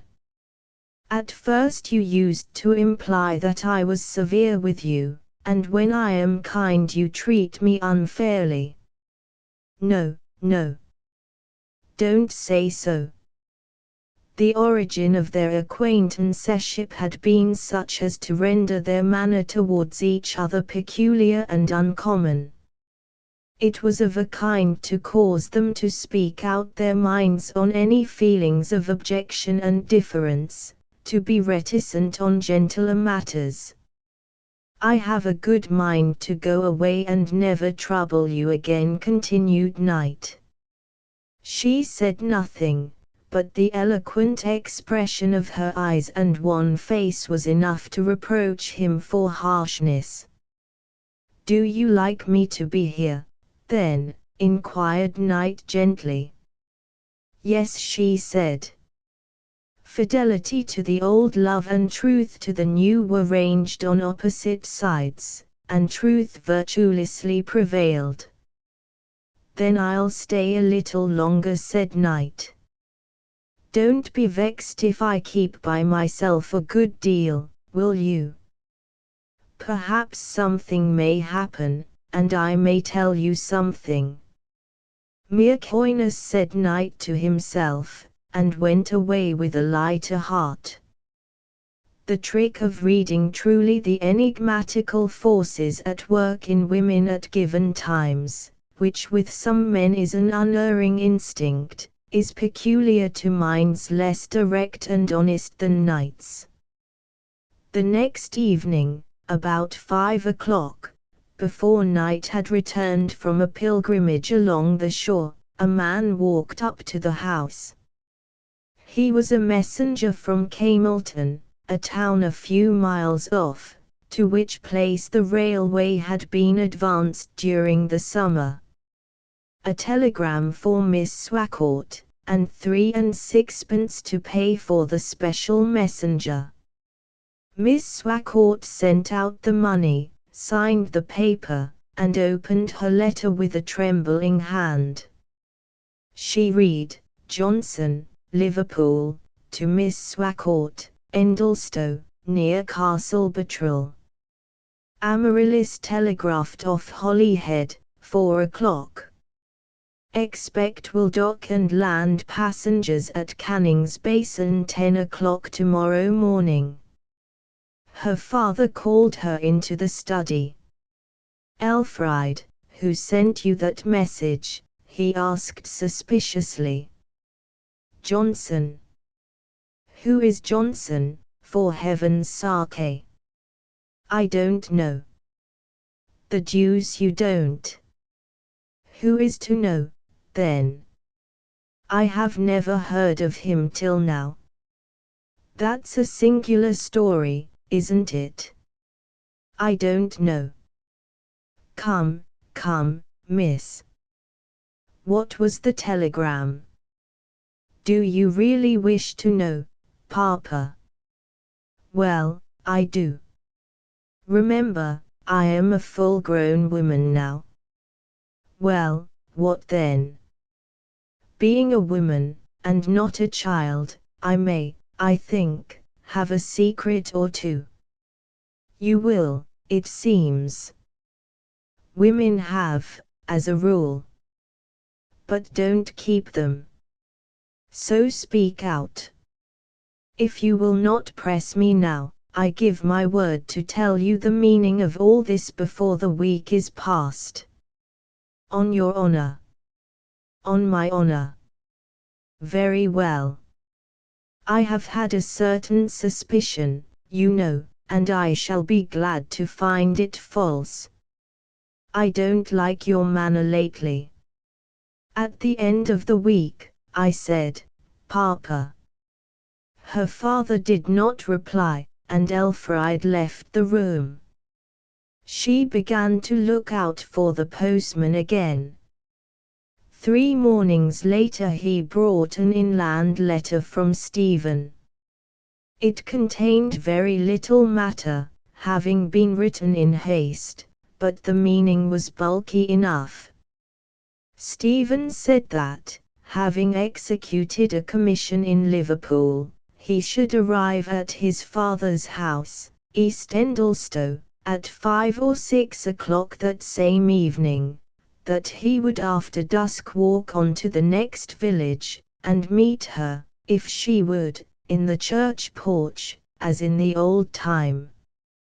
He proposed this plan because he thought it unadvisable to call formally at her house so late in the evening, yet he could not sleep without having seen her. The minutes would seem hours till he clasped her in his arms.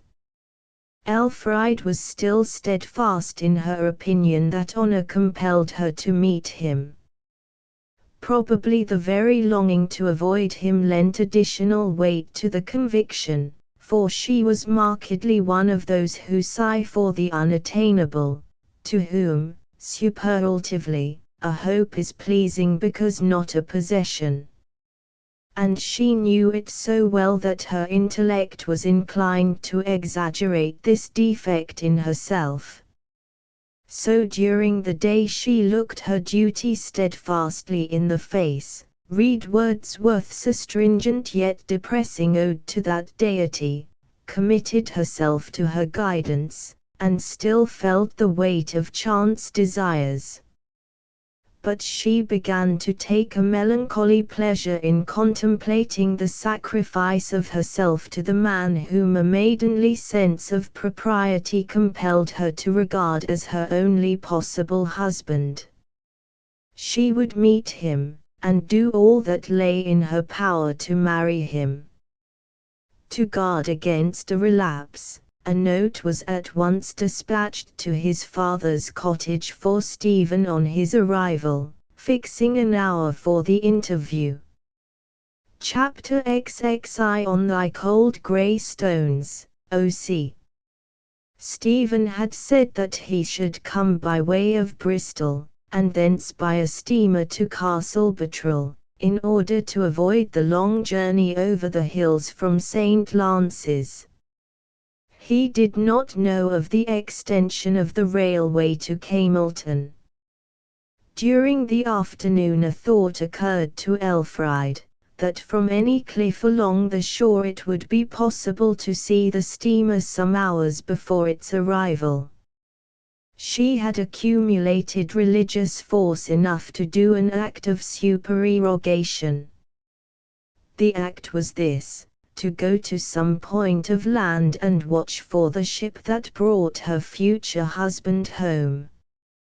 It was a cloudy afternoon. Elfride was often diverted from a purpose by a dull sky, and though she used to persuade herself that the weather was as fine as possible on the other side of the clouds, she could not bring about any practical result from this fancy. Now, her mood was such that the humid sky harmonized with it. Having ascended and passed over a hill behind the house, Elfride came to a small stream. She used it as a guide to the coast. It was smaller than that in her own valley, and flowed altogether at a higher level. Bushes lined the slopes of its shallow trough, but at the bottom, where the water ran, was a soft green carpet, in a strip 2 or 3 yards wide. In winter, the water flowed over the grass; in summer, as now, it trickled along a channel in the midst. Elfride had a sensation of eyes regarding her from somewhere. She turned, and there was Mr. Knight. He had dropped into the valley from the side of the hill. She felt a thrill of pleasure, and rebelliously allowed it to exist. "What utter loneliness to find you in!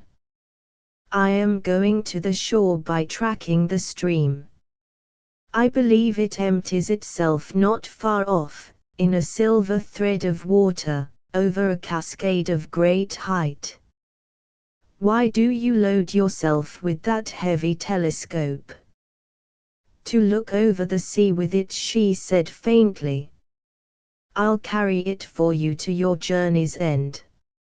And he took the glass from her unresisting hands. "It cannot be half a mile further. See, there is the water." He pointed to a short fragment of level muddy grey color, cutting against the sky. Elfride had already scanned the small surface of ocean visible, and had seen no ship. They walked along in company, sometimes with the brook between them, for it was no wider than a man's stride, sometimes close together. The green carpet grew swampy, and they kept higher up. One of the 2 ridges between which they walked dwindled lower and became insignificant. That on the right hand rose with their advance, and terminated in a clearly defined edge against the light, as if it were abruptly sawn off. A little further, and the bed of the rivulet ended in the same fashion. They had come to a bank breast high, and over it the valley was no longer to be seen. It was withdrawn cleanly and completely. In its place was sky and boundless atmosphere, and perpendicularly down beneath them, small and far off, lay the corrugated surface of the Atlantic. The small stream here found its death. Running over the precipice, it was dispersed in spray before it was halfway down, and falling like rain upon projecting ledges, made minute grassy meadows of them. At the bottom the water drops soaked away amid the debris of the cliff. This was the inglorious end of the river. "What are you looking for?" said Knight, following the direction of her eyes. She was gazing hard at a black object, nearer to the shore than to the horizon, from the summit of which came a nebulous haze, stretching like gauze over the sea. "The Puffin, a little summer steamboat, from Bristol to Castle Bottrell," she said. "I think that is it. Look. Will you give me the glass?" Knight pulled open the old-fashioned but powerful telescope, and handed it to Elfried, who had looked on with heavy eyes. "I can't keep it up now," she said. "Rest it on my shoulder." "It is too high." "Under my arm." "Too low." "You may look instead," she murmured weakly. Knight raised the glass to his eye, and swept the sea till the Puffin entered its field. "Yes, it is the Puffin, a tiny craft. I can see her figurehead distinctly, a bird with a beak as big as its head." "Can you see the deck?" "Wait a minute. Yes, pretty clearly. And I can see the black forms of the passengers against its white surface. One of them has taken something from another, a glass, I think. Yes, it is, and he is leveling it in this direction. Depend upon it, we are conspicuous objects against the sky to them. Now, it seems to rain upon them, and they put on overcoats and open umbrellas. They vanish and go below, all but that one who has borrowed the glass. He is a slim young fellow, and still watches us." Elfried grew pale, and shifted her little feet uneasily. Knight lowered the glass. "I think we had better return," he said. "That cloud which is raining on them may soon reach us." "Why, you look ill." "How is that?" "Something in the air affects my face." "Those fair cheeks are very fastidious, I fear," returned Knight tenderly. "This air would make those rosy that were never so before, one would think, nature's spoiled child." Elfried's color returned again. "There is more to see behind us, after all," said Knight. She turned her back upon the boat and Stephen Smith, and saw, towering still higher than themselves, the vertical face of the hill on the right, which did not project seaward so far as the bed of the valley, but formed the back of a small cove, and so was visible like a concave wall, bending round from their position towards the left. The composition of the huge hill was revealed to its backbone and marrow here at its rent extremity. It consisted of a vast stratification of blackish grey slate, unvaried in its whole height by a single change of shade. It is with cliffs and mountains as with persons, they have what is called a presence, which is not necessarily proportionate to their actual bulk. A little cliff will impress you powerfully, a great one not at all. It depends, as with man, upon the countenance of the cliff, I cannot bear to look at that cliff, said Elfried. It has a horrid personality, and makes me shudder. We will go. Can you climb? Said Night. If so, we will ascend by that path over the grim old fellow's brow. Try me, said Elfried disdainfully. I have ascended steeper slopes than that. From where they had been loitering, a grassy path wound along inside a bank, placed as a safeguard for unwary pedestrians, to the top of the precipice, and over it along the hill in an inland direction. Take my arm, Miss Swacourt, said Night. I can get on better without it, thank you. When they were 1/4 of the way up, Elfried stopped to take breath. Night stretched out his hand. She took it, and they ascended the remaining slope together. Reaching the very top, they sat down to rest by mutual consent. Heavens, what an altitude, said Night between his pants, and looking far over the sea.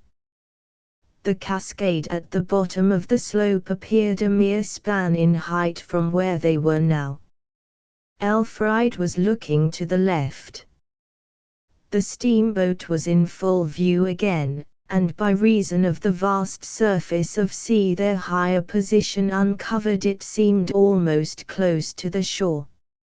Over that edge, said Night, where nothing but vacancy appears, is a moving compact mass. The wind strikes the face of the rock, runs up it, rises like a fountain to a height far above our heads, curls over us in an arch, and disperses behind us. In fact, an inverted cascade is there, as perfect as the Niagara Falls, but rising instead of falling, and air instead of water. Now look here. Night threw a stone over the bank, aiming it as if to go onward over the cliff. Reaching the verge, it towered into the air like a bird, turned back, and alighted on the ground behind them. They themselves were in a dead calm. A boat crosses Niagara immediately at the foot of the falls, where the water is quite still, the fallen mass curving under it. We are in precisely the same position with regard to our atmospheric cataract here. If you run back from the cliff 50 yards, you will be in a brisk wind. Now I dare say over the bank is a little backward current. Night rose and leant over the bank. No sooner was his head above it than his hat appeared to be sucked from his head, slipping over his forehead in a seaward direction.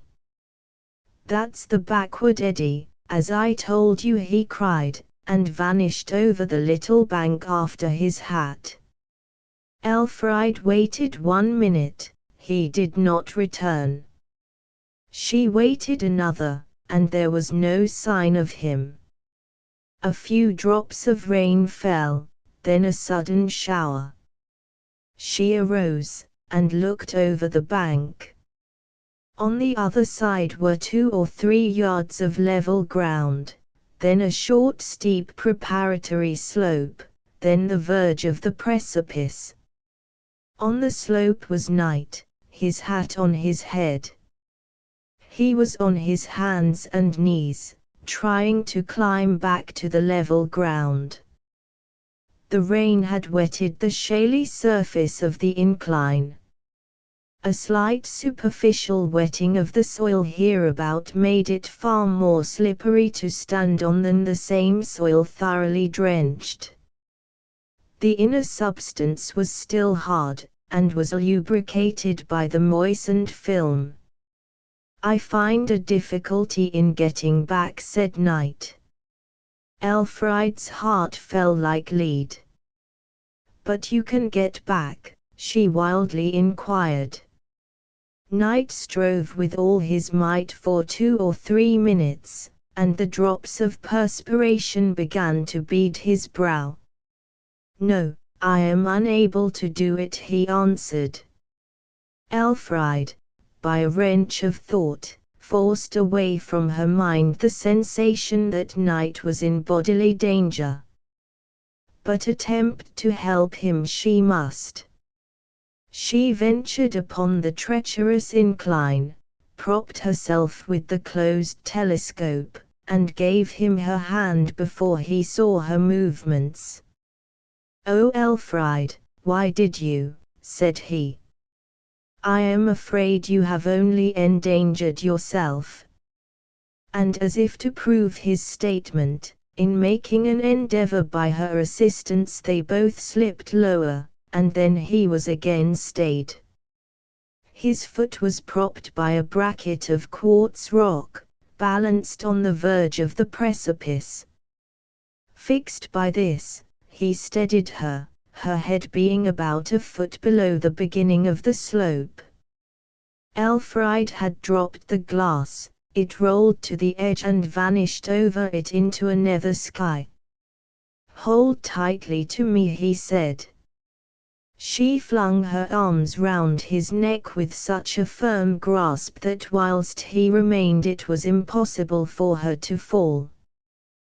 "Don't be flurried," Knight continued. "So long as we stay above this block we are perfectly safe. Wait a moment whilst I consider what we had better do." He turned his eyes to the dizzy depths beneath them, and surveyed the position of affairs. 2 glances told him a tale with ghastly distinctness. It was that, unless they performed their feat of getting up the slope with the precision of machines, they were over the edge and whirling in midair. For this purpose it was necessary that he should recover the breath and strength which his previous efforts had cost him. So he still waited, and looked in the face of the enemy. The crest of this terrible natural facade passed among the neighboring inhabitants as being 700 feet above the water it overhung. It had been proved by actual measurement to be not a foot less than 650. That is to say, it is nearly 3 times the height of Flambora, half as high again as the South Foreland, 100 feet higher than Beachy Head, the loftiest promontory on the east or south side of this island, twice the height of St. Aldhelms, thrice as high as the Lizard, and just double the height of St. Bees.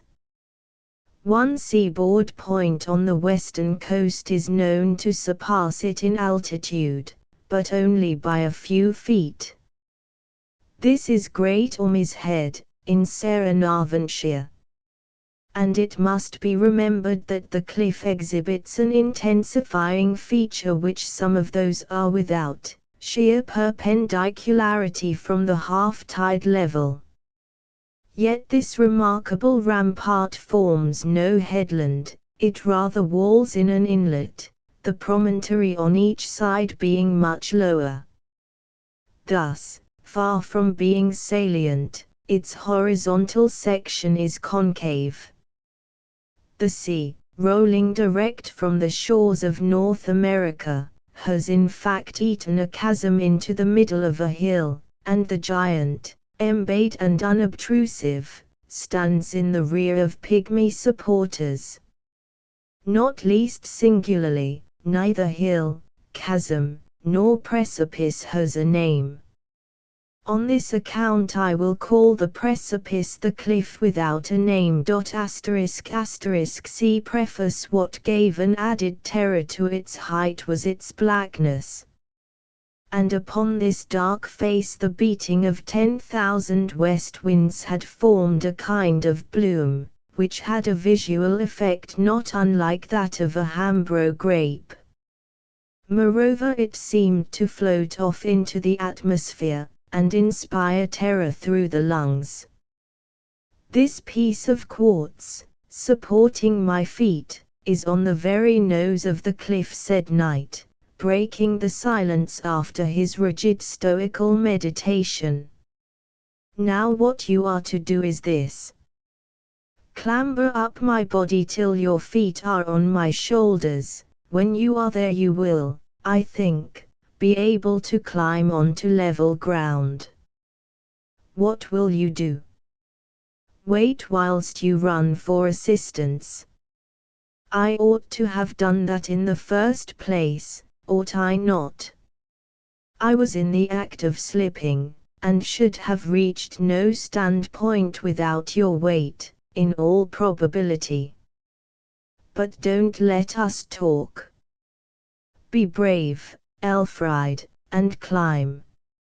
She prepared to ascend, saying, "This is the moment I anticipated when on the tower. I thought it would come." "This is not a time for superstition," said Knight.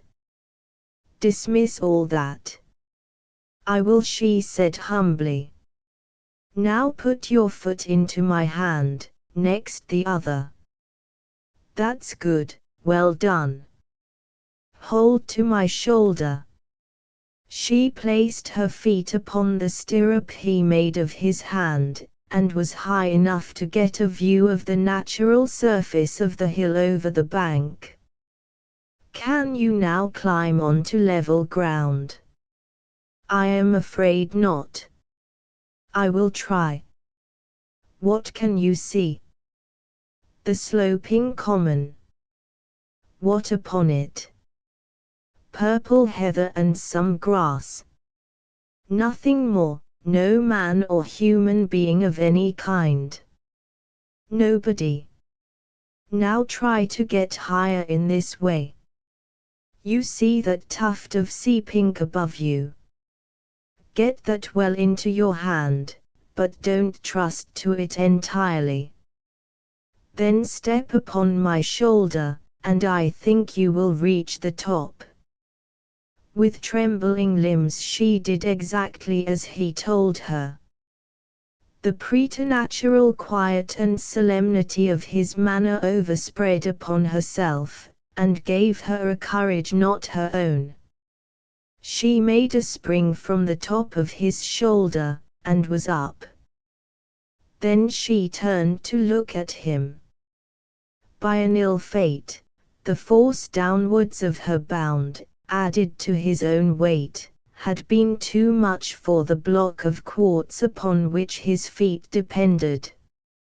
It was, indeed, originally an igneous protrusion into the enormous masses of black strata, which had since been worn away from the sides of the alien fragment by centuries of frost and rain, and now left it without much support. It moved. Knight seized a tuft of sea pink with each hand. The quartz rock which had been his salvation was worse than useless now. It rolled over, out of sight, and away into the same nether sky that had engulfed the telescope. One of the tufts by which he held came out at the root, and Knight began to follow the quartz. It was a terrible moment. Elfried uttered a low wild wail of agony, bowed her head, and covered her face with her hands. Between the turf-covered slope and the gigantic perpendicular rock intervened a weather-worn series of jagged edges, forming a face yet steeper than the former slope. As he slowly slid inch by inch upon these, Knight made a last desperate dash at the lowest tuft of vegetation, the last outlying knot of starved herbage ere the rock appeared in all its bareness. It arrested his further descent. Knight was now literally suspended by his arms, but the incline of the brow being what engineers would call about 1/4, it was sufficient to relieve his arms of a portion of his weight, but was very far from offering an adequately flat face to support him. In spite of this dreadful tension of body and mind, Night found time for a moment of thankfulness. Elfriede was safe. She lay on her side above him, her fingers clasped. Seeing him again steady, she jumped upon her feet. "Now, if I can only save you by running for help," she cried. "Oh, I would have died instead. Why did you try so hard to deliver me?" And she turned away wildly to run for assistance. "Elfriede, how long will it take you to run to Endelstow and back?" "3/4 of an hour." "That won't do, my hands will not hold out 10 minutes. And is there nobody nearer?" "No, unless a chance passer may happen to be. He would have nothing with him that could save me. Is there a pole or stick of any kind on the common?" She gazed around. The common was bare of everything but heather and grass. A minute, perhaps more time, was passed in mute thought by both. On a sudden the blank and helpless agony left her face. She vanished over the bank from his sight. Night felt himself in the presence of a personalized loneliness. Chapter XXII: A Woman's Way. Haggard cliffs, of every ugly altitude, are as common as seafowl along the line of coast between Exmoor and Land's End, but this outflanked and encompassed specimen was the ugliest of them all. Their summits are not safe places for scientific experiment on the principles of air currents, as Night had now found, to his dismay. He still clutched the face of the escarpment, not with the frenzied hold of despair, but with a dogged determination to make the most of his every jot of endurance, and so give the longest possible scope to Elfriede's intentions, whatever they might be. He reclined hand in hand with the world in its infancy. Not a blade, not an insect, which spoke of the present, was between him and the past. The inveterate antagonism of these black precipices to all strugglers for life is in no way more forcibly suggested than by the paucity of tufts of grass, lichens, or confervae on their outermost ledges.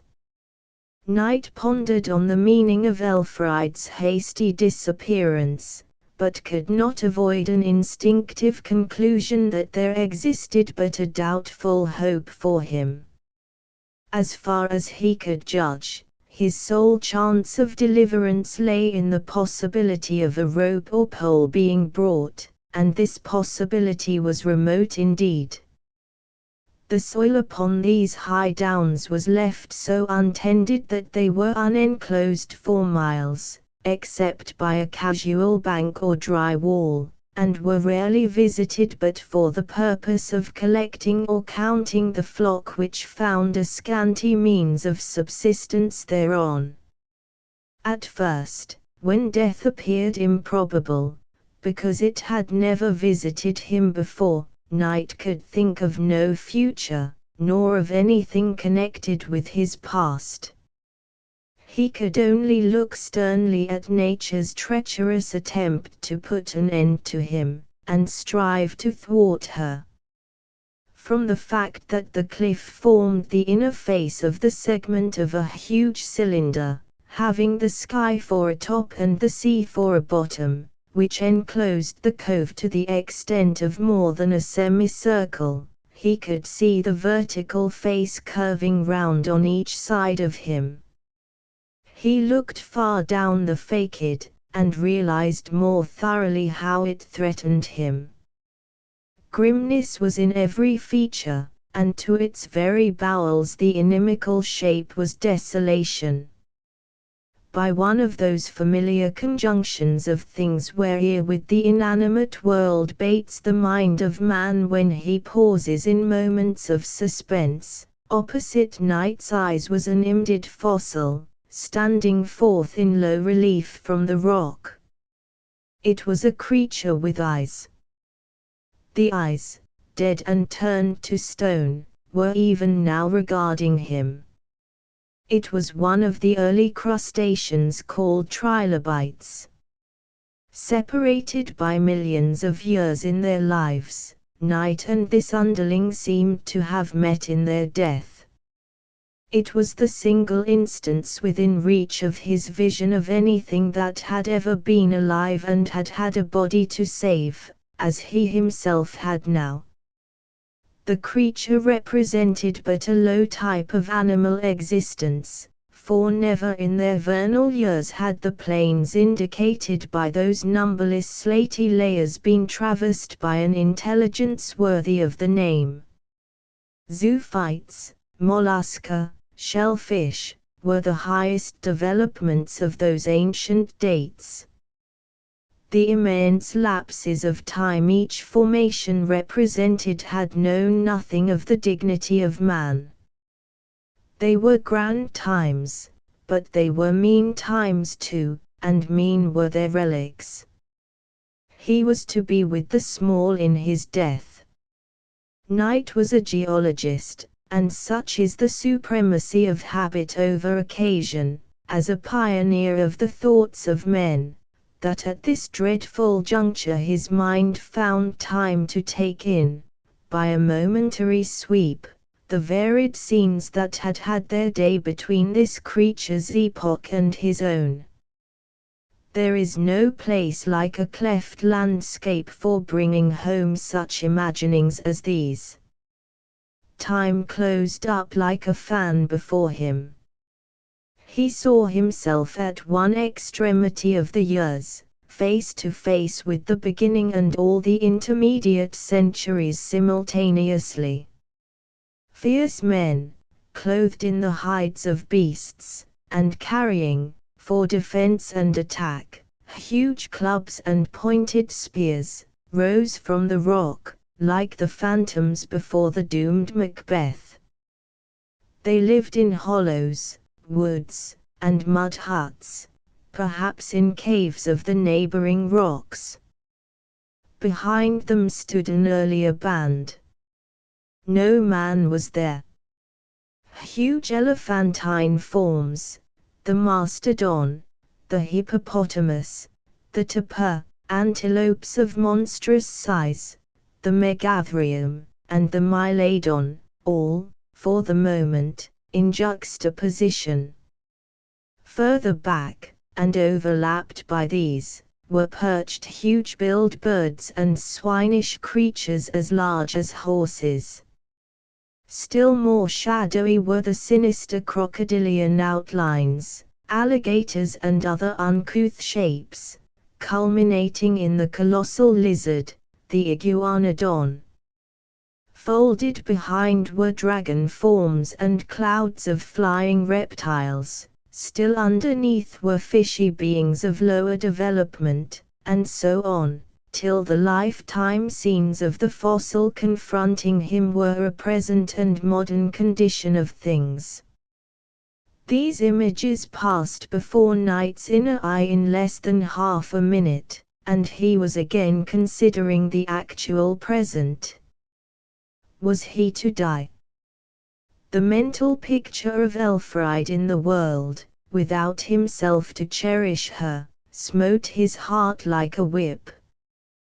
He had hoped for deliverance, but what could a girl do? He dared not move an inch. Was death really stretching out his hand? The previous sensation, that it was improbable he would die, was fainter now. However, Night still clung to the cliff. To those musing weather-beaten West Country folk who pass the greater part of their days and nights out of doors, Nature seems to have moods in other than a poetical sense, predilections for certain deeds at certain times, without any apparent law to govern or season to account for them. She is read as a person with a curious temper, as one who does not scatter kindnesses and cruelties alternately, impartially, and in order, but heartless severities or overwhelming generosities in lawless caprice. Man's case is always that of the prodigal's favorite or the miser's pensioner. In her unfriendly moments there seems a feline fun in her tricks, begotten by a foretaste of her pleasure in swallowing the victim. Such a way of thinking had been absurd tonight, but he began to adopt it now. He was first spitted onto a rock. New tortures followed. The rain increased, and persecuted him with an exceptional persistency which he was moved to believe owed its cause to the fact that he was in such a wretched state already. An entirely new order of things could be observed in this introduction of rain upon the scene. It rained upwards instead of down. The strong ascending air carried the raindrops with it in its race up the escarpment, coming to him with such velocity that they stuck into his flesh like cold needles. Each drop was virtually a shaft, and it pierced him to his skin. The water shafts seemed to lift him on their points. No downward rain ever had such a torturing effect. In a brief space he was drenched, except in two places. These were on the top of his shoulders and on the crown of his hat. The wind, though not intense in other situations, was strong here. It tugged at his coat and lifted it. We are mostly accustomed to look upon all opposition which is not animate, as that of the stolid, inexorable hand of indifference, which wears out the patience more than the strength. Here, at any rate, hostility did not assume that slow and sickening form. It was a cosmic agency, active, lashing, eager for conquest, determination, not an insensate standing in the way. Night had overestimated the strength of his hands. They were getting weak already. She will never come again, she has been gone 10 minutes, he said to himself. This mistake arose from the unusual compression of his experiences just now. She had really been gone but 3. As many more minutes will be my end, he thought. Next came another instance of the incapacity of the mind to make comparisons at such times. This is a summer afternoon, he said, and there can never have been such a heavy and cold rain on a summer day in my life before. He was again mistaken. The rain was quite ordinary in quantity, the air in temperature. It was, as is usual, the menacing attitude in which they approached him that magnified their powers. He again looked straight downwards, the wind and the water dashes lifting his moustache, scudding up his cheeks, under his eyelids, and into his eyes. This is what he saw down there, the surface of the sea, visually just past his toes, and under his feet, actually 1/8 of a mile, or more than 200 yards, below them. We color according to our moods the objects we survey. The sea would have been a deep neutral blue, had happier auspices attended the gazer. It was now no otherwise than distinctly black to his vision. That narrow white border was foam, he knew well, but its boisterous tosses were so distant as to appear a pulsation only, and its plashing was barely audible. A white border to a black sea, his funeral pall and its edging. The world was to some extent turned upside down for him. Rain descended from below. Beneath his feet was aerial space and the unknown, above him was the firm, familiar ground, and upon it all that he loved best. Pitiless nature had then two voices, and two only. The nearer was the voice of the wind in his ears, rising and falling as it mauled and thrust him hard or softly. The second and distant one was the moan of that unplummeted ocean below and afar, rubbing its restless flank against the cliff without a name. Night perseveringly held fast. Had he any faith in Elfried? Perhaps. Love is faith, and faith, like a gathered flower, will rootlessly live on. Nobody would have expected the sun to shine on such an evening as this. Yet it appeared, low down upon the sea. Not with its natural golden fringe, sweeping the furthest ends of the landscape, not with the strange glare of whiteness which it sometimes puts on as an alternative to color, but as a splotch of vermilion red upon a leaden ground, a red face looking on with a drunken leer. Most men who have brains know it, and few are so foolish as to disguise this fact from themselves or others, even though an ostentatious display may be called self-conceit. Night, without showing it much, knew that his intellect was above the average.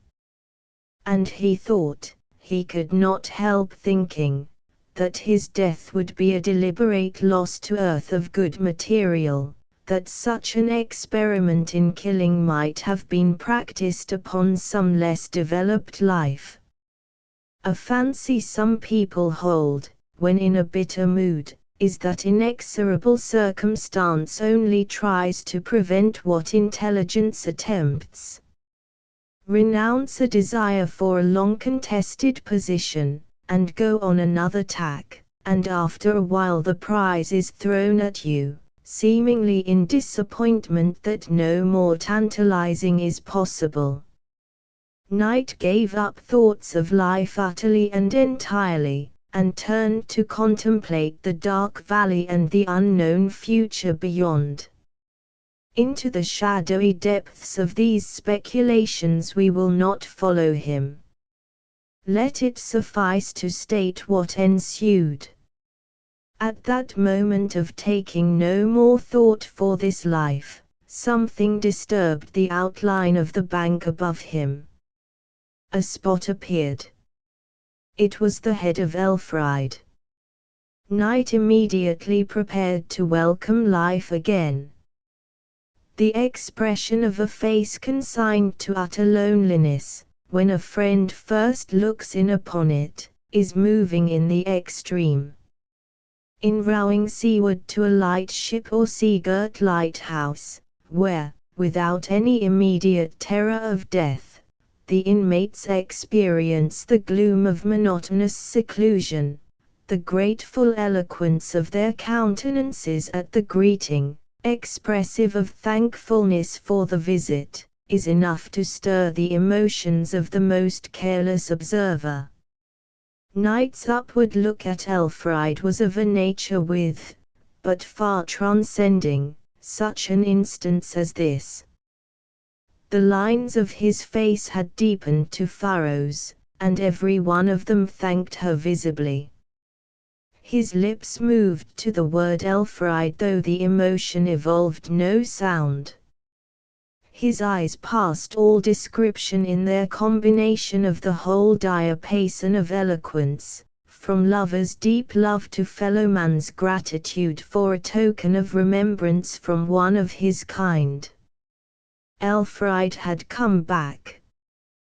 What she had come to do he did not know. She could only look on at his death, perhaps. Still, she had come back, and not deserted him utterly, and it was much. It was a novelty in the extreme to see Henry Knight, to whom Elfride was but a child, who had swayed her as a tree sways a bird's nest, who mastered her and made her weep most bitterly at her own insignificance, thus thankful for a sight of her face. She looked down upon him, her face glistening with rain and tears. He smiled faintly. How calm he is, she thought. How great and noble he is to be so calm. She would have died 10 times for him then. The gliding form of the steamboat caught her eye. She heeded it no longer. How much longer can you wait? Came from her pale lips and along the wind to his position. 4 minutes, said Knight in a weaker voice than her own, but with a good hope of being saved. 7 or 8. He now noticed that in her arms she bore a bundle of white linen, and that her form was singularly attenuated. So preternaturally thin and flexible was Elfride at this moment, that she appeared to bend under the light blows of the rain shafts, as they struck into her sides and bosom, and splintered into spray on her face. There is nothing like a thorough drenching for reducing the protuberances of clothes, but Elfride seemed to cling to her like a glove. Without heeding the attack of the clouds further than by raising her hand and wiping away the spurts of rain when they went more particularly into her eyes, she sat down and hurriedly began rending the linen into strips. These she knotted end to end, and afterwards twisted them like the strands of a cord. In a short space of time she had formed a perfect rope by this means, 6 or 7 yards long. "Can you wait while I bind it?" she said, anxiously extending her gaze down to him. "Yes, if not very long. Hope has given me a wonderful installment of strength." Elfride dropped her eyes again, tore the remaining material into narrow tape-like ligaments, knotted each to each as before, but on a smaller scale, and wound the lengthy string she had thus formed round and round the linen rope, which, without this binding, had a tendency to spread abroad. "Now," said Knight, who, watching the proceedings intently, had by this time not only grasped her scheme, but reasoned further on, "I can hold 3 minutes longer yet." "And do you use the time in testing the strength of the knots, one by one?"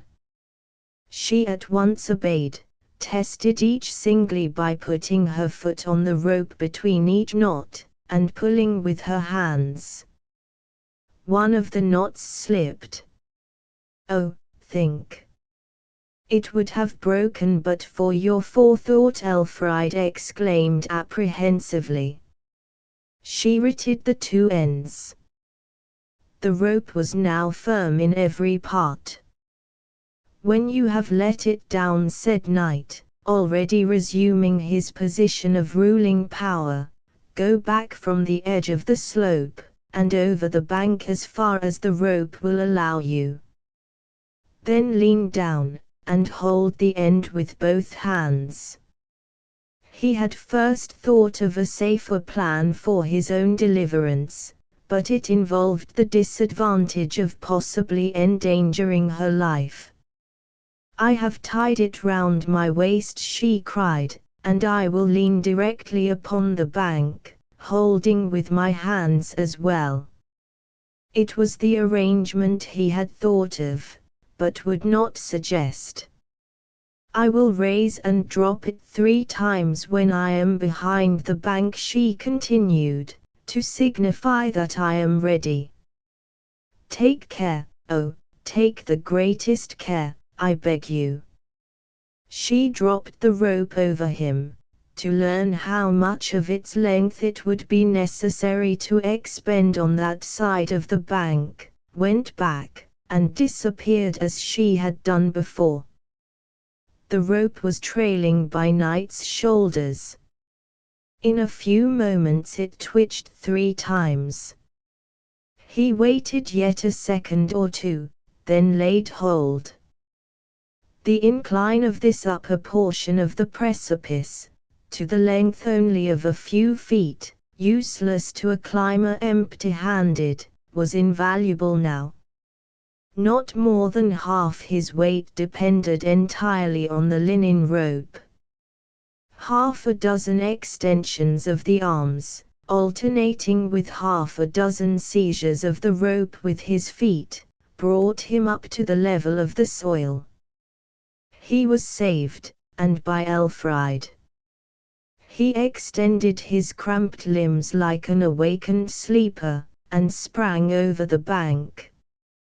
At sight of him she leapt to her feet with almost a shriek of joy.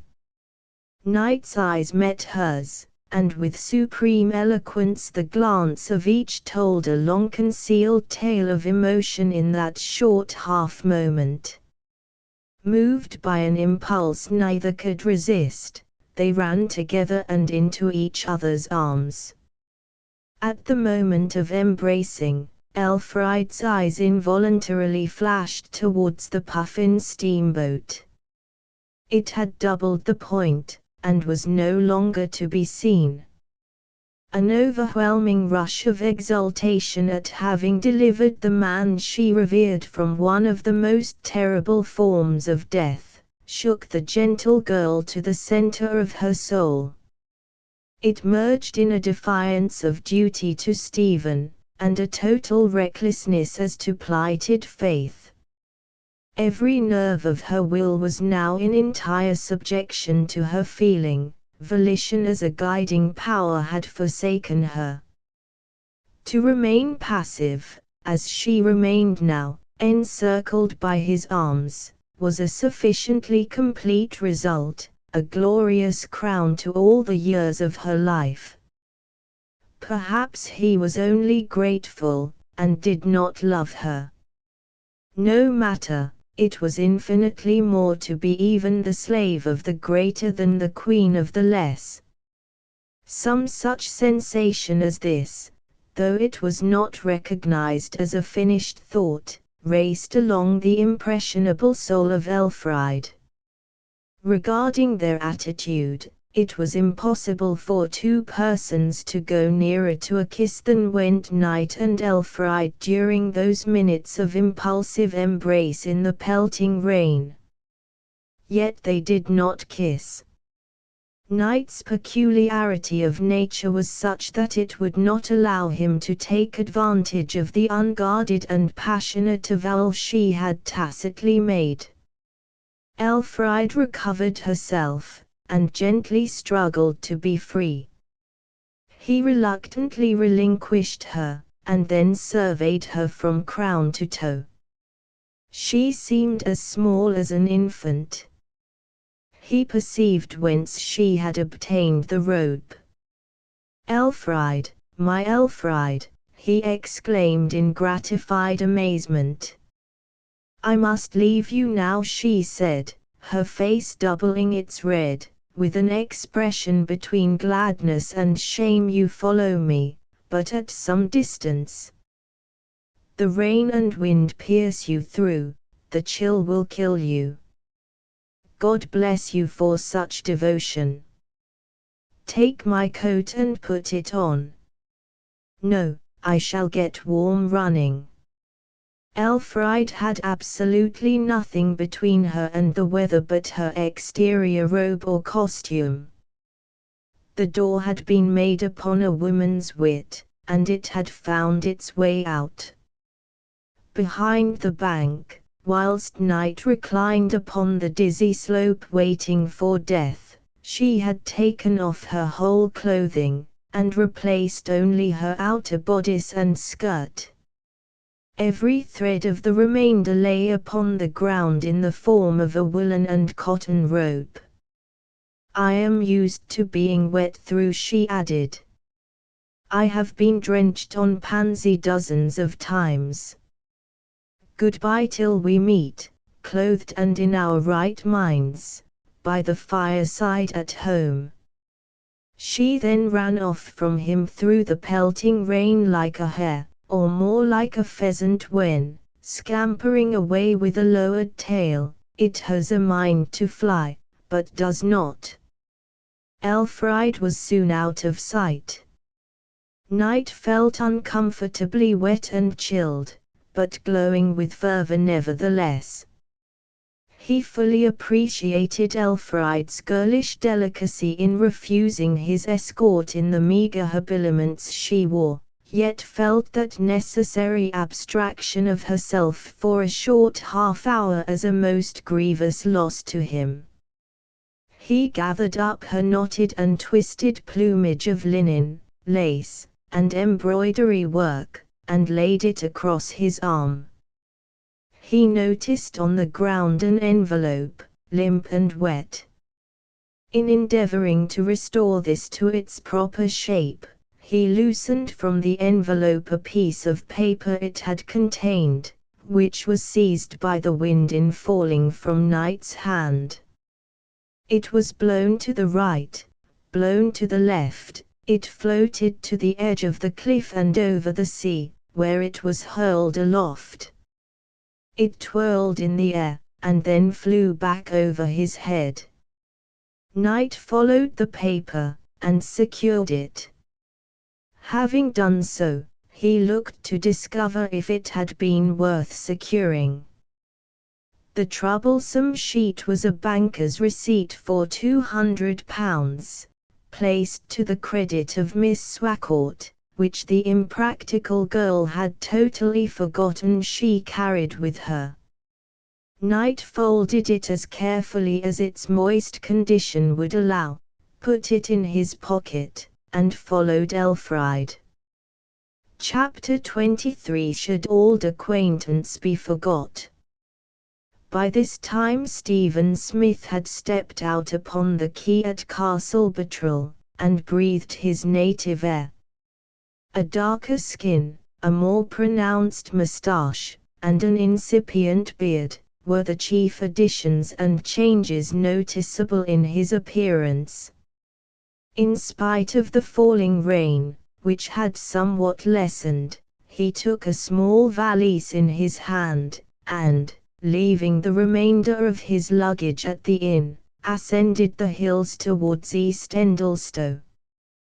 This place lay in a vale of its own, further inland than the West Village, and though so near it, had little of physical feature in common with the latter.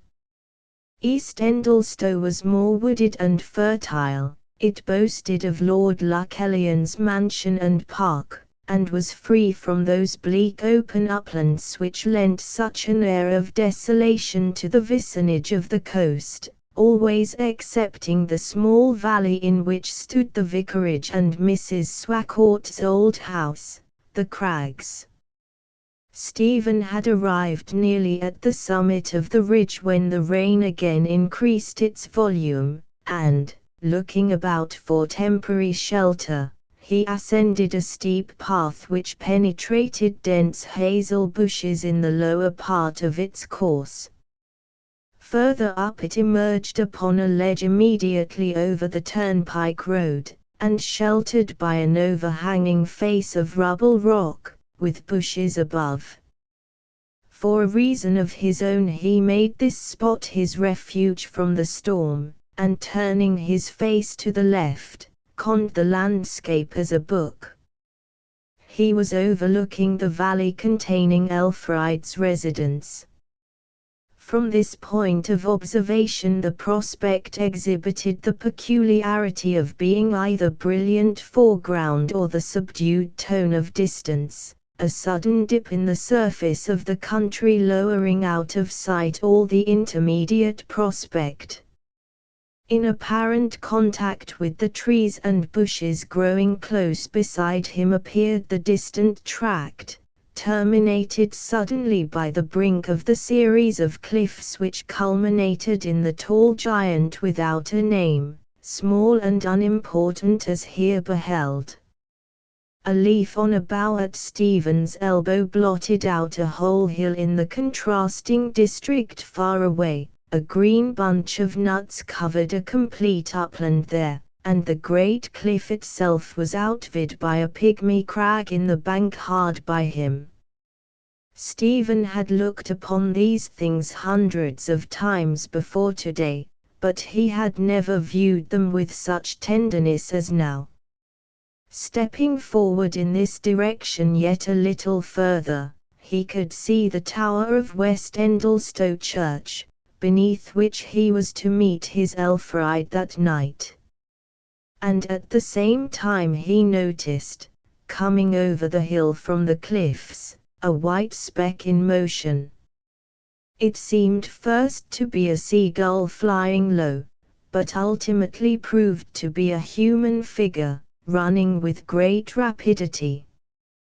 The form flitted on, heedless of the rain which had caused Stephen's halt in this place, dropped down the heathery hill, entered the vale, and was out of sight. Whilst he meditated upon the meaning of this phenomenon, he was surprised to see swim into his ken from the same point of departure another moving speck, as different from the first as well could be, insomuch that it was perceptible only by its blackness. Slowly and regularly it took the same course, and there was not much doubt that this was the form of a man. He, too, gradually descended from the upper levels, and was lost in the valley below. The rain had by this time again abated, and Stephen returned to the road. Looking ahead, he saw two men and a cart. They were soon obscured by the intervention of a high hedge. Just before they emerged again he heard voices in conversation. "I must soon be in the neighbourhood, too, if so be he's a-coming," said a tenor tongue, which Stephen instantly recognized as Martin Cannister's. "I must believe," said another voice, that of Stephen's father. Stephen stepped forward, and came before them face to face. His father and Martin were walking, dressed in their second-best suits, and beside them rambled along a grizzle horse and brightly painted spring cart. "All right, Mr. Cannister, here's the lost man," exclaimed young Smith, entering at once upon the old style of greeting. "Father, here I am." "All right, my sonny, and glad I be 40, returned John Smith, overjoyed to see the young man. "How be ye?" "Well, come along home, and don't let's bide out here in the damp. Such weather must be terrible bad for a young chap just come from a fiery nation like Indy, hey, neighbor Cannister?" "True, true. And about getting home his traps? Boxes, monstrous bales, and noble packages of foreign description, I make no doubt." "Hardly all that," said Stephen, laughing. "We brought the cart, meaning to go right on to Castle Buttrell afore ye landed," said his father. "Put in the horse," says Martin. Says I, "so we will," and did it straightway. Now, maybe, Martin had better go on with the cart for the things, and you and I walk home along. And I shall be back a'most as soon as you. Peggy is a pretty step still, though time did begin to tell upon her as upon the rest o' us. Stephen told Martin where to find his baggage, and then continued his journey homeward in the company of his father. "Owing to your coming a day sooner than we first expected," said John, "you'll find us in a Turk of a mess, sir." "Sir," says I to my own son, "but ye've gone up so, Stephen. We've killed the pig this morning for ye, thinking ye'd be hungry, and glad of a morsel of fresh meat. And won't be cut up till tonight. However, we can make ye a good supper of fry, which will chaw up well wi' a dab o' mustard and a few nice new taters, and a drop of shilling ale to wash it down. Your mother have scrubbed the house through because ye were coming, and dusted all the chimmer furniture, and bought a new basin and jug of a travelling crockery woman that came to our door, and scoured the candlesticks, and cleaned the windows. I don't know what a harent done. Never were such a steer, I believe." Conversation of this kind and inquiries of Stephen for his mother's well-being occupied them for the remainder of the journey. When they drew near the river, and the cottage behind it, they could hear the master mason's clock striking off the bygone hours of the day at intervals of a quarter of a minute, during which intervals Stephen's imagination readily pictured his mother's forefinger wandering round the dial in company with the minute hand. "The clock stopped this morning, and your mother in putting en right seemingly," said his father in an explanatory tone, and they went up the garden to the door. When they had entered, and Stephen had dutifully and warmly greeted his mother, who appeared in a cotton dress of a dark blue ground, covered broadcast with a multitude of new and full moons, stars, and planets, with an occasional dash of a comet-like aspect to diversify the scene, the crackle of cartwheels was heard outside, and Martin Canister stamped in at the doorway, in the form of a pair of legs beneath a great box, his body being nowhere visible. When the luggage had been all taken down, and Stephen had gone upstairs to change his clothes, Mrs. Smith's mind seemed to recover a lost thread.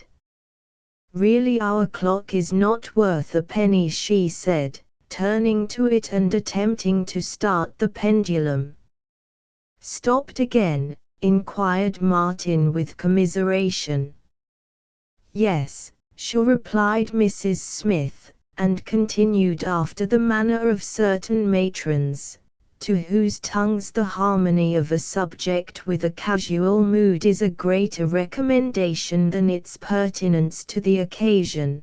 "John would spend pounds a year upon the gimcrack old thing, if he might, in having it cleaned, when at the same time you may doctor it yourself as well." "The clock's stopped again, John," I say to him. "Better have en cleaned," says he. "There's 5 shillings. "That clock grinds again," I say to en. "Better have en cleaned," says again. "That clock strikes wrong, John," says I. "Better have en cleaned," he goes on. The wheels would have been polished to skeletons by this time if I had listened to en, and I assure you we could have bought a chain-faced beauty with the good money we've flung away these last 10 years upon this old green-faced mortal. And, Martin, you must be wet. My son is gone up to change. John is damper than I should like to be, but calls it nothing. Some of Mrs. Swacourt's servants have been here. They ran in out of the rain when going for a walk, and I assure you the state of their bonnets was frightful. How's the folks? We've been over to Castle Betrel, and what we running and stopping out of the storms, my poor head is beyond everything. Fizz, fizz fizz, tea's frying o' fish from morning to night, said a cracked voice in the doorway at this instant. Lord so's, who's that? Said Mrs. Smith, in a private exclamation, and turning round saw William Worm, endeavouring to make himself look passing civil and friendly by overspreading his face with a large smile that seemed to have no connection with the humour he was in. Behind him stood a woman about twice his size, with a large umbrella over her head. This was Mrs. Worm, William's wife. "Come in, William," said John Smith. "We don't kill a pig every day." "And you, likewise, Mrs. Worm. I make ye welcome. Since ye left Parson Swacourt, William, I don't see much of ye."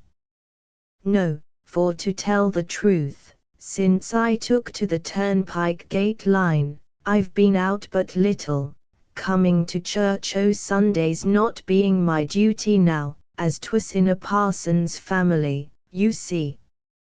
However, our boy is able to mind the gate now, and I said, says I, Barbara, let's call and see John Smith. I am sorry to hear your poor head is so bad still. I assure you that frying o' fish is going on for nights and days. And, you know, sometimes 'tisn't only fish, but rashers o' bacon and onions. I can hear the fat pop and fizz as natural as life, can't I, Barbara?" Mrs. Worm, who had been all this time engaged in closing her umbrella, corroborated this statement, and now, coming indoors, showed herself to be a wide-faced, comfortable-looking woman, with a wart upon her cheek, bearing a small tuft of hair in its centre. "Have ye ever tried anything to cure your noise, Maister Worm?" inquired Martin Canister. "Oh, bless ye, I've tried everything. Providence is a merciful man, and I have hoped he'd have found it out by this time, living so many years in a parson's family, too, as I have, but it don't seem to relieve me. I be a poor wambling man, and life's a mint o' trouble." "True, mournful true, William Worm. 'Tis so. The world wants looking to, or 'tis all sixes and sevens wi' us." "Take your things off, Mrs. Worm," said Mrs. Smith. "We be rather in a muddle, to tell the truth, for my son is just dropped in from India day sooner than we expected, and the pig killer is coming presently to cut up." Mrs. Barbara Worm, not wishing to take any mean advantage of persons in a muddle by observing them, removed her bonnet and mantle with eyes fixed upon the flowers in the plot outside the door. "What beautiful tiger lilies," said Mrs. Worm. "Yes, they be very well, but such a trouble to me on account of the children that come here. They will go eating the berries on the stem, and call 'em currants. Taste we June-evils is quite fancy, really. And your snapdragons look as fierce as ever." "Well, really," answered Mrs. Smith, entering didactically into the subject, "they are more like Christians than flowers. But they make up well enough with the rest, and don't require much tending. And the same can be said o' these miller's wheels. 'Tis a flower I like very much, though so simple.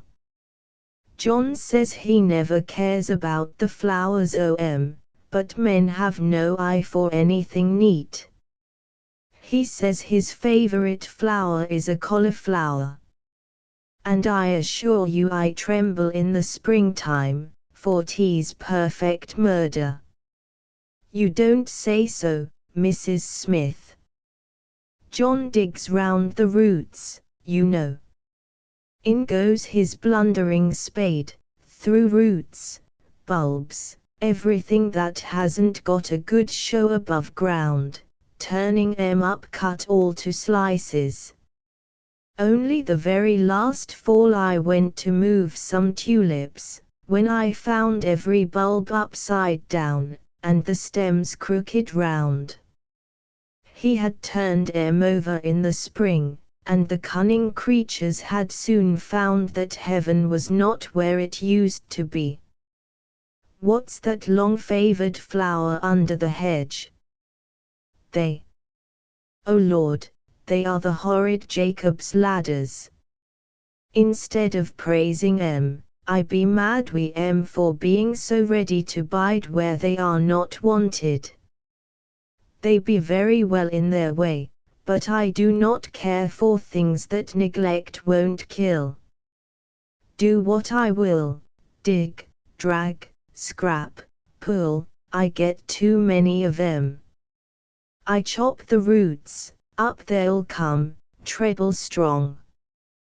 Throw 'em over hedge, there they'll grow, staring me in the face like a hungry dog driven away, and creep back again in a week or two the same as before.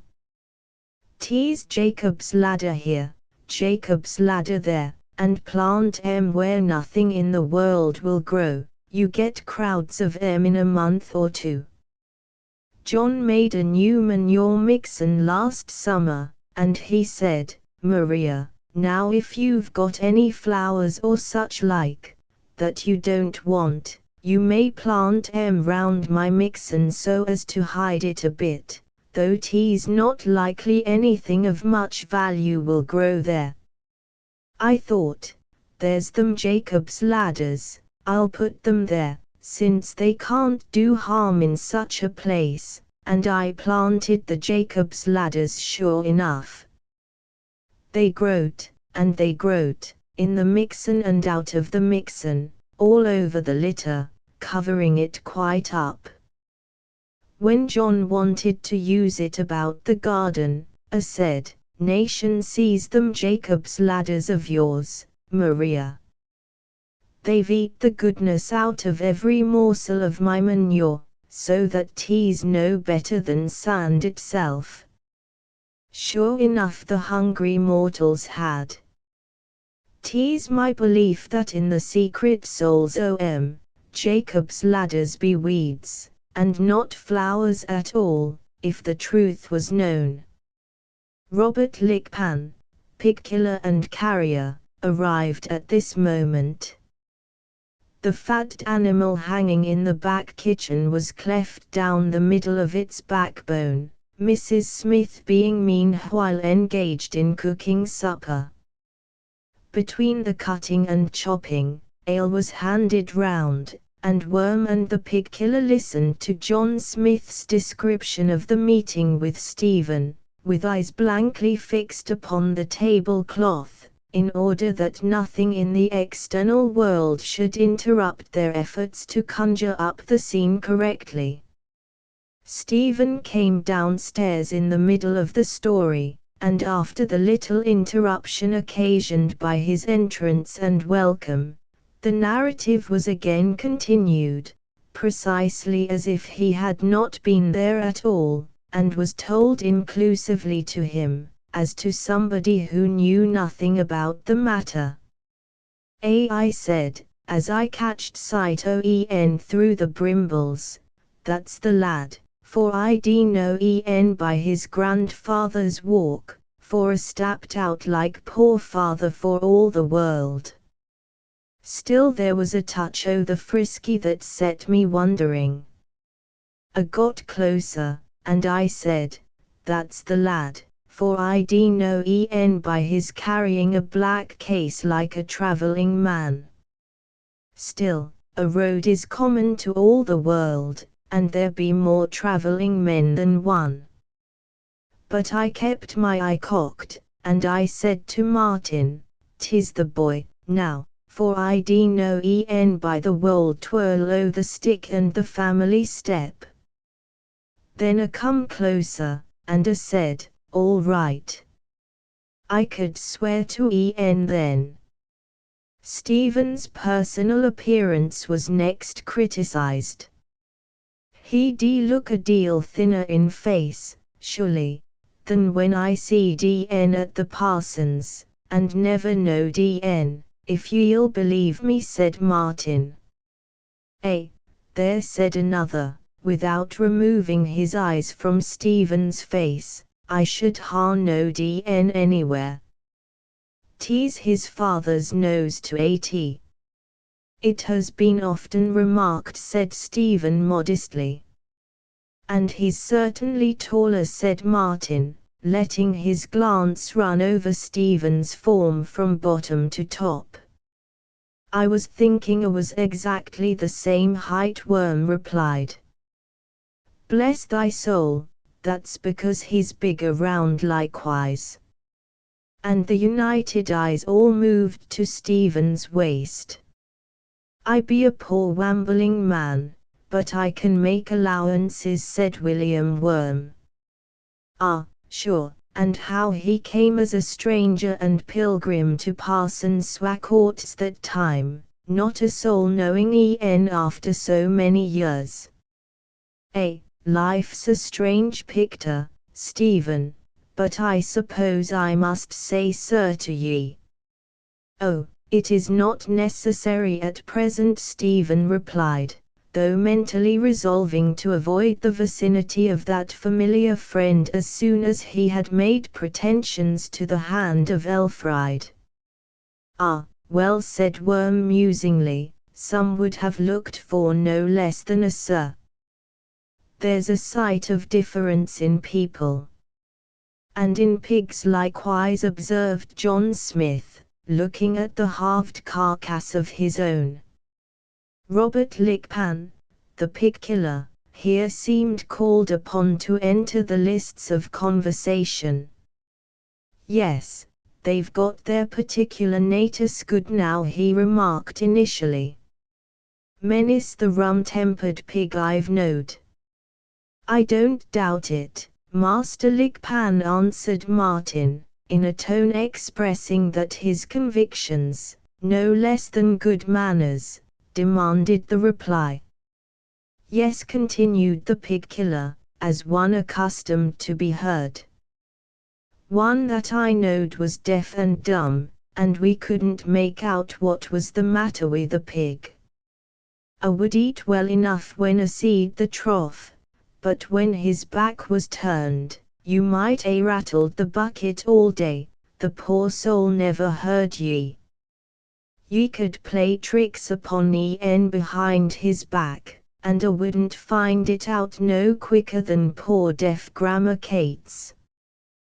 But a fatted well, and I never seed a pig open better when a was killed, and a was very tender eating, very, as pretty a bit of mate as ever you see, you could suck that mate through a quill. And another I knowed, resumed the killer, after quietly letting a pint of ale run down his throat of its own accord, and setting down the cup with mathematical exactness upon the spot from which he had raised it, another went out of his mind. How very mournful, murmured Mrs. Worm. Poor thing, a did. As clean out of his mind as the cleverest Christian could go. In early life a was very melancholy, and never seemed a hopeful pig by no means. 'Twas Andrew Stainer's pig, that's whose pig 'twas. I can mind the pig well enough, attested John Smith. And a pretty little porker a was. And you all know Farmer Buckle's sort. Every Jack-o'-em suffer from the rheumatism to this day, owing to a damp sty they lived in when they were striplings, as 'twere. Well, now we'll weigh, said John. If so be he were not so fine, we'd weigh en whole, but as he is, we'll take a side at a time. John, you can mind my old joke, eh? I do so, though 'twas a good few years ago I first heard en. Yes, said Lickpan, that their old familiar joke have been in our family for generations, I may say. My father used that joke regular at pig killings for more than 45 years, the time he followed the calling. And told me that had it from his father when he was quite a chiel, who made use en just the same at every killing more or less, and pig killings were pig killings in those days. Truly they were. I've never heard the joke, said Mrs. Smith tentatively. Nor I, chimed in Mrs. Worm, who, being the only other lady in the room, felt bound by the laws of courtesy to feel like Mrs. Smith in everything. Surely you have, said the killer, looking skeptically at the benighted females. However, 'tisn't much, I don't wish to say it is. It commences like this: Bob will tell the weight of your pig, I believe, says I. The congregation of neighbors think I mean my son Bob, naturally, but the secret is that I mean the Bob o' the steelyard. Ha, ha, ha. Ho, ho, ho, laughed Martin Canister, who had heard the explanation of this striking story for the 100th time. Ha, ha, ha, laughed John Smith, who had heard it for the 1000th. He, laughed William Worm, who had never heard it at all, but was afraid to say so. Thy grandfather, Robert, must have been a wide-awake chap to make that story, said Martin Canister, subsiding to a placid aspect of delighted criticism. He had a head, by all account. And, you see, as the firstborn of the Lickpants have all been Roberts, they've all been Bobs, so the story was handed down to the present day. Poor Joseph, your second boy, will never be able to bring it out in company, which is rather unfortunate, said Mrs. Worm thoughtfully. I won't. Yes, Grandfer was a clever chap, as ye say, but I knowed a cleverer. 'Twas my Uncle Levi. Uncle Levi made a snuff box that should be a puzzle to his friends to open. He used to hand en round at wedding parties, christenings, funerals, and in other jolly company, and let 'em try their skill. This extraordinary snuff box had a spring behind that would push in and out, a hinge where seemed to be the cover, a slide at the end, a screw in front, and knobs and queer notches everywhere. One man would try the spring, another would try the screw, another would try the slide, but try as they would, the box wouldn't open. And they couldn't open en, and they didn't open en. Now what might you think was the secret of that box? All put on an expression that their united thoughts were inadequate to the occasion. Why, the box wouldn't open at all. Were made not to open, and ye might have tried till the end of Revelations, 'twould have been as naught, for the box were glued all round. A very deep man to have made such a box. Yes. 'Twas like Uncle Levi all over. 'Twas. I can mind the man very well. Tallest man ever I seed. I was so. He never slept upon a bedstead after he growed up a hard boy chap, never could get one long enough.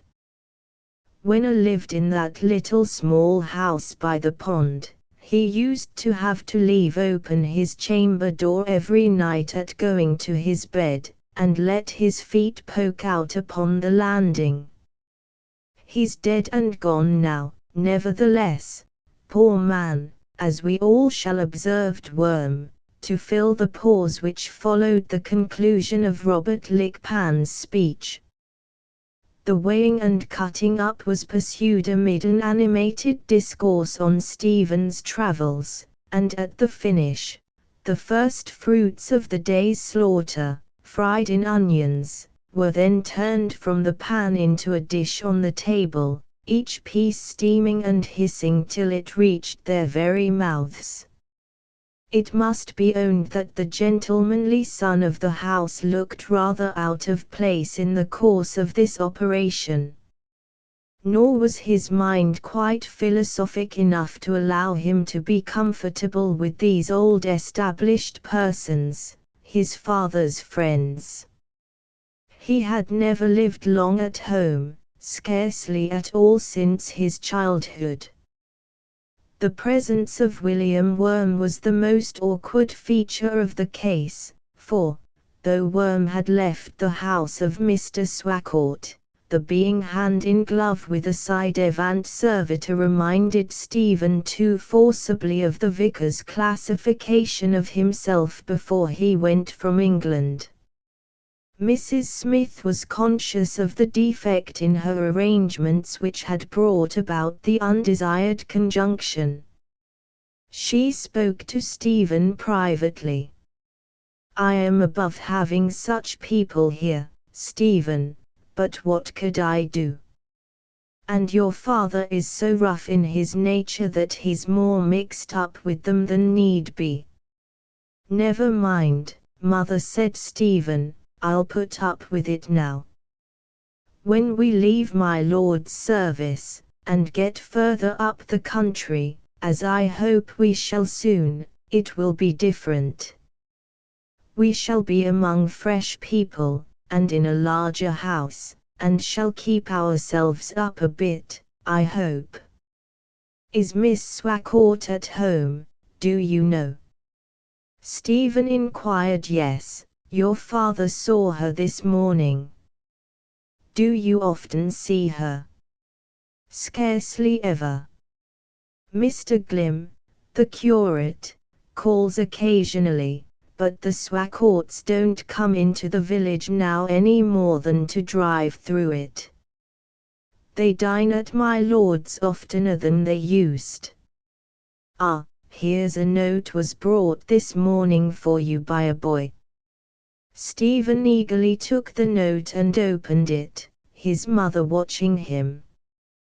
He read what Elfride had written and sent before she started for the cliff that afternoon. "Yes, I will meet you in the church at 9 tonight. Es. I don't know, Stephen," his mother said meaningly, you still think about Miss Elfride, but if I were you I wouldn't concern about her. They say that none of old Mrs. Swacourt's money will come to her stepdaughter. I see the evening has turned out fine. I am going out for a little while to look round the place," he said, evading the direct query. "Probably by the time I return our visitors will be gone, and we'll have a more confidential talk." Chapter Xiv. Breeze, bird, and flower confess the hour.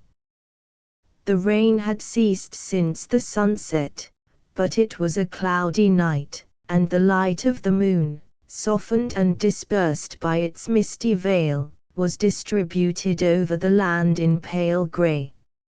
A dark figure stepped from the doorway of John Smith's riverside cottage, and strode rapidly towards West Endlestowe with a light footstep. Soon ascending from the lower levels, he turned a corner, followed a cart track, and saw the tower of the church he was in quest of distinctly shaped forth against the sky. In less than half an hour from the time of starting he swung himself over the churchyard stile. The wild irregular enclosure was as much as ever an integral part of the old hill.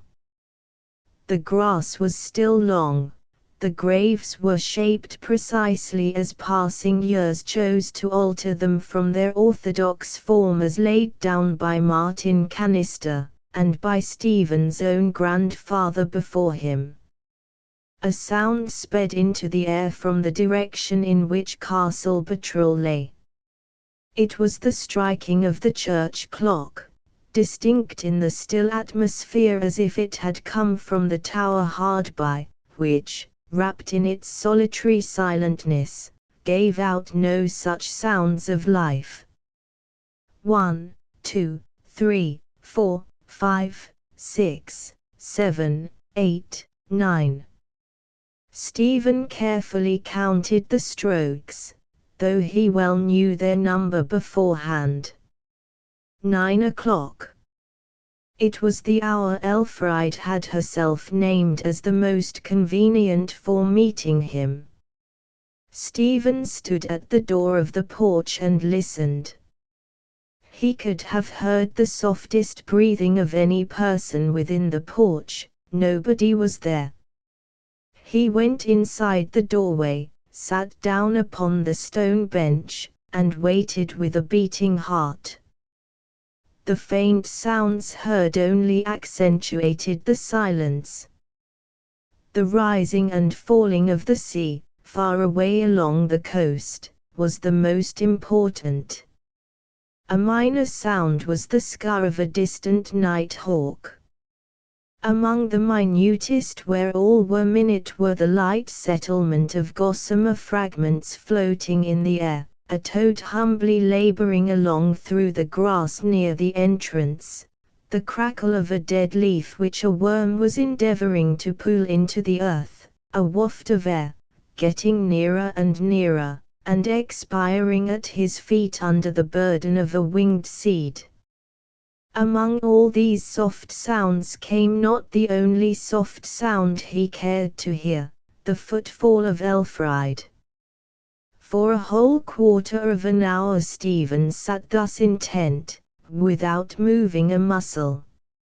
At the end of that time he walked to the west front of the church. Turning the corner of the tower, a white form stared him in the face. He started back, and recovered himself. It was the tomb of young Farmer Jethway, looking still as fresh and as new as when it was first erected, the white stone in which it was hewn having a singular weirdness amid the dark blue slabs from local quarries, of which the whole remaining gravestones were formed. He thought of the night when he had sat thereon with Elfride as his companion, and well remembered his regret that she had received, even unwillingly, earlier homage than his own. But his present tangible anxiety reduced such a feeling to sentimental nonsense in comparison, and he strolled on over the graves to the border of the churchyard, whence in the daytime could be clearly seen the vicarage and the present residence of the Swarcourts. No footstep was discernible upon the path up the hill, but a light was shining from a window in the last-named house. Stephen knew there could be no mistake about the time or place, and no difficulty about keeping the engagement. He waited yet longer, passing from impatience into a mood which failed to take any account of the lapse of time. He was awakened from his reverie by Castle Patrol clock. 1, 2, 3, 4, 5, 6, 7, 8, 9, 10. One little fall of the hammer in addition to the number it had been sharp pleasure to hear, and what a difference to him.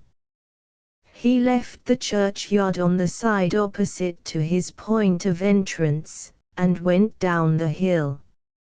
Slowly he drew near the gate of her house. This he softly opened, and walked up the gravel drive to the door. Here he paused for several minutes. At the expiration of that time the murmured speech of a manly voice came out to his ears through an open window behind the corner of the house. This was responded to by a clear soft laugh. It was the laugh of Elfriede. Stephen was conscious of a gnawing pain at his heart. He retreated as he had come. There are disappointments which wring us, and there are those which inflict a wound whose mark we bear to our graves.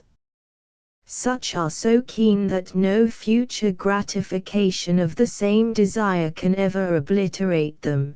They become registered as a permanent loss of happiness. Such a one was Stephen's now. The crowning aureola of the dream had been the meeting here by stealth, and if Elfriede had come to him only 10 minutes after he had turned away, the disappointment would have been recognizable still. When the young man reached home he found there a letter which had arrived in his absence. Believing it to contain some reason for her non-appearance, yet unable to imagine one that could justify her, he hastily tore open the envelope. The paper contained not a word from Elfriede. It was the deposit note for his £200. On the back was the form of a cheque, and this she had filled up with the same sum, payable to the bearer. Stephen was confounded. He attempted to divine her motive. Considering how limited was his knowledge of her later actions, he guessed rather shrewdly that, between the time of her sending the note in the morning and the evening's silent refusal of his gift, something had occurred which had caused a total change in her attitude towards him. He knew not what to do. It seemed absurd now to go to her father next morning, as he had purposed, and ask for an engagement with her, a possibility impending all the while that Elfriede herself would not be on his side. Only one course recommended itself as wise. To wait and see what the days would bring forth, to go and execute his commissions in Birmingham, then to return, learn if anything had happened, and try what a meeting might do. Perhaps her surprise at his backwardness would bring her forward to show latent warmth as decidedly as in old times. This act of patience was in keeping only with the nature of a man precisely of Stephen's constitution. 9 men out of 10 would perhaps have rushed off, got into her presence, by fair means or foul, and provoked a catastrophe of some sort. Possibly for the better, probably for the worse. He started for Birmingham the next morning. A day's delay would have made no difference, but he could not rest until he had begun and ended the program proposed to himself. Bodily activity will sometimes take the sting out of anxiety as completely as assurance itself. Chapter XXV Mine own familiar friend. During these days of absence Stephen lived under alternate conditions. Whenever his emotions were active, he was in agony. Whenever he was not in agony, the business in hand had driven out of his mind by sheer force all deep reflection on the subject of Elfriede and love. By the time he took his return journey at the week's end, Stephen had very nearly worked himself up to an intention to call and see her face to face. On this occasion also he adopted his favourite route, by the little summer steamer from Bristol to Castle Bottrell, the time saved by speed on the railway being wasted at junctions, and in following a devious course. It was a bright silent evening at the beginning of September when Smith again set foot in the little town. He felt inclined to linger a while upon the quay before ascending the hills, having formed a romantic intention to go home by way of her house, yet not wishing to wander in its neighbourhood till the evening shades should sufficiently screen him from observation. And thus waiting for night's nearer approach, he watched the placid scene, over which the pale luminosity of the west cast a sorrowful monochrome, that became slowly embrowned by the dusk. A star appeared, and another, and another. They sparkled amid the yards and rigging of the two coal brigs lying alongside, as if they had been tiny lamps suspended in the ropes.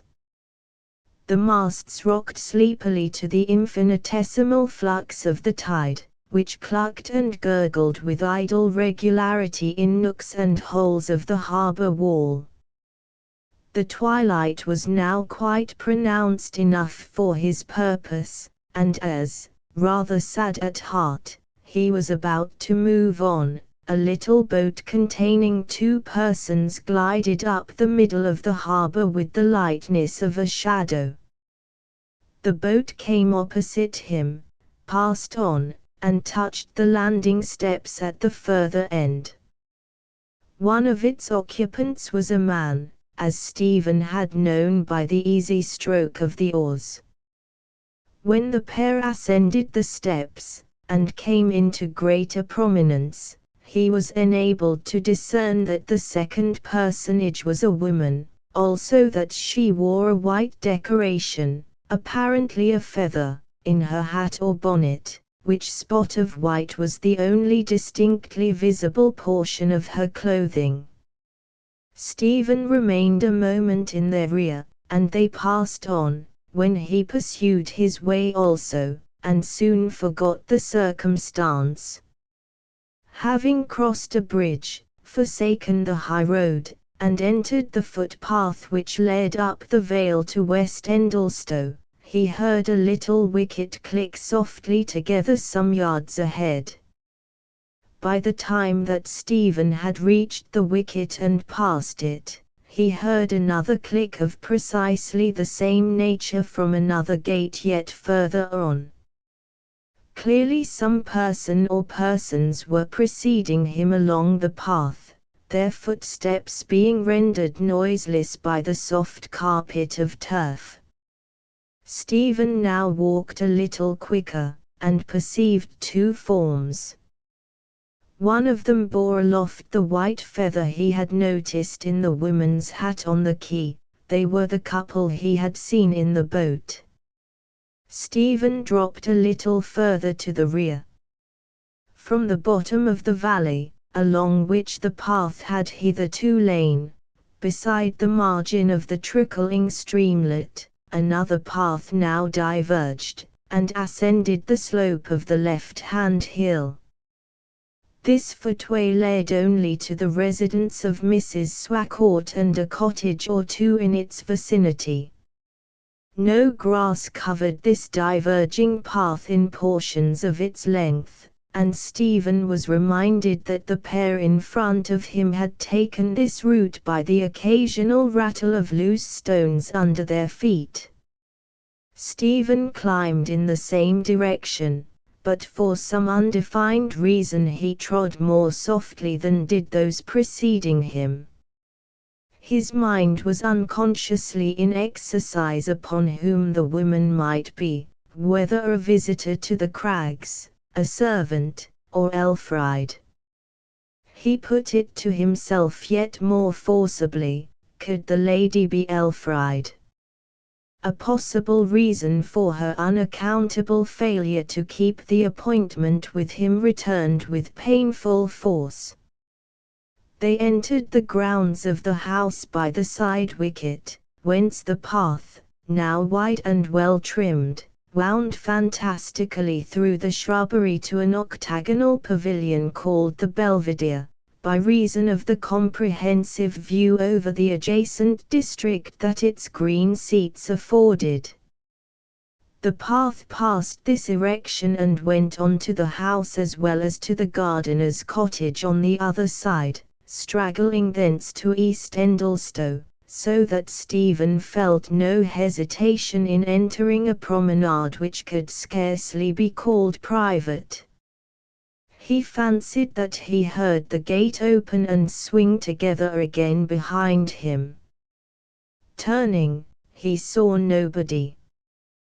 The people of the boat came to the summer house. One of them spoke. "I am afraid we shall get a scolding for being so late." Stephen instantly recognized the familiar voice, richer and fuller now than it used to be. "Elfried," he whispered to himself, and held fast by a sapling, to steady himself under the agitation her presence caused him. His heart swerved from its beat, he shunned receiving the meaning he sought. "A breeze is rising again, how the ash tree rustles," said Elfried. "Don't you hear it? I wonder what the time is." Stephen relinquished the sapling. "I will get a light and tell you. Step into the summer house, the air is quiet there." The cadence of that voice, its peculiarity seemed to come home to him like that of some notes of the northern birds on his return to his native clime, as an old natural thing renewed, yet not particularly noticed as natural before that renewal. They entered the Belvedere. In the lower part it was formed of close woodwork nailed crosswise, and had openings in the upper by way of windows. The scratch of a striking light was heard, and a bright glow radiated from the interior of the building.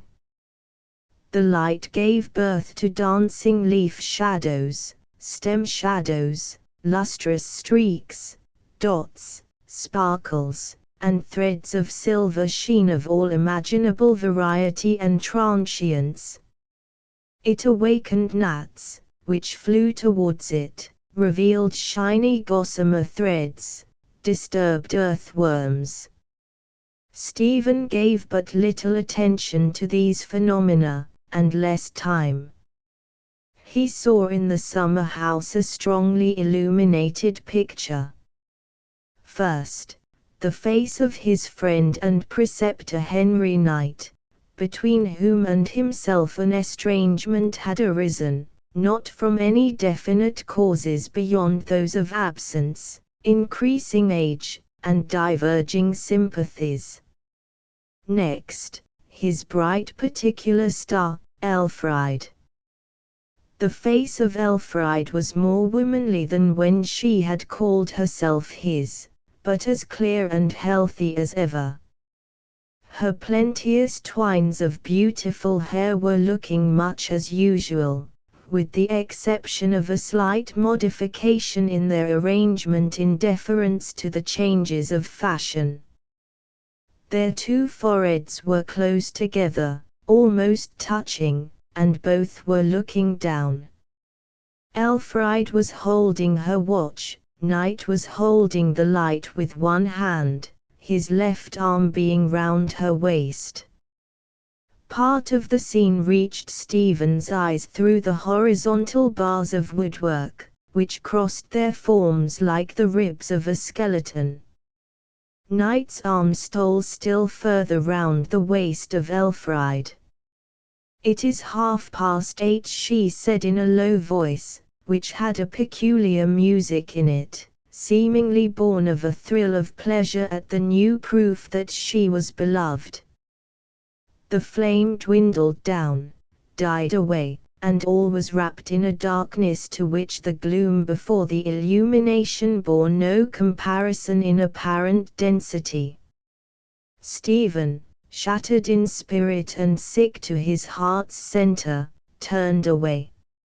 In turning, he saw a shadowy outline behind the summer house on the other side. His eyes grew accustomed to the darkness. Was the form a human form, or was it an opaque bush of juniper? The lovers arose, brushed against the laurestines, and pursued their way to the house.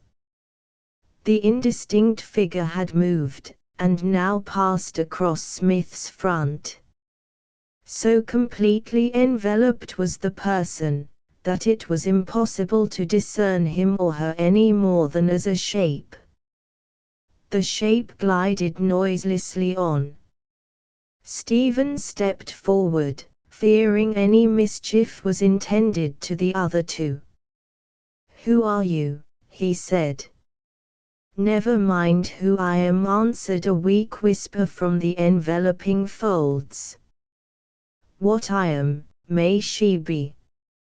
Perhaps I knew well, so well, a youth whose place you took, as he there now takes yours. Will you let her break your heart, and bring you to an untimely grave, as she did the one before you? You are Mrs. Jethway, I think. What do you do here? And why do you talk so wildly?" "Because my heart is desolate, and nobody cares about it. May hers be so that brought trouble upon me." "Silence," said Stephen, staunch to Elfride in spite of himself. "She would harm nobody wilfully, never would she. How do you come here?" "I saw the two coming up the path, and wanted to learn if she were not one of them. Can I help disliking her if I think of the past? Can I help watching her if I remember my boy? Can I help ill-wishing her if I well-wish him?" The bowed form went on, passed through the wicket, and was enveloped by the shadows of the field. Stephen had heard that Mrs. Jethway, since the death of her son, had become a crazed, forlorn woman, and bestowing a pitying thought upon her, he dismissed her fancied wrongs from his mind, but not her condemnation of Elfride's faithlessness. That entered into and mingled with the sensations his new experience had begotten. The tale told by the little scene he had witnessed ran parallel with the unhappy woman's opinion, which, however baseless it might have been antecedently, had become true enough as regarded himself. A slow weight of despair, as distinct from a violent paroxysm as starvation from a mortal shot, filled him and wrung him body and soul. The discovery had not been altogether unexpected, for throughout his anxiety of the last few days since the night in the churchyard, he had been inclined to construe the uncertainty unfavorably for himself. His hopes for the best had been but periodic interruptions to a chronic fear of the worst. A strange concomitant of his misery was the singularity of its form. That his rival should be Knight, whom once upon a time he had adored as a man is very rarely adored by another in modern times, and whom he loved now, added deprecation to sorrow, and cynicism to both. Henry Knight, whose praises he had so frequently trumpeted in her ears, of whom she had actually been jealous, lest she herself should be lessened in Stephen's love on account of him, had probably won her the more easily by reason of those very praises which he had only ceased to utter by her command. She had ruled him like a queen in that matter, as in all others. Stephen could tell by her manner, brief as had been his observation of it, and by her words, few as they were, that her position was far different with Night. That she looked up at and adored her new lover from below his pedestal, was even more perceptible than that she had smiled down upon Stephen from a height above him.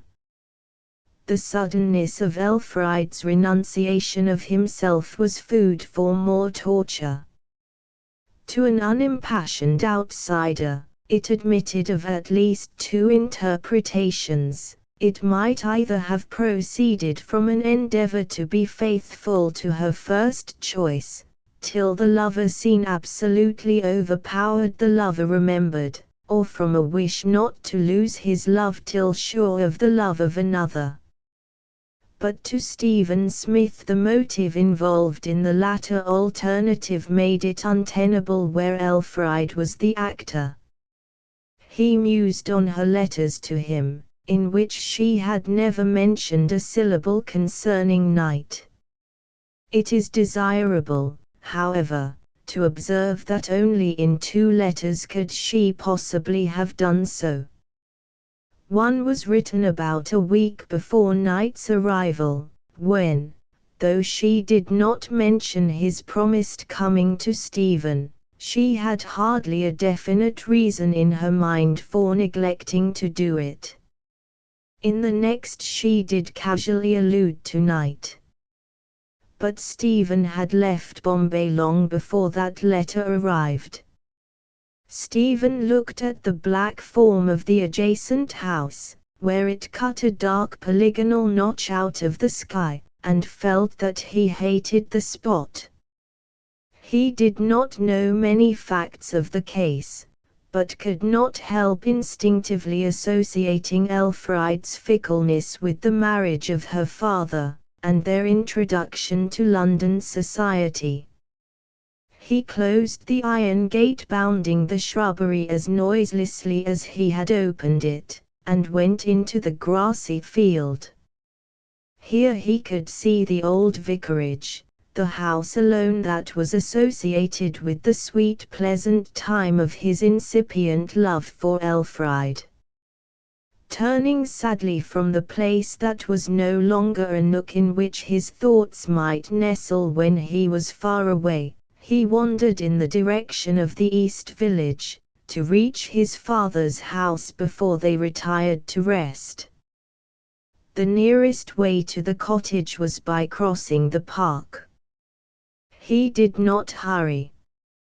Happiness frequently has reason for haste, but it is seldom that desolation needs scramble or strain. Sometimes he paused under the low-hanging arms of the trees, looking vacantly on the ground. Stephen was standing thus, scarcely less crippled in thought than he was blank in vision, when a clear sound permeated the quiet air about him, and spread on far beyond. The sound was the stroke of a bell from the tower of East Endlestow Church, which stood in a dell not 40 yards from Lord Luckellion's mansion, and within the park enclosure. Another stroke greeted his ear, and gave character to both, then came a slow succession of them. "Somebody is dead," he said aloud. The death knell of an inhabitant of the eastern parish was being tolled.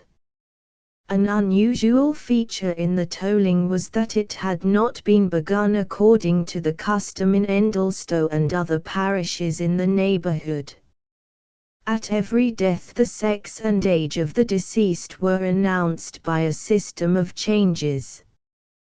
3 times 3 strokes signified that the departed one was a man, 3 times 2, a woman, twice 3, a boy, twice 2, a girl.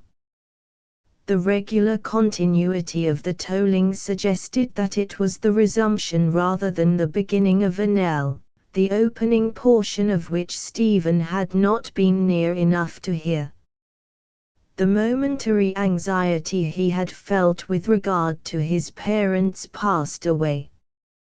He had left them in perfect health, and had any serious illness seized either, a communication would have reached him ere this. At the same time, since his way homeward lay under the churchyard yews, he resolved to look into the belfry in passing by, and speak a word to Martin Canister, who would be there. Stephen reached the brow of the hill, and felt inclined to renounce his idea. His mood was such that talking to any person to whom he could not unburden himself would be wearisome. However, before he could put any inclination into effect, the young man saw from amid the trees a bright light shining, the rays from which radiated like needles through the sad plumy foliage of the yews. Its direction was from the center of the churchyard. Stephen mechanically went forward. Never could there be a greater contrast between two places of like purpose than between this graveyard and that of the further village. Here the grass was carefully tended, and formed virtually a part of the manor house lawn, flowers and shrubs being planted indiscriminately over both, whilst the few graves visible were mathematically exact in shape and smoothness, appearing in the daytime like chins newly shaven. There was no wall, the division between Godsacre and Lord Luckelian's being marked only by a few square stones set at equidistant points. Among those persons who have romantic sentiments on the subject of their last dwelling place, probably the greater number would have chosen such a spot as this in preference to any other. A few would have fancied a constraint in its trim neatness, and would have preferred the wild hilltop of the neighboring site, with nature in her most negligent attire. The light in the churchyard he next discovered to have its source in a point very near the ground, and Stephen imagined it might come from a lantern in the interior of a partly dug grave. But a nearer approach showed him that its position was immediately under the wall of the aisle, and within the mouth of an archway.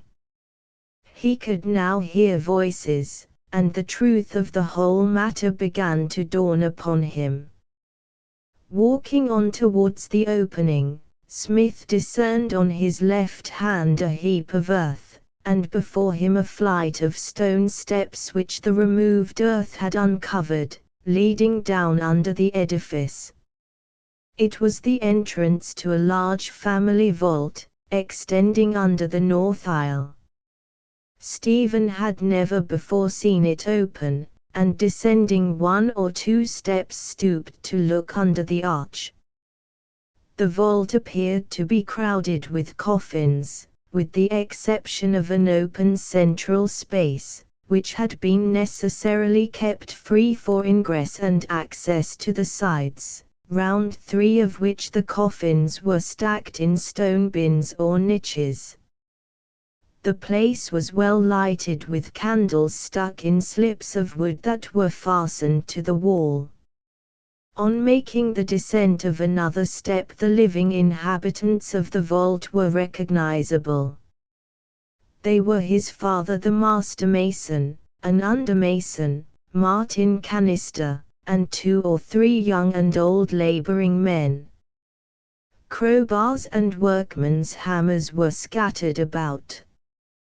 The whole company, sitting round on coffins which had been removed from their places, apparently for some alteration or enlargement of the vault, were eating bread and cheese, and drinking ale from a cup with 2 handles, passed round from each to each.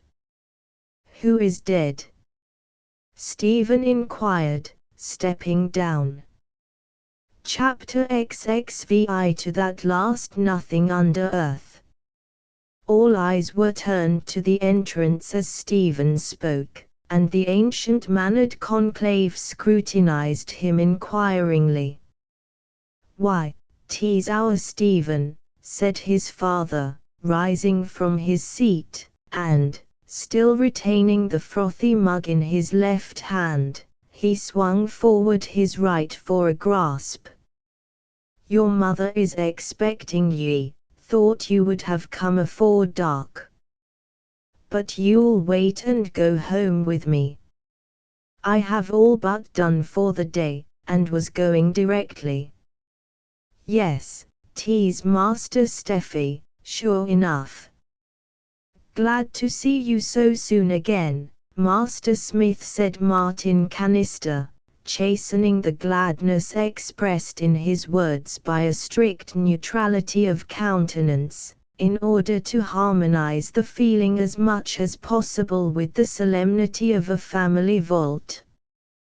"The same to you, Martin, and you, William," said Stephen, nodding around to the rest, who, having their mouths full of bread and cheese, were of necessity compelled to reply merely by compressing their eyes to friendly lines and wrinkles. "And who is dead?" Stephen repeated. "Lady Lucellian, poor gentlewoman, as we all shall," said the under-mason. And we be going to enlarge the vault to make room for her." "When did she die?" "Early this morning," his father replied, with an appearance of recurring to a chronic thought. "Yes, this morning. Martin have been tolling ever since, almost. There, 'twas expected. She was very limber." "Poor soul, this morning," resumed the under-mason, a marvelously old man, whose skin seemed so much too large for his body that it would not stay in position. "She must know by this time whether she's to go up or down, poor woman." "What was her age?" "Not more than 7 or 28 by candlelight. But, Lord, by day a was 40 if a were an hour. Night time or daytime makes a difference of 20 years to rich females," observed Martin. "She was 31 really," said John Smith. "I had it from them that no. Not more than that. Looked very bad, poor lady. In faith, ye might say she was dead for years afore I would own it. As my old father used to say, dead, but wouldn't drop down." "I seed her, poor soul," said a laborer from behind some removed coffins, "only but last Valentine's Day of all the world. I was arm in crook wi' my lord. I says to myself, you be ticketed churchyard, my noble lady, although you don't dream on't. I suppose my lord will write to all the other lords anointed in the nation, to let 'em know that she that was is now no more. 'Tis done and past. I see a bundle of letters go off an hour after the death. Sick wonderful black rims as they letters had, half an inch wide, at the very least." "Too much," observed Martin. "In short, 'tis out of the question that a human being can be so mournful as black edges half an inch wide. I'm sure people don't feel more than a very narrow border when they feels most of all." "And there are 2 little girls, are there not?" said Stephen. "Nice clean little faces, left motherless now. They used to come to Parson Swacourt's to play with Miss Elfride when I were there," said William Worm. Ah, they did so's. The latter sentence was introduced to add the necessary melancholy to a remark which, intrinsically, could hardly be made to possess enough for the occasion. Yes, continued Worm, they'd run upstairs, they'd run down, flitting about with her everywhere. Very fond of her, they were. Ah, well. Fonder than ever they were of their mother, so 'tis said here and there, added a labourer. Well, you see, 'tis natural. Lady Lucullian stood aloof from 'em, so, was so drowsy-like, that they couldn't love her in the jolly companion way children want to like folks.